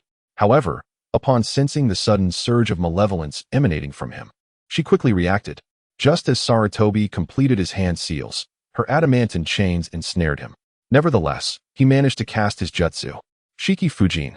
Uzumaki Mito gasped in horror. As a member of the Uzumaki clan, she understood that this technique was a deadly sealing jutsu that resulted in mutual destruction. The essence of this death god was sealing, capable of capturing even souls, let alone chakra. Recognizing the nature of the technique, Mito prepared to retract her chains, only to see Sarutobi suddenly halt, motionless. As the unseen death god began to dissipate, the Uchiha clan, too, looked on in shock at Uchiha Sarayu. Sarayu had thought himself uninvolved while Mito interrogated Danzo, instead watching the unfolding drama. Yet, he was taken aback when he felt a potent killing intent directed at him as Sarutobi was about to strike. Subtly activating his Mangekyo Sharingan, he unleashed a small-scale destructive flame that pierced through Sarutobi's immediate surroundings. Just as Sarutobi attempted to employ Shiki Fujin to take him along, the spatial rift tore through him, claiming his life in an instant. Under normal circumstances, Sarutobi would have sensed the danger in advance. Presently, however, Uchiha Sarayu's Mangekyo required a moment to breach space, meaning the technique could injure Sarutobi but not kill him outright. Yet, overwhelmed by a torrent of emotions, Sarutobi's mind was far from calm, rendering him incapable of thinking or fighting rationally. He had lost his vigilance and was swiftly overtaken by Uchiha Sarayu. To Sarayu, Sarutobi's life or death was inconsequential. However, should he act against him, he would not hesitate to strike with lethal intent. All of this transpired in mere seconds. The Jonin merely witnessed Sarutobi suddenly casting a technique known as Shiki Fujin, followed by Mito ensnaring him with her glowing chains. Then, Sarutobi fell silent. The death god summoned by Shiki Fujin was invisible to all but the caster and the one ensnared. Moreover, Sarayu's method was remarkably clandestine, employing minute spatial fissures to execute the kill. Therefore, aside from the Uchiha sensing an overwhelming power emanating from Sarayu's eyes, Even Mito remained oblivious to Sarutobi's demise. The intensity of that power was undoubtedly a realm achievable only by the Mangekyo. As Sarutobi's life ebbed, his chakra gradually dissipated. Mito, possessing the Byakugan, sensed the truth of Sarutobi's death. A tremor coursed through her, as emotions swirled within her heart. Her relationship with Sarutobi had been quite amicable, otherwise. She would not have supported his ascent to Hokage. Though she had anticipated his inevitable fate, facing the reality brought a pang of sorrow. Yet, she understood this was not the time for mourning. With Sarutobi's death a confirmed reality, the focus must shift to managing the ensuing chaos. With that thought, Mito suppressed her emotions. Stealing a glance at Uchiha Sarayu, who feigned ignorance, she surmised that he had activated his Mangekyo. However, this information must remain concealed, otherwise, the assassins would undoubtedly swarm. The other nation's leaders would not wish to see another Uchiha Madara arise. Should word of Sarayu's Mangekyo, activated at the tender age of 6, leak, even if he possessed the means to protect himself, they would extinguish him in the cradle at the slightest hint of a threat. Fortunately, the events that had just unfolded had not been fully comprehended by those present. Otherwise, with so many witnesses, she could not ensure that the information would not leak. It was entirely normal for Sarutobi to be bound by Mito's adamantine chains and unable to move. Yet, his prolonged silence alerted the assembled crowd to the abnormality. Whispers of speculation began to grow in number. Mito realized that she could no longer afford to wait. She controlled the chains to lay the deceased Sarutobi flat, took a deep breath, and declared, "Sarutobi Hiruzen has passed away." Chapter 54. The selection of the new Hokage before the conference room could erupt in chaos. Mito continued. Sarutobi Hiruzen utilized Shiki Fujin, a jutsu of mutual destruction, and I could not hold back. Although those present had their suspicions, and Mito had provided an explanation, the reality of the third Hokage's demise left them aghast, particularly Watergate and Tsunade. After their conversation with Uzumaki Minato, they no longer felt the need to maintain their demeanor as advisors. They rushed to the front of Sarutobi Hiruzen, gazing at him with sorrow. They had not anticipated that their dear friend, who had faced countless trials alongside them, would fall in the position of Hokage. The illustrious era of a great ninja had come to an abrupt end before it even truly began. However, they felt no inclination to blame Uzumaki Minato. Setting aside their insufficient status, the recent events spoke volumes. Sarutobi Hiruzen had publicly unleashed ninjutsu in an attempt to attack Uchiha Shinkage. Minato's intervention was justified, a necessary act of defense. Moreover, Sarutobi Hiruzen was complicit in the abduction of children. Haruno Kamachi opened her mouth to speak, but Minato shook his head at her. He turned to Uzumaki Minato and said, "Lord Minato, since the criminal Sarutobi Hiruzen has been dealt with, let us take care of his remains." Minato naturally acquiesced to this request. When a person dies, it is as though a lamp has been extinguished, no matter the magnitude of their sins. They fade away into the afterlife, leaving behind only a notorious legacy. The two of them, upon receiving Minato's consent, silently departed with Sarutobi Hiruzen's lifeless body. Under the gaze of the onlookers, they had lost the desire to continue attending the meeting. Danzo had been a friend to them, and now he too faced an inevitable demise. The loss of a dear friend had already plunged them into despair. They could not bear to witness Danzo meet the same fate. Yet, unable to alter this outcome, they chose to escape. After their departure, Uzumaki Minato sighed, a sentiment he had expressed multiple times that day. The Hokage was meant to protect the village, yet Sarutobi Hiruzen had transformed into a threat against it. This realization made Minato understand that only a capable leader could guide the village towards prosperity. Contemplating this, she glanced at Uchiha Shinkage. Could he be the captain of a new era? Could he lead the village to greater heights? This question would have ample time to find its answer. Minato's gaze shifted to Danzo, the source of malevolence. She surveyed the assembly and continued to preside over the meeting, stating, "As for the handling of Shimura Danzo, let us proceed with the traditional voting process." Following her words, she gestured for those nearby to initiate the voting. Although the attendees were shocked by Sarutobi Hiruzen's sudden death, they all participated in the vote regarding Danzo's fate. After all, no one wished to return from a mission only to find their child missing. Such transgressions were unforgivable.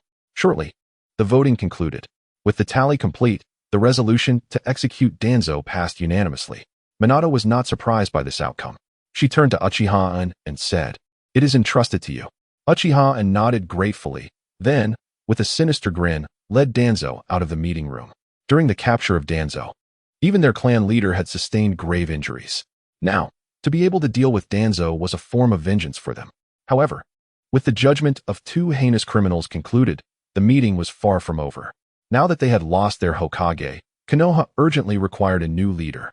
Discussions regarding this matter ensued, and as time passed, most eyes turned to Uzumaki Minato. As the wife of the first Hokage and the Jinchuriki of the Nine Tails, Minato held significant prestige within the village, and her prowess was undeniable.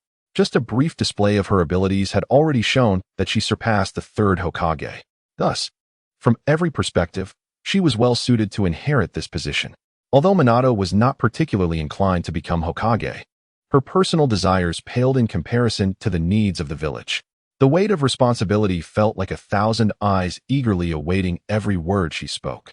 Recognizing the hopeful gazes of those around her, Minato understood that she must shoulder this burden. She stepped forward and declared, "Konoha now requires a new Hokage to lead us onward. Allow me to take the initiative. I propose myself." The Jonin had already wished for Minato to step up and assume this immense responsibility, so upon her declaration, they all nodded in agreement.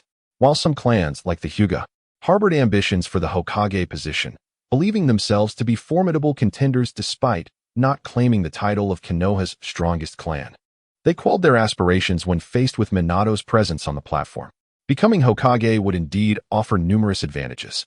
Yet any actions that might endanger Konoha could result in dire consequences.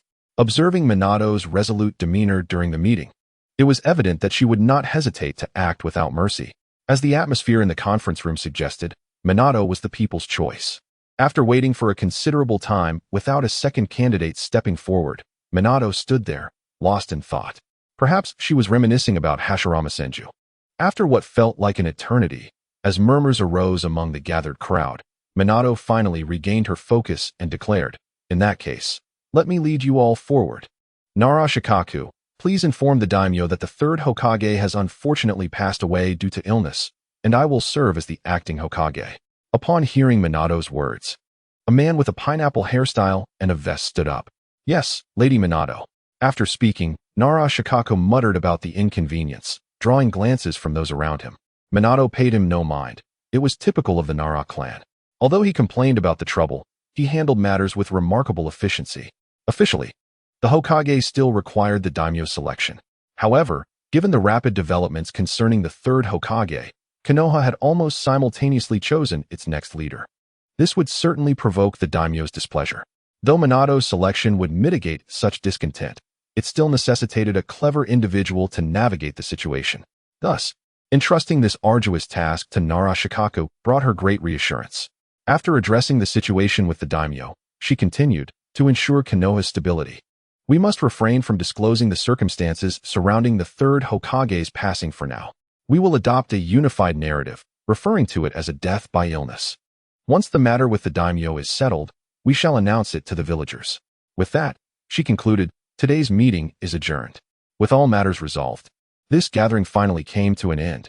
Sometimes, the vessels of a bygone era can indeed carry the weight of the future. Chapter 55, Madara.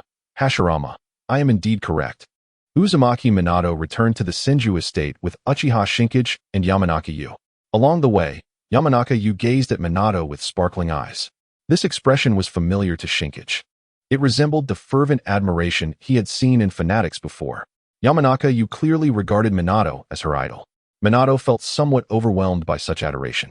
While she had been viewed as a goal before, it had never been so direct. Consequently, upon returning to the estate, she claimed to have matters to attend to and departed alone. Shinkage did not find Yu's behavior unusual. After all, Minato had rescued her from peril. Moreover, considering her performance during the meeting, it was rather strange if Yu did not exhibit such sentiments. However, Shinkage remained oblivious to the fact that when he was not paying attention, Yu had been secretly observing him. At times, as she gazed, her cheeks would involuntarily flush. While Minato was undoubtedly the key figure in resolving the crisis, Shinkage was the prince in Yu's heart.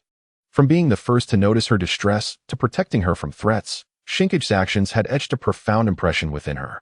The trope of a hero rescuing a damsel in distress may be cliched, yet it undeniably holds merit. At this moment, Tsunade had also arrived, gazing at the two with a puzzled expression, sensing that something unfortunate had transpired. Meanwhile, far away in the land of iron, within a vast underground cavern, a shadowy figure sat in contemplation. Madara, Madara, you would never believe what has happened in Konoha. Uchiha Madara opened his eyes, the Rinnegan flashing briefly within them. It was evident that he had yet to successfully awaken these divine eyes. He then turned to the approaching white Zetsu, his expression devoid of emotion, and inquired, "What has transpired in Konoha?" White Zetsu, brimming with excitement, rushed to Madara's side, exclaiming loudly, "The third Hokage, Hiruzen Sarutobi, has died. I witnessed his corpse with my own eyes." Upon hearing this, Madara exhibited a hint of surprise, although he regarded Hiruzen as merely a larger-than-life insect. In the current ninja world, the number of individuals capable of slaying him was exceedingly few. Who was responsible for his demise, and how did it occur? White Zetsu tilted his head, displaying an adorably clueless expression. "I do not know. I only saw Hiruzen's body." This response left even Madara feeling somewhat exasperated. He rubbed his temples and spoke in a low voice, "Relate everything you know." Sensing Madara's impatience, White Zetsu recounted every detail he was aware of. This White Zetsu had been dispatched by Madara to surveil Hiruzen. On this day, during a meeting in which Kushina Uzumaki would participate, he had refrained from entering. He had only seen Hiruzen enter, and shortly after, two individuals carried him out. It was then that he realized Hiruzen had perished. Upon grasping the entirety of the situation, Madara found himself in a state of helplessness. After all, it was he who had commanded White Zetsu to avoid Kushina. He understood that this woman possessed an extraordinarily keen perception, one he deemed unmatched. To prevent detection by her, he had made this decision. Never mind. The time for the plan has not yet arrived, and the Rinnegan requires further cultivation. With this thought, Madara disregarded White Zetsu's incessant chatter and closed his eyes once more. For Madara, his sole purpose for existing at this moment was the Moon Eye plan, and to realize this ambition, he needed the Rinnegan as a prerequisite. The awakening of the Moon Eye hinged upon the Rinnegan, and he had yet to fully cultivate it. Thus, as long as the ninja world did not undergo cataclysmic changes, everything else paled in comparison to the significance of the Rinnegan in his heart. Hashirama, I shall prove that I am indeed correct. Time flowed like water, and in the blink of an eye, nearly a month had passed since Hiruzen's death. The news of the third Hokage's demise eventually leaked out. Just as Kushina had initially anticipated, the revelation of this information caused Konoha to experience a period of instability. The sudden loss of the Hokage left the villagers feeling uneasy. Fortunately, under Kushina's leadership, this unrest did not manifest into chaos. Meanwhile, on the front lines, the other four nations fell into a profound silence. They ceased their hostilities as if they were in unison, signaling a desire for peace. Kushina's reputation far surpassed that of Hiruzen.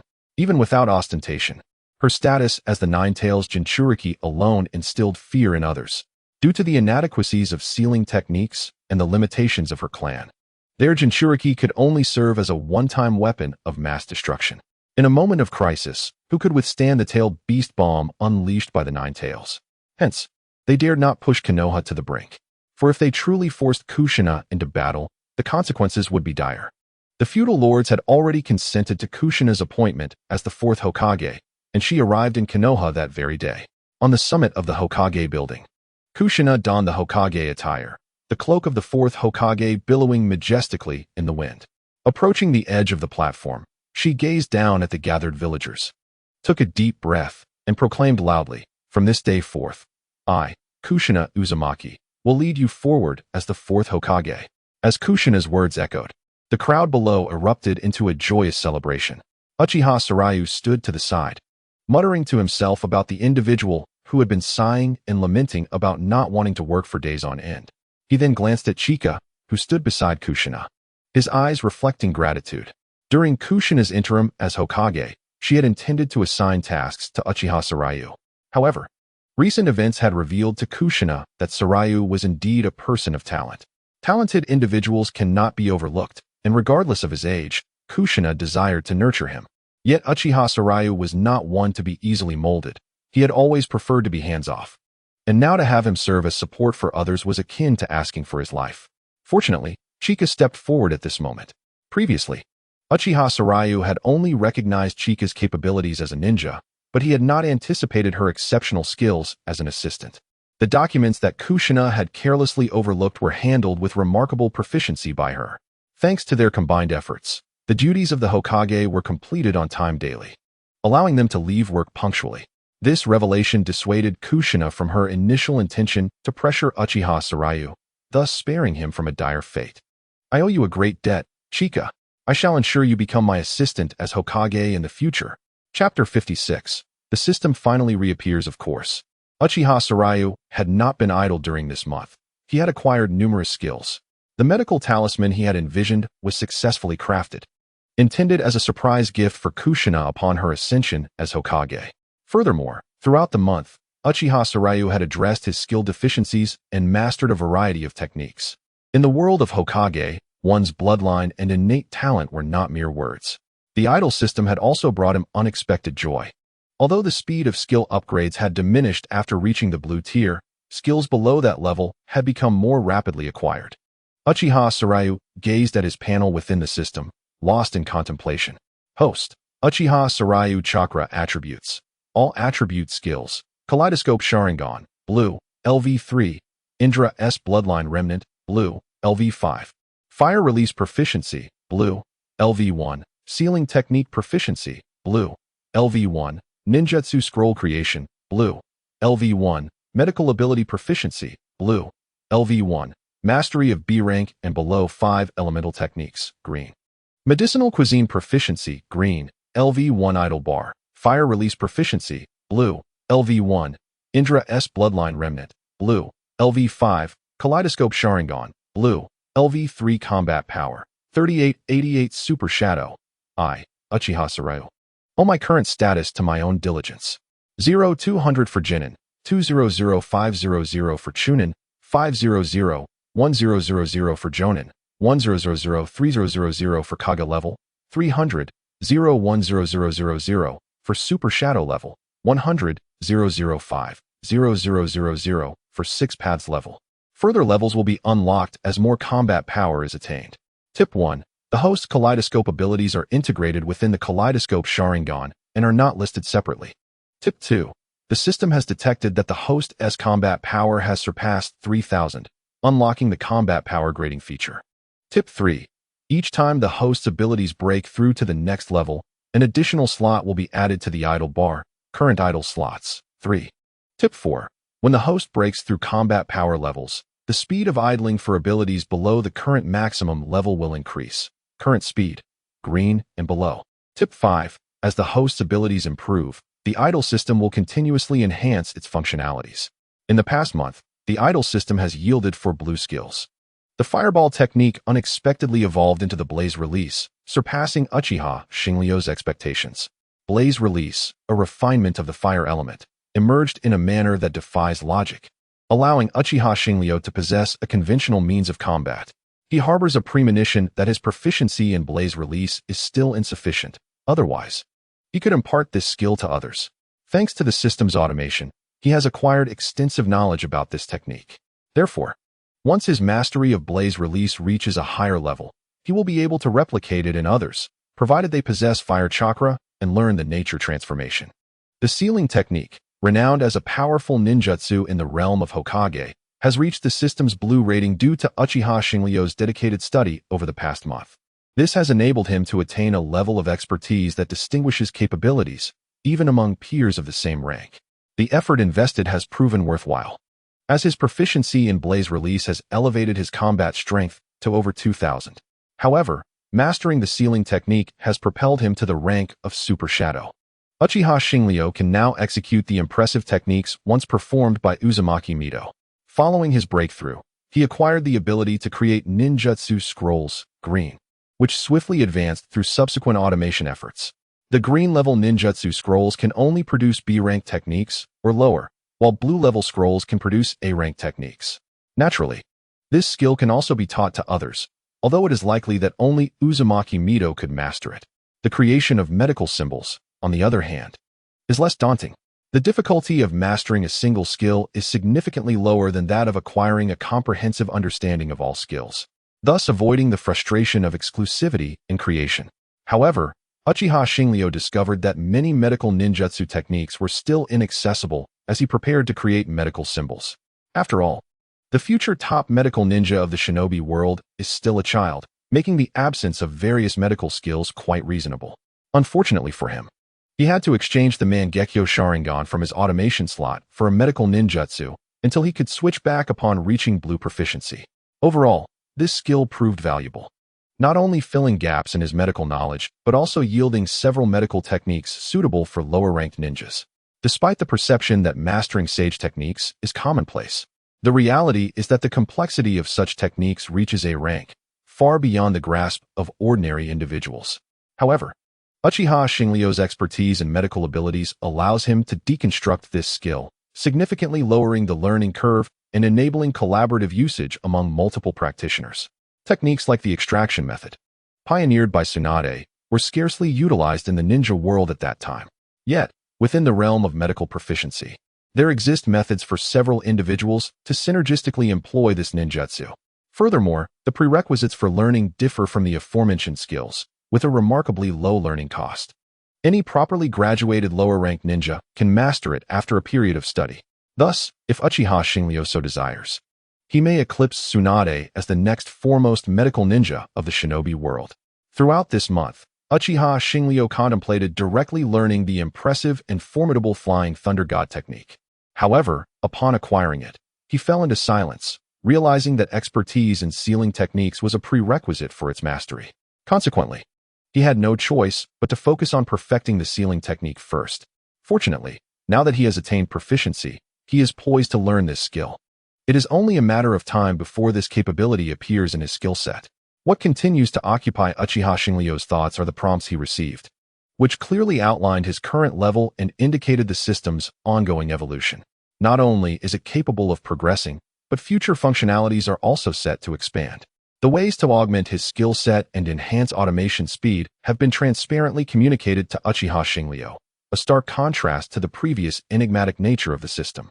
However, the system's combat evaluation still prompts Uchiha Shinryo to voice his skepticism, leading him to wonder if the system is influenced by novels.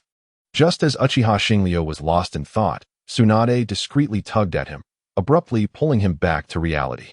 Confused, he glanced at Tsunade, questioning why she had pulled him from his reverie. Moments later, a monotone voice resonated beside him. "Little Shinryo, can you recount what I just said?" Uchiha Shinryo stiffly turned his head to see Uzumaki Mito standing behind him, her expression devoid of emotion as she regarded him. He chuckled awkwardly and swallowed hard. "Mito, you were incredibly impressive just now." Before he could finish his sentence, Mito had already delivered a light tap to his head. Despite the slight reprimand, Uchiha Shinryo bore no resentment. Knowing she had not struck him with force, his exclamation was merely theatrical. Rubbing the spot where he had been tapped, he offered a sheepish grin to deflect the situation. Mito rolled her eyes at Uchiha Shinryo and continued, "Enough of the pretense. Let me reiterate what I just said.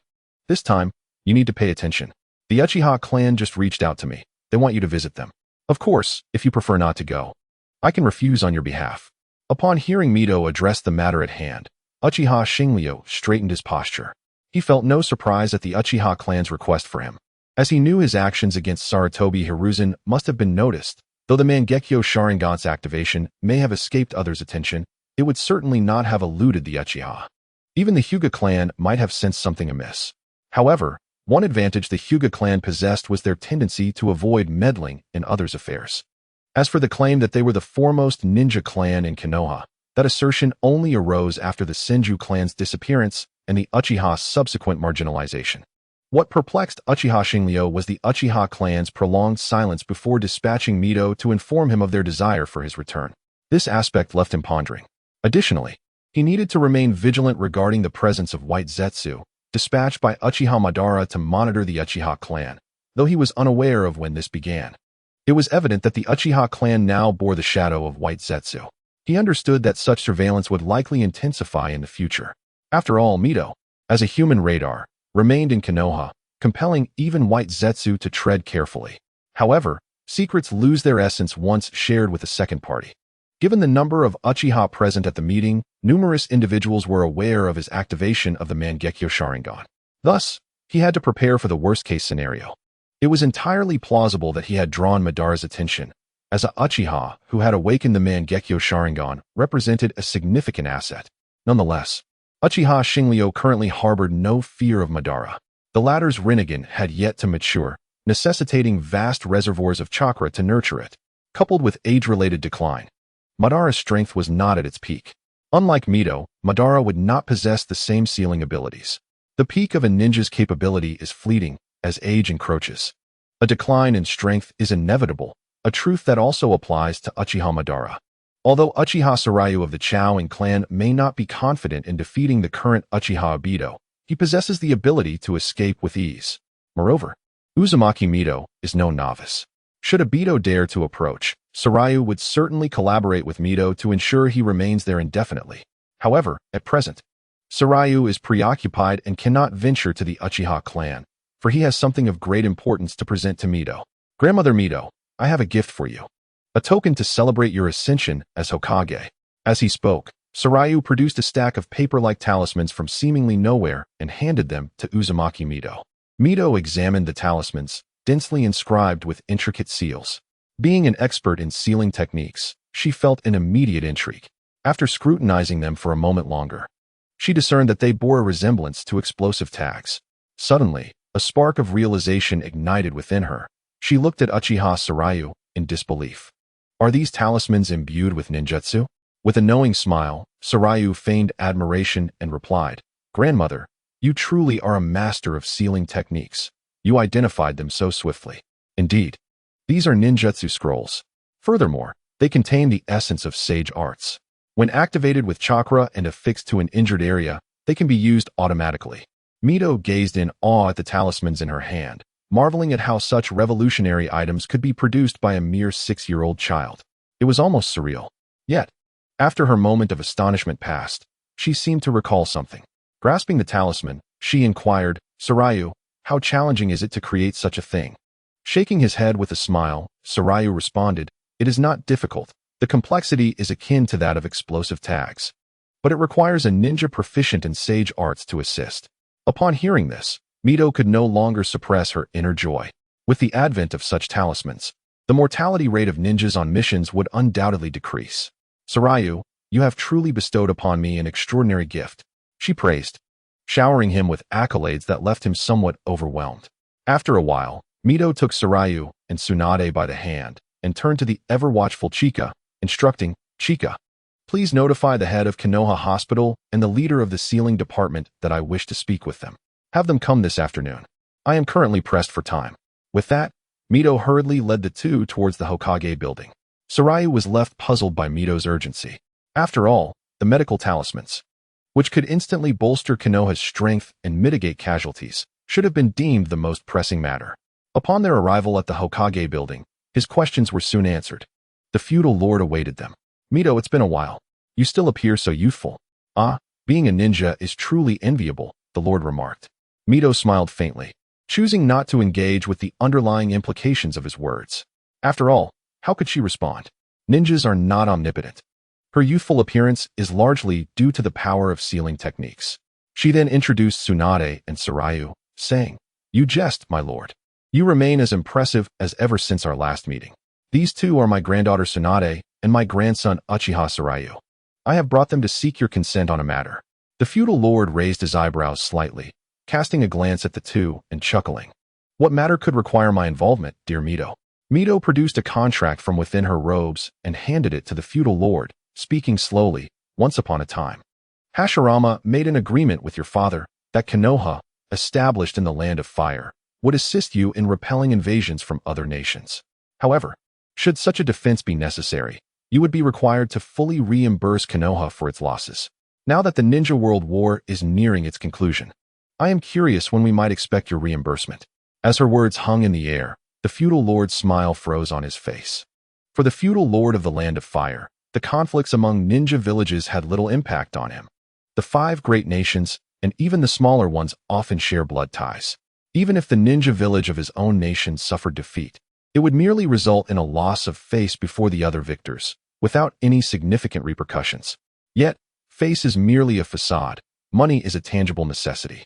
The war is fought with resources, and Konoha has sustained considerable losses in this conflict. If the feudal lord were to bear the costs, he would find himself in dire straits come next year. However, there was no escaping the fact that this contract was indeed signed by his father. In those days, Konoha boasted the presence of two legendary figures, an unparalleled force. Their establishment of Konoha could occur within or outside the Land of Fire. To maintain stability, the previous feudal lord made numerous concessions, signing many such agreements. At the time, he was generous, never anticipating that these two would turn against each other, leading to Konoha's swift loss of protection. The feudal lord understood that while the third Hokage, Sarutobi Hiruzen, could be placated, Mito was not one to mince words. Had he known that sending an envoy would lead to this situation, he would have refrained from meddling. With this in mind, the feudal lord maintained his composure, yet sought to make a final attempt at resistance. The fourth Hokage is mistaken. This contract was established by the previous feudal lord and bears no relation to me. Mito regarded him with a knowing smile, her gaze piercing enough to make him break into a sweat before she slowly replied. I have heard that the land of whirlpools boasts stunning scenery, with clear mountains and flowing waters, making it an ideal place for ninjas to reside. Upon hearing her words, the feudal lord began to sweat profusely. Although the outcome of the war had little effect on him, the absence of Konoha would be catastrophic. Times have changed. A nation without ninjas cannot defend its territory, even if Konoha were to lose a battle, as long as it is not completely obliterated. The Land of Fire would at most lose a bit of territory and a share of missions. However, if the Land of Fire were to lose Konoha, it would be but a day before its capital was ravaged. At that point, it would be too late for regret. Thus, Mito's words had struck a vital nerve. The feudal lord chuckled heartily, feigning nonchalance, yet his discomfort was palpable as he stated, nevertheless, the fourth Hokage makes a valid point. The previous feudal lord was indeed a man of his word. I shall arrange for the reimbursement of Konoha's losses, but as the day grows late, I must take my leave. Having been extorted for a substantial sum, the feudal lord was eager to depart, fearing further complications. Yet, before he could rise, Mito produced another contract seemingly from thin air, saying, "Not so fast. I have one more matter to discuss." The previous feudal lord also promised to grant me and Hashirama's descendants a noble title. Are you aware of this agreement?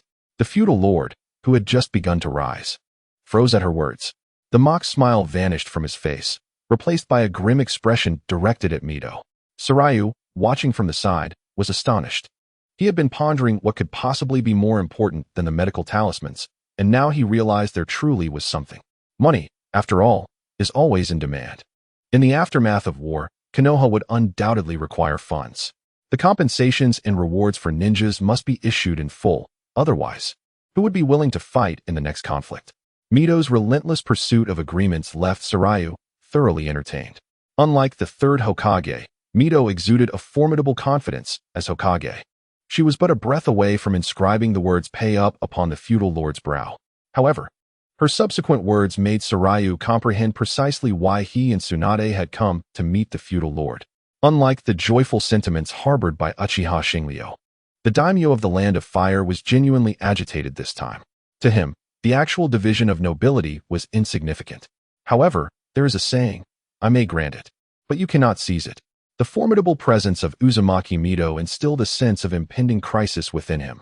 The land of the Whirlpool was indeed the homeland of the Uzumaki clan. If one dared to claim nobility today, might they not aspire to the title of daimyo tomorrow? Such thoughts stirred unease within him.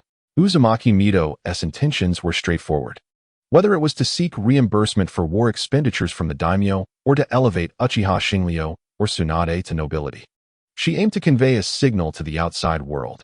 The Land of Fire would wholeheartedly support Konoha, and Konoha possessed both the capability and confidence to continue its struggle. Although the battlefield had curiously fallen silent, no one could guarantee that peace was assured. While Uzumaki Mito was indeed powerful, she had yet to reach a level where she could dominate the world. In the event that the other four nations, wary of Uzumaki Mito, formed an alliance, even if their hearts were not united, they could still pose a significant threat to Konoha. This could also bring stability to the village, which had been shaken by the sudden demise of the third Hokage. As for the daimyo's thoughts, did they truly matter? The Uzumaki clan had established a nation, and as a strong woman of that clan, Uzumaki Mito held no reverence for the daimyo in the manner others did. The notion that the daimyo was a descendant of gods was met with her disdain. To her, Should the daimyo prove disobedient, replacing him was but a trivial matter. Perhaps, sensing Uzumaki Mido's resolve, the daimyo gradually regained his composure. Very well, let the fourth Hokage decide. Once you have chosen a successor, you may inform me at the inn. I am unwell and must take my leave. The daimyo departed without a backward glance. Uzumaki Mido refrained from presenting a contract this time. After all, one must not push too hard. After the daimyo's exit, she turned to the astonished Tsunade and the amused Uchiha Shinryo. Which of you will take on this nobility? Uchiha Shinryo replied candidly, let Tsunade have it. I have no need for such titles. Besides, Tsunadeheim sounds delightful. Tsunade, momentarily taken aback, realized that her perception of Uzumaki Mido had been shattered today. The commanding presence of Uzumaki Mido had truly broadened her horizons. Upon hearing Uchiha Shinryo's words, Tsunade felt a twinge of delight. He thinks my name sounds nice. However, her pride prevented her from expressing this outwardly, and she responded with a haughty hum. If he doesn't want it, then neither do I. I aspire to be Hokage like my grandmother, not some noble. Uzumaki Mido chuckled at Tsunade. To her, Tsunade was someone she had watched grow since childhood. She knew Tsunade's character well, understanding that despite her stubbornness, she had already accepted the notion of nobility. Uchiha Shinryo, on the other hand, was unconcerned with such matters, genuinely indifferent to titles. After all, he might one day hang many nobles. Consequently, both remained silent, observing Tsunade. Feeling uncomfortable under their scrutinizing gazes, Tsunade fidgeted for a moment before finally yielding to her true feelings. She glanced at both of them and softly murmured, I'll listen to my grandmother. Tsunadeheim does indeed sound quite lovely. Chapter 59. Do you want a wife? Although Tsunade spoke in a whisper, both present heard her. They exchanged smiles. And Uzumaki Mido said to Uchiha Shinryo, you should go to the Uchiha clan now. It's quite a feat that they have endured this long without seeking you. Uchiha Shinryo nodded, recognizing that with matters concluded, he indeed had the time. Today marked Uzumaki Mido's inauguration as Hokage, and the Ninja Academy was granted a day off. In truth, during the past month, he had resumed attending school using shadow clones after just 1 week. The teachings of Takedo Shizuku were filled with practical knowledge, beneficial for ordinary ninjas, yet clearly not applicable to Uchiha Shinryo. For him, it would be more advantageous to spend this time studying the scrolls of the Senju clan or examining the notes of Tobarama. As for the individuals he had planned to meet, Orochimaru, like him, had replaced school attendance with shadow clones. His real body occasionally trained alone or discussed ninjutsu with Uchiha Shinryo. Yano Yu, too, proved to be a promising spy with exceptional charisma. Within the past month, she not only forged strong bonds with her classmates, but even managed to charm Uzumaki Mido into allowing her to reside in the Senju estate. Unfortunately, her talent did not match Orochimaru's, necessitating her real body to attend school. Uchiha Shinryo found it perplexing that every time he sent a clone with Yano Yu to school, she would regard him with an unusual gaze. As for Jiraiya, Uchiha Shinryo had devised a plan. He intended to guide Jiraiya to Mount Myaboku in due time, where he would discover his destined opportunities. Mount Myaboku was indeed the best teacher for Jiraiya, and sending him early would not only facilitate Jiraiya's growth, but also allow Uchiha Shinryo to discern whether the prophecy of the great sage Toad truly held universal significance. Furthermore, during this month, Uchiha Shinryo had gathered information regarding Kakashi and learned that he had graduated. This brought him a tinge of regret. However, contemplating Kakashi's inherent nature, Uchiha Shinryo resolved to refrain from interfering in his development. Although Kakashi was a formidable warrior, he was also remarkably loyal. He recognized the flaws in the rumors, yet did not resist the likes of Sarutobi Hiruzen, opting instead for self-destruction to express his discontent. Naturally, Kakashi's disposition might also be influenced by the legacy of his family. The Hitaki clan was once a family of samurai, which could explain Kakashi's reluctance to oppose his lord, the Hokage. Thus, once Uchiha Shinryo assumed the role of Hokage, Kakashi would naturally become his devoted subordinate. Moreover, Kakashi would eventually rise to the level of a shadow-class ninja. For one without bloodline abilities, this would be his limit. Therefore, there was no need for Uchiha Shinryo to meddle further in Kakashi's affairs. Meanwhile, Tsunade underwent considerable transformation over the past month, no longer clamoring for a break. Each day, she diligently completed her training and would seek Uchiha Shinryo's counsel on matters she found perplexing. Even her once favorite pastime of gambling was now approached with moderation, prompting Uchiha Shinryu to regard her with newfound respect. Everything was progressing positively, and Uchiha Shinryu found comfort in the past month. Now, as the Uchiha clan required his presence, it was merely a trivial matter for him. He was also eager to ascertain the current state of affairs within the Uchiha clan.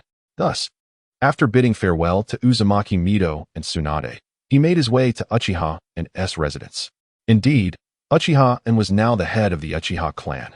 The previous leader had suffered grave injuries at the hands of Danzo and could no longer serve as a ninja. Coupled with Uzumaki Mido's ascension and her contributions during the Danzo incident, the village's attitude toward the Uchiha clan shifted significantly, allowing the moderate faction to gain the upper hand. As a result, Uchiha seamlessly assumed the role of the new spokesperson for the Uchiha. When Uchiha Shinryu arrived, Uchiha and Uchiha Shien had been awaiting him for some time. For them, although Uchiha Shinryu was merely a child, he had awakened the Mangekyo Sharingan. No one understood the power of the Mangekyo better than the Uchiha. Throughout Uchiha history, every possessor of the Mangekyo was a formidable force. Though Uchiha Shinryu was still a child, he could no longer be treated solely as one. Consequently, upon seeing Uchiha Shinryu, they began to welcome him warmly. Uchiha Ao approached him with a beaming smile and said, "Welcome back to the Uchiha clan, Shinryu. Let us converse inside." After seeing Uchiha Shinryu nod in agreement, he led him to the reception room. Once the attendants had placed the refreshments on the table and departed, Uchiha Ao continued, "I shall not beat around the bush. The reason I summoned you back, Shinryu, is to inquire about something of great importance. Have you awakened the Kaleidoscope Sharingan, the emblem of Uchiha power?" Uchiha Ao's straightforwardness was matched by Uchiha Shinryu's demeanor. This clan, characterized by emotional intelligence, could be described as refreshingly candid at times. Therefore, he remained silent. In the next moment, a sealing technique began to envelop the entire room. Uchiha Ao stared at him in astonishment, momentarily rendered speechless. After all, how could a Uchiha wield sealing techniques with such prowess? Which clan do you belong to?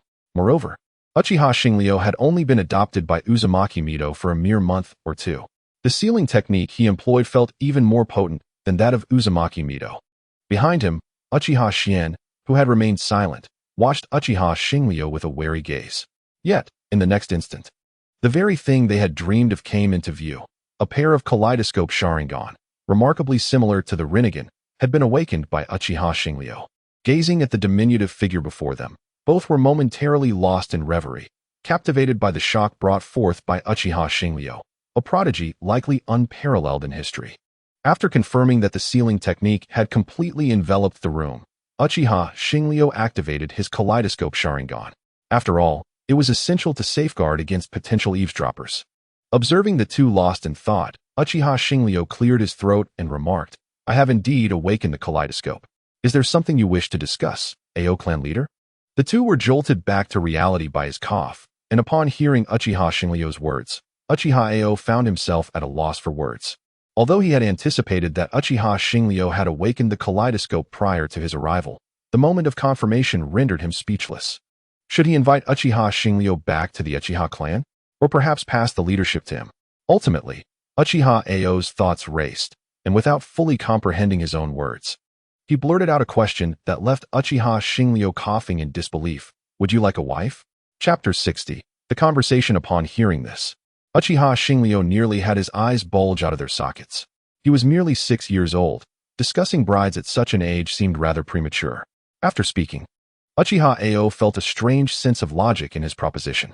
Although he had initially intended to say something else, the sight of Uchiha Shinryu's kaleidoscope had rendered him speechless. However, Uchiha Shinryu's remarkable talent made it seem reasonable to discuss a potential bride. Not only would this ensure the continuation of his exceptional bloodline, but it might also subtly realign Uchiha Shinryu's allegiance back towards the Uchiha clan. Uchiha Ao considered his granddaughter, Uchiha Ji, a suitable candidate for this role and stated directly, "Shinryu, my granddaughter Ji has long admired you. Perhaps you two could get to know each other?" Uchiha Shinryu, after closing his Sharingan, rolled his eyes and retorted, "I am only 6, there is no rush. Furthermore, Ji is in my class, so please refrain from fabricating tales." Uchiha Ao, undeterred, simply chuckled, showing no signs of being offended by the rebuttal. "Oh, you are in the same class. That must be fate. Given such a connection, why not arrange a betrothal? Uchiha Xingliu had grown weary of Uchiha Ao's incessant matchmaking. His current objective was to promote Ji to Uchiha Xingliu, and regardless of what he said, Uchiha Ao would steer the conversation in that direction. However, there was still Uchiha Xin present. Although he was equally astonished by Uchiha Xingliu's talent, his thoughts did not shift as swiftly as Uchiha Ao's. Uchiha Xin first prepared a cup of tea for Uchiha Xingliu, offering an apologetic expression before stepping beside Ao and stating, "Father, we have serious matters to discuss. I implore you to remain composed." Hearing this, Uchiha Ao finally regained his composure. Reflecting on his earlier indiscretion, he hastily sipped his tea to mask his embarrassment. A peculiar awkwardness enveloped the room as the three fell into an uncomfortable silence. Ultimately, Uchiha Xingliu broke the tension. He set down his cup of tea, gazing intently at the two before him, and spoke slowly. "I assume you did not summon me merely to discuss potential brides. If there is a matter of significance, please speak plainly." Uchiha Ao regarded the boy before him, his expression somewhat complex. Were it not for the child's stature and visage, one might hardly believe he was merely a child. He first refilled Uchiha Xingliu's cup before continuing. "Although you have awakened a kaleidoscope, are you aware that those who possess this eye often end up blind?" Uchiha Xingliu was, of course, aware of this information. While he could not procure another pair of bloodline kaleidoscopes to achieve an eternal one, his unique abilities could mitigate this drawback, leaving him unperturbed by the issue. Uchiha Ao, however, was oblivious to Uchiha Xingliu's thoughts. He believed that upon hearing this news, no matter how mature Uchiha Xingliu was, he would surely be momentarily shaken. No one could accept the prospect of losing their sight and the powers that came with the kaleidoscope. As Uchiha Ao awaited Uchiha Xingliu's response, he could not contain his curiosity any longer and asked, "Aren't you worried? You are only 6 years old. If this continues, you may lose your sight before reaching adulthood." Hearing this, Uchiha Xingliu glanced at him and replied coolly, "There is no need for you to fret, Ao clan leader. I can manage my own affairs. If there is nothing else, I shall take my leave." With that, he adjusted his garments and rose to his feet. Just as he was about to retract the sealing technique and depart, Uchiha Ao finally articulated his true intent. "Xingliu, have you ever considered becoming Hokage?" At this declaration, Uchiha Xingliu paused mid-motion. In truth, he had contemplated prior to his arrival that Uchiha Ao's likely objective was to encourage him to become Hokage. After all, having a Hokage from the Uchiha clan would greatly satisfy the clan's yearning for glory. So, upon realizing he was likely to awaken the kaleidoscope, his initial aspirations naturally gravitated towards the position of Hokage. Although Uchiha Xingliu's future ambitions aligned with this, he sought something more profound. He desired not merely to be an Uchiha Hokage, but a Hokage who embraced the Uchiha. These two concepts were not to be conflated. Uchiha Xingliu turned to face Uchiha Ao, who had uttered this statement with an air of calm authority befitting a clan leader. "If Xingliu is willing to become engaged to my granddaughter, the Uchiha clan will wholeheartedly support your bid for Hokage." Upon hearing these words, Uchiha Xingliu erupted into laughter, a mirthful sound that echoed through the room. Uchiha Ao furrowed his brow, his grip on the teacup tightening involuntarily. He detected a hint of disdain and mockery within that laughter. Indeed, in the next moment, Uchiha Xingliu's words left him momentarily stunned. "What has given you the impression that I require your support to become Hokage? And what has instilled in you the confidence that I could be so easily manipulated by you?" As his voice faded, a torrent of formidable chakra surged forth, creating a shockwave that sent everything around him flying. The ground beneath them cracked like a spider's web, a formidable pressure descending upon Uchiha Ao and his companion. Instinct warned them. Every cell in their bodies screamed to distance themselves from the individual before them. Uchiha Ao found it hard to fathom how this seemingly diminutive boy could evoke such a sensation. At that moment, he realized he might have underestimated Uchiha Sarayu. Sarutobi Hiruzen and Danzo, whom he had executed, were both ensnared by this very person. Sarutobi Hiruzen had been silently killed in plain sight, unnoticed by anyone save for their clan. Uchiha Sarayu not only achieved what Uchiha Ao aspired to, but he accomplished it with greater finesse. Even the experiments concerning the awakening of the Sharingan within the Uchiha clan were tied to Uchiha Sarayu. Reflecting on his previous actions, Uchiha Ao felt utterly foolish. Initially, he had intended to leverage the secret of the kaleidoscope's blindness against him, and when that failed, he attempted to tempt him with the position of Hokage. Yet, he had never considered that Uchiha Sarayu might not require the Uchiha's assistance at all. Rather, it was the Uchiha clan that needed Uchiha Sarayu. The Uchiha had always been a clan that admired strength, and such individuals were indeed worthy of their allegiance. With this realization, a flicker of resolve ignited in Uchiha Ao's eyes. He approached the cackling Uchiha Sarayu, knelt on one knee, and proclaimed, "Lord Sarayu, the Uchiha will always support you henceforth." Chapter 61. A new proposal for awakening the eyes. Uchiha Sarayu observed the scene before him and withdrew the chakra enveloping him. He understood that his objective had been achieved. Uchiha Ao sought him out with a purpose in mind. Willing to risk being targeted by Uchiha Madara to engage with the Uchiha, he, too, had his own motives. Although the Uchiha clan faced various criticisms, at times, they merely exhibited a certain pride. Their inner arrogance often rendered them unyielding in speech. However, once one earned their recognition, they would indeed regard you as a true friend. Unlike others, those who gained their approval would find them genuinely supportive in times of need. The renowned Uchiha of the Warring States period had not earned their reputation without merit. In one-on-one confrontations, they were bound to escape. This was the acknowledgement the ninja world bestowed upon the Uchiha, forged from the blood of their adversaries. Therefore, Uchiha Sarayu naturally desired to harness this power for himself. Now that his aim was realized, he addressed the kneeling Uchiha Ao. "Can you represent the Uchiha?" Uchiha Ao lifted his gaze, meeting the eyes of the individual upon whom he had staked everything, and replied, "I am the representative of the moderate faction within the Uchiha, as well as the clan leader, capable of representing the Uchiha." Uchiha Ken, standing behind, hesitated, wanting to voice something yet refraining from undermining his father's dignity. Uchiha Sarayu grinned, neither affirming nor denying Ao's response. While he was not entirely aware of the Uchiha's current state, he knew of Uchiha Shursui. With him around, it was improbable for the Uchiha to harbor a singular voice. However, since Uchiha Ao had stated it thus, Uchiha Sarayu chose to accept it. Should issues arise in the future, the responsibility would naturally fall upon those who made such promises at this moment. "I am curious, when Uchiha Madara was stronger than I, why did you not choose him, yet now opt for me? After all, I am merely a child, unable to offer anything substantial at present. Why place your hopes upon me?" Uchiha Ken, upon hearing this, turned his gaze to his father, equally intrigued by the answer to this question.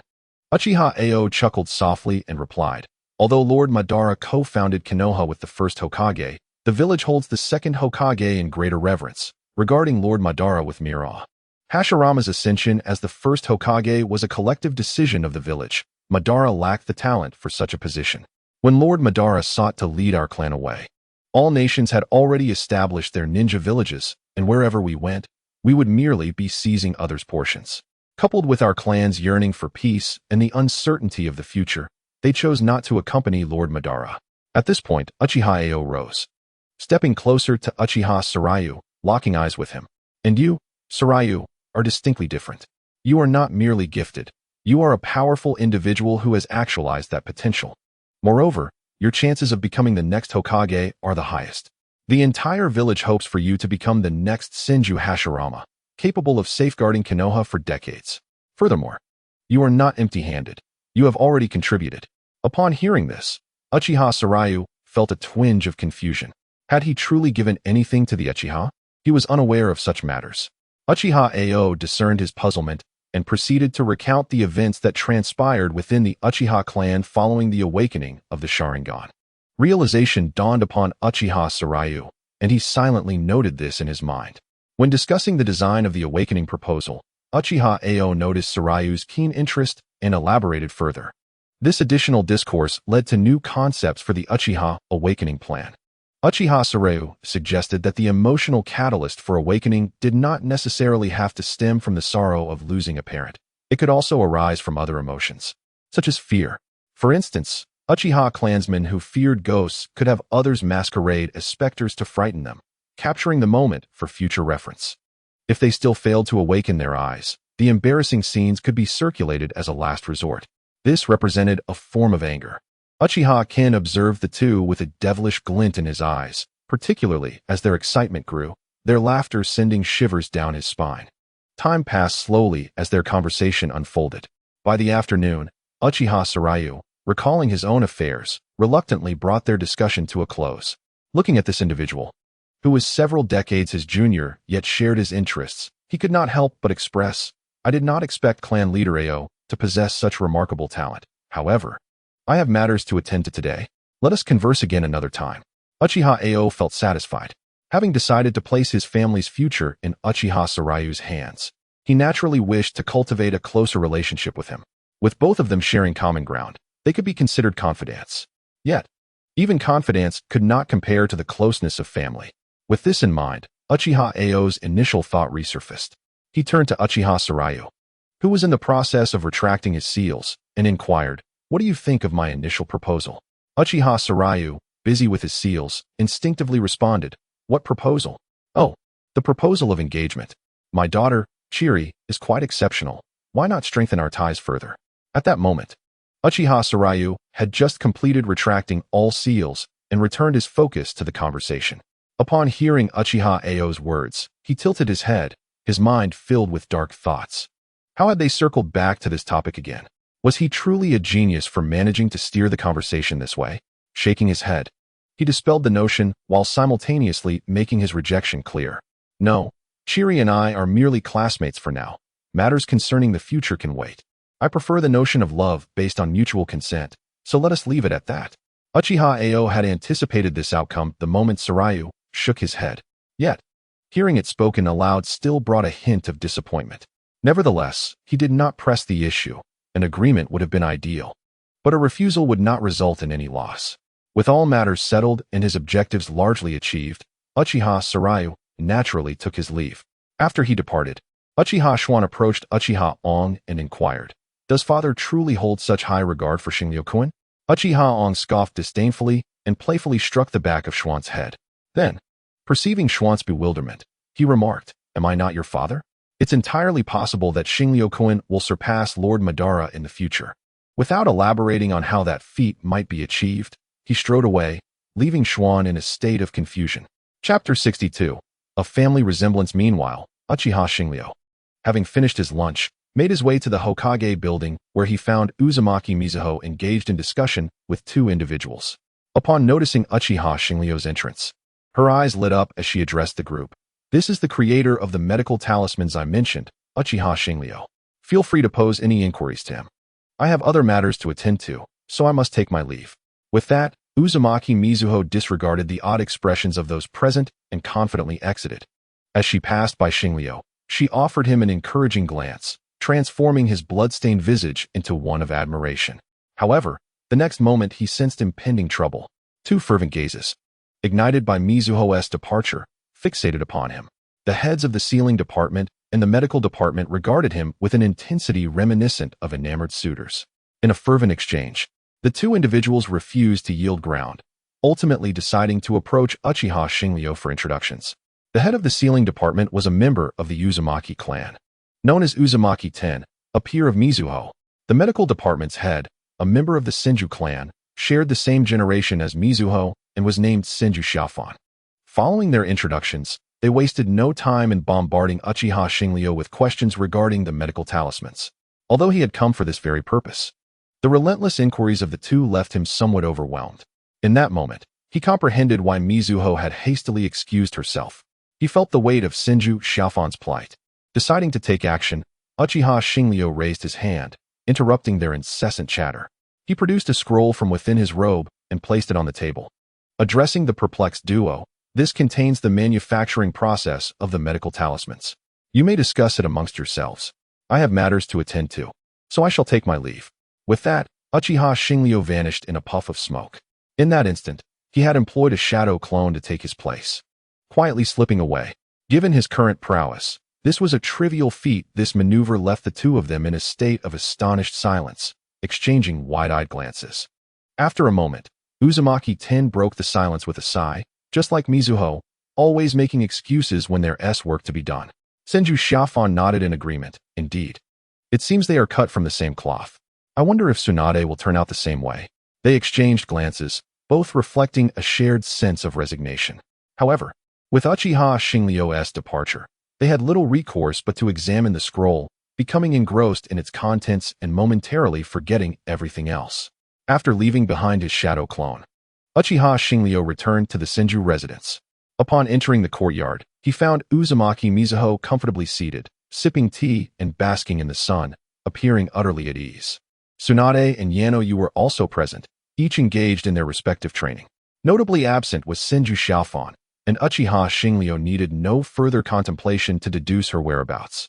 The Hokage could not afford to be idle, and if the Hokage was occupied, then someone must fulfill those duties.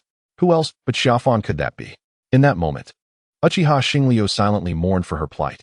He approached Uzumaki Mizuho, pulled up a chair, and skillfully poured himself a cup of tea, savoring its warmth. Mizuho glanced at him from the corner of her eye, contemplating speaking, but ultimately refrained, lacking the conviction to do so. After all, she too had just fled from responsibilities. How could she chide Uchiha Shinryu for doing the same? Realizing this, she abandoned her thoughts, choosing instead to relish the leisurely moments of life.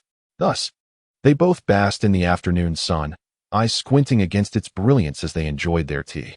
Tsunade and Yanoyu observed this scene with a mix of curiosity, particularly Tsunade, who, while training vigorously, wiped the sweat from her brow, feeling an unsettling imbalance. She envisioned herself enduring grueling military drills under the scorching sun, only to have someone saunter by with a popsicle, leisurely enjoying their treat. Such a scenario, especially if it were a group affair, would be profoundly disheartening. Having not faced any challenges for a month, the thought increasingly vexed her. With a spark of inspiration, Tsunade halted her training and approached Uzumaki Mizuho. "Grandmother, I've been practicing my strength for quite some time now, yet I still haven't grasped the essentials. I need someone to guide me. Would you accompany me for my training?" Uzumaki Mizuho's eyes widened slightly as she regarded her pouting granddaughter, letting out a soft chuckle. She recognized Tsunade's reluctance and her desire for companionship in her endeavors. In the past, she would have found it difficult to refuse such a request, especially considering her granddaughter's earnestness. However, now there was someone else available to assist Tsunade. With that thought, Mizuho turned her gaze toward Uchiha Shinryu. He had anticipated Tsunade's intentions from the moment she began to speak. Yet, in this world of ninjas, what had led Tsunade to believe she could not master the shadow clone technique? Just as Mizuho glanced at him, a shadow clone of Uchiha Shinryu materialized with a resounding pop. Of course, she could have simply sent a clone to assist Tsunade without involving him directly. Moreover, once the clone dissipated, the experiences gained would still be relayed back to the original. The shadow clone, having appeared, began to voice its grievances toward its creator. Nevertheless, despite its complaints, it dutifully commenced instructing Tsunade in her training.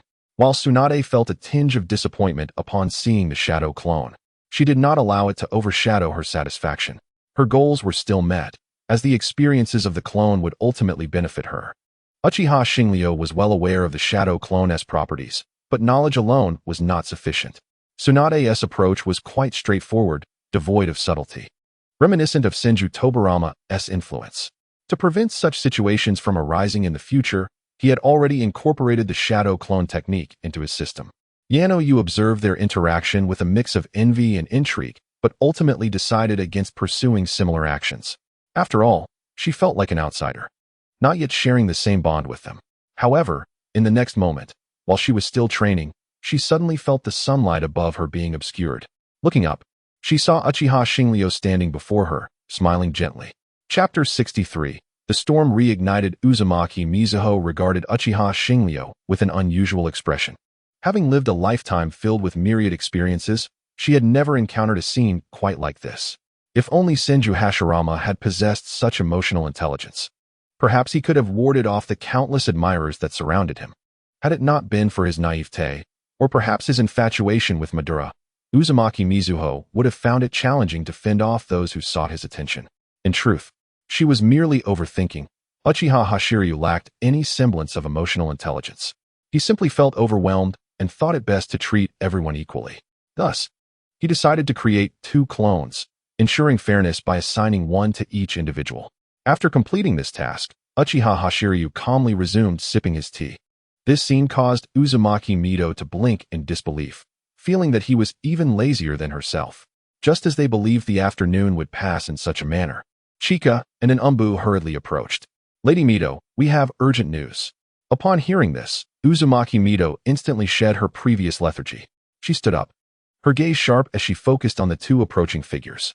Chika presented a document to Uzumaki Mito and stated, "Intelligence indicates that the other nation's Kages have been in private communication over the past month, though we have not discerned the specifics.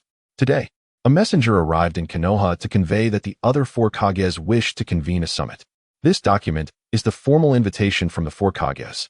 After hearing this, Uzumaki Mito remained silent, merely opening the document in her hands to examine it closely. The more she read, the more serious her expression became. Subsequently, she addressed Chika. "It seems we must convene another Jonin meeting. Chika, please run and summon all the Jonin still in the village." Understanding the gravity of the situation, Chika nodded and departed with the accompanying Umbu. At this moment, Uzumaki Mito turned to Uchiha Hashiryu, contemplating whether to seek his opinion.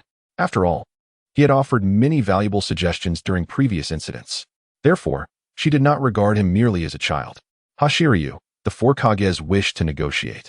With the location set in the Land of Iron, what are your thoughts on this matter?" Initially, upon hearing about the negotiations, Uchiha Hashiryu considered it a viable attempt.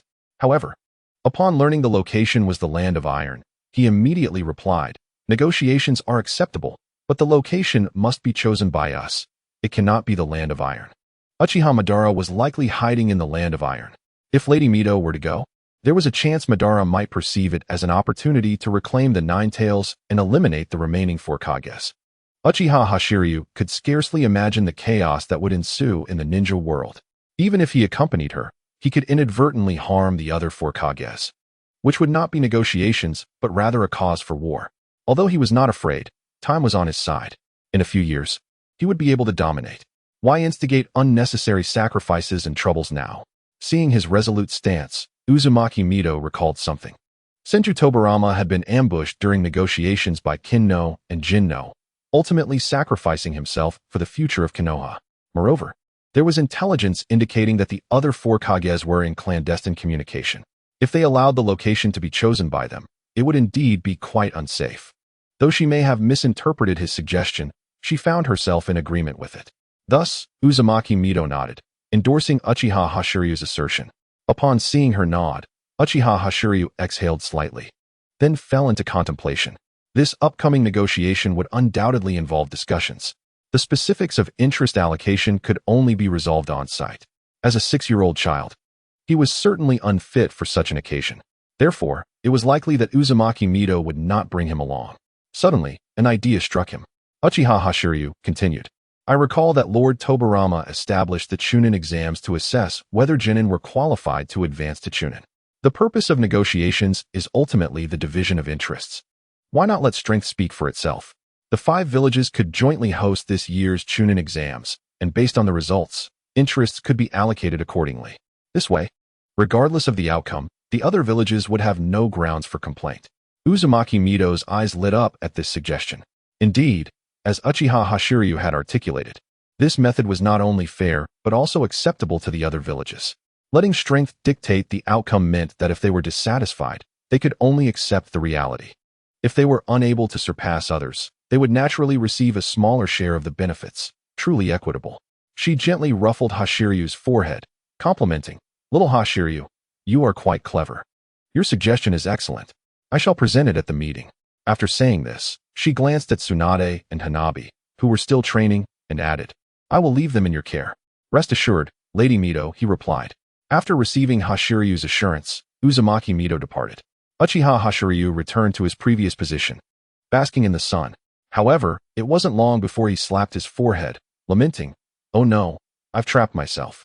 While the idea of jointly hosting the Chunin exams to allocate interests was indeed commendable, he had hastily overlooked its implications.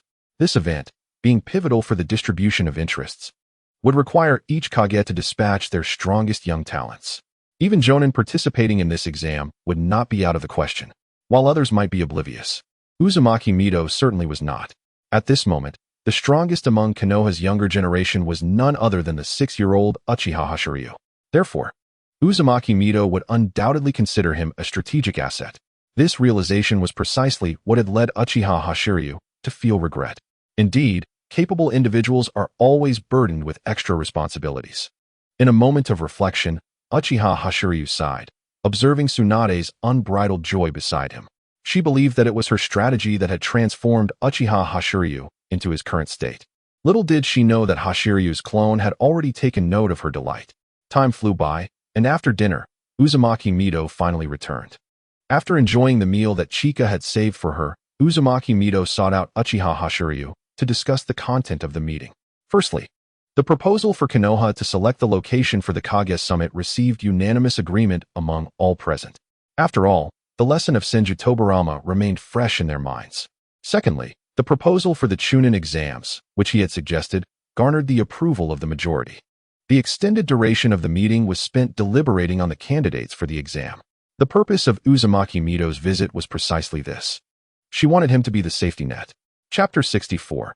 Negotiations. Although the matter of jointly hosting the Chunin exams was still far off, and the Kage Summit had yet to convene, the theme of this meeting was negotiations. Uzumaki Mido's appearance had already instilled caution in the other ninja villages. Her invitation to participate in the negotiations served as a testament to this. Furthermore, the financial backing and prestige from the daimyo had yet to spread. Once this news circulated, the major nations would be even less inclined to engage in conflict with Konoha. At that point, a solution for interest distribution would be required. Such a relatively fair examination could still be accepted by the various ninja villages. After all, this generation of young ninjas in Konoha was not as hopeless as their predecessors. While Uzumaki Mido had faith in her village's new generation, for the absolute victory of Konoha, she thought of Uchiha Hashiryu. Although she was still unaware of Uchiha Hashiryu's precise abilities, she was certain that he would not be weaker than the Kages. Thus, it was only natural that Uchiha Hashiryu had inadvertently fallen into the trap of her suggestion. Observing Uchiha Hashiryu's despondent visage, Uzumaki Mido could not help but chuckle softly. Do not worry. You are not necessarily required to participate. You will merely serve as a safety net. Pausing, Uzumaki Mido produced a scroll from seemingly nowhere. The scroll was nearly half her height, and placing it before him, she continued, I had intended to wait until you were a bit older to give this to you. However, you have already become quite formidable, so it stands to reason that this artifact should now be within your grasp. Little Star Flow, have you ever heard of the sages? Upon hearing this, Uchiha Star Flow realized what Vortex Mizuhito had brought forth. It was undoubtedly the summoning scroll from the Wetbone Forest, one of the three great sanctuaries. Although Uchiha Star Flow was well aware of this, it did not prevent him from shaking his head in denial. His past experiences could not possibly have acquainted him with such knowledge. While his prowess could be attributed to innate talent, this esoteric lore eluded his understanding. Vortex Mizuhito was not surprised by his response, as this was knowledge possessed only by a select few. Thus, she began to unveil the mysteries of the sages to Uchiha Star Flow. Little Star Flow, do you know that this world is immensely vast? On this continent, there exist 3 sanctuaries, each presided over by a sage: the Sage of Slugs, the Sage of Toads, and the Sage of Snakes. These sages have lived for over a millennium, their powers unfathomable and immeasurable. These sanctuaries serve as places where individuals can learn the sage mode. It was through mastering the sage mode that Hashirama was able to sweep across the world unmatched. This scroll is the summoning scroll of the Sage of Slugs from the Wetbone Forest. I now entrust it to you, hoping you too can master the sage mode. Vortex Mizuhito's voice was imbued with expectations for Uchiha Star Flow.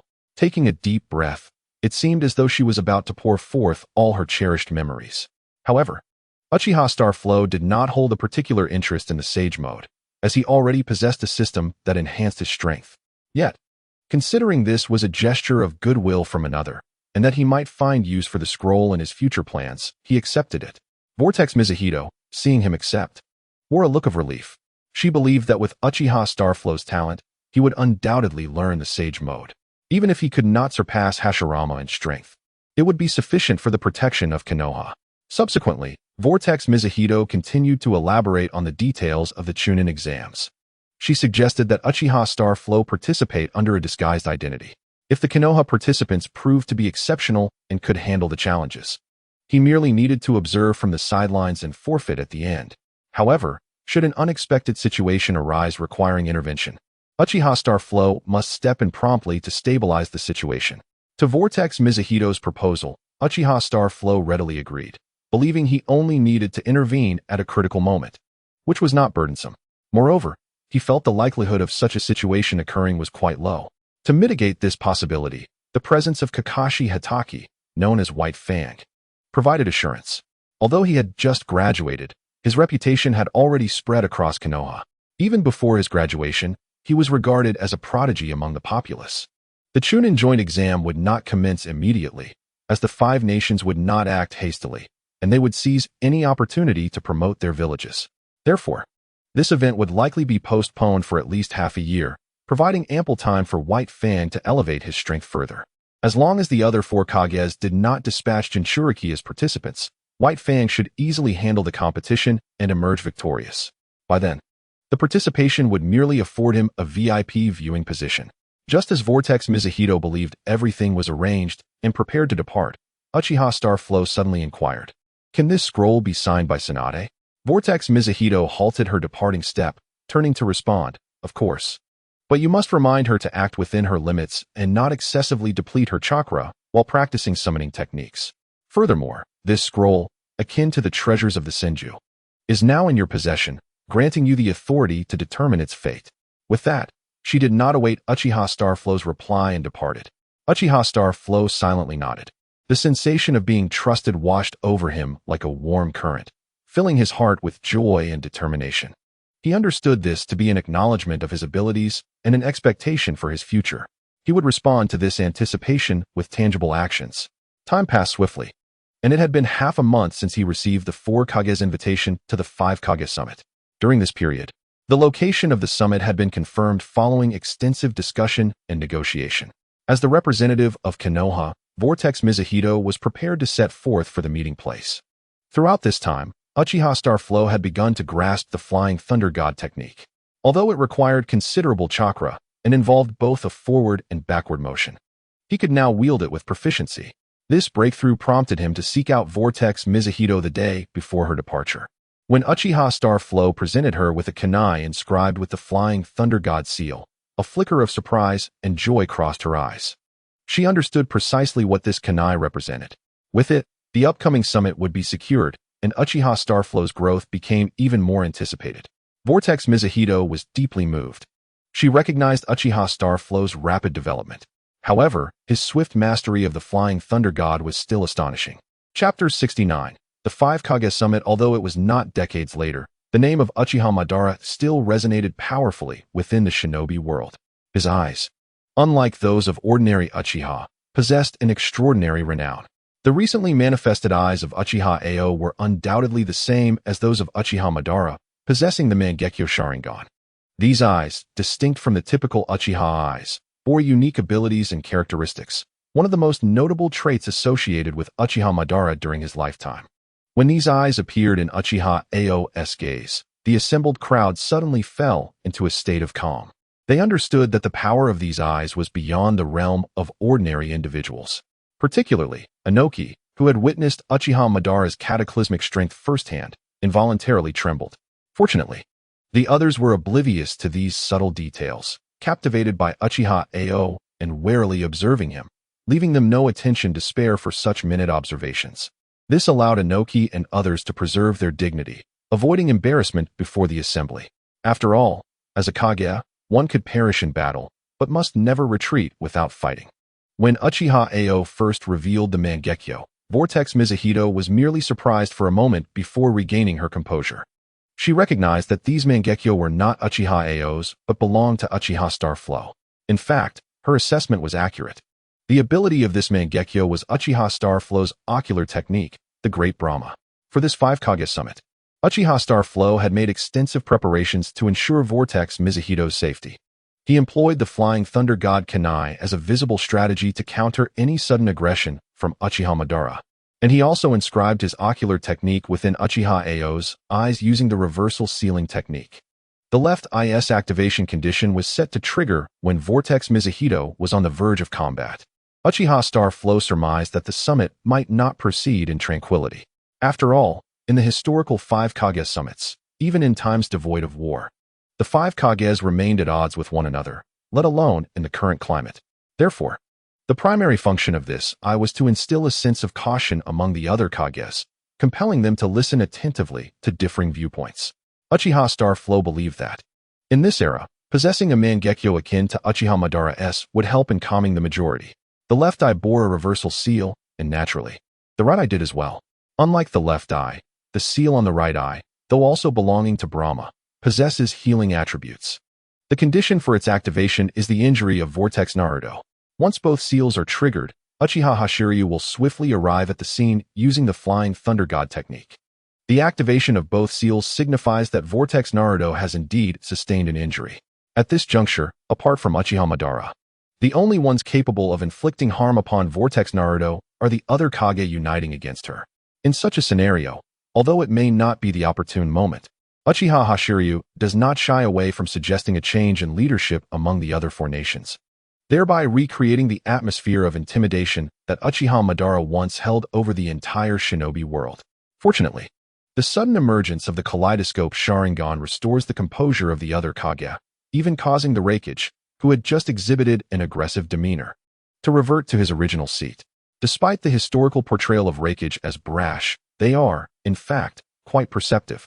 Even without the appearance of Uchiha Hashiryu's kaleidoscope Sharingan, he had no intention of clashing with Vortex Naruto. His primary aim was to secure greater benefits during negotiations by preemptively addressing this matter. After all, as Vortex Naruto pointed out, the second Hokage was assassinated by Cloud Shinobi during peace talks. This incident inherently places Cloud Shinobi at a disadvantage, making it unwise for them to discuss it during negotiations, while the average individual might take this for granted. The third Raikage opted for a different approach. He chose to bring this matter to light, distorting the truth and muddling the waters, thereby rendering Vortex Naruto unable to leverage this incident for concessions from Cloud Shinobi. After all, one Kage has perished, but did not Cloud Village also lose one? The third Raikage was acutely aware of this, which is why he intended to utilize this incident at the onset of the meeting. However, his plans backfired. Uchiha Hashiryu had already anticipated that the four Kage would resort to absurdity. He exerted his authority, instilling a sense of caution while psychologically undermining the confidence of Konoha. After all, a Jinchuriki of the Nine Tails is formidable enough, and now the presence of a kaleidoscope Sharingan adds to that might.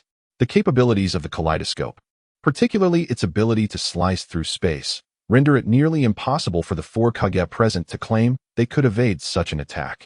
Unable to contend with such power, they were left with no choice but to engage in civil discourse.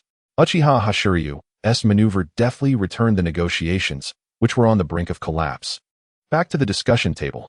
Vortex Naruto, understanding the gravity of the situation and recognizing that certain matters are sacred and should not be trifled with, took a deep breath and calmly inquired of the third Raikage, "Did you express those words in your capacity as Kage, or are they merely your personal sentiments?" The third Raikage, upon seeing the serious expression on Vortex Naruto's face, instantly grasped that he had crossed a line. He understood that, as Kage, his words and actions represented the attitudes and positions of his entire village. Although his previous statements were intended to safeguard his village's interests, he had neglected to consider Vortex Naruto's feelings, leading to the current predicament. Nonetheless, as Kage, he must uphold his dignity and honor. To capitulate so easily would indeed be awkward and embarrassing for him.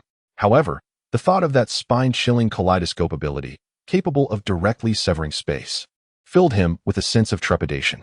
As the third Raikage, he took pride in his unassailable defenses and unparalleled offensive capabilities. Yet, this unreasonable ability to cut through space seemed specifically designed to counter his defenses. Furthermore, the Uchiha's three-tomo Sharingan significantly enhances dynamic visual acuity, let alone the kaleidoscope. Thus, his speed would be rendered ineffective, leading him to realize that in a life-or-death confrontation on the battlefield, he could very well meet his end beneath those eyes. Should Cloud Shinobi lose him now, with the next generation still unprepared, it would be unrealistic for the remaining villages to stand by. And facing a Jinchuriki of the Nine Tails alongside a kaleidoscope would be insurmountable. Consequently, after grappling with his inner turmoil, he reluctantly muttered, "Those were my personal words. I apologize." Upon hearing this, Vortex Naruto let out a cold snort, dissipating the golden chakra that had enveloped her and calmly returning to her seat. Chapter 70. The End of War. At this moment, the second Wind Kage, Shaman, stepped forward to mediate, speaking in a calm and steady tone. "Ladies and gentlemen, we have not gathered here to settle personal grievances, but rather to discuss how to bring this war to a close. The pain and destruction wrought by this conflict have already been profound. It is time to end it. The third Mizukage nodded in agreement, affirming, indeed, the Wind Kage is correct. We need to establish a reasonable framework to conclude this war. As the third Mizukage finished, everyone present nodded in unison. They recognized that although none of the nations had achieved their desired outcomes in the war, their villages could no longer withstand the strain. Continuing the conflict could lead to their dissolution even before a victor emerged on the battlefield. This was especially true for the Sand Shinobi, who had been impoverished from the outset. They had initially hoped to gain sufficient resources from this Shinobi World War to develop their village. Yet the ongoing battles had only deepened their poverty. The reason Shaman had ascended to the position of second Wind Kage was partly due to his past military achievements, but also because he had developed skills in puppet techniques and sand manipulation. The advancement of puppet techniques had instilled hope in the impoverished Sand Shinobi, as they required time to recover and develop their village. Thus, he naturally supported the cessation of hostilities to focus on rebuilding and development. As for the Iwa and Kiri Shinobi, their battles had resulted not only in the demise of their Kage, but also the loss of many comrades. They now needed to lick their wounds and await a more favorable opportunity. At this moment, the Raikage seemed to have an epiphany, his eyes lighting up as he exclaimed, "It seems that Konoha has suffered relatively little in this war, and Haven T, they always prided themselves on being the strongest? Why not have the Hokage make some sacrifices to support us smaller nations?" The Raikage's remarks undoubtedly directed the spotlight toward Konoha. Whether for the benefit of his village or to regain his own face, pushing Konoha into the center of the vortex was an effective strategy. Moreover, it must be noted that his words bore significant weight. Despite the intimidating presence of Uchiha Hashiryu's kaleidoscope, the advantages it conferred also came with drawbacks. The Raikage's comments, combined with Konoha's current overwhelming strength, hinted at a potential alliance among the other four nations. The Kage, still engaged in discussion, paused upon hearing the Raikage's words, turning their gazes, filled with ill intentions, toward the fourth Hokage, Vortex Naruto. However, Vortex Naruto appeared oblivious to their hostile stares, leisurely pouring herself a cup of tea and savoring it. Her demeanor and actions astonished those present. They had anticipated a vehement reaction from her, yet she remained remarkably composed. Nonetheless, this did not deter them from attempting to pressure Vortex Naruto. In their eyes, the prospect of gain overshadowed all else. Yet, Vortex Naruto remained unfazed by their scrutinizing gazes, continuing to relish her tea as if savoring the moment. Her calmness and confidence left the assembled audience in awe. Just as they began to doubt her composure, Vortex Naruto set down her teacup, took a deep breath, and slowly declared, "If you wish for me to yield, it is not impossible."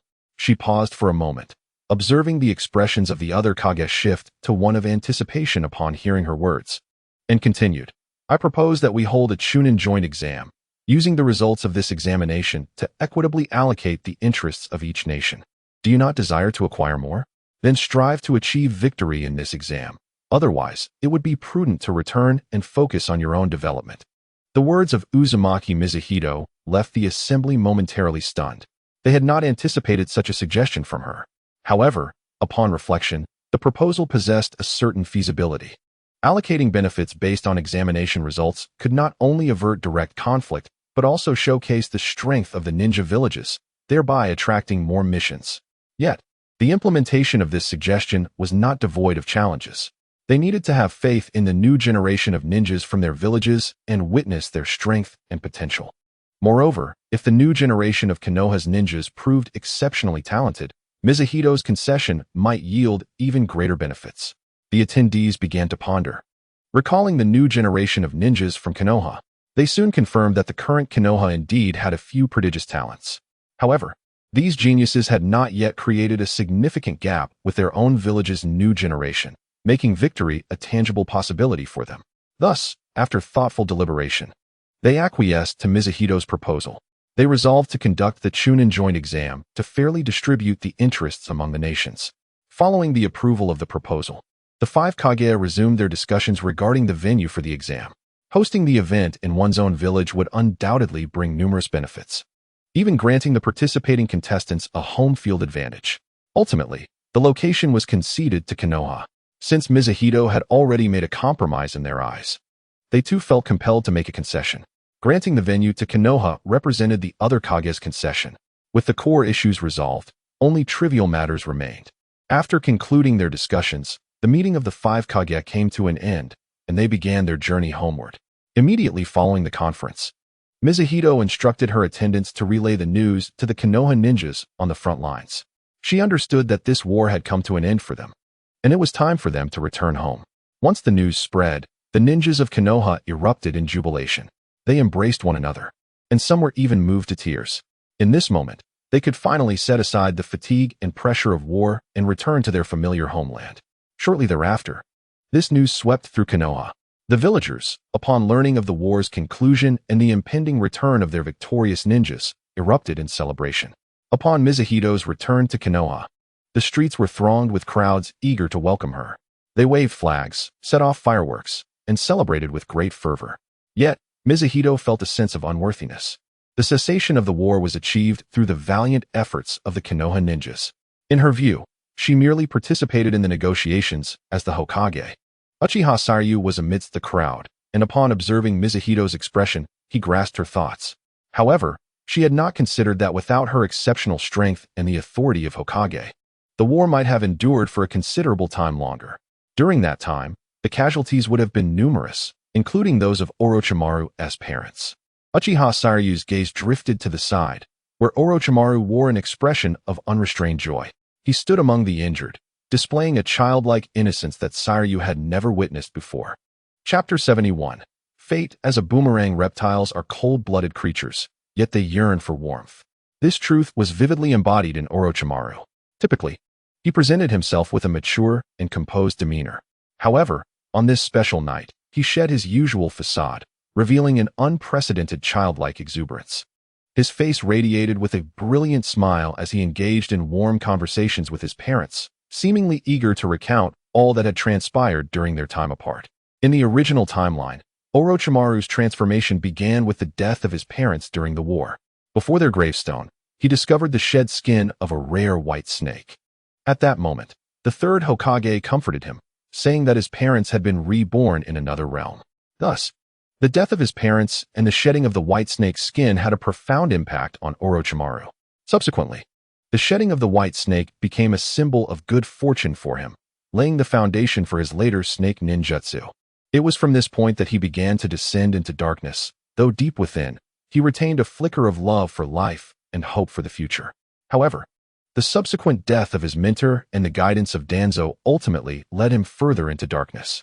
Yet now, such events would no longer occur. Orochimaru's parents had not perished in the war, and he had embarked on an entirely different path.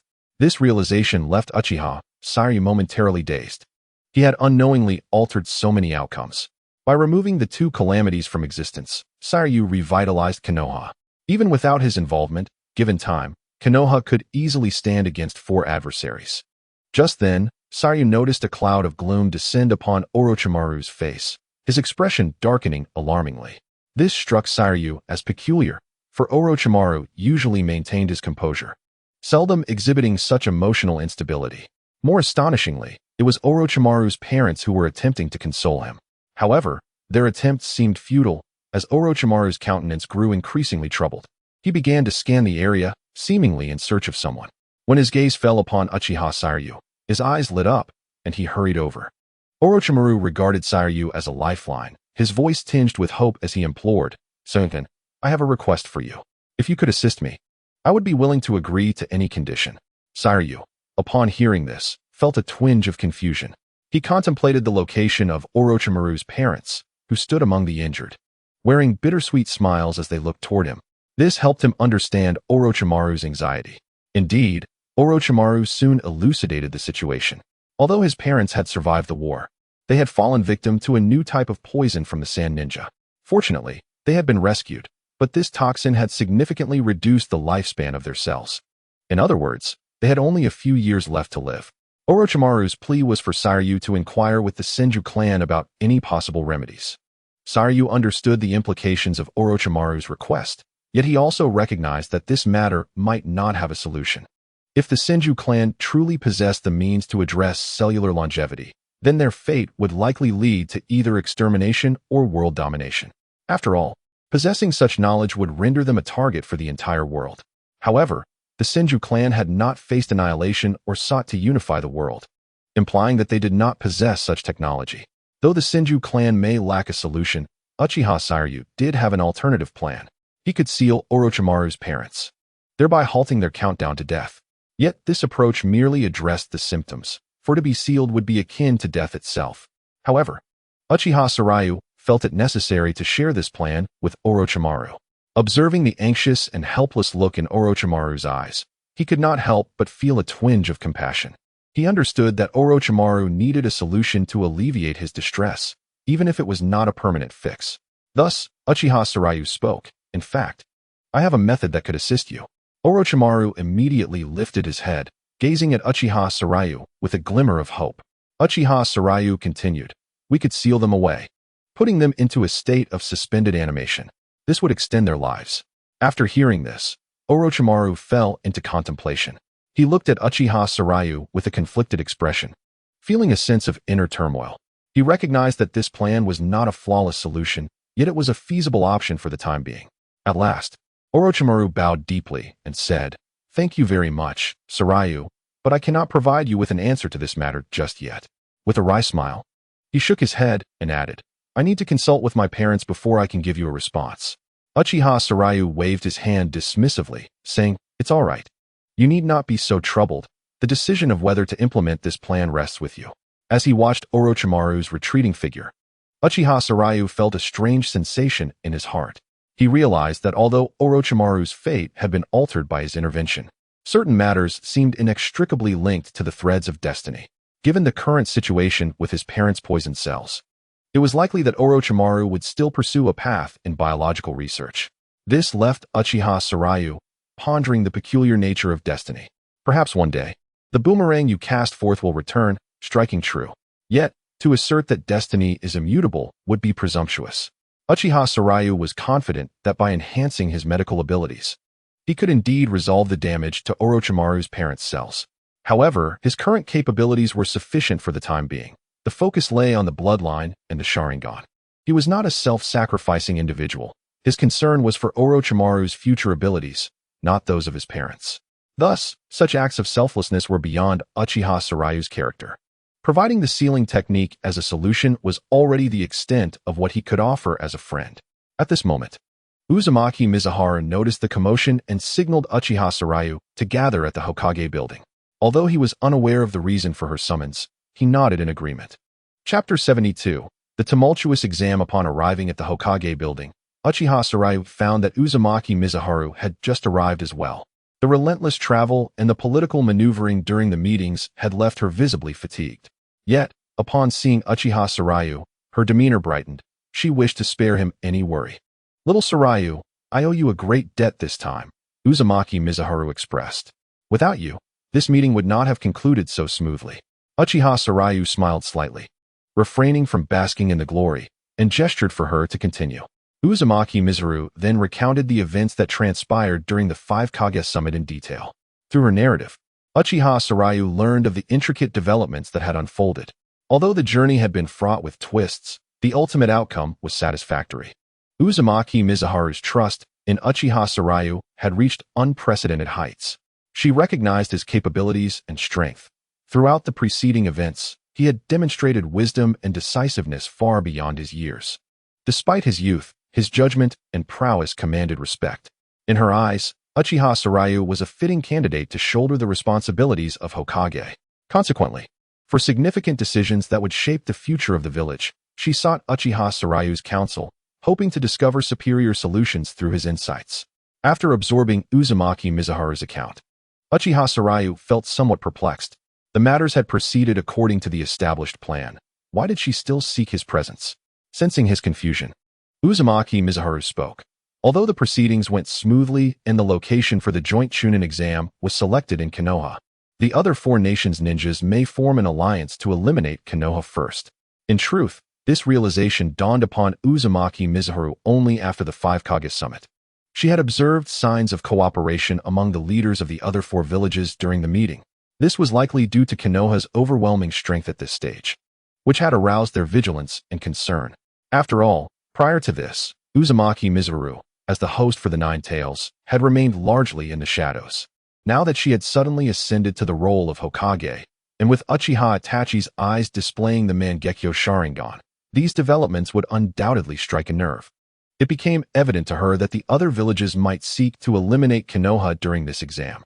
If they could succeed in ousting Konoha first, not only would Konoha lose its claim to benefits, but it would also have to forfeit its own interests.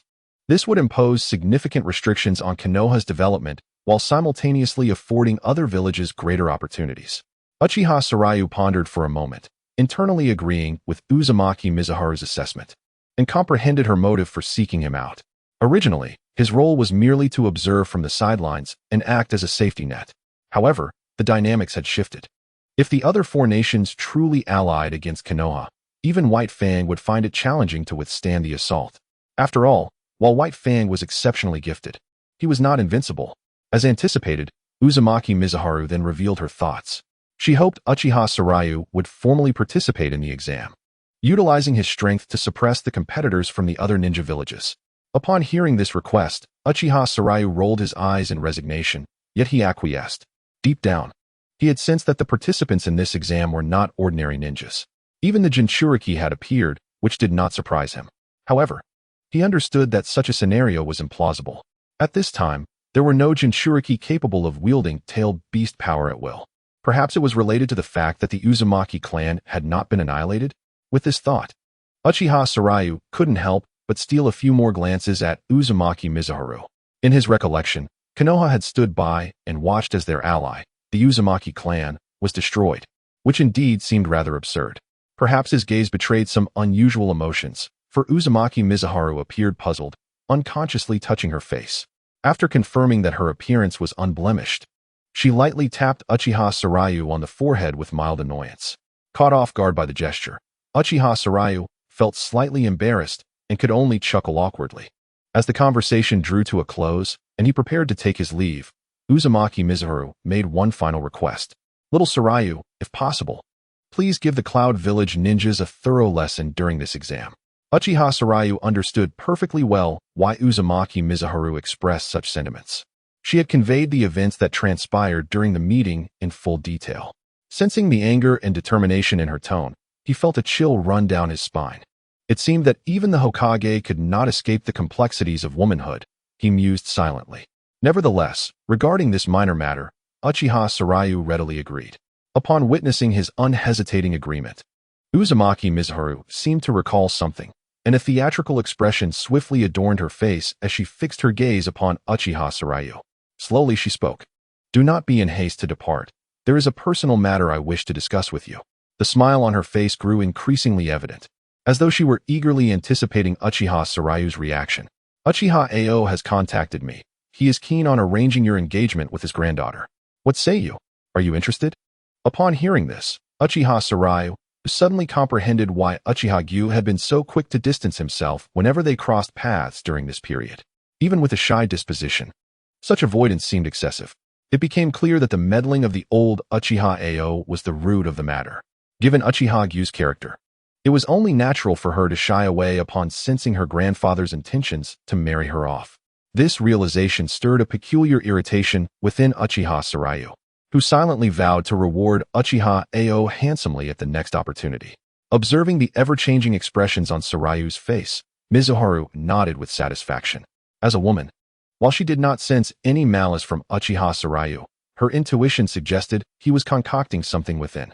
Witnessing his discomfort brought her a sense of delight. Furthermore, she was indeed truthful. During these past days, Uchiha Ao had incessantly mentioned this matter while acting as her guardian.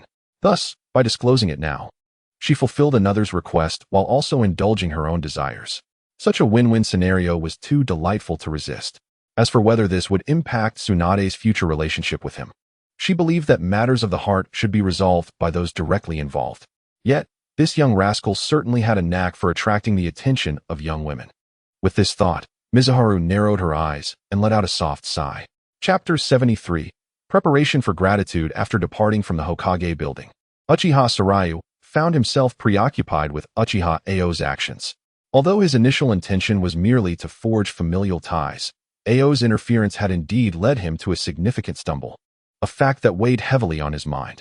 Moreover, the notion of Uchiha Ao seeking Mizuharu's assistance in proposing to his granddaughter felt rather dismissive of Tsunade's agency. In contemplating his future partner, Uchiha Sarayu had not been devoid of thoughts.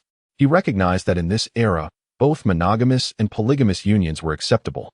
However, realizing such ambitions depended upon his own capabilities. Given his youth, he decided to temporarily set aside such concerns, trusting that with time, matters would unfold naturally. Nevertheless, Uchiha Ao's actions had undeniably intruded upon this process, leading Sarayu to feel a natural sense of discontent. At that moment, a thought struck him, and he let out a sly chuckle.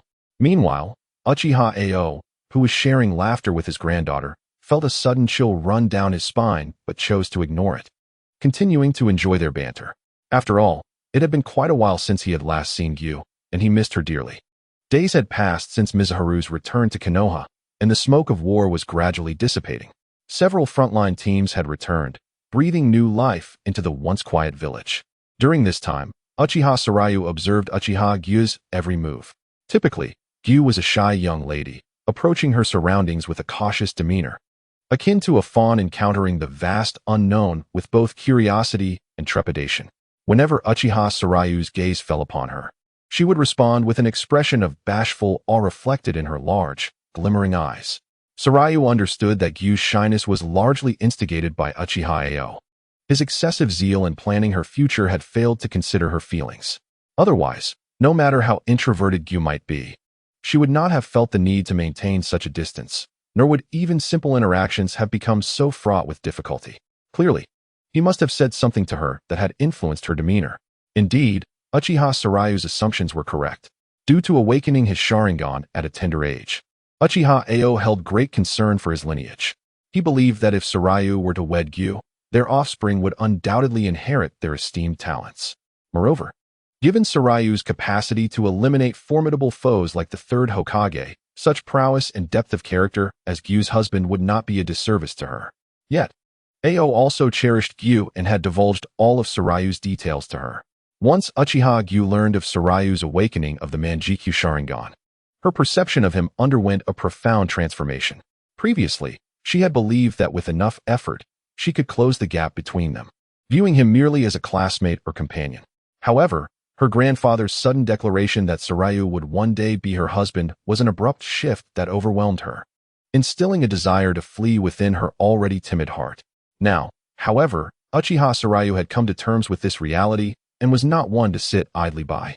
Unlike Naruto, who might dither, he chose to confront the situation head-on.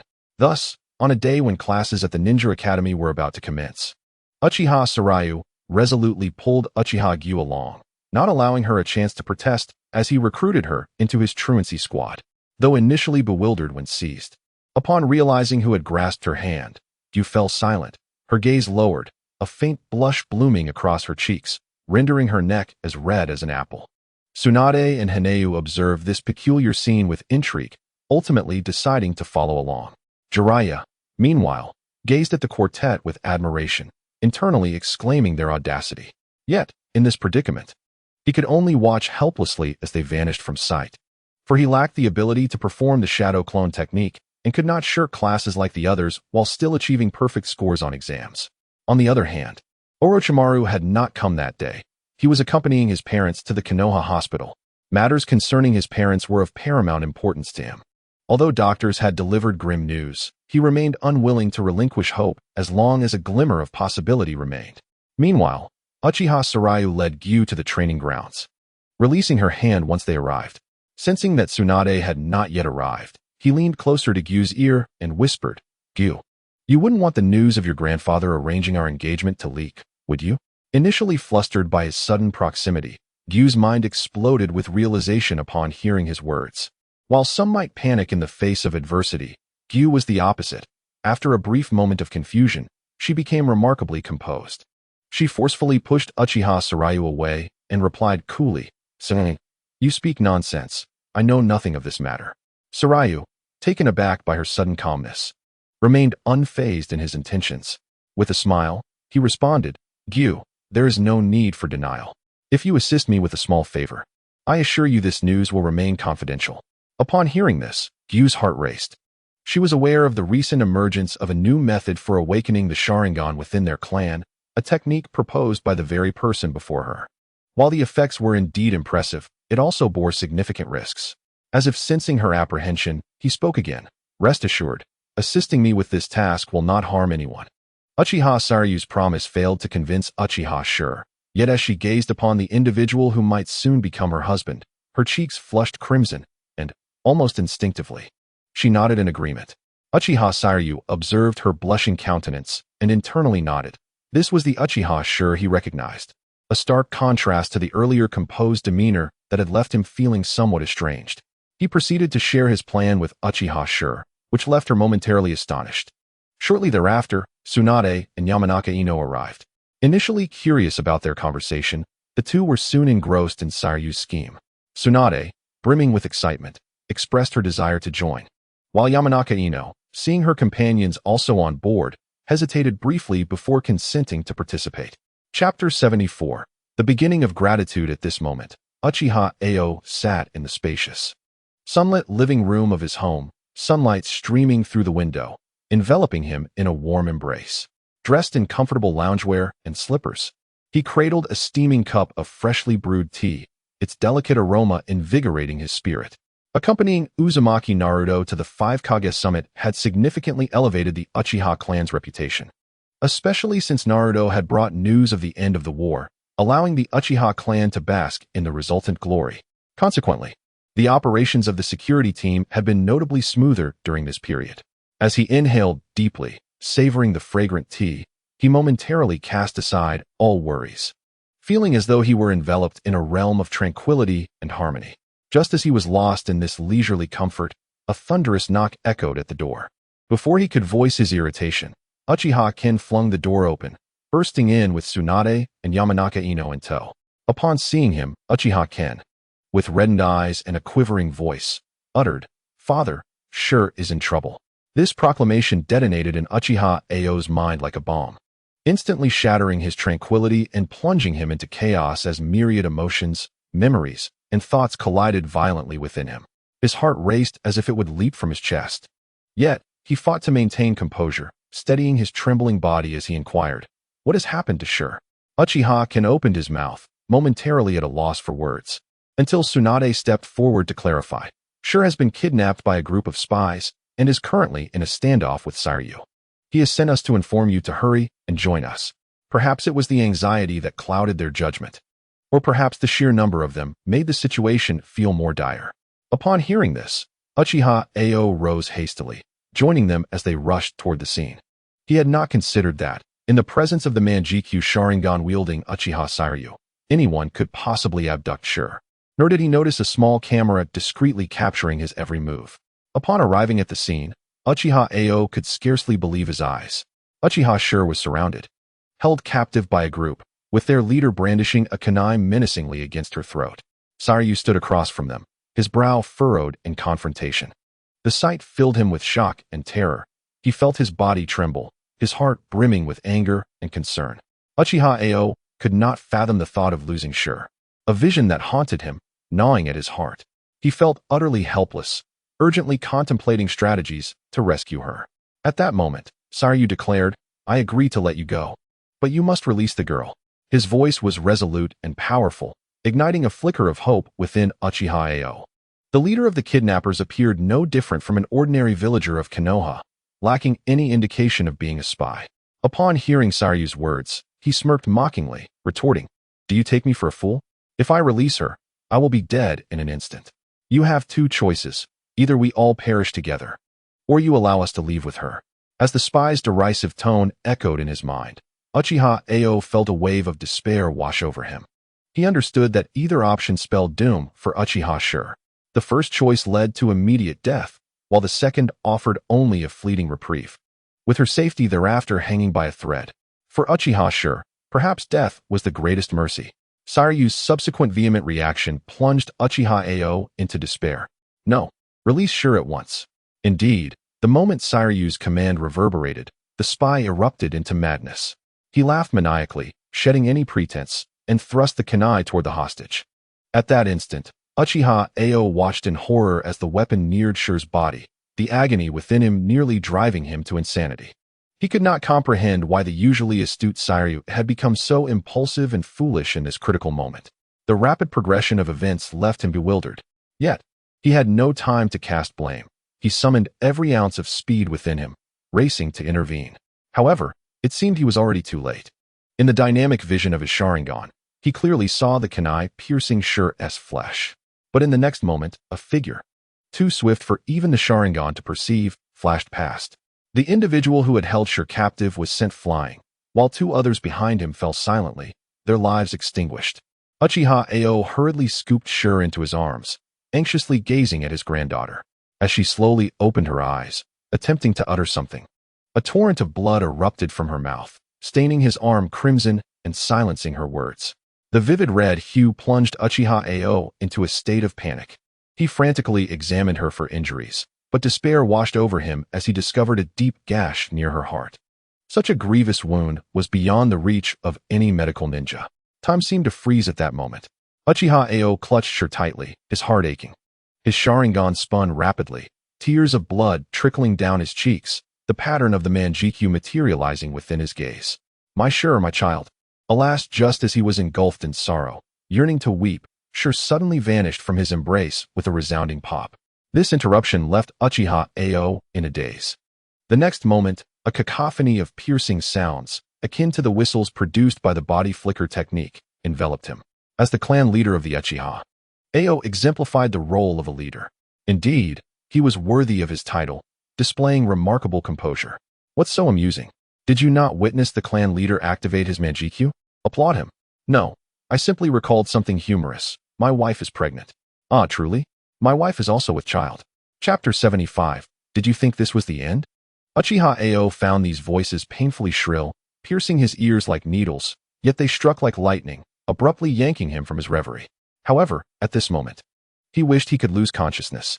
He mechanically lifted his head and surveyed his surroundings, only to find himself surrounded by members of the Uchiha clan. All their gazes fixated upon him. He stiffly scanned the crowd, spotting none other than his arch-rival, Uchiha Shana, among them. At that moment, Shana's face was a tapestry of complex emotions. As he stared at Uchiha Ao, his eyes betraying both envy and relief. The envy in Shana's demeanor was palpable. He had long yearned to awaken the Mangekyou Sharingan, yet now, it was the very Uchiha Ao, with whom he had a contentious relationship, who had achieved this feat. He inwardly lamented his own misfortune, questioning why it was not he who had awakened the Mangekyou Sharingan. Nonetheless, he felt a sense of relief. For it was not he who found himself in this awkward situation. With a smirk of schadenfreude, he cast a glance at Uchiha Ao, secretly reveling in his misfortune. Uchiha Ao, like an unsuspecting fledgling, had unwittingly fallen into the trap set by a cunning fox. He stood rigidly at the center of the crowd, feeling the heat rise to his cheeks under the scrutiny of their gazes. As he looked around at his clansmen, a disconcerting memory suddenly flashed in his mind, causing his complexion to pale. With a flicker of hope, he tremulously opened his mouth, questioning in a tentative tone, "You didn't record that, did you?" His words immediately captured the attention of the clan members. They exchanged knowing glances, seemingly communicating through a silent signal. How could we record anything when we weren't even here at the start? Has clan leader Ao lost his wits? One member stepped forward with a slight smile, gently shaking his head. Indeed, we just arrived. There's no way we could have recorded it. Rest assured, it wasn't us. Another clan member approached Uchiha Ao, patting him on the shoulder in a gesture of comfort. Upon hearing this, Uchiha Ao let out a long sigh of relief. Although he had effectively faced social death in front of his clan, as long as there was no recording, he still had the opportunity to save face. He felt fortunate, as if he had narrowly escaped a crisis. However, in the next moment, hell seemed to suddenly manifest before him. His son, Uchiha Ken, emerged from the crowd, a smug smile gracing his face. I didn't fail my mission. I recorded everything perfectly. Uchiha Ken raised the recording device in his hand, giving it a gentle shake. I believe this recording will aid in the study of the awakening of the Mangekyou. We must discuss it thoroughly. Ken's words echoed in Uchiha Ao's ears like a heavy blow, instantly shattering his hopes. Gazing at his son, who had turned his back to him, Ao's eyes brimmed with tears. Suddenly, his figure blurred like a gust of wind, rushing to Ken's side in an instant. He reached out, attempting to snatch the recording device from his son's grasp with lightning speed. Got it, Ao thought, but just as his hand made contact with the device, it inexplicably vanished from Ken's hold. The entire sequence unfolded slowly in description, yet occurred in the blink of an eye. To onlookers, it merely seemed that Uchiha Ao had swiftly moved to his son's side, extending his hand to retrieve the camera. However, perplexingly, the camera appeared to have vanished into thin air. What is clan leader Ao in such a hurry for? I will take custody of this camera for now, came a familiar voice from the crowd. Uchiha Sarayu stepped forward from among the spectators, a triumphant smile playing on his lips, his eyes glinting with mischief. He raised the recording device in his hand, tauntingly grinning at Uchiha Ao. In that moment, Ao's understanding crystallized. This entire scheme was orchestrated by Uchiha Sarayu. However, he was puzzled as to why Sarayu would target him, having never wronged him before. Sarayu, noticing Ao's expression, discerned his thoughts. Of course, he would not explain himself to Ao. Once Ao realized that he had sought assistance from Sarayu, he would comprehend that he had overstepped. Uchiha Yuri, his granddaughter, was under his purview, to be arranged as he pleased, yet Uchiha Sarayu was not his subordinate. In both name and power, Uchiha Ao was indeed beneath Uchiha Sarayu. Although Sarayu understood Ao's mindset, wishing to bind himself to the Uchiha's cause, there were boundaries that he could not overstep. Thus, he orchestrated the events of that day as a warning to Ao. His plan was deceptively simple, to stage a kidnapping of Yuri, culminating in her demise before Ao's eyes. Naturally, the spies in Yuri were all mere shadow clones of his. The rationale behind involving Yuri was equally straightforward. The actors were in place, and an audience was required. He enlisted Yuri to persuade Ken, thereby relaying the message to the rest of the Uchiha clan. Although Tsunade and Yamanaka Ino were late additions to the cast, they enhanced the realism of the ruse, making it easier for Uchiha Ao to be deceived. To prevent Ao from discerning any inconsistencies, Uchiha Sarayu acted swiftly upon his arrival, efficiently dealing with the spies and allowing Yuri to perish before Ao, leaving him no time to react. While this served as a warning, Sarayu was also keen to observe whether Ao, as Yuri's grandfather, could awaken the Mangekyo. Thus, he prepared a secondary measure, the recording device. Had Ao failed to awaken the Mangekyo, Sarayu intended to circulate the footage within the Uchiha clan. Fortunately, at the crucial moment, Uchiha Ao awakened the Mangekyo, sparing himself from complete disgrace. Reflecting on this, Uchiha Sarayu clicked his tongue in displeasure. However, he had a third contingency in place.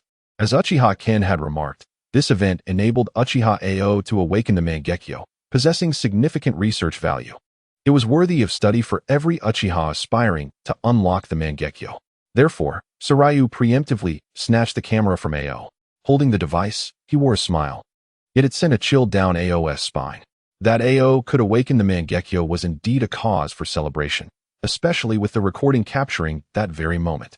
This documentation was not only necessary for research, but also showcased the momentous occasion of Ao's impressive awakening of the Mangekyo. Why don't we return and host a celebratory feast, allowing others to witness how our clan leader unlocked the Mangekyo? Chapter 76. The event concludes. Sarayu's words struck Uchiha Ao like a heavy hammer, plunging him into an abyss of despair. His complexion turned as pale as parchment, his gaze flickering, reflecting the frantically spinning Mangekyo. His heart raced, as if it were about to leap from his chest. In that moment, he understood why those Uchiha he had previously wronged looked at him with such complex expressions. The joy of awakening his eyes intertwined with the agony of social death, creating an indescribable experience. He stood frozen in place, his body trembling slightly, as fragile as a leaf in the wind. Uchiha Ao took a deep breath. Striving to calm his tumultuous emotions, he tightly shut his eyes, attempting to suppress this whirlwind of feelings.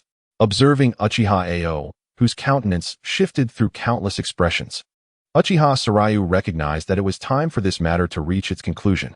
One must exercise restraint. The events that have transpired are already etched in his memory. He gently released the camcorder from his grasp, a subtle smile gracing his lips. All right, do not worry. It was merely a jest. No sooner had he spoken than the camcorder, which had just fallen to the ground, was engulfed in flames. Witnessing this scene, Uchiha Aang's mood finally lightened. Yet, the enigmatic smile on Uchiha Xingliu's face tightened his heart once more. He began to suspect that the camcorder might not have been genuine. Perhaps this was merely Uchiha Xingliu providing him with a graceful exit. But what options did he have? He could only accept this outcome and regard the incident as a mere joke.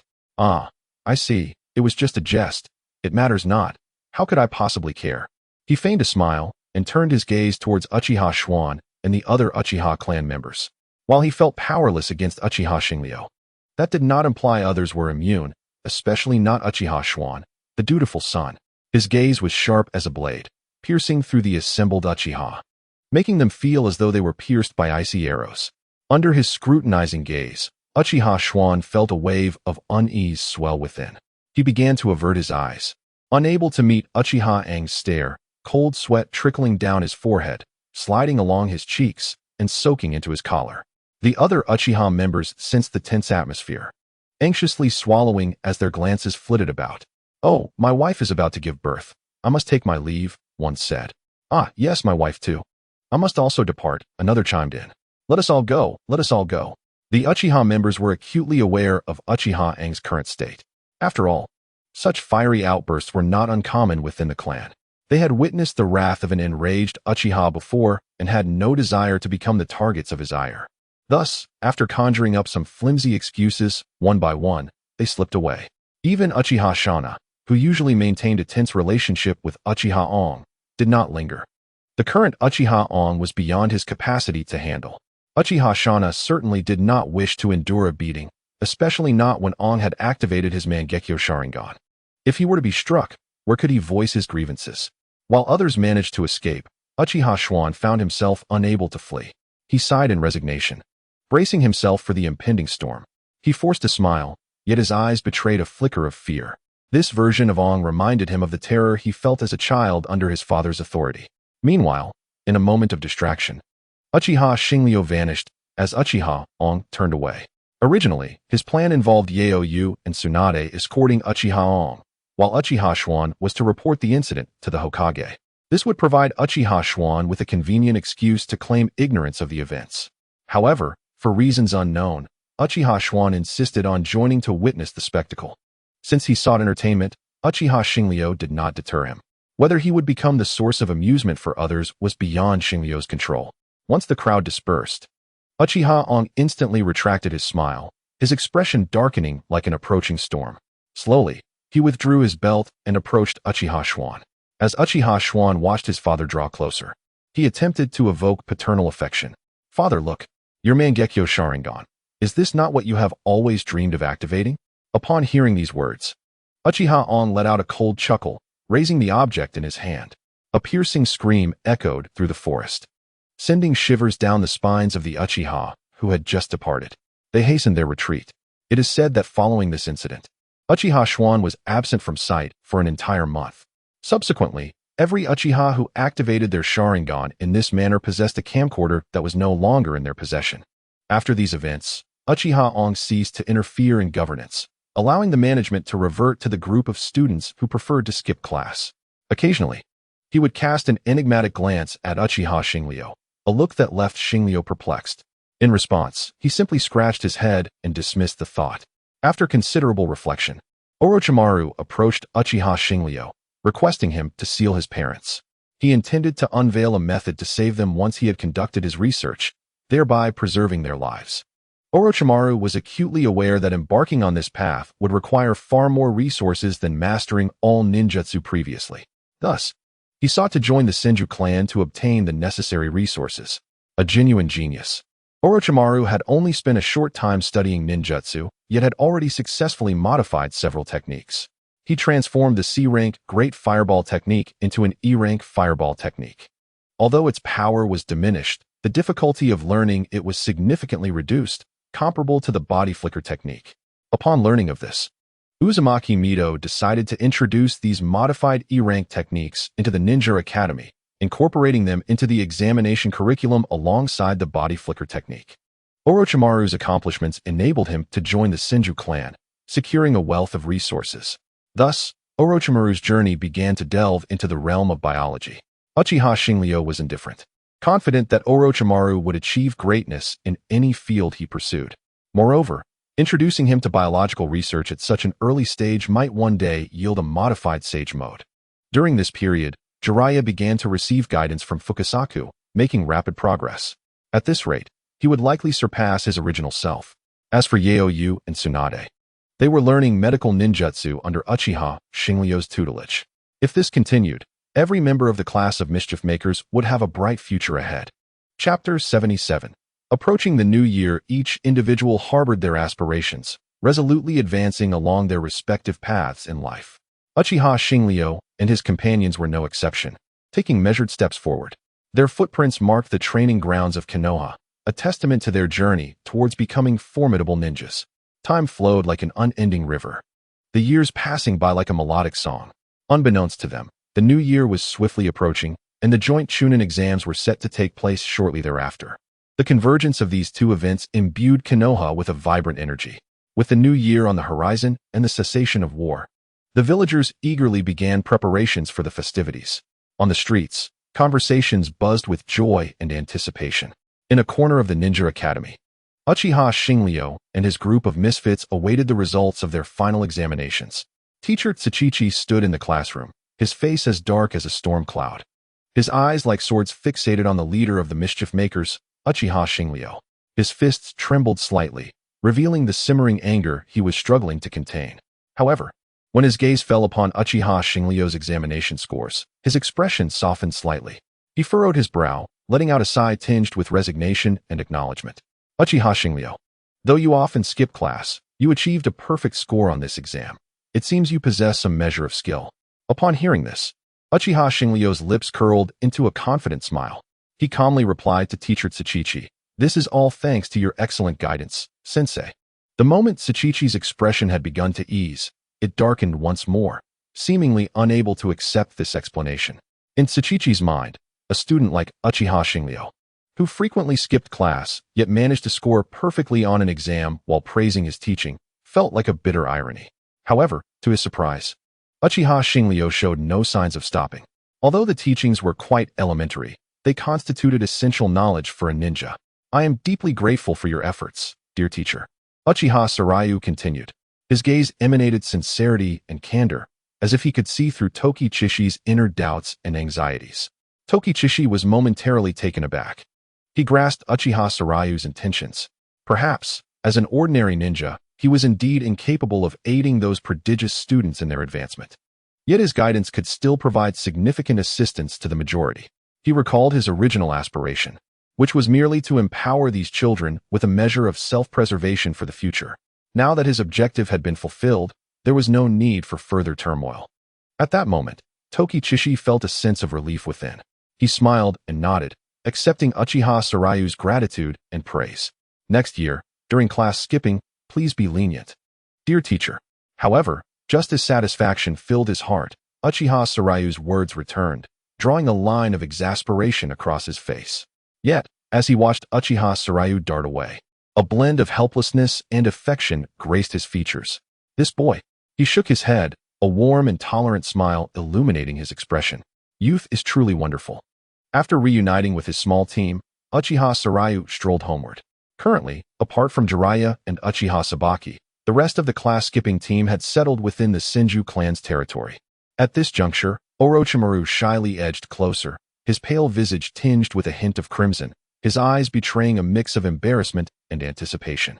He bit his lip, hesitated for a moment, and finally whispered his request. "Sorokuen, could you assist me in unsealing my parents the day before the new year? I wish to celebrate the holiday with them." Orochimaru's voice was barely audible, and he felt as though the air around him had momentarily frozen. He recognized that his request was somewhat excessive, as he had not rendered any substantial aid to Uchiha Sarayu. An overwhelming sense of guilt surged within him, making him feel like a burdensome taker. However, Uchiha Sarayu displayed no sign of displeasure. He cast a casual glance at Orochimaru, a hint of amusement flickering in his eyes. To him, this was merely a trivial task, one that could be resolved in mere moments. Moreover, he understood that Orochimaru was not entirely without merit. He simply had yet to realize his own potential. The E-rank elemental techniques he had developed were comparable in difficulty to the body flicker technique and required minimal chakra, allowing even a genin to employ them several times, thereby significantly enhancing the strength of Konoha's lower ninjas. This made Uchiha Sarayu quite pleased, as he regarded Konoha as his own. Thus, Uchiha Sarayu waved his hand nonchalantly and replied, "No problem, it's a trivial matter. Come find me that day." and I will assist you with the unsealing. Orochimaru's face lit up with gratitude upon hearing this. He lowered his head, concealing his inner excitement, and his voice trembled as he expressed, "Thank you, Sarakuan." At that moment, Jiraiya approached with exuberance, rubbing his hands together and grinning mischievously. "Sarayu, could you?" Uchiha Sarayu shot him a sidelong glance, interrupting, "No?" Jiraiya's jovial expression instantly transformed into one of pleading, hands clasped together as if in prayer, muttering, "Sarayu, please agree to my request. I am your good friend." Uchiha Sarayu rolled his eyes, a knowing smile gracing his lips. He was well aware of Jiraiya's intentions. He merely wished to celebrate the new year at his home. However, he was not a caretaker for these children. While he aspired to cultivate them into competent allies in the future, it did not imply that he would indulge all their whims. Orochimaru's request was a simple favor, but Jiraiya's was not. Uchiha Sarayu waved his hand dismissively, expressing impatience. No, this is a matter of principle." With that, he turned away from Jiraiya and directed his attention toward Uchiha Sabaki. "Isn't it more delightful to participate in the celebration with a group of charming girls? Why must Jiraiya tag along as a third wheel? Sabaki, do you have any plans for the new year?"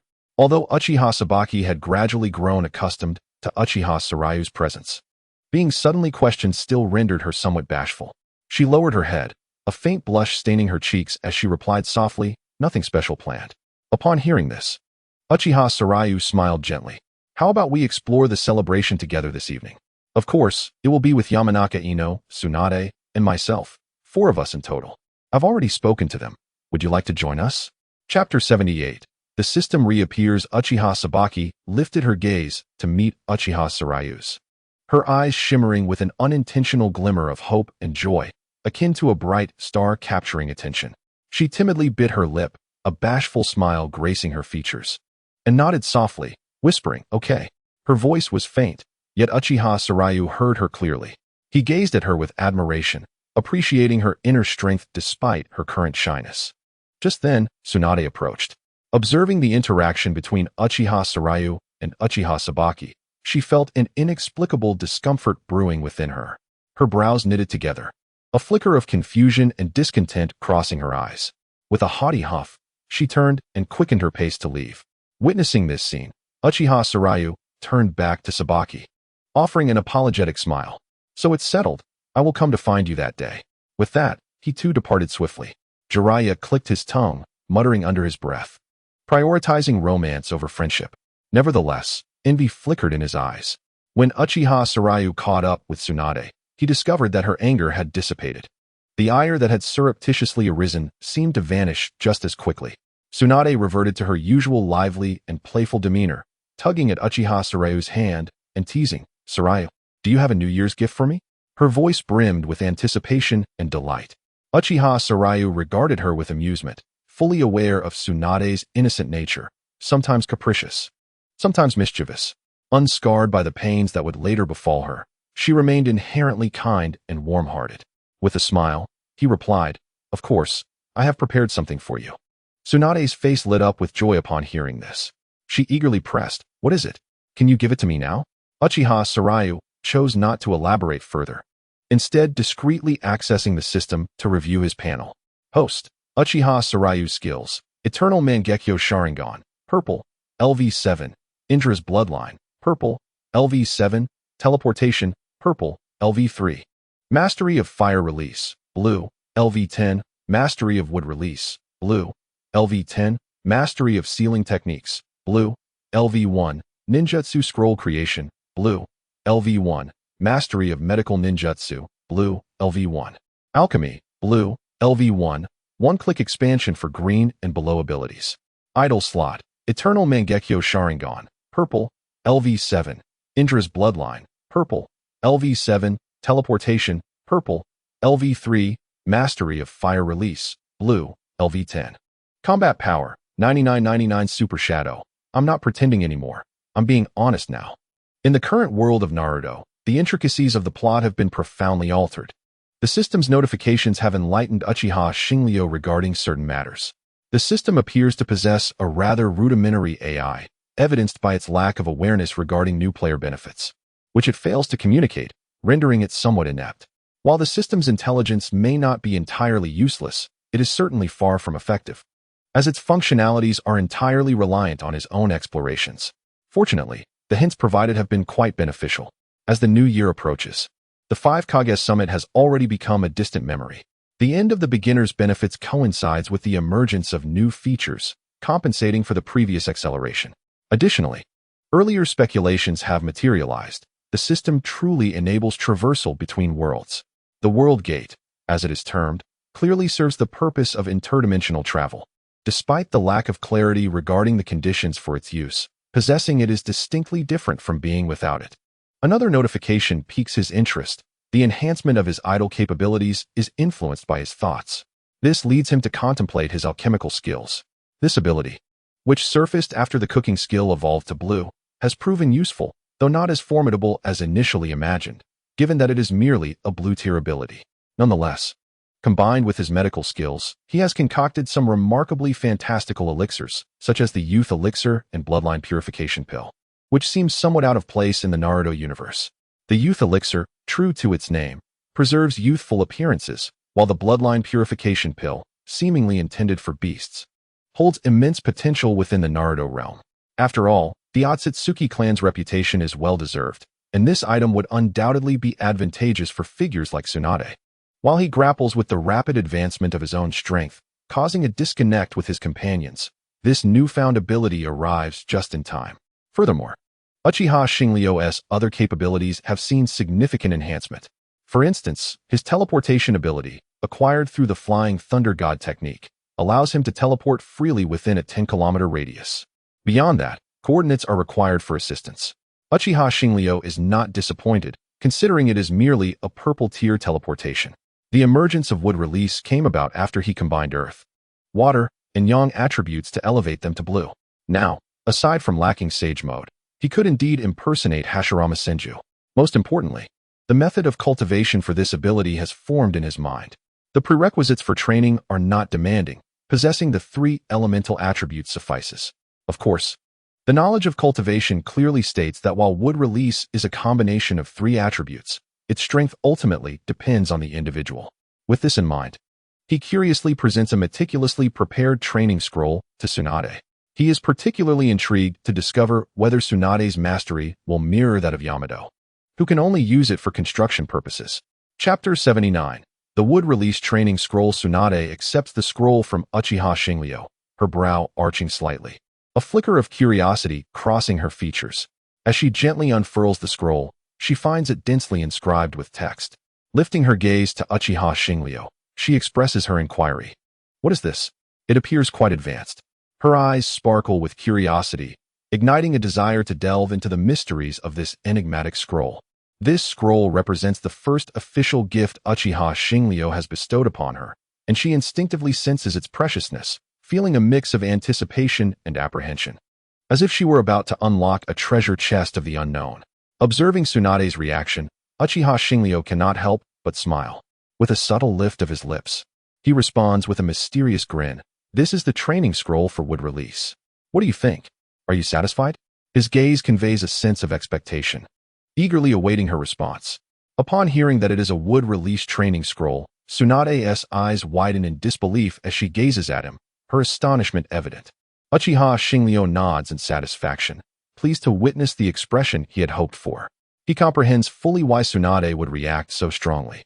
In the realm of ninjas, Wood Release is widely acknowledged as a bloodline limit ability, typically passed down through lineage. Consequently, for most, mastering Wood Release is akin to pursuing an unattainable dream. However, this scroll challenges that conventional belief, embodying the possibility that even those without the bloodline could grasp Wood Release. It is no wonder Tsunade displays such incredulity. It feels akin to opening a portal to a new world.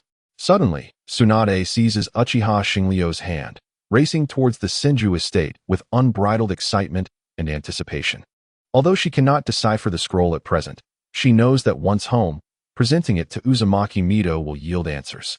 Tsunade grips his hand tightly, as if to draw every ounce of warmth from him.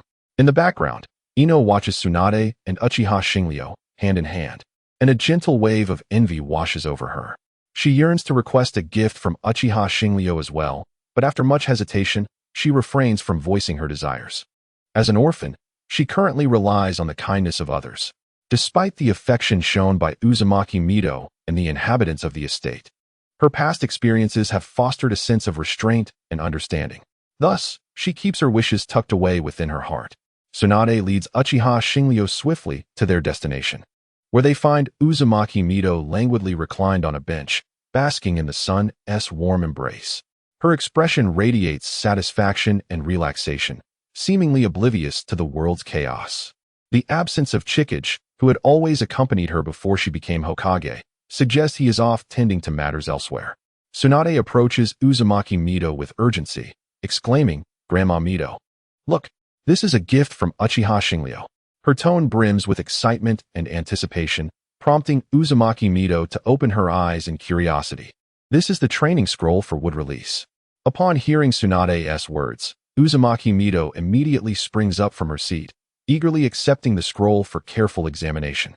Uchiha Hashiryu stood quietly to the side, refraining from intervening in Uzumaki Mido's actions.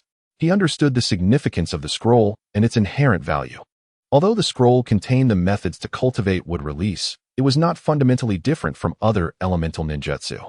The potency of such techniques was contingent upon the skill of the practitioner. Just as Senju Hashirama could quell chaos, while Yamato was merely adept at constructing dwellings. The disparity lay not in the techniques themselves, but in the strength of the users.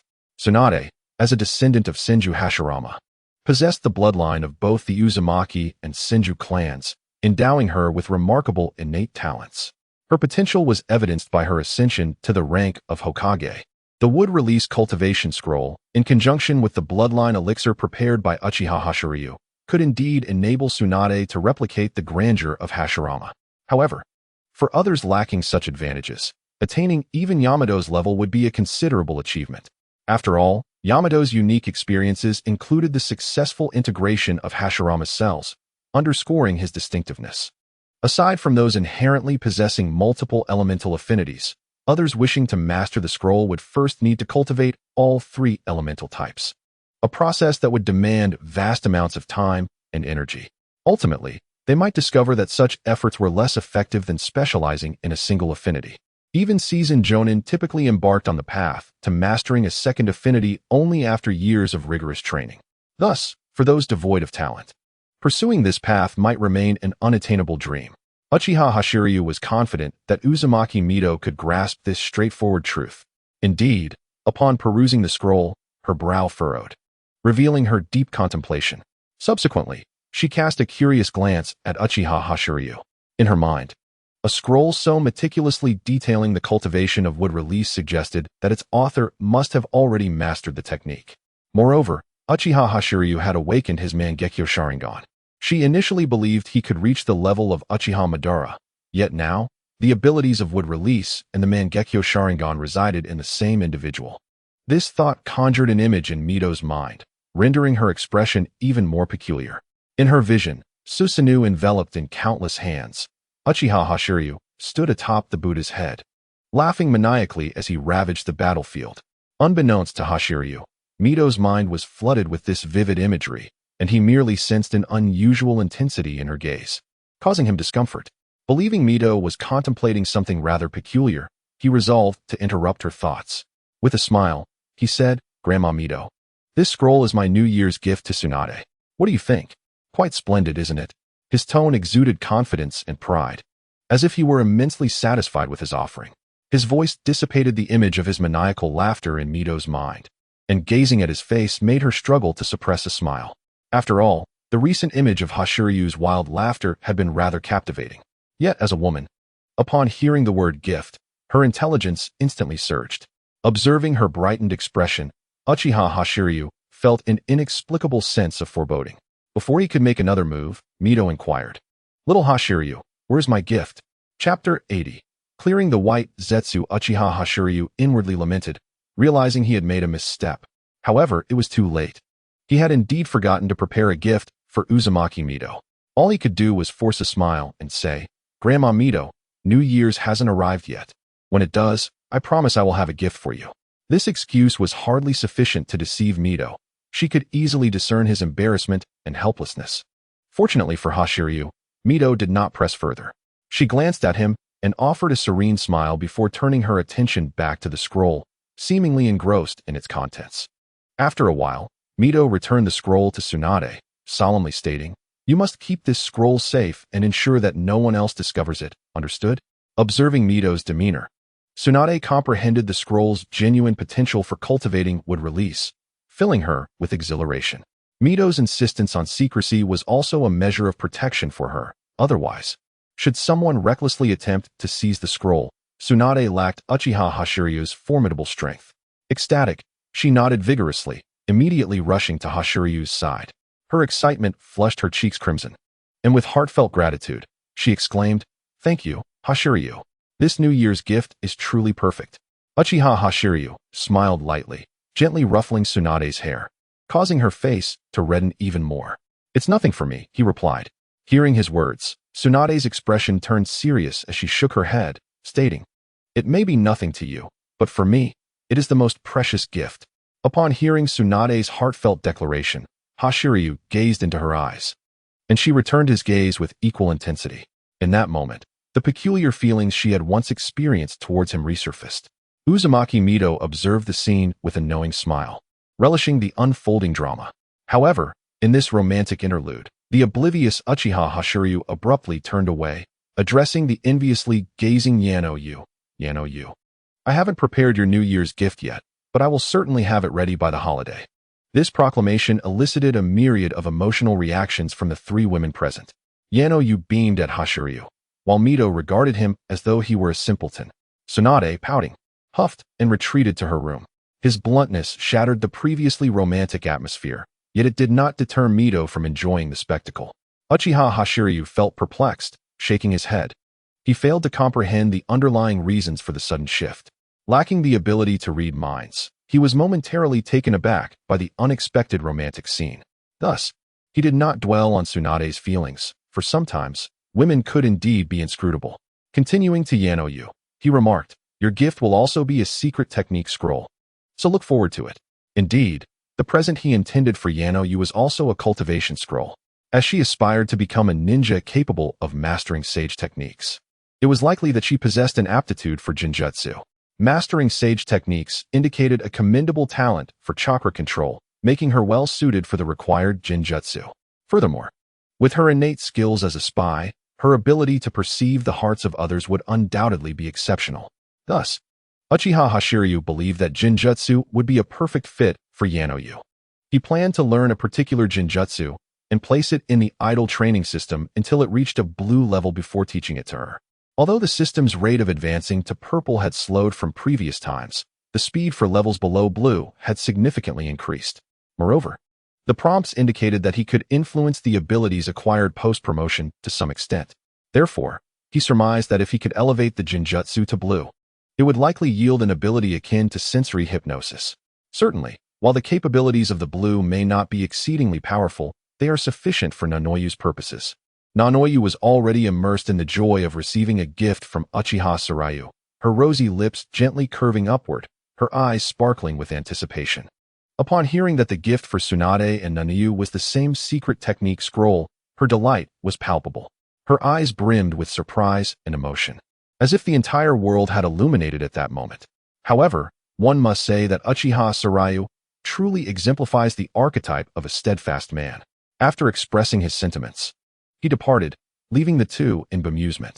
The reason for Uchiha Sarayu's departure was that he indeed had pressing matters to attend to. Ever since his three abilities ascended to purple, he had begun to vaguely sense the presence of white Zetsu lurking within Konoha. Today, he could distinctly perceive the number of white Zetsu in the village. As anticipated, the largest concentration was on the Uchiha side, but the numbers dwindled significantly elsewhere, particularly around the Senju clan grounds, the Hokage building, and various streets. Upon reflection, Uchiha Sarayu realized that these were all locations frequented by Uzumaki Mito. Although the absence of white Zetsu in these areas no longer posed a significant threat to him, he understood the necessity of not allowing any adversaries to rest easily at his side. Thus, Uchiha Sarayu resolved to eradicate these white Zetsu completely. Considering their ephemeral techniques that enabled swift escapes, he decided to exert his full strength. He mused, after all, he had yet to unleash his complete power. With a self-deprecating smile, Uchiha Sarayu closed his eyes. When he reopened them, the kaleidoscope had manifested within his gaze. Simultaneously, in the depths of the Uchiha estate, 3 white Zetsu were surveilling the area. Uchiha Madara's plan required a spokesperson, and he had long been monitoring the Uchiha clan, searching for those with potential. Uchiha Govan was under his scrutiny. Once Uchiha activated his kaleidoscope, the family's importance only intensified in Madara's eyes. Uchiha and Uchiha Ken and Uchiha Govan were each accompanied by a white Zetsu lurking nearby. At that moment, these 3 white Zetsu were engaged in a discussion underground. The boss ordered me to monitor this little girl, yet all she does is attend school and practice. She engages in nothing else. Indeed, the old man I am observing spends his days drinking tea and handling affairs, and in his spare time, he spars with his son. Why even discuss this? By the way, do you know what it feels like to defecate? A white Zetsu once asked me that question, and I am quite curious. Before he could finish, in an instant, all white Zetsu within Konoha lost their lives. Uchiha and Uzumaki Mido exchanged astonished glances toward a particular direction, the location of Uchiha Sarayu. Chapter 81. The protagonist ready to take the stage. Uchiha Sarayu stood resolutely, the kaleidoscope in his eyes resembling a swirling universe, seemingly devouring all that surrounded him. In that brief moment, he utilized his teleportation ability to transfer the flames of the kaleidoscope to each white Zetsu scattered throughout Konoha. The activation of the eternal kaleidoscope enhanced the potency of his ocular technique. The slightest flicker of flame from his eye technique, akin to the scythe of death, silently reduced those white Zetsu to ashes. It was a silent massacre, with few able to sense what transpired.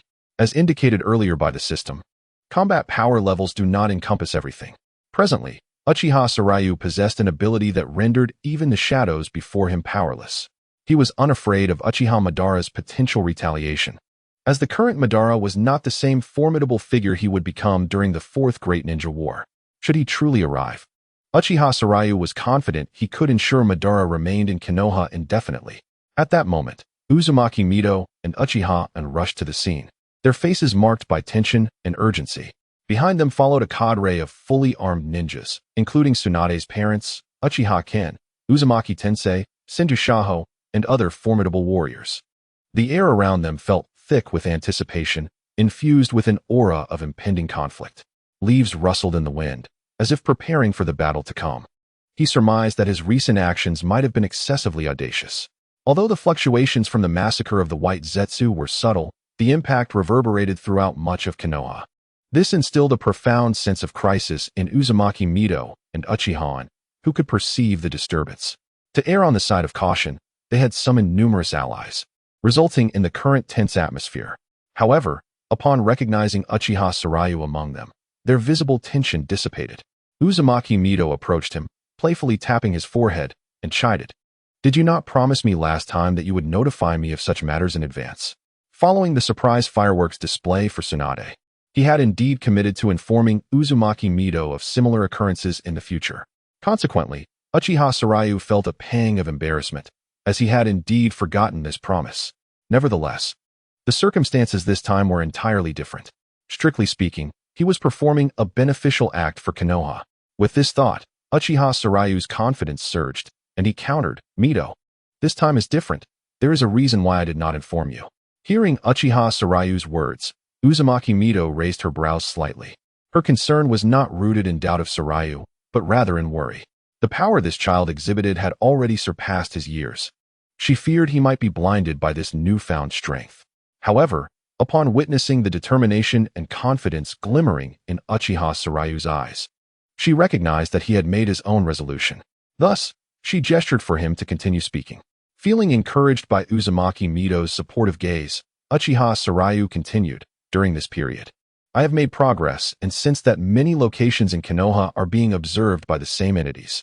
His tone grew grave. Moreover, I discovered that these beings possess remarkable speed and exceptional concealment abilities. Should they be allowed to persist, they could pose a threat to Konoha. As he spoke, Uchiha Sarayu's expression turned serious. Thus, in order to resolve the matter in one fell swoop, I took it upon myself to deal with them. Upon the conclusion of Uchiha Sarayu's statement, those accompanying Uzumaki Mido were left speechless, exchanging bewildered and astonished glances. For a brief moment, the atmosphere fell into a profound silence. broken only by the rustling of leaves in the breeze. Tsunade's father, Senju Yosuke, was the first to shatter the stillness as he stepped forward. His gaze sharp as he scrutinized Uchiha Sarayu. Sarayu, do you understand how sensational your words are? How could you possibly strike every corner of Konoha in an instant and accurately eliminate all those beings? It is simply inconceivable. Uchiha Ken chimed in, shaking his head in disbelief. We might be able to overlook it, but even sensory ninjas detected nothing. Are you certain you are not mistaken? Although he was aware that Uchiha Sarayu had activated the kaleidoscope, historically, even the powers of the kaleidoscope had never been so outrageous. His assertions prompted nods of agreement from Uzumaki Tensei and Senju Shaho, who shared his sentiments. In the face of their skepticism, Uchiha Sarayu did not feel anger. He understood their reactions. After all, the situation was astonishing, far beyond their common understanding. The legend of the Sage of Six Paths had lingered for over a millennium, and the strongest ninjas they had encountered were none other than Senju Hashirama and Uchiha Madara. Yet, the abilities of these two figures were grand and ostentatious, whereas Uchiha Sarayu's silent, yet lethal capabilities were indeed rare. Taking a deep breath, he slowly began, I understand that this may be difficult to believe, but it is the truth. I have not misled you, nor have I erred in my perception. His gaze was steadfast and bright, as if he could see into the hearts of those before him. If you do not trust me, you may investigate for yourselves. I am confident that although those creatures have perished, their remnants still remain. The crowd was taken aback by his intensity, rendered momentarily speechless. Meanwhile, Uzumaki Mido stood quietly to the side, observing Uchiha Sarayu with a glimmer of acknowledgement in her eyes. She understood this child, recognizing that he would not speak without purpose, nor would he lie about such matters. Therefore, Uzumaki Mido stepped forward and said, Please refrain from skepticism for the moment. I believe that such a significant matter would not prompt Sarayu to deceive us. Her words quelled the doubts in the air, plunging the crowd into silence once more.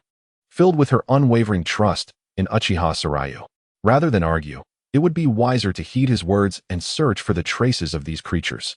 Upon hearing this, they suddenly understood. It made sense. If these beings existed, seeking them out would confirm their existence. Consequently, several individuals departed to search the location indicated by Uchiha Sarayu.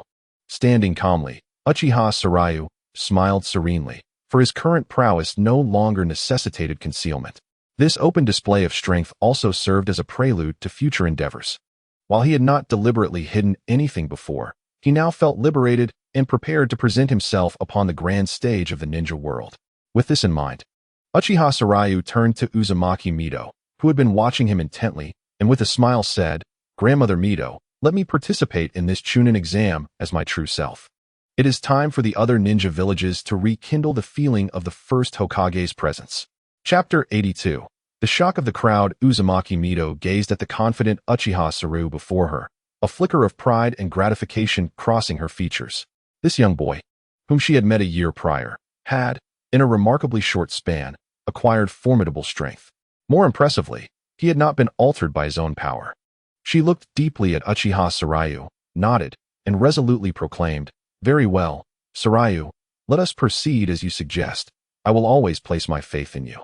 Upon receiving Mido's affirmation, Uchiha Sarayu's smile blossomed even brighter. Just then, those dispatched to retrieve the remains of the white Zetsu began to return, carrying lifeless bodies. This sight immediately caused a stir among the assembled crowd, numerous gazes converging upon Uchiha Sarayu in disbelief. As the medical minister, Senju Natsuhana approached with a serious demeanor and sharp focus. He crouched down to meticulously examine the white Zetsu corpses. His hands gently brushed over the bodies, seemingly attuned to any lingering life force. His expression conveyed concentration and seriousness, as if he were uncovering hidden secrets within the remains. During this time, all eyes were fixed upon Senju Natsuhana, holding their breath in anticipation of his conclusion. Before long, Senju Natsuhana rose, his gaze filled with astonishment and respect as he regarded Uchiha Sarayu. His findings aligned perfectly with Sarayu's assertions. All the white Zetsu had perished from a singular, decisive strike. As soon as he spoke, the plaza fell into a profound silence. The onlookers stared at Uchiha Sarayu, their hearts brimming with shock and admiration. The previously returned white Zetsu corpses had already ignited a sense of foreboding among the crowd. Yet, when confronted with the undeniable truth, they still struggled to trust their own eyes. This child, still in his first year at the Ninja Academy, possessed such extraordinary power. Even with previous rumors of Uchiha Sarayu repelling external spies and evading the pursuit of Root, it was one thing to speak of talent. But what transpired before them transcended all understanding. This was no longer merely potential or genius. He had transformed into a true powerhouse, surpassing them all. Senju Yosuke found it difficult to believe. He had witnessed Uchiha Sarayu's growth under his scrutiny, yet had seen no evidence of rigorous training. How had he become so formidable? Thus, he inquired, "So, does this mean you truly eliminated all the intruders in an instant?" Uchiha Sarayu merely nodded in affirmation, stating, "As you see, this is the truth. I have neither exaggerated nor lied." The undeniable answer cast a brief silence over the gathering, as everyone processed the staggering news. At that moment, Uzumaki Mito's voice resonated softly. "Now that the truth is revealed, we shall conclude this matter." Her words echoed clearly across the plaza, and the crowd quieted, awaiting her next statement. "Since you are all gathered here, I shall address a second matter. The upcoming Chunin exam holds great significance. Initially, I planned for Sarayu to participate discreetly, ensuring Konoha's victory while also safeguarding him from becoming a target for other villages." Her words warmed the hearts of the audience, revealing a thoughtful intention to protect Sarayu. However, given the events of today and Sarayu's recent confirmation of his decision, I feel it necessary to announce this to all. Her tone suddenly intensified, her gaze turning to Uchiha Sarayu. Uchiha Sarayu will no longer hide his strength. He shall enter this exam as his true self, sending a clear message to the other ninja villages. She paused, then declared with fervor, "Konoha has once again acquired a god of the ninja world." As Mito's declaration hung in the air, the gathering gasped, their eyes igniting with fervent admiration for Uchiha Sarayu. Her words conveyed that he now possessed strength akin to that of the first Hokage, no longer requiring time to mature. He was already worthy of being Konoha's guardian. How could they remain composed? Especially those who had witnessed the era of the first Hokage, their eyes glistening with emotion. As the wife of the first Hokage, Senju Hashirama, Mito was acutely aware of the magnitude of her husband's power. Among ninjas of their caliber, numbers held little significance. The strength exhibited by Uchiha Sarayu had made it evident that he too possessed such power. Without a doubt, this Chunin exam would not only secure Konoha's greatest interests but also deter other villages from waging war while Uchiha Sarayu still lived. Konoha had gained at least several decades of peace. Under the watchful eyes of the crowd, Uchiha Sarayu smiled gently, a smile brimming with confidence and composure. He said nothing, yet the change in his eyes spoke volumes. His Sharingan had inadvertently transformed into its Mangekyo form. The resplendent colors and intricate patterns served as a testament to his formidable prowess. As the crowd beheld the transformation of his Sharingan, their gazes grew increasingly fervent. In the realm of ninjas, nothing holds greater persuasive power than the kaleidoscopic Sharingan. It symbolizes strength, marking the pinnacle of Uchiha ninjas. In that moment, the figure of Uchiha Shinryu was indelibly etched into their hearts. His renown reached its zenith. Having endured the trials of war, they understood the significance of the first Hokage and Uchiha Madara. Shortly after their demise, other ninja villages declared war, imparting the understanding that only formidable strength could safeguard peace. Thus, in the future, even if he desired not to ascend to the position of Hokage, others would surely elevate him to that esteemed rank. Perhaps one day, he would awaken to find himself adorned in the robes of leadership, guiding the village hidden in the leaves. Chapter 83. Why must I graduate early? Uchiha Shinryu stood at the center of the crowd, enveloped by their gaze. Their eyes brimmed with admiration and anticipation, as if he were their beacon of hope and the harbinger of their future. In the face of such a scene, Uchiha Shinryu merely offered a faint smile before remarking, "Mito Granny has exaggerated. I am still young and have room for improvement." As his words echoed through the square, an instant silence enveloped the space. The crowd widened their eyes, as if struggling to comprehend what they had just heard. Yet, soon they regained their composure, erupting into even more fervent cheers. How humble he is! Truly the Uchiha. He will surely surpass the first Hokage. Their voices converged into a torrent, reverberating against Uchiha Shinryu's eardrums. He frowned slightly and raised his hand to signal for calm. His intent had merely been to express humility, yet they had interpreted it otherwise. In that moment, he suddenly understood Zhao Kuangyin. Uchiha Shinryu reluctantly spoke again, his voice tinged with exasperation. I merely stated that I have room for improvement. I did not assert that I would certainly surpass the first Hokage. However, the crowd dismissed his clarification, their convictions only solidifying further. This incident had allowed them to witness Uchiha Shinryu's strength firsthand. Even Vortex Mito had offered such praise. Thus, they chose to believe in the tangible reality before them. This young man undoubtedly possessed boundless potential. At that moment, a gentle voice broke through. Shinryu, do not belittle yourself. Your potential is unmatched. The future belongs to you. It was Vortex Mito, standing a short distance away, her smile directed at Uchiha Shinryu. Her eyes sparkled with encouragement and hope, as if to say, you are extraordinary.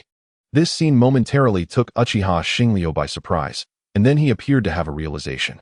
After losing the god of shinobi, war had arrived. And war always takes away so much. What they needed now was to have a pillar of strength once more. In this moment, humility was no longer required. Rather, it was time to unleash his pride and demonstrate his absolute power and authority.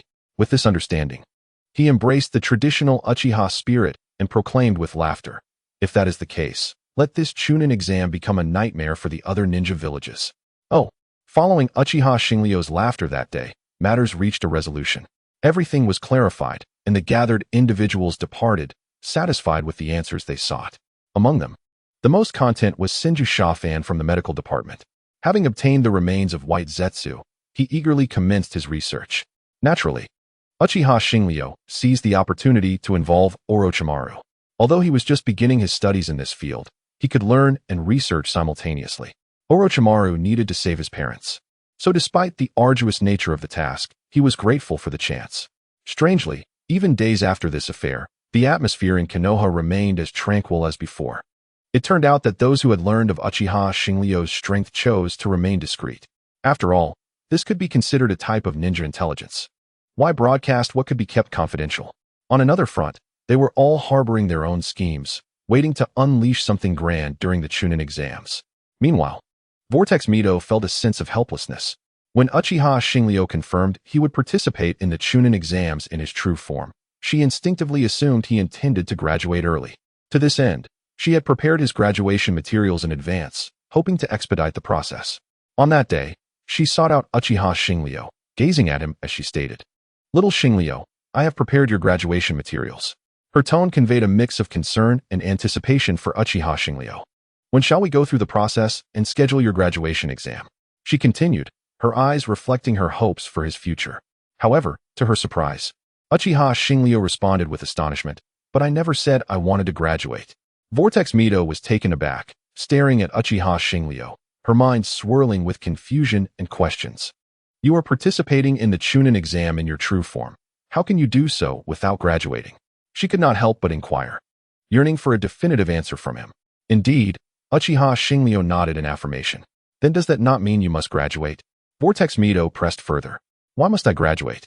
Is it explicitly stated that only genin can participate in the Chunin exam?" Uchiha Shinryu countered, a sly smile gracing his lips. This question momentarily left Vortex Mito speechless, as she suddenly realized her oversight. It was clear that Uchiha Shinryu had no intention of graduating early. He merely wished to participate in the Chunin exam as himself. Indeed, Uchiha Shinryu had no plans to graduate. What benefits would graduating and becoming a ninja bring him? None. At this stage, Uchiha Shinryu needed only to await the growth of his strength. As for prestige, he was confident that after the Chunin exam, none in Konoha would surpass him. And as for money, there was no need for concern there either. Could Vortex Mito possibly make him worry on that front? Thus, from any perspective, graduating early served no purpose for him. In fact, becoming a ninja would entail undertaking missions. With that time, he could bask in the sun, savor pastries, and watch Tsunade and the others train. What bliss that would be! With such a prospect offering no advantages, only drawbacks, he naturally chose to decline. Uchiha Shinryu's refusal indeed left Vortex Mito momentarily speechless. Yet, suddenly a thought crossed her mind, and she broke into a gentle smile. Her expression tinged with a hint of mischief. "Since you do not wish to graduate, then so be it." Her voice carried an unusual sense of delight.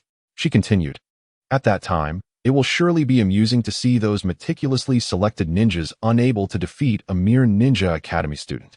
Her eyes sparkled with expectation, as if she could already envision that scene unfolding. In that moment, Vortex Mito and Uchiha Xingliu exchanged glances, both recognizing a shared understanding in each other's eyes. Just imagine, a 7-year-old ninja academy student easily defeating ninjas from the other 4 great villages. Those witnessing such an event would undoubtedly consider Konoha first when issuing missions. A grown ninja unable to best a child? How embarrassing. By the time the other ninja villages contemplated their next moves, it would be too late. They would be left to swallow their own bitter defeat. After all, in the face of absolute power, any schemes would appear utterly futile. With this thought, both of them revealed a cunning glint in their eyes. Chapter 84. Too much is as bad as too little. Upon confirming Uchiha Sarayu's intention to not graduate, Uzumaki Mito paid it little mind, offering only a few words of advice before departing. At that moment, Tsunade approached. She had patiently awaited her turn, and only after the conversation between her grandmother and Sarayu concluded did she make her way over. Her steps were light, her face radiating excitement and anticipation. Tsunade hastened to stand before Uchiha Sarayu, her eyes sparkling with enthusiasm as she exclaimed, "Sarayu, I have mastered it." Her tone was imbued with exhilaration and pride, unmistakably conveying her joy. Uchiha Sarayu gazed at Tsunade in astonishment. Her declaration of mastery pertained to the wood-release scroll, which he had only recently entrusted to her. This revelation left him bewildered. After all, mastering such a scroll in such a short span seemed implausible.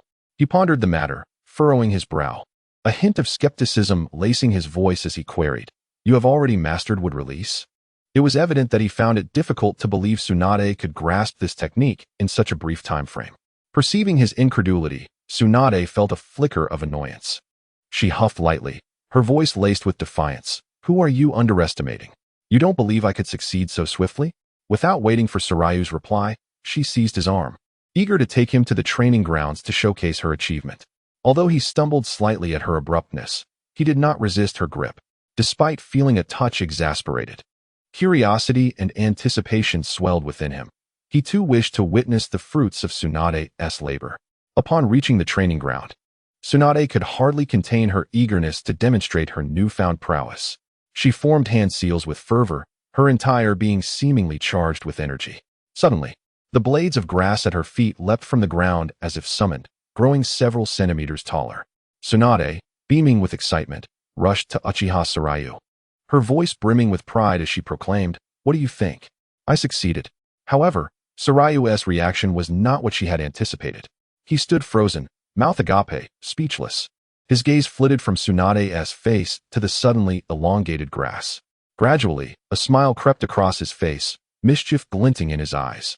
Unable to stifle his laughter, he erupted into fits of mirth, his shoulders shaking violently, threatening to spill tears of laughter. The absurdity of the moment was too delightful to withstand, especially in light of Tsunade's eager expression. Strictly speaking, Tsunade's performance could indeed be deemed a success.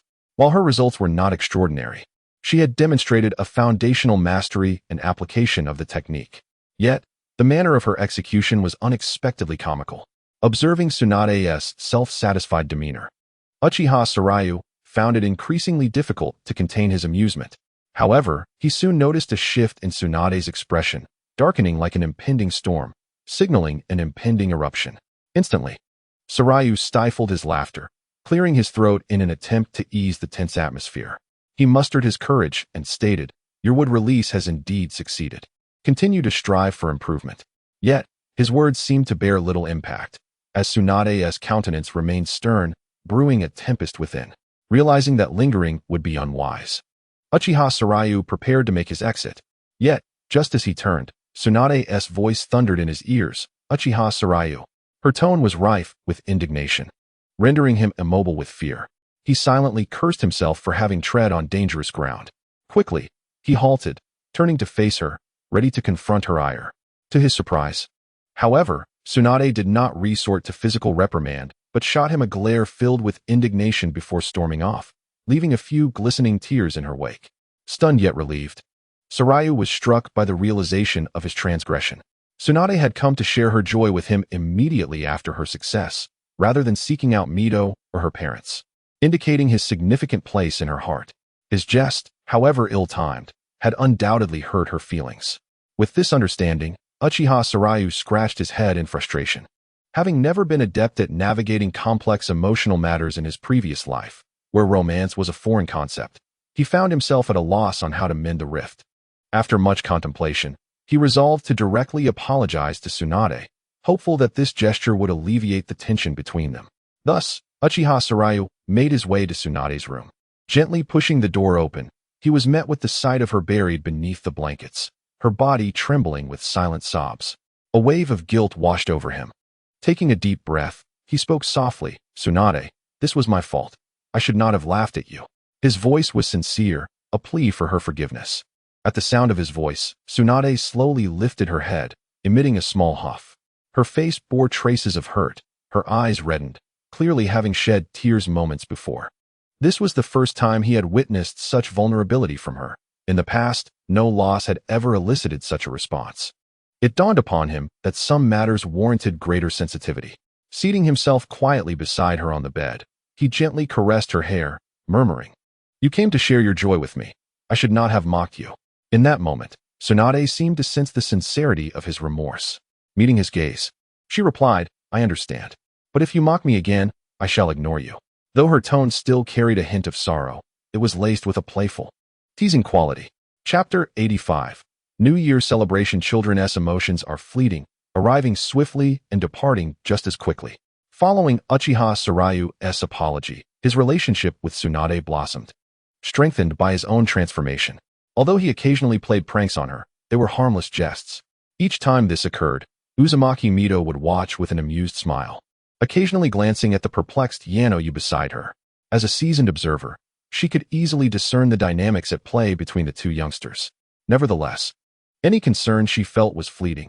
After all, if she had once navigated the complex bond between Uchiha Madara and Senju Hashirama, handling such trivial matters was hardly within her purview. Furthermore, she believed that every generation must contend with its own affairs, and as such, she chose to refrain from interference. As for why Mito was always present, one might wonder if, as Hokage, she had no duties to attend to. In response to such inquiries, Chika would often receive an approving nod for her astute observation amidst a sea of paperwork. Time passed, and the new year arrived. This was also the first new year for Uchiha Sarayu in this place, as he stood by the window, quietly watching the moon gradually rise. The luminous orb resembled a lighthouse illuminating his path, stirring memories of his past life. Though tinged with nostalgia, his heart embraced the promise of a new beginning in this unfamiliar world. As Uchiha Sarayu became lost in thought, the gentle voice of Nanoyu drifted to him from behind. Delicate and soothing, "Sarukan, Lord Mito and Tsunade are waiting for you."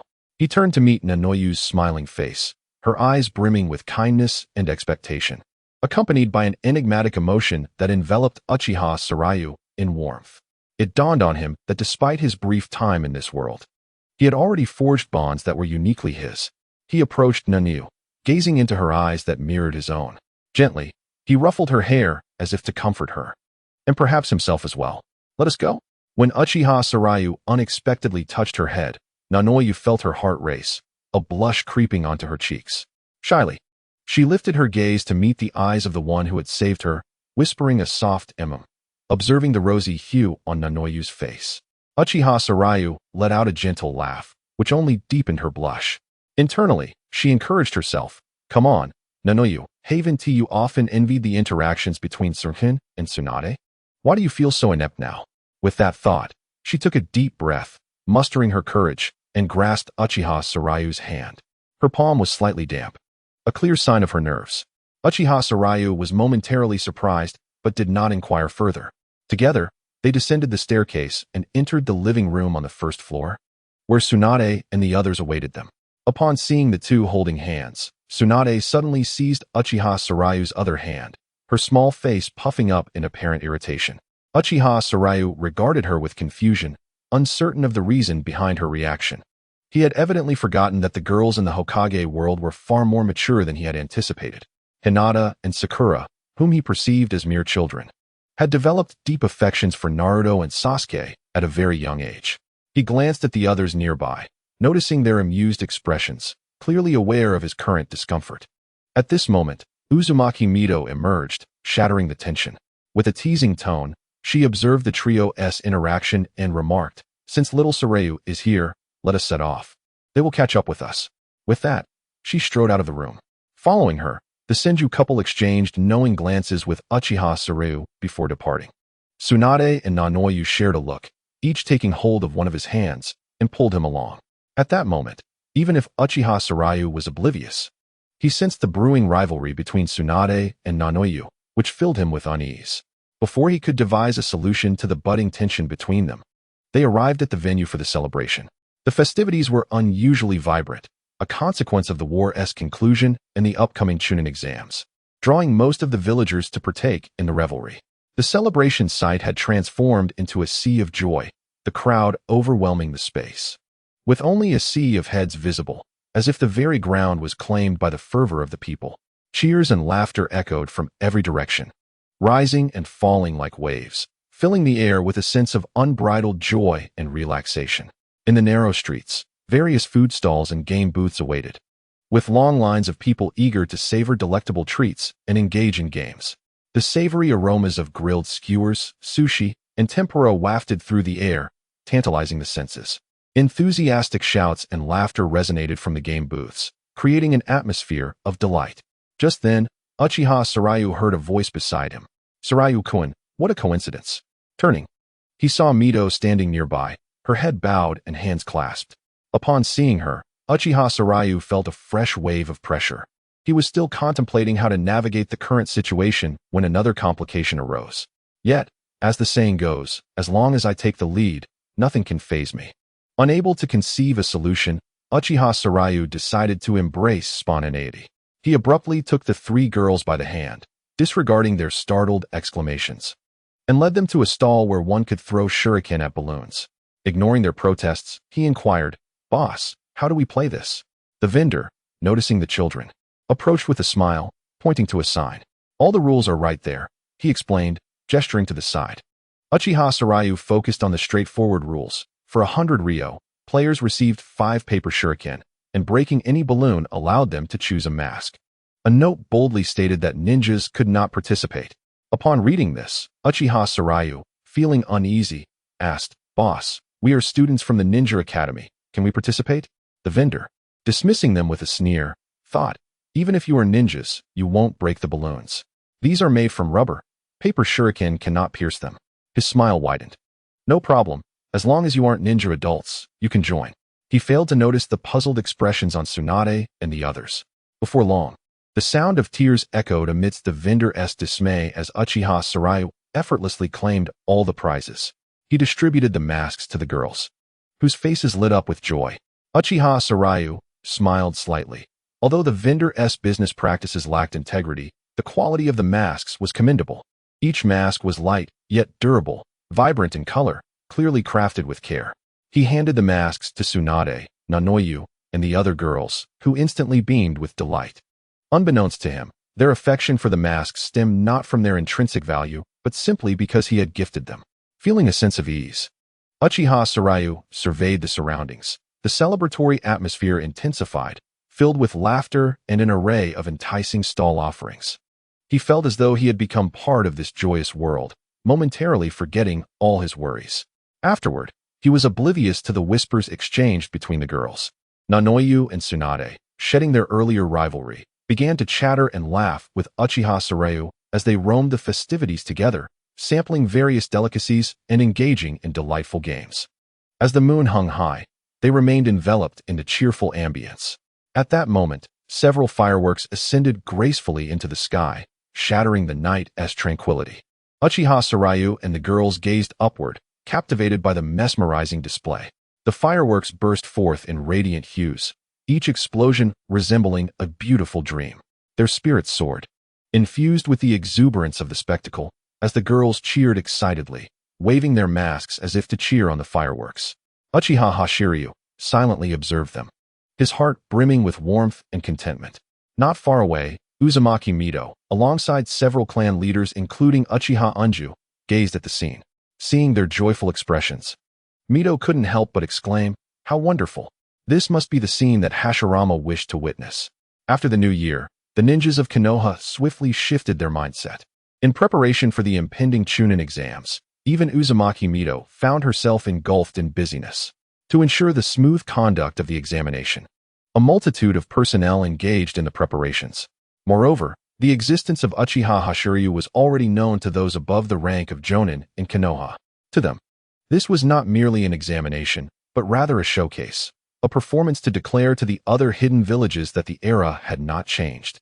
With this notion in mind, the ninjas involved in the preparations dedicated themselves wholeheartedly to their tasks. They understood the significance of this examination and what it represented for the representatives of the other villages. They yearned to witness the expressions on the faces of those representatives, to see their astonishment when confronted with the formidable strength of Konoha. After the initial accumulation of resources, Uchiha Hashiryu found himself with leisure time. Unable to remain idle, he began to instruct Tsunade and others in their training, helping them concoct the necessary elixirs. While he leisurely spent his days, the individuals from other hidden villages began their journeys toward Konoha. In the midst of a vast expanse of yellow sand lay Sunagakure, a village thriving in a seemingly desolate place. This barren desert, seemingly forgotten by life, was home to the resilient and tenacious ninjas of Sunagakure.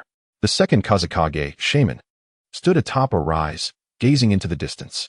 He faced the formidable ninjas, Akasa and Kurosa, both outstanding warriors of the village. Kurosa and Akasa, it is up to you this time. Akasa, the Chunin exam participants from the Hunin group will be under your command. Remember, you can only control 3 at a time. Any more, and you will lose control. Kurosa, I trust in your strength, but do exercise caution. Our village must secure victory. Exchanging resolute glances, Kurosa and Akasa understood that this was their moment to fight for their village, their families, and themselves. Yes, Kazekage-sama, they replied in unison. Meanwhile, far away in Iwagakure, Inoki was troubled. The next generation of Earth ninjas seemed devoid of exceptional talent. After much contemplation, he sighed and addressed the elder. There's no other option. For the sake of Iwagakure, you will have to be demoted to a genin. Upon hearing this, the elder was unable to contain himself and exclaimed, What nonsense are you speaking? Setting aside my rank, I am a Jinchuriki. You want me to participate in the Chunin exam? Are you serious? Inoki, irritated by the elder's words, retorted, You insolent fool. Who are you speaking to? This examination is of utmost importance for the future of Iwagakure. You will participate. Seeing Inoki's fury, the elder's bravado faltered, though he still retorted, You're getting anxious. Before he could finish, Inoki's fist struck him down. Fortunately, the blow was not too forceful, and the elder rose as if nothing had happened. I understand, rest assured. In Kumogakure, the third Raikage directly addressed several Jonin before him. You have all been demoted. You are now Genin. Go prepare for the Chunin exam. The demoted Jonin exchanged glances, hesitant to object, and ultimately nodded in agreement. Once they departed, the third Raikage paced nervously. He reasoned that if he could act so shamelessly, then the other villages could certainly do the same. Thus, he felt these Jonin were far from reliable. With this thought, he bellowed, Bring me Tsukadai. In his mind, Tsukadai, though still somewhat young, possessed the Kekii Genkai of lava release, making him the most suitable candidate. Upon Tsukadai's arrival, without waiting for the third Raikage to speak, he declared, Rest assured, Raikage-sama. Victory will surely belong to Kumogakure. Kirigakure, distant from the mainland, was perpetually shrouded in mist. Uchiha Madara calmly regarded the third Mizukage before him. At that moment, the third Mizukage gazed into Madara's Sharingan, which slowly rotated. Although he was not a Jinchuriki, controlling it was not overly difficult for Madara. You will personally attend the Chunin exams hosted by Konoha. During the journey, incite the Three Tails to reveal the hidden strength within Konoha. Understood. For Uchiha Madara, this period had been particularly vexing. First, he received news that a member of the Uchiha had awakened the Mangekyo Sharingan, which troubled him greatly. For it was not yet time. He needed more time for his Rinnegan. Thus, this pawn would inevitably slip through his grasp. Fortunately, it was an older wielder, so he did not dwell on it too much. Once that individual perished, Madara intended to reclaim his eyes. However, shortly thereafter, his white Zetsu dispatch to Konoha suddenly went missing, leaving him astonished. In Madara's view, even if Uzumaki Mito had discovered the white Zetsu, it was unlikely that so many could have escaped undetected. Even he, aside from unleashing a devastating attack, could not accomplish such a feat consequently. He decided to utilize the forthcoming Chunin exams to probe the situation in Konoha to ascertain whether any unforeseen changes had occurred. Thus, he arrived at Kirigakure. This place, remote from the mainland, and the third Mizuki's policy of blood mist had made him lose the people's trust. For Uchiha Madara, it was the most fitting piece on his chessboard. Regrettably, the Moon Eye plan remained paramount, along with that insufferable woman who could harness the power of the Nine Tails. Nevertheless, everything remained within my plans. Wait for it, Hashirama. The one who shall bring eternal peace to the ninja world is none other than I. Is this Konoha? Indeed. It is vibrant and bustling. How I wish our sand village possessed such conditions, Akasa lamented, his gaze lingering on the lively streets filled with villagers and shops. His tone was infused with yearning and envy toward Konoha. Kurosa shook his head helplessly, lightly tapping his forehead before tugging at Akasa's sleeve, signaling him to rein in his enthusiasm. Enough, Akasa. Do not forget the purpose of our visit, Kurosa cautioned, his tone serious and composed. Upon hearing this, Akasa reluctantly withdrew his gaze, letting out a deep sigh before nodding in agreement. Behind them, a group of sand ninjas whispered among themselves, many echoing Akasa's sentiments. Are they from Sunagakure? Just as they prepared to register for the Chunin exams, a voice suddenly called out beside them. Turning, they saw a ninja adorned with a Konoha headband, his expression grim as he regarded them. Indeed, we are from Sunagakure. Is there something you need? One of the sand ninjas inquired. Upon hearing this response, the Konoha ninja offered a polite smile and stated, Please do not misunderstand. I am your guide. I will assist you in registering in Konoha and arrange accommodations for you. Please follow me. The sand ninjas exchanged glances, and after a moment of silence, they concluded that the likelihood of someone impersonating a Konoha ninja was quite low, thus they sighed in relief and agreed to follow him. They hurriedly completed their registration and were directed to a temporary lodging, exhausted as they unloaded their burdens. However, they soon discovered that the gathering was not solely comprised of the ninjas from Sunagakure. Shinobi from various other villages had congregated here as well. Hey, from Sunagakure, are you willing to join forces? A stout cloud ninja inquired loudly. Akasuna and Kuroshasa exchanged glances, meeting his gaze. They noted that the surrounding ninjas seemed unsurprised by the cloud ninja's suggestion, indicating that there was a clear premeditated plan at play. Seeing that their attention had been captured, Sukadai strode confidently towards them, his expression grave as he stated, Aside from you from Sunagakure, we have resolved to eliminate the Leaf Village shinobi first. With a piercing gaze, he inquired further. The smaller ninja villages shared this sentiment. So, will you join us in this endeavor? Akasuna and his companions widened their eyes in astonishment, hesitating at the prospect. They were currently in accommodations arranged by the Leaf Village. Was it truly appropriate to discuss uniting against them in this setting? As if sensing their internal conflict, Sukadai scoffed, his tone laced with disdain and fury. Haven't you realized? The Leaf Ninjas have orchestrated this deliberately. They have intentionally gathered us all together, compelling us to unite, as if victory were already in their grasp. As he spoke, his voice grew increasingly fervent, anger swelling within him. The Leaf's arrogance was palpable, disregarding their strategies entirely. It was as if they proclaimed, no matter your tactics, the final victory would inevitably belong to the Leaf. Sukadai clenched his teeth, the indignation within him erupting like a volcano. He felt belittled, insulted. The Leaf's decisions were a provocation to him. He could not tolerate such an attitude and was determined to prove them wrong. Indeed, the Leaf has overstepped this time.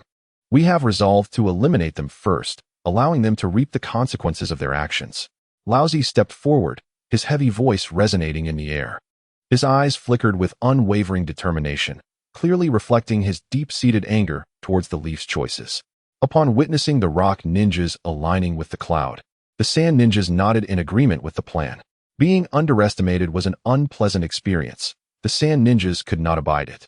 In the Senju estate, Uzumaki Mizuhana sat in a bamboo chair in the courtyard, gazing intently at Uchiha Shiryu. Are you not worried about shattering the morale of these ninjas? However, it is indeed a clever arrangement. She began slowly, her tone imbued with contemplation. Uchiha Shiryu stood in the courtyard, silently observing Uzumaki Mizuhana, mentally chiding himself. When I proposed this, I wonder who was so eagerly in agreement. Everyone was enjoying the spectacle, yet none would voice it. The memory of that moment surfaced before him. When he first proposed the plan, Mizuhana had gazed at him with the fervor of a predator eyeing its prey, brimming with excitement and anticipation. Perhaps his inner thoughts were too conspicuous as Mizuhana's gaze began to shift. Understanding the perceptive nature of the person before him, Uchiha Sairyu quickly changed the subject. Mizuhana, do you truly believe that just the two of us, myself and Hitaki Kakashi, can manage in this Chunin exam?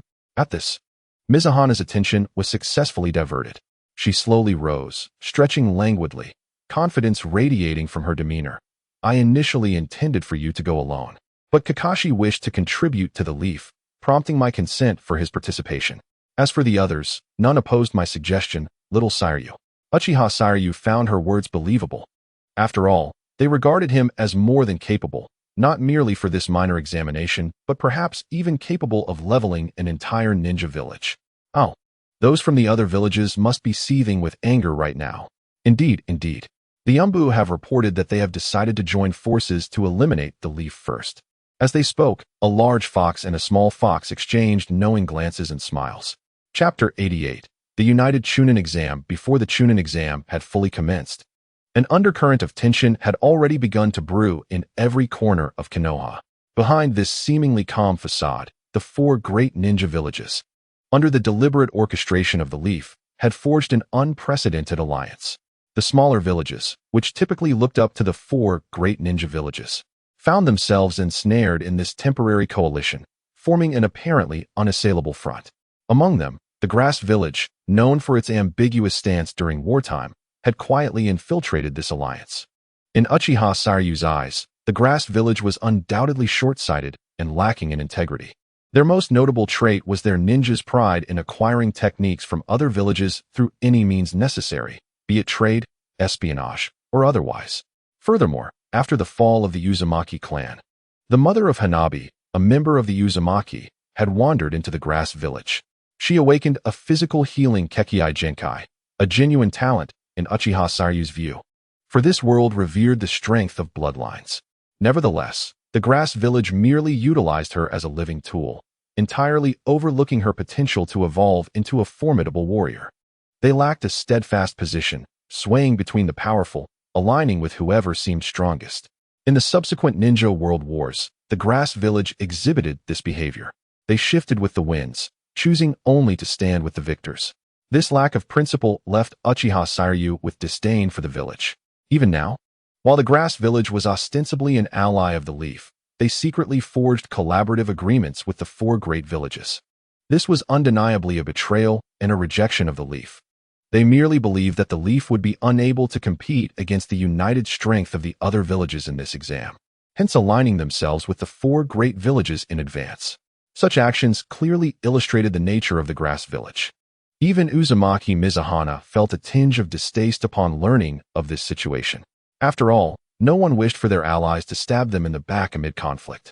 The Land of Water did not participate in this Chunin exam either, but they did send word to Mizuhana about the situation. The specifics remained unclear to Uchiha Sairyu, though he knew there might have been issues arising in the Land of Water. This detail remained etched in his memory. After all, though it was not yet the time for the Land of Water to fall, Uchiha Sairyu, like a butterfly flapping its wings, had already altered the narrative significantly. Akasuna and Kuroshasa led the Sand Village ninjas towards the Chunin exam venue, their faces radiating confidence, their demeanor relaxed, as if they could already envision victory beckoning to them. After all, though the trial had yet to begin, they believed the Leaf had already been eliminated. How could the Leaf possibly withstand the combined might of so many villages? That would require another figure akin to Senju Hashirama. Once the Leaf was eliminated, the remaining villages would surely falter against them. Coincidentally, the other villages were thinking along similar lines. Thus, when they encountered one another at the exam site, they greeted each other harmoniously, to assist in eliminating the Leaf. What a noble endeavor!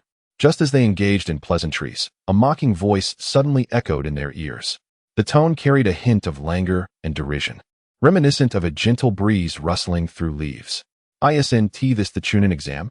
Why is it filled with so many old men? The voice quipped lightly. Surely, there aren't truly people in their 20s who aren't Chunin, right? As soon as the words were uttered, the atmosphere grew tense. The gazes of the ninjas from the four great ninja villages were filled with flames of anger. They turned towards the source of the voice and beheld a young child standing there, looking at them with a mocking expression. His eyes conveyed a sense of disdain and contempt, as if to imply that he regarded them with utter insignificance. This child was none other than Uchiha Hashiryu, who had also arrived at this juncture. Clad in a black ninja outfit, he exuded an aura of maturity and composure that belied his age.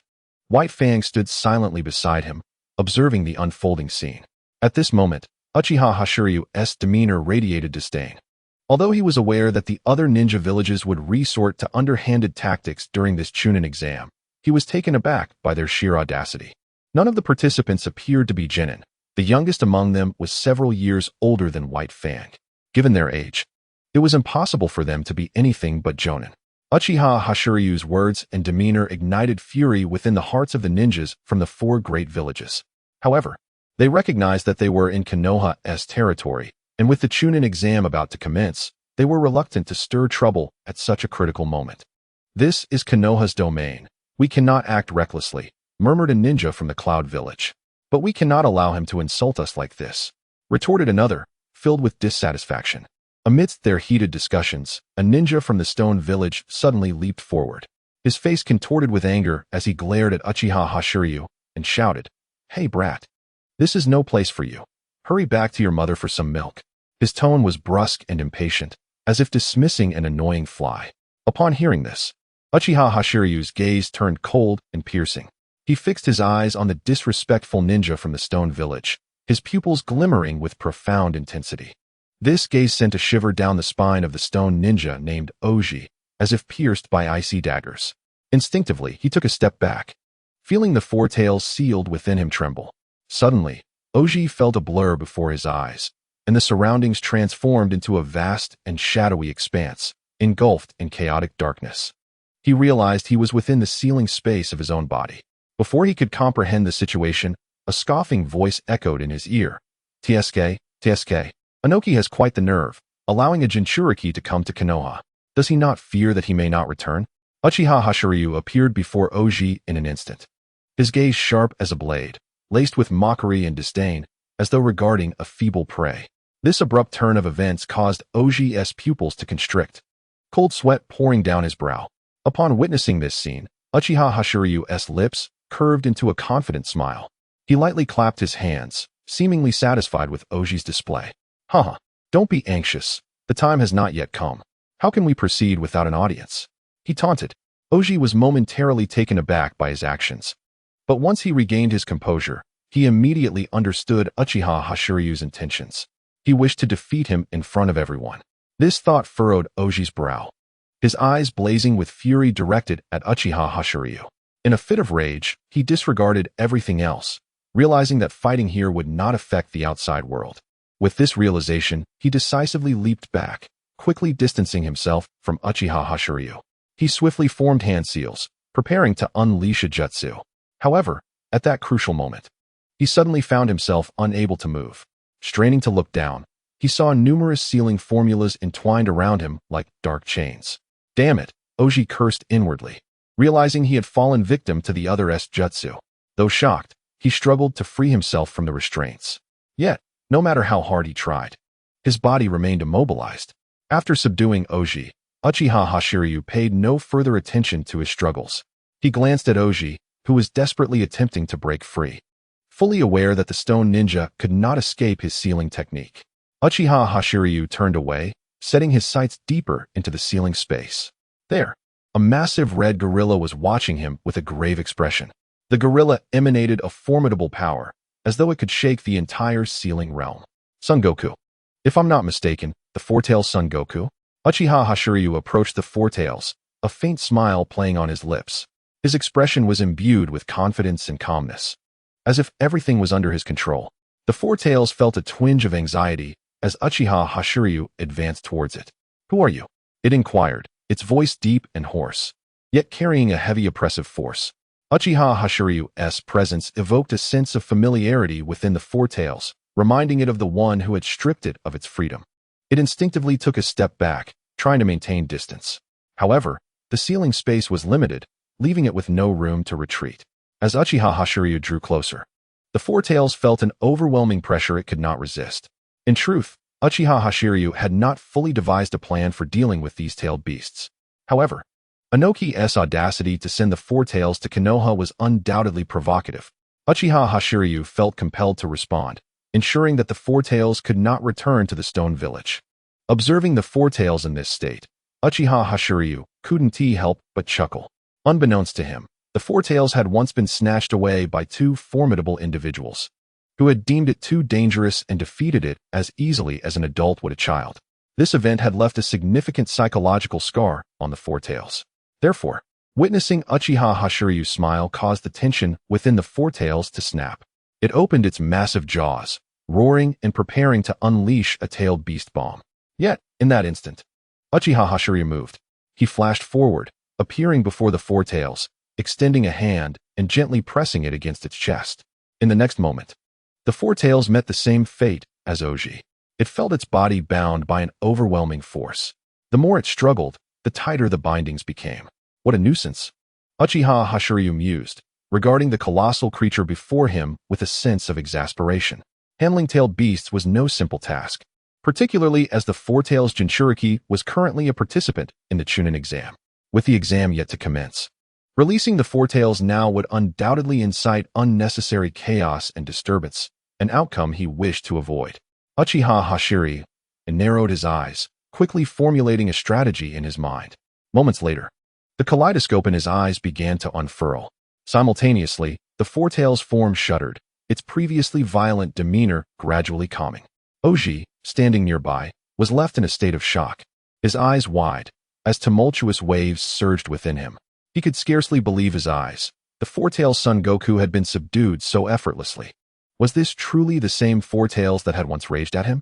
Doubts began to creep into Oji's mind regarding his earlier impulsive decision to intervene, realizing that the Cloud Ninjas would have acted regardless. Now, he found himself in a precarious predicament, regretting his hasty actions. Uchiha Hashiryu cast a sidelong glance at Oji, a flicker of mockery glinting in his eyes.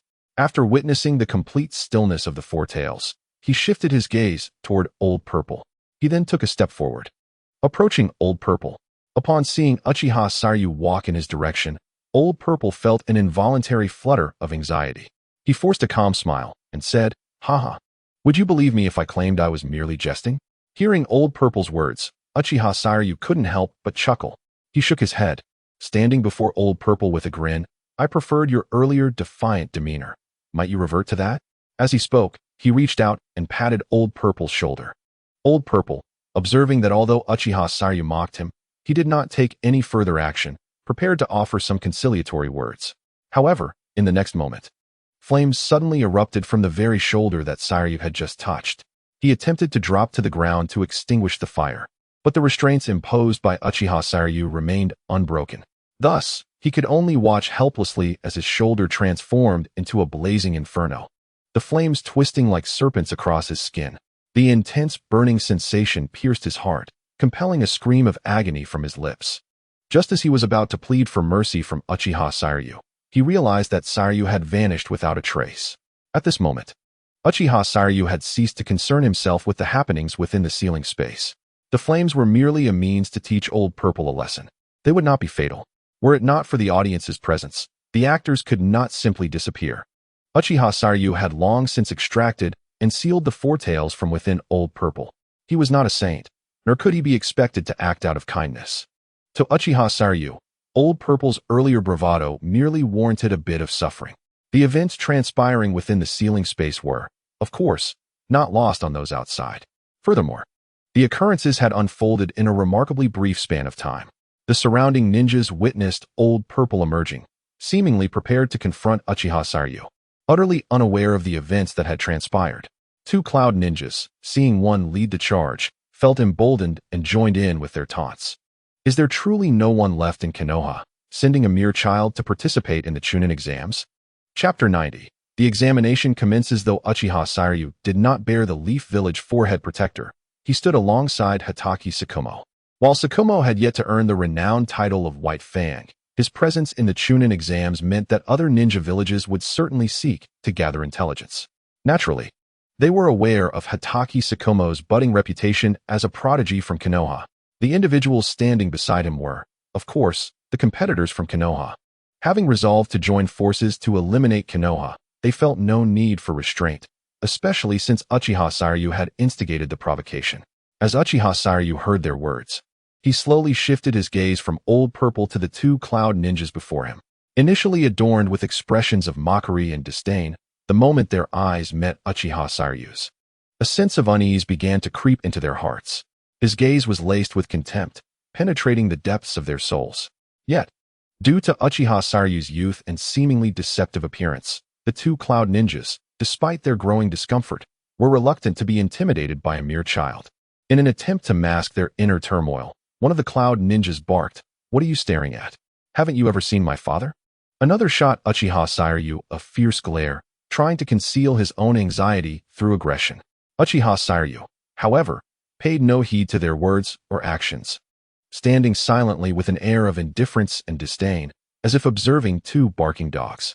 With the Chunin exams about to commence, these two cloud ninjas had already been marked as dead men walking.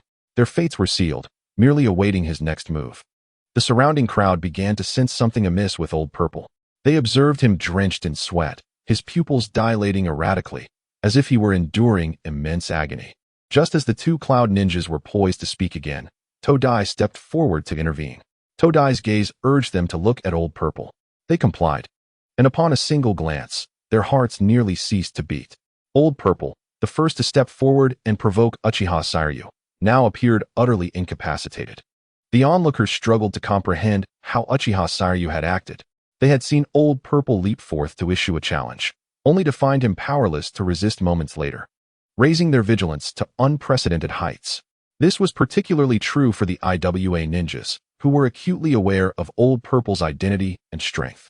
As a Jinchuriki of the Four Tails possessing the ability of lava release, none among them could match his prowess. Yet, here was a formidable figure from Awagakure, rendered utterly defenseless before Uchiha Sairyu. This stark contrast filled the IWA ninjas with a sense of helplessness and dread. Fear, akin to a dark vortex, quietly spread within their hearts. They dreaded Uchiha Sairyu's strength even more so than his inscrutable abilities. They exchanged glances, silently inquiring, "What shall we do?" The cloud ninjas who had previously mocked and hurled insults now found themselves unsettled. Though they had sensed something amiss earlier, they had not deemed it a serious concern. However, the tide had shifted. Uchiha Sairyu was evidently a formidable presence. They recalled his icy gaze, which unmistakably conveyed the look of one who gazes upon the dead. Such a terrifying thought sent shivers down their spines, cold sweat forming on their brows. They swallowed repeatedly, desperately trying to mask their fear. In an instant, the atmosphere grew tense. No one dared to speak out, their gazes fixated on Uchiha Sairyu, who had turned his attention toward the high platform in the distance. Indeed, in the next moment, a familiar figure appeared there. Uchiha Keishan, unbeknownst to them, had ascended the high platform. Clearing his throat to capture the attention of the crowd, he declared with a resounding voice, "All right, the Chunin exam officially begins. Everyone, quiet down." Tomorrow's competition would be attended by nobility and even feudal lords from various nations. And the crowd was too large. He paused, scanning the audience, allowing his gaze to linger momentarily on Uchiha Sairyu. He then articulated each word deliberately. Today is merely the preliminary round, from which 12 will be selected for tomorrow's finals. The forest behind you serves as the venue for this initial test, containing 12 scrolls. Regardless of the means employed, anyone who emerges with a scroll before nightfall will pass. As he gestured toward the forest, he demanded, "Is that understood?" Following his proclamation, he fixed an intense gaze upon the crowd, radiating an oppressive aura. Under his scrutiny, the assembled ninjas nodded in understanding, satisfied that they comprehended the rules. Uchiha Keishan nodded approvingly. His gaze swept across the crowd, finally resting upon a figure that remained utterly still. A shadow of concern crossed his features as he furrowed his brow. Which ninja village does that individual belong to, and what is the matter with him? Is he unaware that the exam is about to commence? He inquired in a low voice, his tone underscored by evident displeasure. The IWA ninjas, witnessing the examiner's attention on Old Purple, exchanged anxious glances. They understood that they were in Konoha. The examiner was a Konoha ninja, and Uchiha Sairyu undoubtedly belonged to Konoha as well. This realization left them hesitant and uncertain in the face of Uchiha Keishan's inquiry, unsure of how to articulate an explanation. Meanwhile, Uchiha Sairyu, growing impatient, furrowed his brow. Observing their indecision, He raised his hand and snapped his fingers. In an instant, Lao Zi's body trembled violently, as if touched by an invisible force. The next moment, his expression contorted in agony. His body began to shake uncontrollably, as if he had lost all command over himself. "Ah!" Lao Zi cried out, his voice laden with pain and terror. His eyes widened in horror, and his hands clutched at his body, as though striving to endure the torment. Following his anguished shout, Lao Zi suddenly collapsed to the ground, gasping for breath. His face was drenched in sweat, yet his eyes betrayed a glimmer of relief. He gritted his teeth, attempting to maintain his composure, secretly grateful to have escaped that dreadful abyss. The image of Uchiha Xingtian was indelibly etched in his mind, now categorized among those he must never provoke. The reactions between the two men undoubtedly illuminated the underlying issue.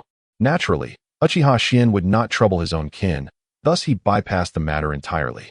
With a detached tone, he remarked, "Since we all comprehend the situation, let us commence." His gaze swept over the crowd, tinged with a hint of coldness. "You may proceed. Whether in life or death, Konoha bears no responsibility." Chapter 91. Crushing the Cloud Ninjas. Uchiha Xian spoke with a hint of cruelty, making it abundantly clear to all present that this was no sanctuary or amusement park, but a realm rife with competition and peril. As he concluded his proclamation, the crowd began to disperse, heading towards their respective entrances to venture into the forest in search of scrolls. Uchiha Xingtian cast a meaningful glance towards the Cloud Ninjas before turning and disappearing into the depths of the woods, leaving a lingering sense of dread in his wake. Lao Zi's plight remained vivid in their memories, and that single glance had instilled a heavy pressure upon them. However, the significance of this Chunin exam was paramount, and success was imperative regardless of the cost. They inhaled deeply, steadying their emotions, as if offering silent encouragement to one another. Soon after, they followed the Cloud Ninjas into the forest. Upon entering the forest, it felt as though they had stepped into another realm. The air was thick with the fragrance of trees, and a gentle breeze rustled the leaves, as if whispering secrets. Sunlight filtered through the gaps in the foliage, casting mottled shadows on the ground, imparting an inexplicable sense of oppression. Sensing their anxiety, Tuchai reassured them, "With so many of us, what is there to fear? Rest assured, we shall emerge victorious this time." His voice carried a warmth that comforted the others. He extended his hand, gently patting the shoulders of two Cloud Ninjas, offering them an encouraging glance. "According to the original plan, we will rendezvous with the other ninja villages and first eliminate Konoha." "Oh, eliminate Konoha, you say? How fortuitous. For I share similar intentions." Before he could finish, a voice unexpectedly drifted down from the treetops above. The group's attention snapped upward to reveal Uchiha Xingtian perched nonchalantly on a branch, idly toying with his fingers. His gaze swept over them, a faint smile gracing his lips. Though they had not initially detected the concealed Uchiha Xingtian, their instincts as ninjas kicked in, and they readied themselves for battle. Tension filled the air as they watched him, their palms slick with sweat. Uchiha Xingtian, observing their apprehensive expressions, remarked calmly, "Do not be alarmed. It will all be over in an instant, and worrying is futile." No sooner had he spoken than he appeared before them like a specter. His form seemed ethereal in the twilight, as if he were not a being of flesh and blood. This action immediately struck a nerve within the group, making them acutely aware that he was not an ordinary adversary. "Lightning release, lightning ball," they shouted in unison, unleashing their jutsu. Bolts of lightning tore through the air, hurtling towards Uchiha Xingtian. Simultaneously, several Cloud Ninjas, their bodies crackling with electricity, charged towards him, their eyes gleaming with determination. In the face of their united assault, Uchiha Xingtian remained notably unfazed. With an impassive expression, he extended his hand before him and slowly intoned, "Fire release, Amaterasu." In the next moment, tendrils of black flame ignited from his hand, instantly engulfing the lightning balls and the charging Cloud Ninjas. His figure appeared even more formidable against the backdrop of the flames. Impossible. How can he be this powerful? Tuchai stared in disbelief at the unfolding scene, his voice barely a whisper. His complexion paled, and his eyes were filled with terror and confusion. Tuchai's mind was tumultuous, struggling to comprehend how their combined assault could be so effortlessly thwarted by a single individual. Each of them was a seasoned jonin, yet they now felt utterly vulnerable. Alas, reality was merciless. The Amaterasu flames did not dissipate after consuming the lightning.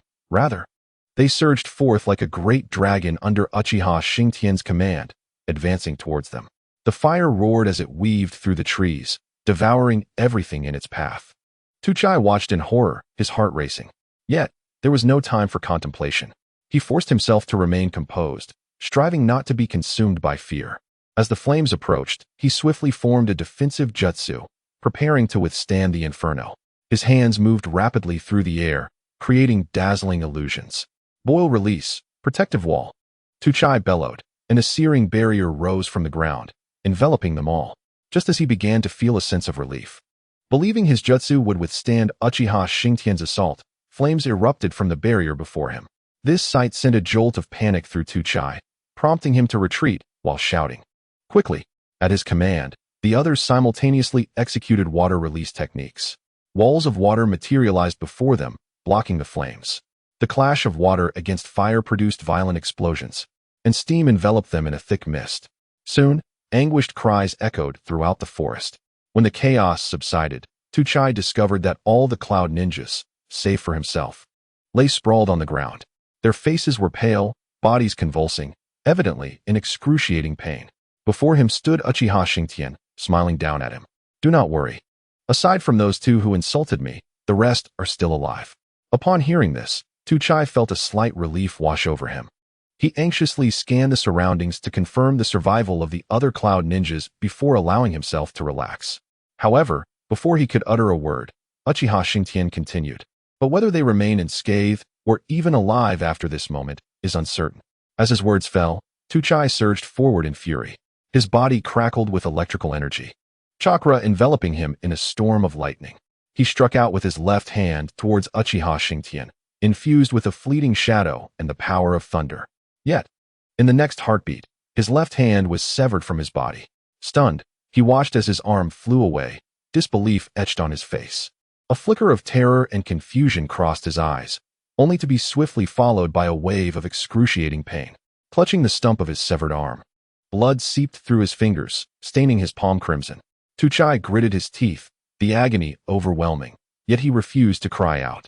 He gazed at the seemingly ordinary boy before him, his heart now devoid of any disdain or complacency. Who exactly are you? Enduring the pain, Sukadai inquired, his voice tinged with a tremor and frailty. Upon hearing this, Uchiha Sarayu halted his assault, articulating the line he had long prepared. Konoha Ninja Academy, First Year, Uchiha Sarayu. Chapter 92, Humiliation of the Cloud Ninja. Uchiha Sarayu's voice resonated softly through the woods, laced with an almost imperceptible mockery and derision. A slight smirk played upon his lips, and his eyes sparkled with an elusive gleam. Sukadai stood dazed, his fists clenched tightly, his shoulders quivering slightly. His eyes widened, his mind a tumult of confusion, questioning the veracity of the words spoken before him. Gritting his teeth against the agony, Sukadai inhaled deeply, striving to maintain his composure. He was acutely aware that the current situation favored Uchiha Sarayu. Even if Sarayu was toying with him, he could not afford to unleash his fury. He needed to remain clear-headed to grasp any chance of survival in this perilous environment. Surrounding him, the cloud ninjas lay groaning in agony, their gazes filled with expectation and plea. A pang of anguish struck Sukadai's heart. He understood their need for his assistance. It seemed Uchiha Sarayu had pierced through Sukadai's thoughts. A glimmer of amusement in his eyes. He extended a finger, methodically counting. 1, 2, 3. His voice reverberated through the air, infused with an eerie ambience. Including you, there are 10 of you still alive.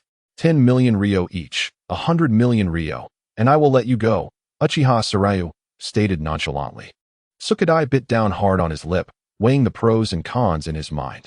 Just as he prepared to negotiate, Uchiha Sarayu interjected. You are all Jonin, right? Especially you. Losing so many Jonin at once, even for the Cloud Village, must be a grievous blow. Think carefully, I extend my mercy but once.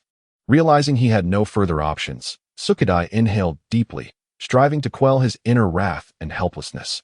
Then he spoke slowly. Very well, I agree to your terms. A hint of pleading and hope underscored his tone. He continued, however, we presently lack such funds.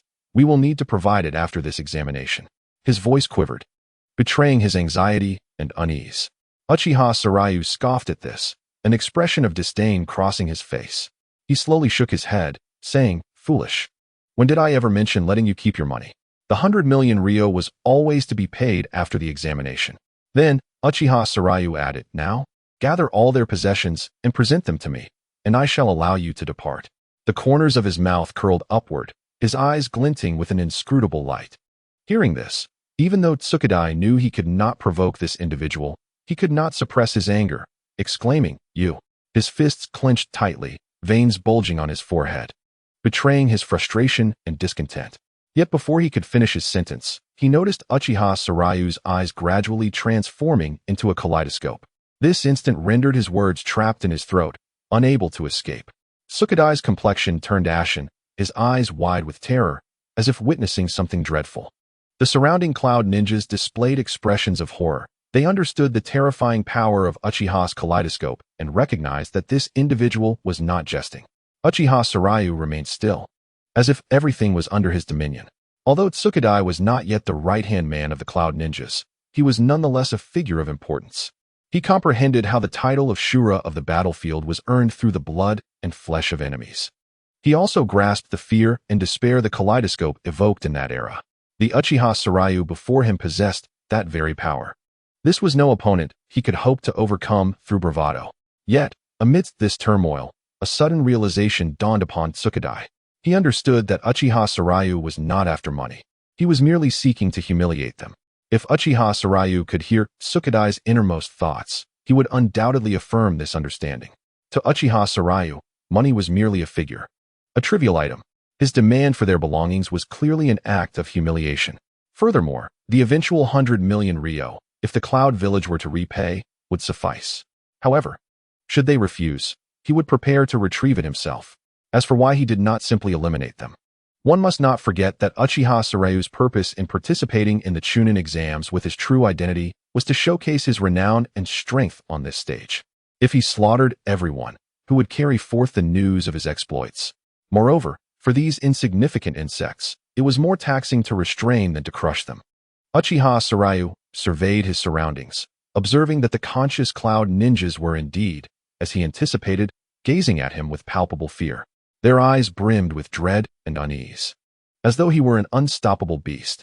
Even Tsukadai, a minor figure within the cloud village, could not mask the fear evident in his gaze. Uchiha Sarayu smiled, choosing to speak no further, merely gesturing for Tsukadai to collect the belongings of the cloud ninjas. Tsukadai hesitated but complied. Subsequently, under Uchiha Sarayu's watchful gaze, he meticulously gathered the items from the cloud ninjas. Placing them aside, he spoke with a complex expression. "Will you let us go now?" Uchiha Sarayu chuckled softly, remaining motionless. However, as he laughed, the items beside him suddenly ignited, flames roaring and searing. In mere moments, the possessions were reduced to ashes. Having completed this act, Uchiha Sarayu began to stride away. The environment grew quieter with his departure, leaving Tsukadai and the other cloud ninjas in a state of fear and helplessness. As Uchiha Sarayu passed by Tsukadai, a voice reached Tsukadai's ears. It was Uchiha Sarayu's voice, coldly stating, "Prepare the 100 million Rio, or I shall personally retrieve it from the cloud village." Upon hearing this, Tsukadai's face drained of color, veins bulging on his forehead. Yet, he could only silently endure this humiliation and pressure. After Uchiha Sarayu's departure, he did not seek out other ninja teams. To him, that would be far too slow. Rather than pursue them individually, it would be preferable to have them come to him. The upcoming preliminary examination would require scrolls to succeed. In the next moment, his terrifying perception enveloped the entire forest. Then, in an instant, his figure blurred, and soon, he possessed a collection of items. Upon closer inspection, he found 12 scrolls, all intact, within his grasp. "This should suffice," Uchiha Sarayu murmured, a peculiar smile gracing his lips. Chapter 93. The Struggle for Scrolls? Meanwhile, deep within the forest, Akasha, Kurosha, and several sand ninjas were cautiously exploring. They remained vigilant of their surroundings, wary of any potential dangers. Their excitement surged as they spotted a scroll quietly resting atop a large stone not far from their sight. However, this scroll was cleverly concealed within an unassuming trap array, preventing them from easily obtaining it. Just as they successfully dismantled the trap and prepared to seize the scroll, a figure suddenly darted across their line of sight. Snatching the scroll away, they stood in stunned silence, witnessing the scene unfold before them. Gazing at the barren stone, my mind was devoid of thought, utterly incapable of comprehending the events that had just transpired. The occurrences had unfolded with such swiftness and surprise that they left no room for clarity. They had not even discerned who had taken the scrolls, only recalling the fleeting silhouette that vanished before their eyes. However, in terms of misfortune, the Sand Shinobi were evidently not the most unfortunate. On the other side of the forest, the Rock Shinobi, led by Old Z, were also in search of the scrolls. Their fortune appeared to be quite favorable, as they had swiftly located 2 scrolls within a short span of time. Holding a scroll in his hand, Old Z's expression shifted from tension to exhilaration, feeling as though fortune had smiled upon him, escaping the clutches of Uchiha Hashiryu. Yet, just as Old Z reveled in the discovery of the scroll, a figure materialized out of thin air, striking him down with a swift kick. In an instant, the figure vanished, scrolls in tow. Upon hastily regaining his footing, Old Z found himself alone, bewildered, his gaze brimming with helplessness and confusion. The Rock Shinobi behind him were equally taken aback, having failed to grasp the unfolding events. However, the loss of the scrolls was a reality they could not ignore. Their discontent with the Jinchuriki had already been palpable, and Old Z's prior conduct had severely undermined their trust and respect for him. They began to question his competence and leadership, deeming him unfit for the task at hand. Thus, they resolved to usurp Old Z's command and reallocate their mission and strategy. Subsequently, teams from several shinobi villages converged, uniting their efforts to scour the forest for the scrolls and the Leaf Village's participants. Yet, unbeknownst to them, the scrolls had already been seized by Uchiha Hashiryu, while only 2 from the Leaf Village had entered the exam. The astute Konoha Shikamaru, having received Hashiryu's warning, had long since exited the forest. The teams from various shinobi villages trudged through the woods, desperately searching for any possible clues. They occasionally split apart, only to regroup, maintaining tight communication amongst themselves. Their gazes were as sharp as that of an eagle, scanning every nook and cranny, leaving no potential trace unexamined. Yet, as dusk approached, the teams remained empty-handed, their fatigue mounting, spirits waning, as if ensnared in an endless abyss. When they reconvened and learned of their collective failure, they exchanged glances, filled with frustration and bewilderment, particularly the Sand and Rock Shinobi, who had suffered the indignity of having their scrolls snatched away. They deduced that the perpetrator must be from the Leaf Village, yet the absence of any trace after such a prolonged search left them disoriented. Ultimately, they resolved to leave the forest and seek answers from the Leaf Village. As they emerged from the forest, a brilliant light suddenly cleaved the sky. They looked up to see Uchiha Hashiryu, seated beneath a great tree, patiently awaiting their arrival. Before him lay 12 scrolls, all intact, emitting a faint glow as if to proclaim their existence. The teams from the various shinobi villages gazed in astonishment, their hearts swelling with confusion and unease. They were perplexed as to why all the scrolls were in Hashiryu's possession, and a sense of trepidation gripped them, knowing that he dared to confront so many alone, suggesting he had some formidable backing. At that moment, a member of the Grass Shinobi could no longer contain himself and rushed forward, attempting to seize a scroll. His movements were swift and agile, showcasing his formidable prowess. However, just as his fingers were about to graze the scroll, an eruption of dark flames engulfed him in an instant, leaving no time for a scream as he was reduced to ashes. This scene left all present in shock, particularly Old Z, who recognized the familiar flames that had once caused him excruciating pain. Yet, seeing the charred remains of the unfortunate soul, he realized that Hashiryu had shown restraint. The others, too, felt their pupils constrict, understanding the true nature of Hashiryu's power. Perched high on the tree trunk, Uchiha Hashiryu wore an enigmatic smile as he surveyed the panicking ninjas below. He spoke calmly, "Do not be hasty, the scrolls are right here." After a brief pause, he continued, "You have 2 choices. First, you may contend for these scrolls using your strength, regardless of the consequences. Second, they will be auctioned off." Hashiryu's words heightened the tension in the air. The Grass Shinobi, incensed, glared at Hashiryu, seemingly ready to charge recklessly. "Avenging the land, we shall kill him," one shouted, his eyes blazing with hatred and fury. "Indeed, he is but one, and we are many. Why should we fear him?" Another echoed, "The scrolls lie before us. Do you truly intend to submit to him? He is merely a child. Surely, the other ninjas are acting in the shadows. If we rush him, They cannot possibly unleash their jutsu in time. Such rhetoric ignited chaos, with not only the smaller village's members eager to advance, but even the sand and mist shinobi, who had yet to experience defeat, displaying a readiness to engage. However, the rock and cloud shinobi stood their ground, neither moving nor dissuading others. Their first-hand experiences had imparted a profound understanding of how truly terrifying this seemingly youthful adversary was. They contemplated that if a confrontation were to ensue, it might not be unwise to first eliminate the sand and mist shinobi. The atmosphere grew tense and perilous. The wind howled through the trees, occasionally mingling with the labored breaths and hushed whispers of the participants. Just as hesitation gripped the crowd, a powerful flame erupted from among the grass shinobi, consuming them entirely.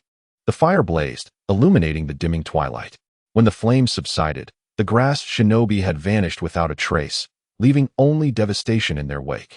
Uchiha Hashiryu gracefully descended from the tree, his gaze sweeping over each individual present. He then approached them deliberately, each step amplifying the weight of his presence. They instinctively recoiled, as if trying to escape the grasp of this malevolent figure. Standing before them, Hashiryu regarded them with a chilling smile. Now, what shall your choice be? Chapter 94. Susanoo. The echoes of the grass shinobi's raucous cries lingered in the air, yet those arrogant participants had been reduced to mere ashes, dissipating into the atmosphere. As Uchiha Hashiryu advanced, the assembled crowd no longer dared to make any rash moves. The moment of fiery destruction had made it abundantly clear that death lurked amongst them. Tukatai, clutching his severed arm, emerged from the throng, his expression a complex tapestry of emotions directed at the foe who had cost him so dearly. His eyes were filled with confusion, anxiety, and wariness as he hoarsely inquired, "What exactly do you want?" Uchiha Hashiryu, observing the taut nerves and fearful expressions of the crowd, offered a dismissive smile. "Is my intent unclear? These scrolls will go to the highest bidder. Tomorrow marks the official Chunin exam, and according to our agreement, the rankings will determine future task allocations and compensatory measures." He paused momentarily before continuing, "Ninjas, I trust you do not wish to witness a scenario where only the Leaf Village performs on stage during the event?" His gaze swept across the assembly, instilling an intangible pressure that weighed heavily upon them.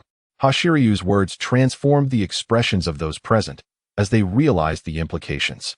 They could easily envision the embarrassment and awkwardness that would ensue if the audience learned that the Leaf Village had eliminated all other shinobi villages in the preliminary stages. The spectators would focus solely on the Leaf's dominance and victory, indifferent to whether they had employed unscrupulous methods. Moreover, Uchiha Hashiryu decisively vanquished them, leaving them bereft of even a semblance of an excuse. Such a stark contrast rendered them remarkably feeble and inept, an unbearable truth for them to confront. The expressions of Tukadai and the Cloud Shinobi were particularly grim, their hearts brimming with indignation and a sense of defeat. They had once overheard Uchiha Hashiryu proclaim himself a student of the Shinobi Academy, initially dismissing it as mere jest. However, the true purpose of his words became painfully clear. It was merely to highlight their inadequacies through comparison. Most critically, their villages were heavily reliant on the financial support of the feudal lords. Should the events described by Uchiha Hashiryu unfold tomorrow, the lords would undoubtedly blame them for the humiliation. This burden of accountability was one they could not bear. Contemplating these matters caused an involuntary shiver to run through the gathered crowd. Old Purple, having witnessed Uchiha Hashiryu subjugate the Four Tails, understood all too well the invincible power he wielded. Thus, he contemplated stepping forward to bid on the scrolls as suggested by Uchiha Hashiryu. However, the thought of having lost command left him disheartened, and he relinquished that idea. This hesitation, however, inadvertently became advantageous for the Rock Shinobi. The Mizukage and Sand Shinobi seemed to share an unspoken understanding, launching their assault almost simultaneously. Clearly, despite the trepidation instilled by Uchiha Hashiryu's prior display of strength, it was insufficient to dissuade them from resistance entirely. After all, they had yet to confront the terrifying might of Uchiha Hashiryu directly, and their inner fears had not yet peaked. Uchiha Hashiryu, however, appeared distinctly impatient with their actions. He briefly closed his eyes, then opened them wide, revealing the kaleidoscopic Sharingan that shimmered with an eerie red light. Immediately, a palpable chakra enveloped him, swirling violently around his form. The onlookers were left astounded as they witnessed the chakra coalesce in astonishing layers, rapidly forming the second stage of Susanoo. This towering entity, a colossal figure standing over 10 meters tall, appeared as a divine being crafted from chakra.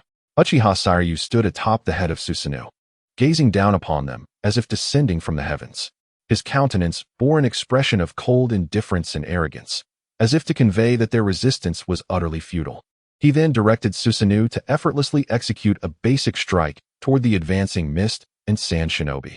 The speed of this attack was so swift that it left them no time to react, merely able to witness its impact. With a resounding boom, a torrent of flames erupted from Susanoo's hand, instantly rending the air. The searing flames bore an oppressive weight, instilling a profound sense of dread. The mist and sand shinobi, caught unawares, were engulfed by the inferno. A few quick-witted individuals narrowly escaped the flames, yet still found themselves thrown to the ground by the scorching shockwave, utterly disheveled. Black Sand and Red Sand exchanged glances, their expressions darkening as they realized that all the sand shinobi they had brought were now annihilated. For this examination, their team comprised solely of puppeteers, whose abilities were primarily reliant on their puppets, rendering them formidable below the rank of Kage. However, their physical prowess was considerably lacking, and thus, only the two of them managed to survive the cataclysmic strike. In contrast, although the losses for the Mizukage were also significant, they still retained 5 or 6 members. This realization further darkened the expressions of Black Sand and Red Sand, for comparisons are always daunting. Despite the heavy losses on both sides, to an outsider, the sand shinobi appeared somewhat inept. At that moment, an individual from the mist suddenly radiated an ominous chakra. However, his comrades shook their heads in disapproval, compelling him to reluctantly retreat. Uchiha Saryu regarded him thoughtfully, pondering, how could there be a Jinchuriki for the Three Tails? Is it Uchiha Madara? With this thought, a premonition stirred within him. Tomorrow's examination could be fraught with upheaval. Thus, he chose to forego further verbal persuasion, favoring instead the eloquence of action. Once more, his kaleidoscopic eyes spun, and Susanoo grew even taller. Not only that, but armor adorned Susanoo, rendering it an even more formidable adversary. The fighting spirit of those present, already dwindling, evaporated entirely. They had become utterly numbed. They had initially believed that being sent down to participate in the Chunin exam under their village's Kage was the safest measure. Little did they expect that Konoha would unleash such a devastating force. To the uninformed, it might have seemed they were participating in an exam for the Kage themselves. The gathered crowd began to understand why Konoha exhibited such arrogance in permitting them to form alliances freely. It was evident that Konoha possessed this terrifying combat power as a backing, which allowed them to act with impunity. This level of strength was sufficient to intimidate any opponent, dissuading them from acting rashly. Were their own villages endowed with such power, they too would have behaved similarly. To tread upon ants without exterminating them is a power that is exceedingly difficult to wield. This was the final opportunity. Chapter 95. Intermission of the Chunin exam. In truth, there was no need for Uchiha Saryu to utter another word. Following his demonstration, the ninja from the 4 nations grasped the situation. Under the scrutiny of Uchiha Saryu, they commenced bidding for the scrolls. Faced with insurmountable power, they could only temporarily acquiesce to another's rules. Before long, each scroll found its respective owner. The Sand Village acquired 2, the Cloud Village 3, the Mist Village 2, and the Earth Village 3. These scrolls amassed a staggering 500 million for Uchiha Saryu. The 2 surplus scrolls were designated, one for him and one for Hitaki Sakumo. In truth, the price of these scrolls could have been higher.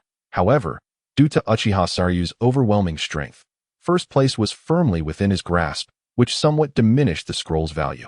Interestingly, when it came time for payment, the representatives of the ninja villages unanimously opted to issue promissory notes. Clearly, they all harbored intentions of defaulting on the debt. In response to their little scheme, Uchiha Saryu merely smiled knowingly. Unlike Sarutobi Hiruzen, he would not exhibit such weakness. For him, a promissory note meant not only the repayment of the principal, but also interest. Should they fail to repay, he would personally retrieve the dues. Moreover, following this examination, he was confident these individuals would settle their accounts promptly. Having concluded these dealings, Uchiha Saryu vanished in an instant, leaving the assembly momentarily speechless. They realized that his departure likely employed a space-time ninjutsu. This revelation undeniably sent another shiver down their spines. Meanwhile, Uchiha Saryu had returned to his original position, where Uchiha Akira and Hitaki Sakumo stood. Hatake Sakumo regarded the youth several years his junior with a complex expression. He had anticipated that he would secure victory for Konoha in this examination, only to find himself overshadowed by a mere child. This left him in a state of inner turmoil. He had always prided himself on possessing some talent, yet before Uchiha Shiryu, he felt like a mere speck compared to the brilliance of the moon against a backdrop of countless stars, especially after witnessing the giant formed from chakra.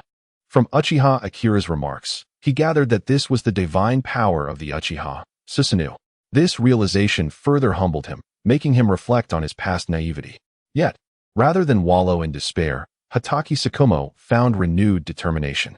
He believed in himself. In the future, he would possess the strength to stand alongside Uchiha Shiryu. Uchiha Schwan pondered deeply, his voice tinged with concern. Xingliu, are you certain that using the Mangekyo Sharingan in such a manner is wise? Upon hearing this, Uchiha Xingliu felt a warmth in his heart. This question had been posed to him by Vortex Mizuhito and many others, who were unaware of the unique prowess he possessed. Fearing that overuse of the Mangekyo Sharingan could lead to blindness or even graver consequences. After all, he had no siblings to bestow upon him a second pair of Mangekyo. However, those more informed, like Vortex Mizuhito, felt reassured about his wielding of this power. Fear not, I have resolved the issue of potential blindness, Uchiha Xingliu asserted confidently. Uchiha Schwan regarded him with skepticism. The power of the Mangekyo Sharingan was formidable. Could anyone truly mitigate its drawbacks? Yet, he understood that everyone harbored their own secrets and trump cards. Since Uchiha Xingliu had made such a declaration, Schwan felt it inappropriate to press further. It is our generation that is inept, necessitating your strength to intimidate the other ninja villages, he sighed. Uchiha Xingliu shook his head in response. This is my own choice and bears no relation to you. Even without this Chunin exam, I would wield this power. After speaking, he handed a scroll to Uchiha Schwan. This is for me and Kakashi. I must take my leave. Schwan accepted the scroll, but as he prepared to speak again, he noticed that Xingliu had already departed. Upon returning to the Senju estate, Uchiha Xingliu found Vortex Mizuhito conspicuously absent. Thus, he made his way to the Hokage building, where the Umbu, aware of his identity, did not impede his progress. Consequently, Uchiha Xingliu entered the Hokage's office unchallenged. He pushed the door open and saw Vortex Mizuhito seated there. Her brow furrowed as she scrutinized a document. Upon hearing the door creak, Vortex Mizuhito lifted her gaze. Recognizing Uchiha Xingliu, she relaxed her expression and smiled. Ah, little Xingliu. How did the Chunin exam go? It proceeded as we planned. The other ninja villages complied and paid for the scrolls. He paused, then added, by the way, I also avenged you against the cloud ninja you asked me to handle. Vortex Mizuhito chuckled lightly, teasing, I saw you using Susanoo. Didn't you say you would save that for tomorrow? She recalled how Uchiha Xingliu had insisted on waiting for the audience to gather before showcasing Susanoo in all its glory, yet he had employed it today. Beneath her jest lay genuine concern for Uchiha Xingliu. She feared he might have encountered formidable adversaries, prompting his use of such power. Though she had previously worried about the risks of blindness from the Mangekyo, her fears had subsided upon learning he could utilize wood release. After receiving Uchiha Xingliu's affirmative response regarding the drawbacks of the Mangekyo, she had ceased to fret. However, her teasing tone made Uchiha Xingliu feel a tad embarrassed. His cheeks flushing slightly as he replied, What choice did I have? I annihilated the grass ninja before their eyes, yet they still sought to confront me. It seemed more prudent to intimidate them rather than obliterate them outright. Uchiha Xingliu failed to notice that as he explained, Vortex Mizuhito's brow began to unfurl. He restructured his thoughts and inquired, Mizuhito, I noticed you were frowning. Has something occurred? At his words, Vortex Mizuhito's relaxed brow furrowed once again. She took a deep breath, saying, I received word from the Vortex. There are movements from the mist. You recall the reason the Vortex did not participate in this exam, right? They recently detected small factions of mist shinobi operating within our territory, and the situation is not favorable. Uchiha Xingliu's mind raced, a spark of realization igniting within him.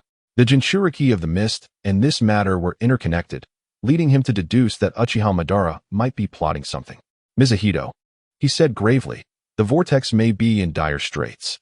Starting today, we must implement an additional rule. For every 300 units of love power, an extra chapter will be added, with no upper limit. Gifts of the same value will also count towards this rule. Love power is free. You may contribute a little. Uchiha Shinryo's serious demeanor immediately alerted Vortex Mizuhito, causing her to feel a twinge of anxiety. She knew Uchiha Shinryo well enough to understand he would not jest about such critical matters. His behavior unmistakably indicated he had sensed something amiss. And this situation directly involved her homeland, the Vortex. The place where she had spent her childhood was one she could not ignore, regardless of the circumstances. Taking a deep breath to steady herself, she asked, "Shinryo, what is troubling you?" Uchiha Shinryo met her gaze, pausing in silence. He recognized that explaining how a child came to possess such knowledge would be tedious. Yet, he also understood the gravity of the situation, suspecting it was linked to Uchiha Madara. Moreover, recalling the unexplained demise of the Vortex in the original narrative, he realized that failing to act promptly could lead to a repetition of history. Consequently, he decided to inform Vortex Mizuhito about the Mist's Jinchuriki entering the competition. Upon hearing this news, her expression shifted slightly. As Hokage, she was aware of the movements of the Mist Village. The participation of their Jinchuriki was undoubtedly a significant signal. Vortex Mizuhito began to contemplate the implications of the Mist Village's actions. These seemingly unrelated maneuvers hinted at an unusual atmosphere, as if everything was orchestrated for a grand scheme. If such a plan were indeed in motion, it posed a tremendous threat to the Vortex. Vortex Mizuhito inhaled deeply, recognizing the severity of the situation. However, tomorrow, Konoha would host numerous important figures, including the leaders of the four nations. They would be present to observe the Chunin exam, necessitating that Konoha devote all its efforts to ensure the safety of these esteemed guests. Yet, given that Konoha had just emerged from war, their manpower was evidently insufficient, leaving Vortex Mizuhito feeling somewhat overwhelmed. Observing the uncertainty in Vortex Mizuhito's expression, Uchiha Shinryo let out a light chuckle. It appeared that even someone of her stature could be flustered by concern. "Did you forget my presence, Mizuhito?" Uchiha Shinryo stated calmly. "Leave tomorrow's Konoha to me. Even if the other four Kages were to instigate trouble, I am confident in my abilities." Upon hearing Uchiha Shinryo's words, Vortex Mizuhito's eyes lit up with understanding. How could she have forgotten that this child not only possessed extraordinary intellect, but also formidable strength? She regarded Uchiha Shinryo with gratitude, nodding appreciatively. "Thank you, Shinryo. Your presence brings me great reassurance." Uchiha Shinryo smiled faintly before adding, "However, to be prudent, please ensure that the personnel dispatched to the Vortex tomorrow carry one of my Flying Thunder God Kunai. This way, should any unforeseen events arise, I can arrive on the scene promptly. Furthermore, I will leave several Flying Thunder God Kunai with Tsunade and the others." Although he possesses the ability to teleport instantaneously within a 10-kilometer radius, he still deemed it prudent to prepare for contingencies. After all, one should never underestimate the cunning of Uchiha Madara. Thus, after handing a kunai to Uzumaki Mido, he took his leave. When Hashiryu located Uchiha Shursui, he found Uchiha and instructing her in training. Upon noticing his arrival, and halted Shursui's session, Shursui, blushing slightly upon recognizing Hashiryu, approached him and inquired, "Hashiryu, is there something you need?" Observing the earnest effort of the young girl in training, Hashiryu felt a surge of emotion. He realized that his presence instilled a sense of urgency among the talented individuals around him, compelling them to train diligently in hopes of matching his pace. Over the past few days, numerous individuals from other nations had arrived in the village, prompting him to offer, for safety's sake, "Take this." He presented Shursui with a Flying Thunder God Kunai. As Shursui received the kunai and examined it with curiosity, she carefully stowed it away. Meanwhile, Uchiha stood by, visibly astonished. As an elder of the Uchiha clan, he was well aware of the Flying Thunder God technique developed by Senju Tobarama. The moment he recognized the kunai Hashiryu handed to Shursui, he immediately identified it as the signature of the Flying Thunder God. Could it be the Flying Thunder God? En's mind echoed with disbelief. After all, the technique was specifically devised as a counter against the Uchiha clan. Now, it had been mastered by one of their own. However, amid his astonishment, En felt a flicker of delight. He imagined how Senju Tobarama would react upon witnessing this scene. "Tobarama, who would have thought? Your esteemed technique has been learned by a child of the Uchiha," and mused inwardly. Yet, he was suddenly reminded of the time Uchiha Hashiryu had outwitted him, causing his expression to darken. That encounter left him haunted, instilling a deep reluctance to interfere in matters concerning Hashiryu. Observing Shirsui's interaction with him now, En's demeanor shifted to one of perplexity. Shirsui and Hashiryu exchanged laughter and playful gestures, exuding an effortless camaraderie. Although Shirsui appeared bashful, her eyes sparkled with joy, and could not help but silently grumble. So, my attempts at matchmaking are futile, and you can pursue your desires freely? Nonetheless, witnessing their harmonious interaction, he sighed and refrained from further comment. For someone of his elder generation, perhaps allowing them to develop naturally was the wisest course. After sharing light-hearted moments with Shirsui, Hashiryu bid her farewell, as he needed to seek out Tsunade and deliver the flying thunder god kunai. Once he departed, Uchiha stood beside Shirsui and spoke in a solemn tone. Shirsui, you must pay close attention tomorrow. The divine power of the Uchiha will be manifested through Hashiryu. His eyes gleamed with anticipation and mystery, as if heralding a momentous event on the horizon. As someone privy to Hashiryu's prowess, and knew well what was to unfold, a display of Konoha's might to assure the other great nations of its renewed protection. And what could be more visually astonishing than the sight of Susanoo towering majestically over the earth? Shirsui, puzzled, turned to her grandfather, seeking clarification on his words. Understanding her confusion, and offered her a deep glance but refrained from elaborating, stating, "It matters not if you do not comprehend. You possess great potential, yet I hope you will never awaken those eyes." Upon hearing this, Shirsui felt a jolt of surprise. She understood that her grandfather referred to the Mangekyo Sharingan, a symbol of honor and power within the Uchiha clan. However, En's words left her bewildered. Why would he wish for her to refrain from awakening the Mangekyo? In truth, Uchiha was aware that his own Mangekyo had already reached the threshold of awakening. The previous incident had merely acted as a catalyst. The journey to such a state stemmed from a series of sorrowful experiences in his youth. Although alternative means had since emerged, the awakening of the Mangekyo likely still necessitated a traditional path. He did not wish for Shirsui to endure a fate similar to his own. Though Shirsui did not fully grasp his sentiments, the seriousness of her grandfather's expression prompted her to nod in acknowledgement. This chapter serves as an advance update, and I extend my heartfelt gratitude for the gifts from all of you. Chapter 97. The examination commences after parting ways with Shirsui. Uchiha Hashiryu returned to the Senju estate. Stepping into the courtyard, he navigated his way to the residences of Tsunade and Yamanaka Ino. Gently knocking on the door, it swung open moments later, revealing Tsunade and Ino behind it. "Hashiryu, what brings you here at such a late hour?" Tsunade asked with a frown, though curiosity flickered in her eyes. She stepped aside to allow Hashiryu entry. Hashiryu nodded, his expression serious as he retrieved the flying thunder god kunai from his robe, presenting one each to Tsunade and Ino. "You must carry these kunai with you tomorrow," he instructed. Surprise etched across their faces as they accepted the kunai. Hashiryu had previously shared his practice of the flying thunder god technique with them, so they understood the significance of his gesture. "What has happened?" Tsunade inquired in a low voice, concern lacing her tone. Ino gazed at Hashiryu, her eyes filled with worry. "We will keep the kunai safe, but you must also be cautious." Hashiryu nodded in agreement, offering them a reassuring smile. "Rest assured, this is merely a precaution. However, it would be wise to stay close to Mito tomorrow." After receiving their affirmative response, he turned to depart. Given the current circumstances, he anticipated a busy day ahead and sought to rest well. At dawn the following day, sunlight bathed Konoha in a vibrant glow, illuminating the village with an ethereal brilliance. Though the Chunin exams had yet to commence, Konoha buzzed with excitement, teeming with voices. Merchants, nobles, and daimyo from various nations flocked to Konoha, infusing the village with unprecedented vitality and fervor. Within Konoha, the streets thronged with people, bustling with activity. Stalls lined the thoroughfares, vendors calling out to attract customers, while visitors eagerly selected their desired items. Concurrently, the leaders from the four nations had already arrived in Konoha. After learning of the events surrounding the initial examination, their initial indignation was tempered by a sense of resignation.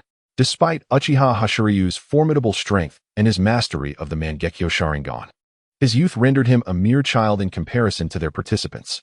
To them, Hashiryu resembled a mere academy student, and the intel gathered overnight only reinforced this perception, leaving them somewhat speechless. Even the third Reikage, known for his resilience, could not spin this narrative to their advantage, as they recognized their own candidates appeared significantly older. some nearing 30. Thus, they had no choice but to accept this reality and silently prayed that their candidates would avoid encountering Uchiha Hashiryu in the forthcoming competitions, hoping instead for favorable outcomes. As the leaders from the four nations traversed Konoha, they observed the first established hidden village with keen interest. They beheld a plethora of novel sights and unique landscapes, and they felt the vibrancy and prosperity of the village. Particularly, the recent Chunin exams attracted a considerable influx of visitors to Konohagakure, which sparked in them the notion of hosting similar events. The simple truth that some possess wealth was not lost on them. Thus, upon witnessing the throngs gathered for the Chunin exams, it was inevitable that envy would arise. Soon after, they made their way to the venue of the Chunin exams. Uzumaki Mido had long been awaiting their arrival, exuding an air of composure, as if everything were well within her grasp. The third Reikage, upon observing her demeanor, let out a grunt and remarked, "The Hokage truly wields impressive tactics." No wonder the decision to use the Chunin exams to determine the distribution of benefits was proposed. Mido, upon hearing this, offered a faint smile, fully aware of the implications of his words. After all, with Uchiha Sarayu's formidable prowess, even the five Kage would find themselves at a disadvantage in the exams, let alone others. Yet, she was not one to be underestimated, retorting with a sharp wit, "Does the Reikage intend to breach the agreement? It would not be surprising. Given your history, even signing a peace treaty does not spare you from ambush." The second Hokage, Senju Tobarama, had faced a similar fate during the signing of a peace treaty with the Cloud Village. Her words insinuated that the Cloud Village was devoid of integrity. Their conversation was not discreet, and thus, the daimyos of various nations were keenly aware of it. The daimyo of the Land of Lightning's expression shifted slightly, revealing his discomfort, while the daimyo of the Land of Fire inwardly sighed in relief. His spirits lifted considerably, although he had previously suffered a financial loss at the hands of Uzumaki Mido. In such a gathering, face was of utmost importance. This prompted the Land of Fire's daimyo to regard Mido with a hint of approval, recognizing her ability to uphold his nation's dignity in a public forum. Meanwhile, the Land of Lightning's daimyo silently gritted his teeth, his dissatisfaction with the third Reikage increasing. Aware of his slip, the third Reikage emitted a cold snort and refrained from further comments. The second Wind Shadow, Sabaku no Shaman, maintained a genial smile, choosing not to voice his opinions. Though he understood that claiming the top spot in this exam was unlikely, securing second place was within the realm of possibility. Additionally, the collaborative nature of this exam illuminated a new developmental path for Sunagakure, which left him in relatively high spirits.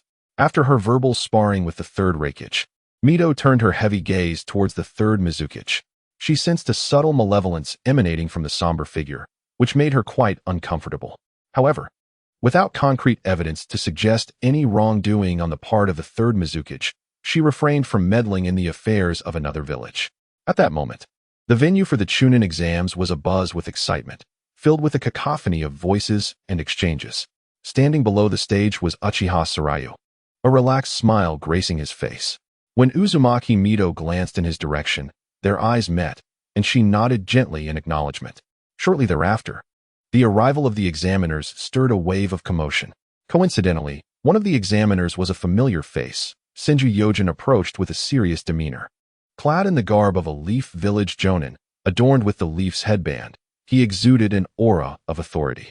His presence silenced the entire venue, as if all sounds had been extinguished. The Chunin exams were officially underway. Senju Yojin stepped to the forefront, surveying the crowd before announcing loudly. His voice, deep and resonant, echoed throughout the arena. This exam would consist of one-on-one duels, with the victors advancing to the next round. He then outlined the rules of the exam, ensuring that all present were well informed. Konoha's Hataki Sakumo and Sunagakure's Akasha, please step forward. All other participants, please return to the spectator area to prepare. As Yojin's words faded, the arena erupted once more into fervent excitement. The two named individuals stepped into the center of the arena, while the remaining contestants retreated to the stands to ready themselves. The audience, witnessing this unfolding scene, recognized that the exam had commenced. They quieted down, their attention fixed on the two figures in the arena. Hataki Sakumo and Akasha faced each other, their gazes ablaze with combativeness. Once Yojin deemed the moment right, he glanced at the pair and shouted, "Begin." Chapter 98. The beast strikes. As soon as Senju Yojin's words fell, Hatake Tsukumo transformed into a mere blur, appearing beside Akasha with astonishing swiftness. His movements were so rapid that they left the onlookers in awe, akin to a gust of wind, light and swift.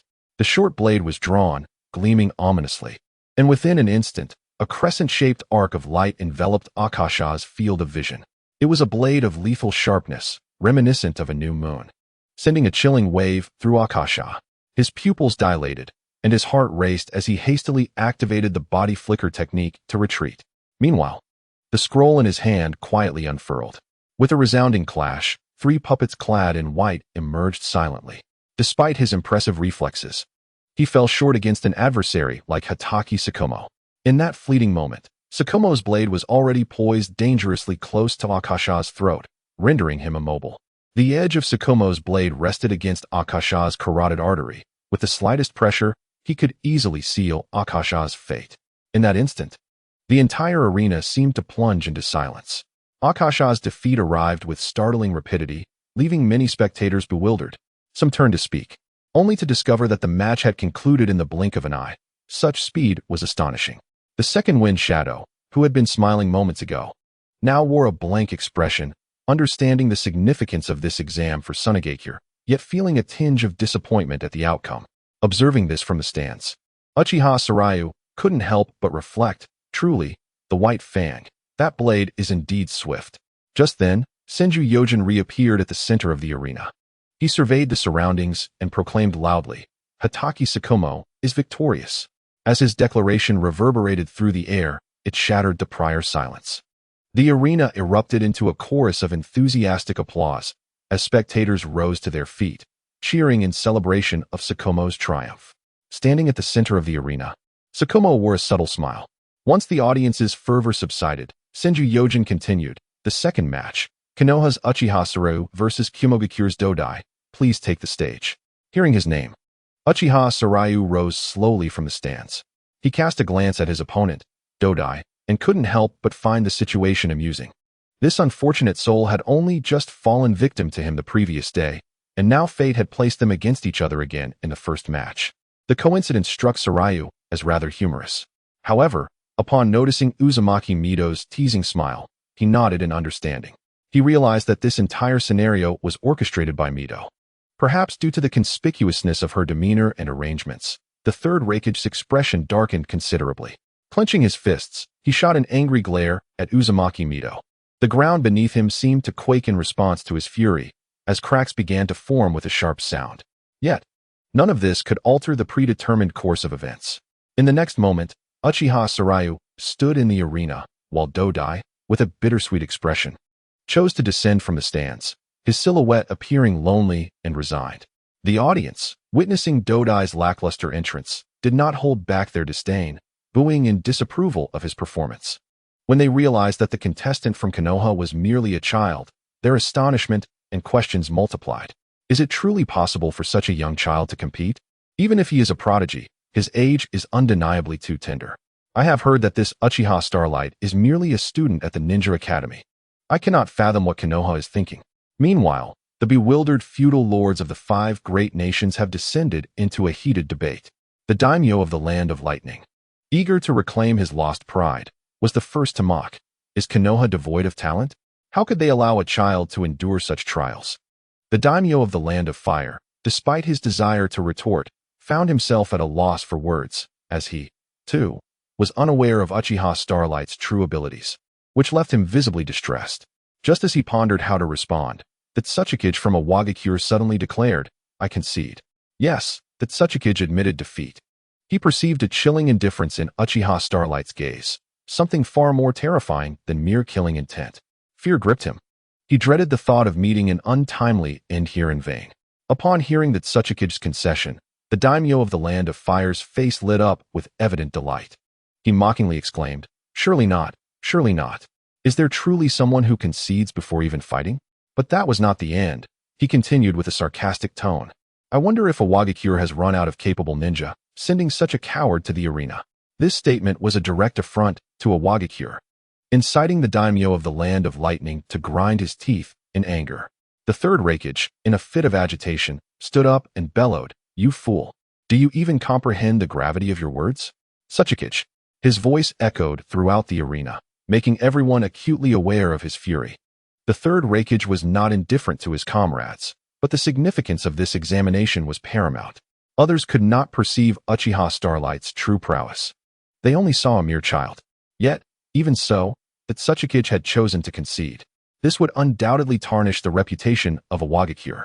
Moreover, the third Raikage understood that this directly affected the village's resources for development. He could readily surmise that the daimyo was undoubtedly displeased with a Wagakure at this moment. All these factors were intricately tied to the village's resources and standing. It could be said that the Suchikage's concession inflicted severe losses upon a Wagakure. The third Raikage glared at the Tsuchikage as if he could bore through him with his gaze. The Tsuchikage, however, lowered his head, unable to meet the third Raikage's wrathful stare. He knew that his concession had brought immense loss to the village. Yet he lacked the courage to confront Uchiha Starlight's indifferent eyes. Furthermore, having already conceded, it was too late for him to say anything further. But when he glanced at Uchiha Starlight, he found the latter's expression grave and devoid of the earlier levity. Suddenly, Uzumaki Mito rose from her seat, exclaiming, "Umbu! Organize an evacuation." In the next moment, the ground trembled violently, and a tremendous roar echoed from afar. The spectators turned their eyes, only to behold a colossal tortoise, its shell bristling with countless spikes, materializing within Konoha. As terror gripped the audience, another deafening roar followed. A monstrous beast with 2 horns and 8 tentacle-like appendages emerged nearby. Outside of Konoha, a beetle with 6 wings and a long tail was swiftly approaching. Uzumaki Mito's expression changed dramatically as she muttered, "The 3 tails, the 7 tails, and the 8 tails. How could they all appear here?" Up to this point, the gifts had been converted into energy points, totaling approximately 120. Yesterday's contributions would be unconditionally added as well.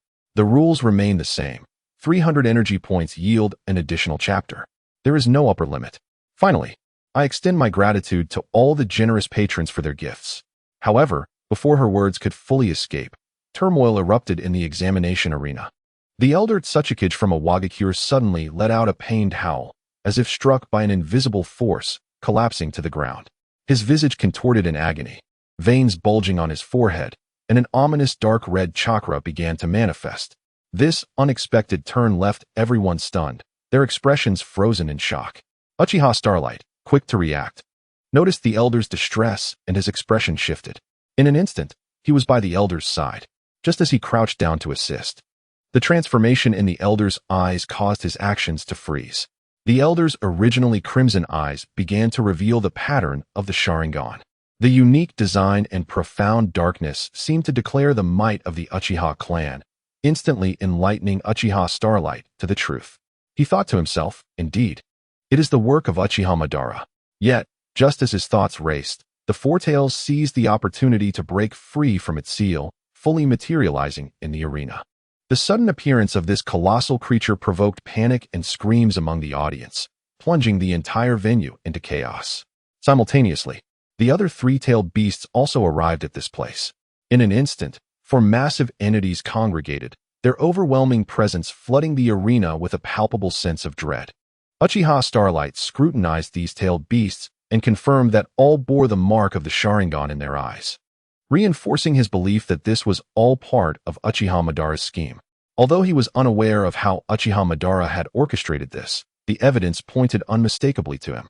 Furthermore, Uchiha Madara's ocular prowess rivaled his own, making it clear that controlling these 4-tailed beasts would not be a simple task. Meanwhile, the 5 Kage also recognized the change in the tailed beast's eyes, rendering their expressions grim. The third Raikage confronted Uzumaki Mito directly, demanding, "Can you, Lord Hokage, provide an explanation? How is it that the 8 Tails is present in Konoha and under the control of the Sharingan?"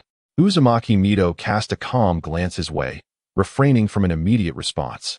She understood that this was not the moment to argue with the Raikage. The priority was to confront the threat posed by the 4-tailed beasts. The tailed beasts clearly would not wait for their bickering to cease. They began to gather chakra, preparing to unleash an attack. In the next moment, dark orbs of tailed beast bomb materialized in their mouths, emanating a devastating aura. The audience was gripped with terror, fleeing the examination arena in panic. Meanwhile, the ninjas within the arena braced themselves, ready to engage in a fierce battle with the tailed beasts. Amidst this tense atmosphere, Uchiha Starlight suddenly burst into laughter. He recognized that this entire scenario might be Uchiha Madara's revenge for his cleansing of white Zetsu, or perhaps an invitation from Uchiha Madara himself. Uchiha Madara wished to see who could elude so many white Zetsu. Coincidentally, Uchiha Starlight harbored ambitions of stepping onto the ninja world stage. So if Uchiha Madara desired to observe, he would surely allow him to witness. With this thought, Uchiha Starlight instantaneously transported himself into the air above the arena. He surveyed his surroundings, observing the four-tailed beasts on the verge of unleashing their tailed beast bombs, and a wild grin spread across his face. "You clearly do not regard me as a worthy opponent," he proclaimed, his voice brimming with confidence and arrogance. As his words echoed, he clasped his hands together, commencing the hand signs for his jutsu. His chakra surged wildly, forming a colossal vortex around him. "Would release, would golem technique," he shouted once more. In an instant, a towering wooden giant erupted from the ground, emerging within the arena. The giant's form was immense and awe-inspiring, resembling a moving forest, evoking an overwhelming sense of wonder. Yet, this was merely the beginning. Uchiha Starlight's eyes spun with the power of the Mangekyo Sharingan, as if attempting to draw the entire world into its depths. In the next moment, the wooden giant was enveloped in a layer of golden light, and the Susanoo slowly manifested around the wooden figure. Manifestation of the armored Susanoo. His voice thundered like a storm, resonating deeply within the hearts of all who heard it. As his words echoed, the wooden figure transformed into a colossal golden-armored giant. The emergence of this giant sent tremors throughout the Leaf Village, as if the very world quaked beneath its feet. It radiated an overwhelming aura, capable of annihilating all in its path. Just then, the tailed beasts prepared their tailed beast balls, launching them toward this formidable being. The destructive energy emanating from the balls threatened to obliterate the entire Leaf Village. Yet, Uchiha Shinryu remained unfazed, disdainfully declaring, "Do you dare to flaunt your trifling skills before me?" He then commanded the wooden figure to swat away the four-tailed beast balls effortlessly. After a brief flight, the balls detonated in the distance, producing massive explosions that formed four mushroom clouds, a testament to Uchiha Shinryu's might. The scene left the spectators in stunned silence. The third Raikage stood dumbfounded, overwhelmed by shock and disbelief. While he had been somewhat prepared for the kaleidoscope, having heard of it from Tsuchikage, the appearance of wood release was entirely unexpected. How could wood release be used in conjunction with Susanoo? Witnessing Uchiha Shinryu dismiss the four-tailed beast balls with a single strike surpassed his imagination. In that moment, he began to comprehend why Tsuchikage had chosen to concede. Internally, he lamented, "Are you telling me that this is what the Leaf has brought to the Chunin exams? Is this not a form of bullying the innocent?" As the third Raikage pondered, the wooden giant, under Uchiha Shinryu's control, suddenly surged forward. Its movement appeared slow, yet was swift beyond comprehension. In an instant, the giant seized the four-tailed beasts as if they were mere children, then abruptly vanished from sight. The next moment, they reappeared in an open area outside the Leaf Village. This ability to teleport left the onlookers in sheer astonishment. "Flying Thunder God," murmured the second Kazekage, Shaman, bitterly. He exchanged a glance with the Raikage, both recognizing the melancholic reality that as long as Uchiha Shinryu, with his monstrous power, remained alive, they had no chance and dared not provoke the Leaf. Meanwhile, Inoki's body stiffened slightly upon witnessing this spectacle, his expression gradually turning vacant. His thoughts seemed to traverse time, recalling the day he had been humiliated by Uchiha Madara. The memories were vivid. He distinctly remembered his futile struggle against Madara's overwhelming strength. The resurgence of that sense of helplessness and despair weighed heavily on him, aging his youthful visage by a decade. The spark of confidence in his eyes was replaced by profound worry and fear. He recognized that his past pride and self-assurance crumbled before Uchiha Madara. The presence of Uchiha Shinryu rekindled that deep-seated sense of defeat within him. Just as the three of them were lost in their reflections, a fierce shout pierced the air. "Ice Release, Secret Technique, Ice Crystal Mirror." Although still lacking around 80 votes to continue, he nonetheless dedicated this chapter to his brothers. Once again, he expressed gratitude for everyone's support. Chapter 100, Transformation Technique, A Guardian. Accompanying the third Mizukage, unleashed the secret technique of Mizuno Yuki. A multitude of ice crystals suddenly materialized in the air, emitting a faint chill akin to pure winter snowflakes. They danced swiftly, coalescing into countless ice mirrors. These mirrors interconnected, forming a massive crystalline cage that ensnared Vortex Mizuhana and the third Mizukage along with others within its grasp. This unforeseen turn of events left the other three Kage momentarily stunned. They had been focused on the battle between Uchiha Xingliu and the four-tailed beasts, only to be blindsided by this sudden occurrence. Everything transpired so swiftly that even they, as Kage, struggled to keep pace with the unfolding drama. However, Vortex Mizuhana, trapped within the technique, remained composed and unflustered. Her gaze was resolute as she addressed the Mizukage. Is the Mist Village seeking war with the Leaf? Before she could finish her statement, she sensed something amiss with the guardian beside the Mizukage. A glimmer of malevolence shone in his eyes, causing unease to stir within her. In the next moment, a familiar sensation washed over her, evoking memories of a deceased acquaintance. Just as the anxiety gripped her, the figure removed his mask, revealing a countenance that left her in disbelief. Long time no see, Mizuhana. I never imagined you would become Hokage. Vortex Mizuhana gazed at him in astonishment. As if confronting a specter, she slowly uttered the name that had once sent ripples through the ninja world. Uchiha Madara. How could this be? Her heart brimmed with confusion and anxiety, unable to fathom why Uchiha Madara had reappeared before her. After all, in the Valley of the End, when Hashirama vanquished Madara, the latter had been devastated, leading to his untimely demise not long after. Madara's return undoubtedly complicated her emotions to an extreme. Yet, his presence also unraveled the mysteries that had plagued her mind. She finally comprehended that the arrival of the four-tailed beasts was no mere coincidence, but rather the result of Uchiha Madara's machinations. Indeed, before she could voice her thoughts, Uchiha Madara confirmed her suspicions. I initially sought to ascertain whether unforeseen changes had occurred within the leaf, yet I did not expect to witness this spectacle. His tone betrayed a hint of mockery and anticipation. The powers of Hashirama and I manifest in a single individual. It makes me long to engage in battle once more. His words instilled a sense of urgency within Vortex Mizuhana, prompting her to adopt a heightened state of alertness. However, she suddenly sensed something was off. Based on her understanding of Uchiha Madara, he should have struck without hesitation after the pleasantries, yet he lingered as if engaged in casual conversation.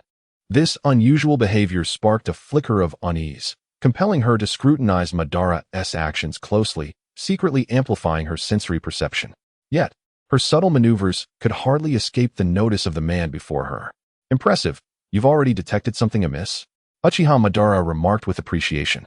Alas, it is already too late. As his words fell, golden chakra erupted from Vortex Mizuhana, swiftly enveloping her and transforming into the Nine-Tails chakra mode. The next instant, a radiant golden light appeared before Uchiha Madara. Outside, the three Kage hesitated, deliberating whether to assist Vortex Mizuhana. However, just as they were mired in uncertainty, a burst of golden light illuminated the ice crystal mirrors. Moments later, they heard the crisp sound of shattering glass as the mirrors exploded into fragments. The trio looked up to see Vortex Mizuhana and the others re-emerge from the dissipating golden light. At that moment, Vortex Mizuhana had activated the Nine-Tails chakra mode, her presence now exuding an extraordinary power. The third Tsuchikage, Anoki, fixated on one of the figures with eyes wide, filled with astonishment and dread. As a ninja who had once battled Uchiha Madara, he understood better than anyone the terrifying might of this man. Uchiha Madara, he stammered, the name escaping his lips with incredulity. His words caught the attention of the other shadows, their eyes widening in alarm and seriousness. Although they had never witnessed Uchiha Obito's prowess firsthand, as elite shinobi, they were acutely aware of the weight his name carried. At that moment, however, Uchiha Obito seemed too preoccupied to concern himself with them. The relentless assaults from Uzumaki Mito felt increasingly burdensome, as if each strike could shatter his defenses. Moreover, her speed was astonishing, akin to lightning, making her hard to predict. Nevertheless, Uchiha Obito persevered, utilizing his mastery of the Sharingan to fend off Mito's attacks with great difficulty. He had to remain perpetually vigilant, for a moment's lapse could lead to his being ensnared. Yet, this was not his greatest source of distress. The body he inhabited was merely a shadow created through the elephant transformation technique, possessing only 30% of his true strength. Although his Rinnegan had yet to awaken, the elephant transformation had preemptively manifested. This technique was sufficient to contend with average elite shinobi, yet against someone of Uzumaki Mido's caliber, it felt inadequate. However, there was one aspect of this technique that he greatly appreciated. In the next instant, he inhaled deeply, and his kaleidoscope Sharingan suddenly activated. A surge of potent chakra erupted from his being, rapidly coalescing into a colossal Susanoo. This Susanoo was as formidable in size as Uchiha Shinkai's armored Susanoo, resembling yet another giant standing upon the earth. Its emergence thickened the air around them, as if time itself had come to a standstill. Uzumaki Mido halted, her brows furrowing as she contemplated, her expression inscrutable. Though she recognized that Uchiha Obito was stalling for time, the reasons eluded her. What was Obito's true objective? Until she clarified this, she could not resolve the fundamental issue. In her mind, she analyzed, this Uchiha Obito possesses little chakra. He cannot be the true body, but rather a diversion to delay me? Is it something related to the land of whirlpools? Yet, even without his diversion, I cannot hasten there. What could possibly require my undivided attention, preventing me from splitting my focus? The more she pondered, the more unease gripped her, as if something vital was slipping away from her grasp. But it was this very sensation that sparked a revelation in her mind. Could it be Tsunade and the others? Chapter 101. Uchiha Obito's conspiracy. With this thought, a chill coursed through her heart. The moment the tailed beast had suddenly appeared, she had instructed Tsunade and Yoshino to seek refuge. For added security, she had also assigned Uchiha to protect them. After all, with the tailed beast encircled by Uchiha Shinkai, Uchiha's presence was deemed unnecessary. However, if Uchiha Obito truly intended to target Tsunade and the others, then Uchiha might not be safe either. Though she was uncertain if her suspicions were warranted, she could not fathom why Uchiha Obito would pursue Tsunade. Yet, the mere possibility sent shivers down her spine. Uzumaki Mido took a deep breath, suppressing her anxiety. She formed hand seals and proclaimed, multiple shadow clone jutsu. As her voice resonated, the atmosphere shifted dramatically. Suddenly, a cacophony of sounds erupted, and numerous figures of Uzumaki Mido materialized in the vicinity. The sheer volume of these clones was dazzling, rendering it nearly impossible to discern the real from the illusion. Witnessing this, Uchiha Obito was further impressed by Uzumaki Mido. He mused, in such a short time, she could devise so many clones. She is truly worthy of being Hashirama's wife. It was not in vain that I orchestrated the third Mizukage to unleash hostility, concealing my presence. However, he showed no mercy in his actions. Uchiha Obito commanded the Susanoo to strike with a single sword swing, the blade carving an elegant arc through the air. One by one, Uzumaki Mido's shadow clones dissipated into smoke. Even those clones that evaded the sword's reach were swiftly obliterated by the Susanoo's projectiles, effortlessly dismantling the shadow clones. In that moment, both combatants found themselves locked in a stalemate. Uzumaki Mido continued to summon shadow clones, while Uchiha Obito, with his exceptional reflexes and combat experience, relentlessly thwarted their escape. Each attack was precise and decisive, placing immense pressure on Uzumaki Mido.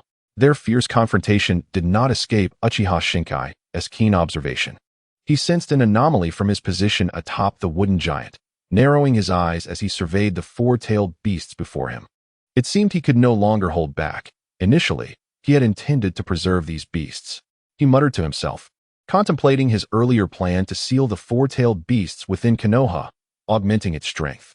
However, compared to those close to him, these beasts were inconsequential. Sealing them would inevitably take longer than eliminating them, and time was of the essence. It appeared that his thoughts resonated with the four-tailed beasts, as they abruptly ceased their attacks. Yet, Uchiha Shinkai would not remain idle. A long sword forged from flames materialized in the hands of the armored Susanoo. This sword was as dark as ink. Its flames rained into their utmost potential, seemingly capable of devouring all. Tiny spatial rifts flickered around the blade, whispering of its formidable power. Uchiha Shinkai's kaleidoscope Sharingan locked onto the four-tailed beasts as he slowly raised his hand. Simultaneously, the wooden giant lifted its massive sword. In that instant, the entire world seemed to fall into a profound silence. The colossal blade sliced through the heavens, emitting a blinding radiance. The four-tailed beasts appeared frozen in time, immobilized in place. In the next moment, four enormous spatial rifts manifested, cleaving the beasts in twain. A tremendous roar reverberated through the realm. In that moment, the battlefield fell into an eerie silence. Both Konoha's shinobi and those from other villages were rendered speechless, awestruck by the display of such overwhelming power and terrifying techniques. Even Uchiha Obito turned his gaze in shock, unable to suppress the narrowing of his pupils as he beheld the scene unfold. He clearly witnessed the four spatial rifts. Even he could not withstand such an assault. Uchiha Shinkai's strength surpassed his imagination, instilling an unprecedented sense of pressure upon him. Yet, soon after, exhilaration surged within him, a thrill unlike any other. But just as Uchiha Obito reveled in his excitement, Uchiha Shinkai had already teleported to his side. The dark, giant sword traced a graceful arc through the air, striking down upon his Susanoo. The defense that Uzumaki Mido had struggled to breach with all her might crumbled before this blade, offering no resistance. Uchiha Obito's Susanoo was effortlessly cleaved asunder. In the final moment, he managed to shift his body, narrowly evading total annihilation by the sword.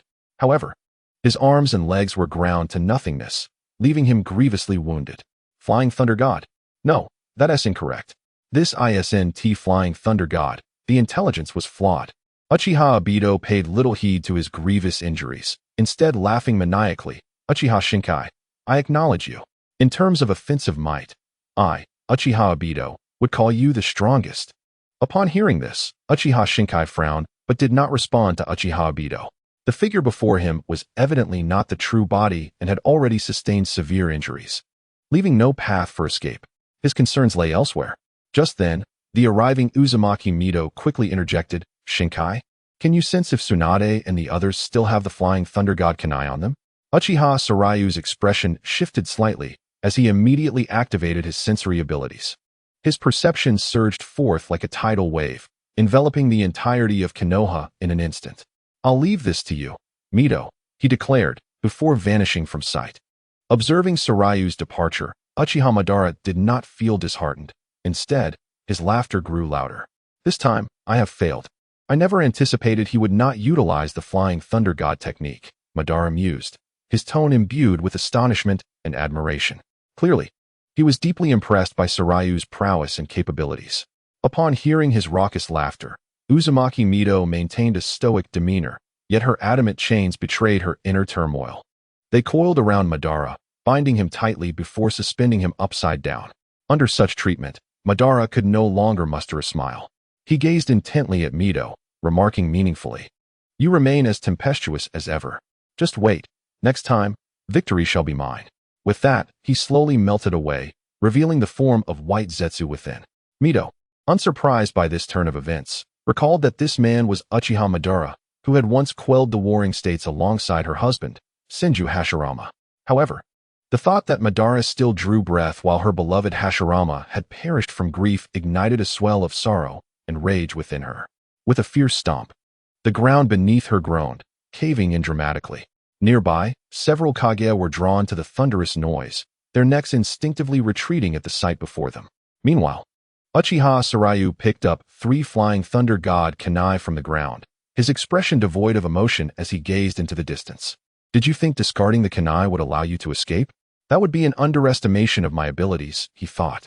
His allies had been quite supportive, accumulating nearly 100 love-powered votes thus far. The same rules applied. 300 votes would yield an additional chapter. Grateful for their support, he expressed his humble thanks. Chapter 102. Rescuing Tsunade and the others. Although he had discarded the Flying Thunder God Kunai, his sensory capabilities remained intact. His range was vast, allowing him to perceive any disturbance in his surroundings with clarity. The white Zetsu from earlier had not eluded him, nor would Uchiha Madara today. Within Sarayu's sensory field, he could swiftly arrive at any location in need of his presence. Moreover, he had made ample preparations, having inscribed the Flying Thunder God seal on those close to him, ensuring that he could immediately appear beside them whenever necessary. With this in mind, he scoffed softly before vanishing from the spot. Let us rewind a few minutes. At that moment, Uchiha Madara, carrying Tsunade, Jiraiya, and Konohamaru, had been making rapid progress out of Konoha. Suddenly, he halted.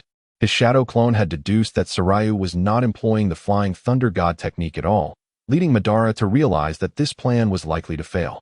Given the strength and capabilities displayed by Mido and Sarayu during their confrontation, He understood that if he was caught off guard, escape would be nearly impossible.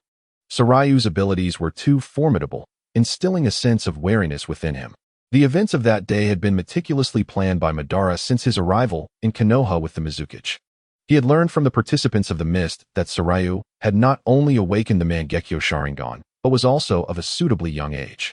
Such talent was not something Madara could disregard. Sarayu's youth made him an ideal candidate to serve as a pawn in his posthumous schemes, facilitating a seamless transition into the Eye of the Moon plan. This revelation prompted Madara to conduct a thorough investigation into Sarayu's background. As a member of the Uchiha clan, no one understood the twisted yearning for love that plagued their lineage better than he did. Thus, he devised a plan to abduct 3 of Sarayu's closest peers as leverage. As for any potential insubordination from Sarayu, Madara felt no concern, believing that once sealed, his jutsu would not fail. To ensure the plan's success, he even stole the 8 tails from the Cloud Village and the 7 tails from the Mist. The 4 tails Jinchuriki, Old Purple, was simply unfortunate to be in the wrong place at the wrong time. In Madara's calculations, the 4-tailed beast would be sufficient to detain Sarayu, while his shadow clone would occupy Mido. He had even factored in Uchiha Ibido, taking matters into his own hands to guarantee the plan's flawless execution. However, what caught him off guard was the realization that Sarayu's strength exceeded his expectations. Excluding the yet-to-be-awakened Rinnegan, Madara himself had no assurance of defeating Sarayu. Even more astonishing was the space-time technique Sarayu employed, one he had never encountered before, which boasted no preparation time, no rigidity, and no limitations, leaving Madara in awe. In his view, the technique was too perfect, verging on unsolvable. Thus, Madara resolved to temporarily withdraw from the battlefield. The Eye of the Moon plan took precedence in his mind. He could not afford any missteps. He understood that any failure on his part would forever prevent the Rinnegan from materializing. As such, he needed to remain vigilant and safeguard his own well-being, all the while feeling a mix of admiration and trepidation towards Sarayu's potential. He recognized that Sarayu could very well become the greatest obstacle to his future ambitions. After much contemplation, Madara ultimately decided to retreat. Although he yearned for a confrontation with Sarayu, he was acutely aware that advancing the Eye of the Moon plan was of utmost importance. Having made his decision, he no longer hesitated, abandoning the 3 burdens. He created several wooden clones to carry them, buying time for his true self. While these clones were not as powerful as his original form, they were more than adequate for the task of delaying. Madara's true self cast one last lingering gaze towards the direction of Konoha. His eyes brimmed with complex emotions, a mix of nostalgia for the past and anticipation for the future. Yet he did not linger. He departed the battlefield swiftly. Knowing that this was not the time for sentimentality, he needed to return and plan meticulously. Moments after Madara's departure, Uchiha Sarayu reappeared at the scene, as if conjured from thin air. His sudden emergence startled Madara's clone, which could not help but be amazed at the seemingly miraculous technique. Nevertheless, it also expressed genuine admiration for Sarayu. Uchiha Sarayu, you are truly remarkable. Both Hashirama and I pale in comparison, Madara's clone remarked sincerely. Sarayu cast a fleeting glance at Madara's clone, remaining silent. After all, one who holds a loved one hostage is, by definition, an adversary. To him, granting such a foe death was the greatest act of respect. Listening to him now was merely a matter of not having complete confidence in instantly rescuing Tsunade and the others. Sarayu still had to respect the original wielder. At that moment, Madara's clone continued, though I may already know the outcome, I must still ask, how about joining me? With your strength, you could usher in everlasting peace for this world. Sarayu snickered disdainfully at these words, his gaze suffused with scorn and irony. Is this truly how you invite others to join your cause? He retorted, gesturing towards Tsunade and the others, their unconscious faces still bearing traces of confusion. Madara's clone paused momentarily, but rather than expressing anger, he simply smiled gently. He uttered but a single word, yet in that fleeting moment of distraction, the form of Uchiha Hashiri momentarily blurred. The entire sequence unfolded with such swiftness that it was akin to a flash of lightning. To ensure the success of his rescue endeavor, Uchiha Hashiryu summoned the power of his Mangekyo Sharingan, the Churin. This ability, having evolved into the eternal Mangekyo, now wielded an efficacy quadrupled from its original form. When unleashed, he appeared as the master of time itself, manipulating all within his grasp. as Uchiha Hashiryu unleashed the Churin. Time in the surroundings seemed to slow to a crawl, akin to thick syrup. In the face of this force, Madara's clones resembled insects ensnared in amber, desperately struggling, yet unable to escape the fetters of time. They sensed a subtle disorientation, as if the very air had thickened, and their thoughts became sluggish. In their stupor, Tsunade and her companions were successfully rescued by Uchiha Hashiryu. The clones of Madara gazed in astonishment at the scene before them, scarcely able to believe their own eyes. Tsunade and her allies had been firmly within their control, yet in an instant, they had been whisked away by Uchiha Hashiryu.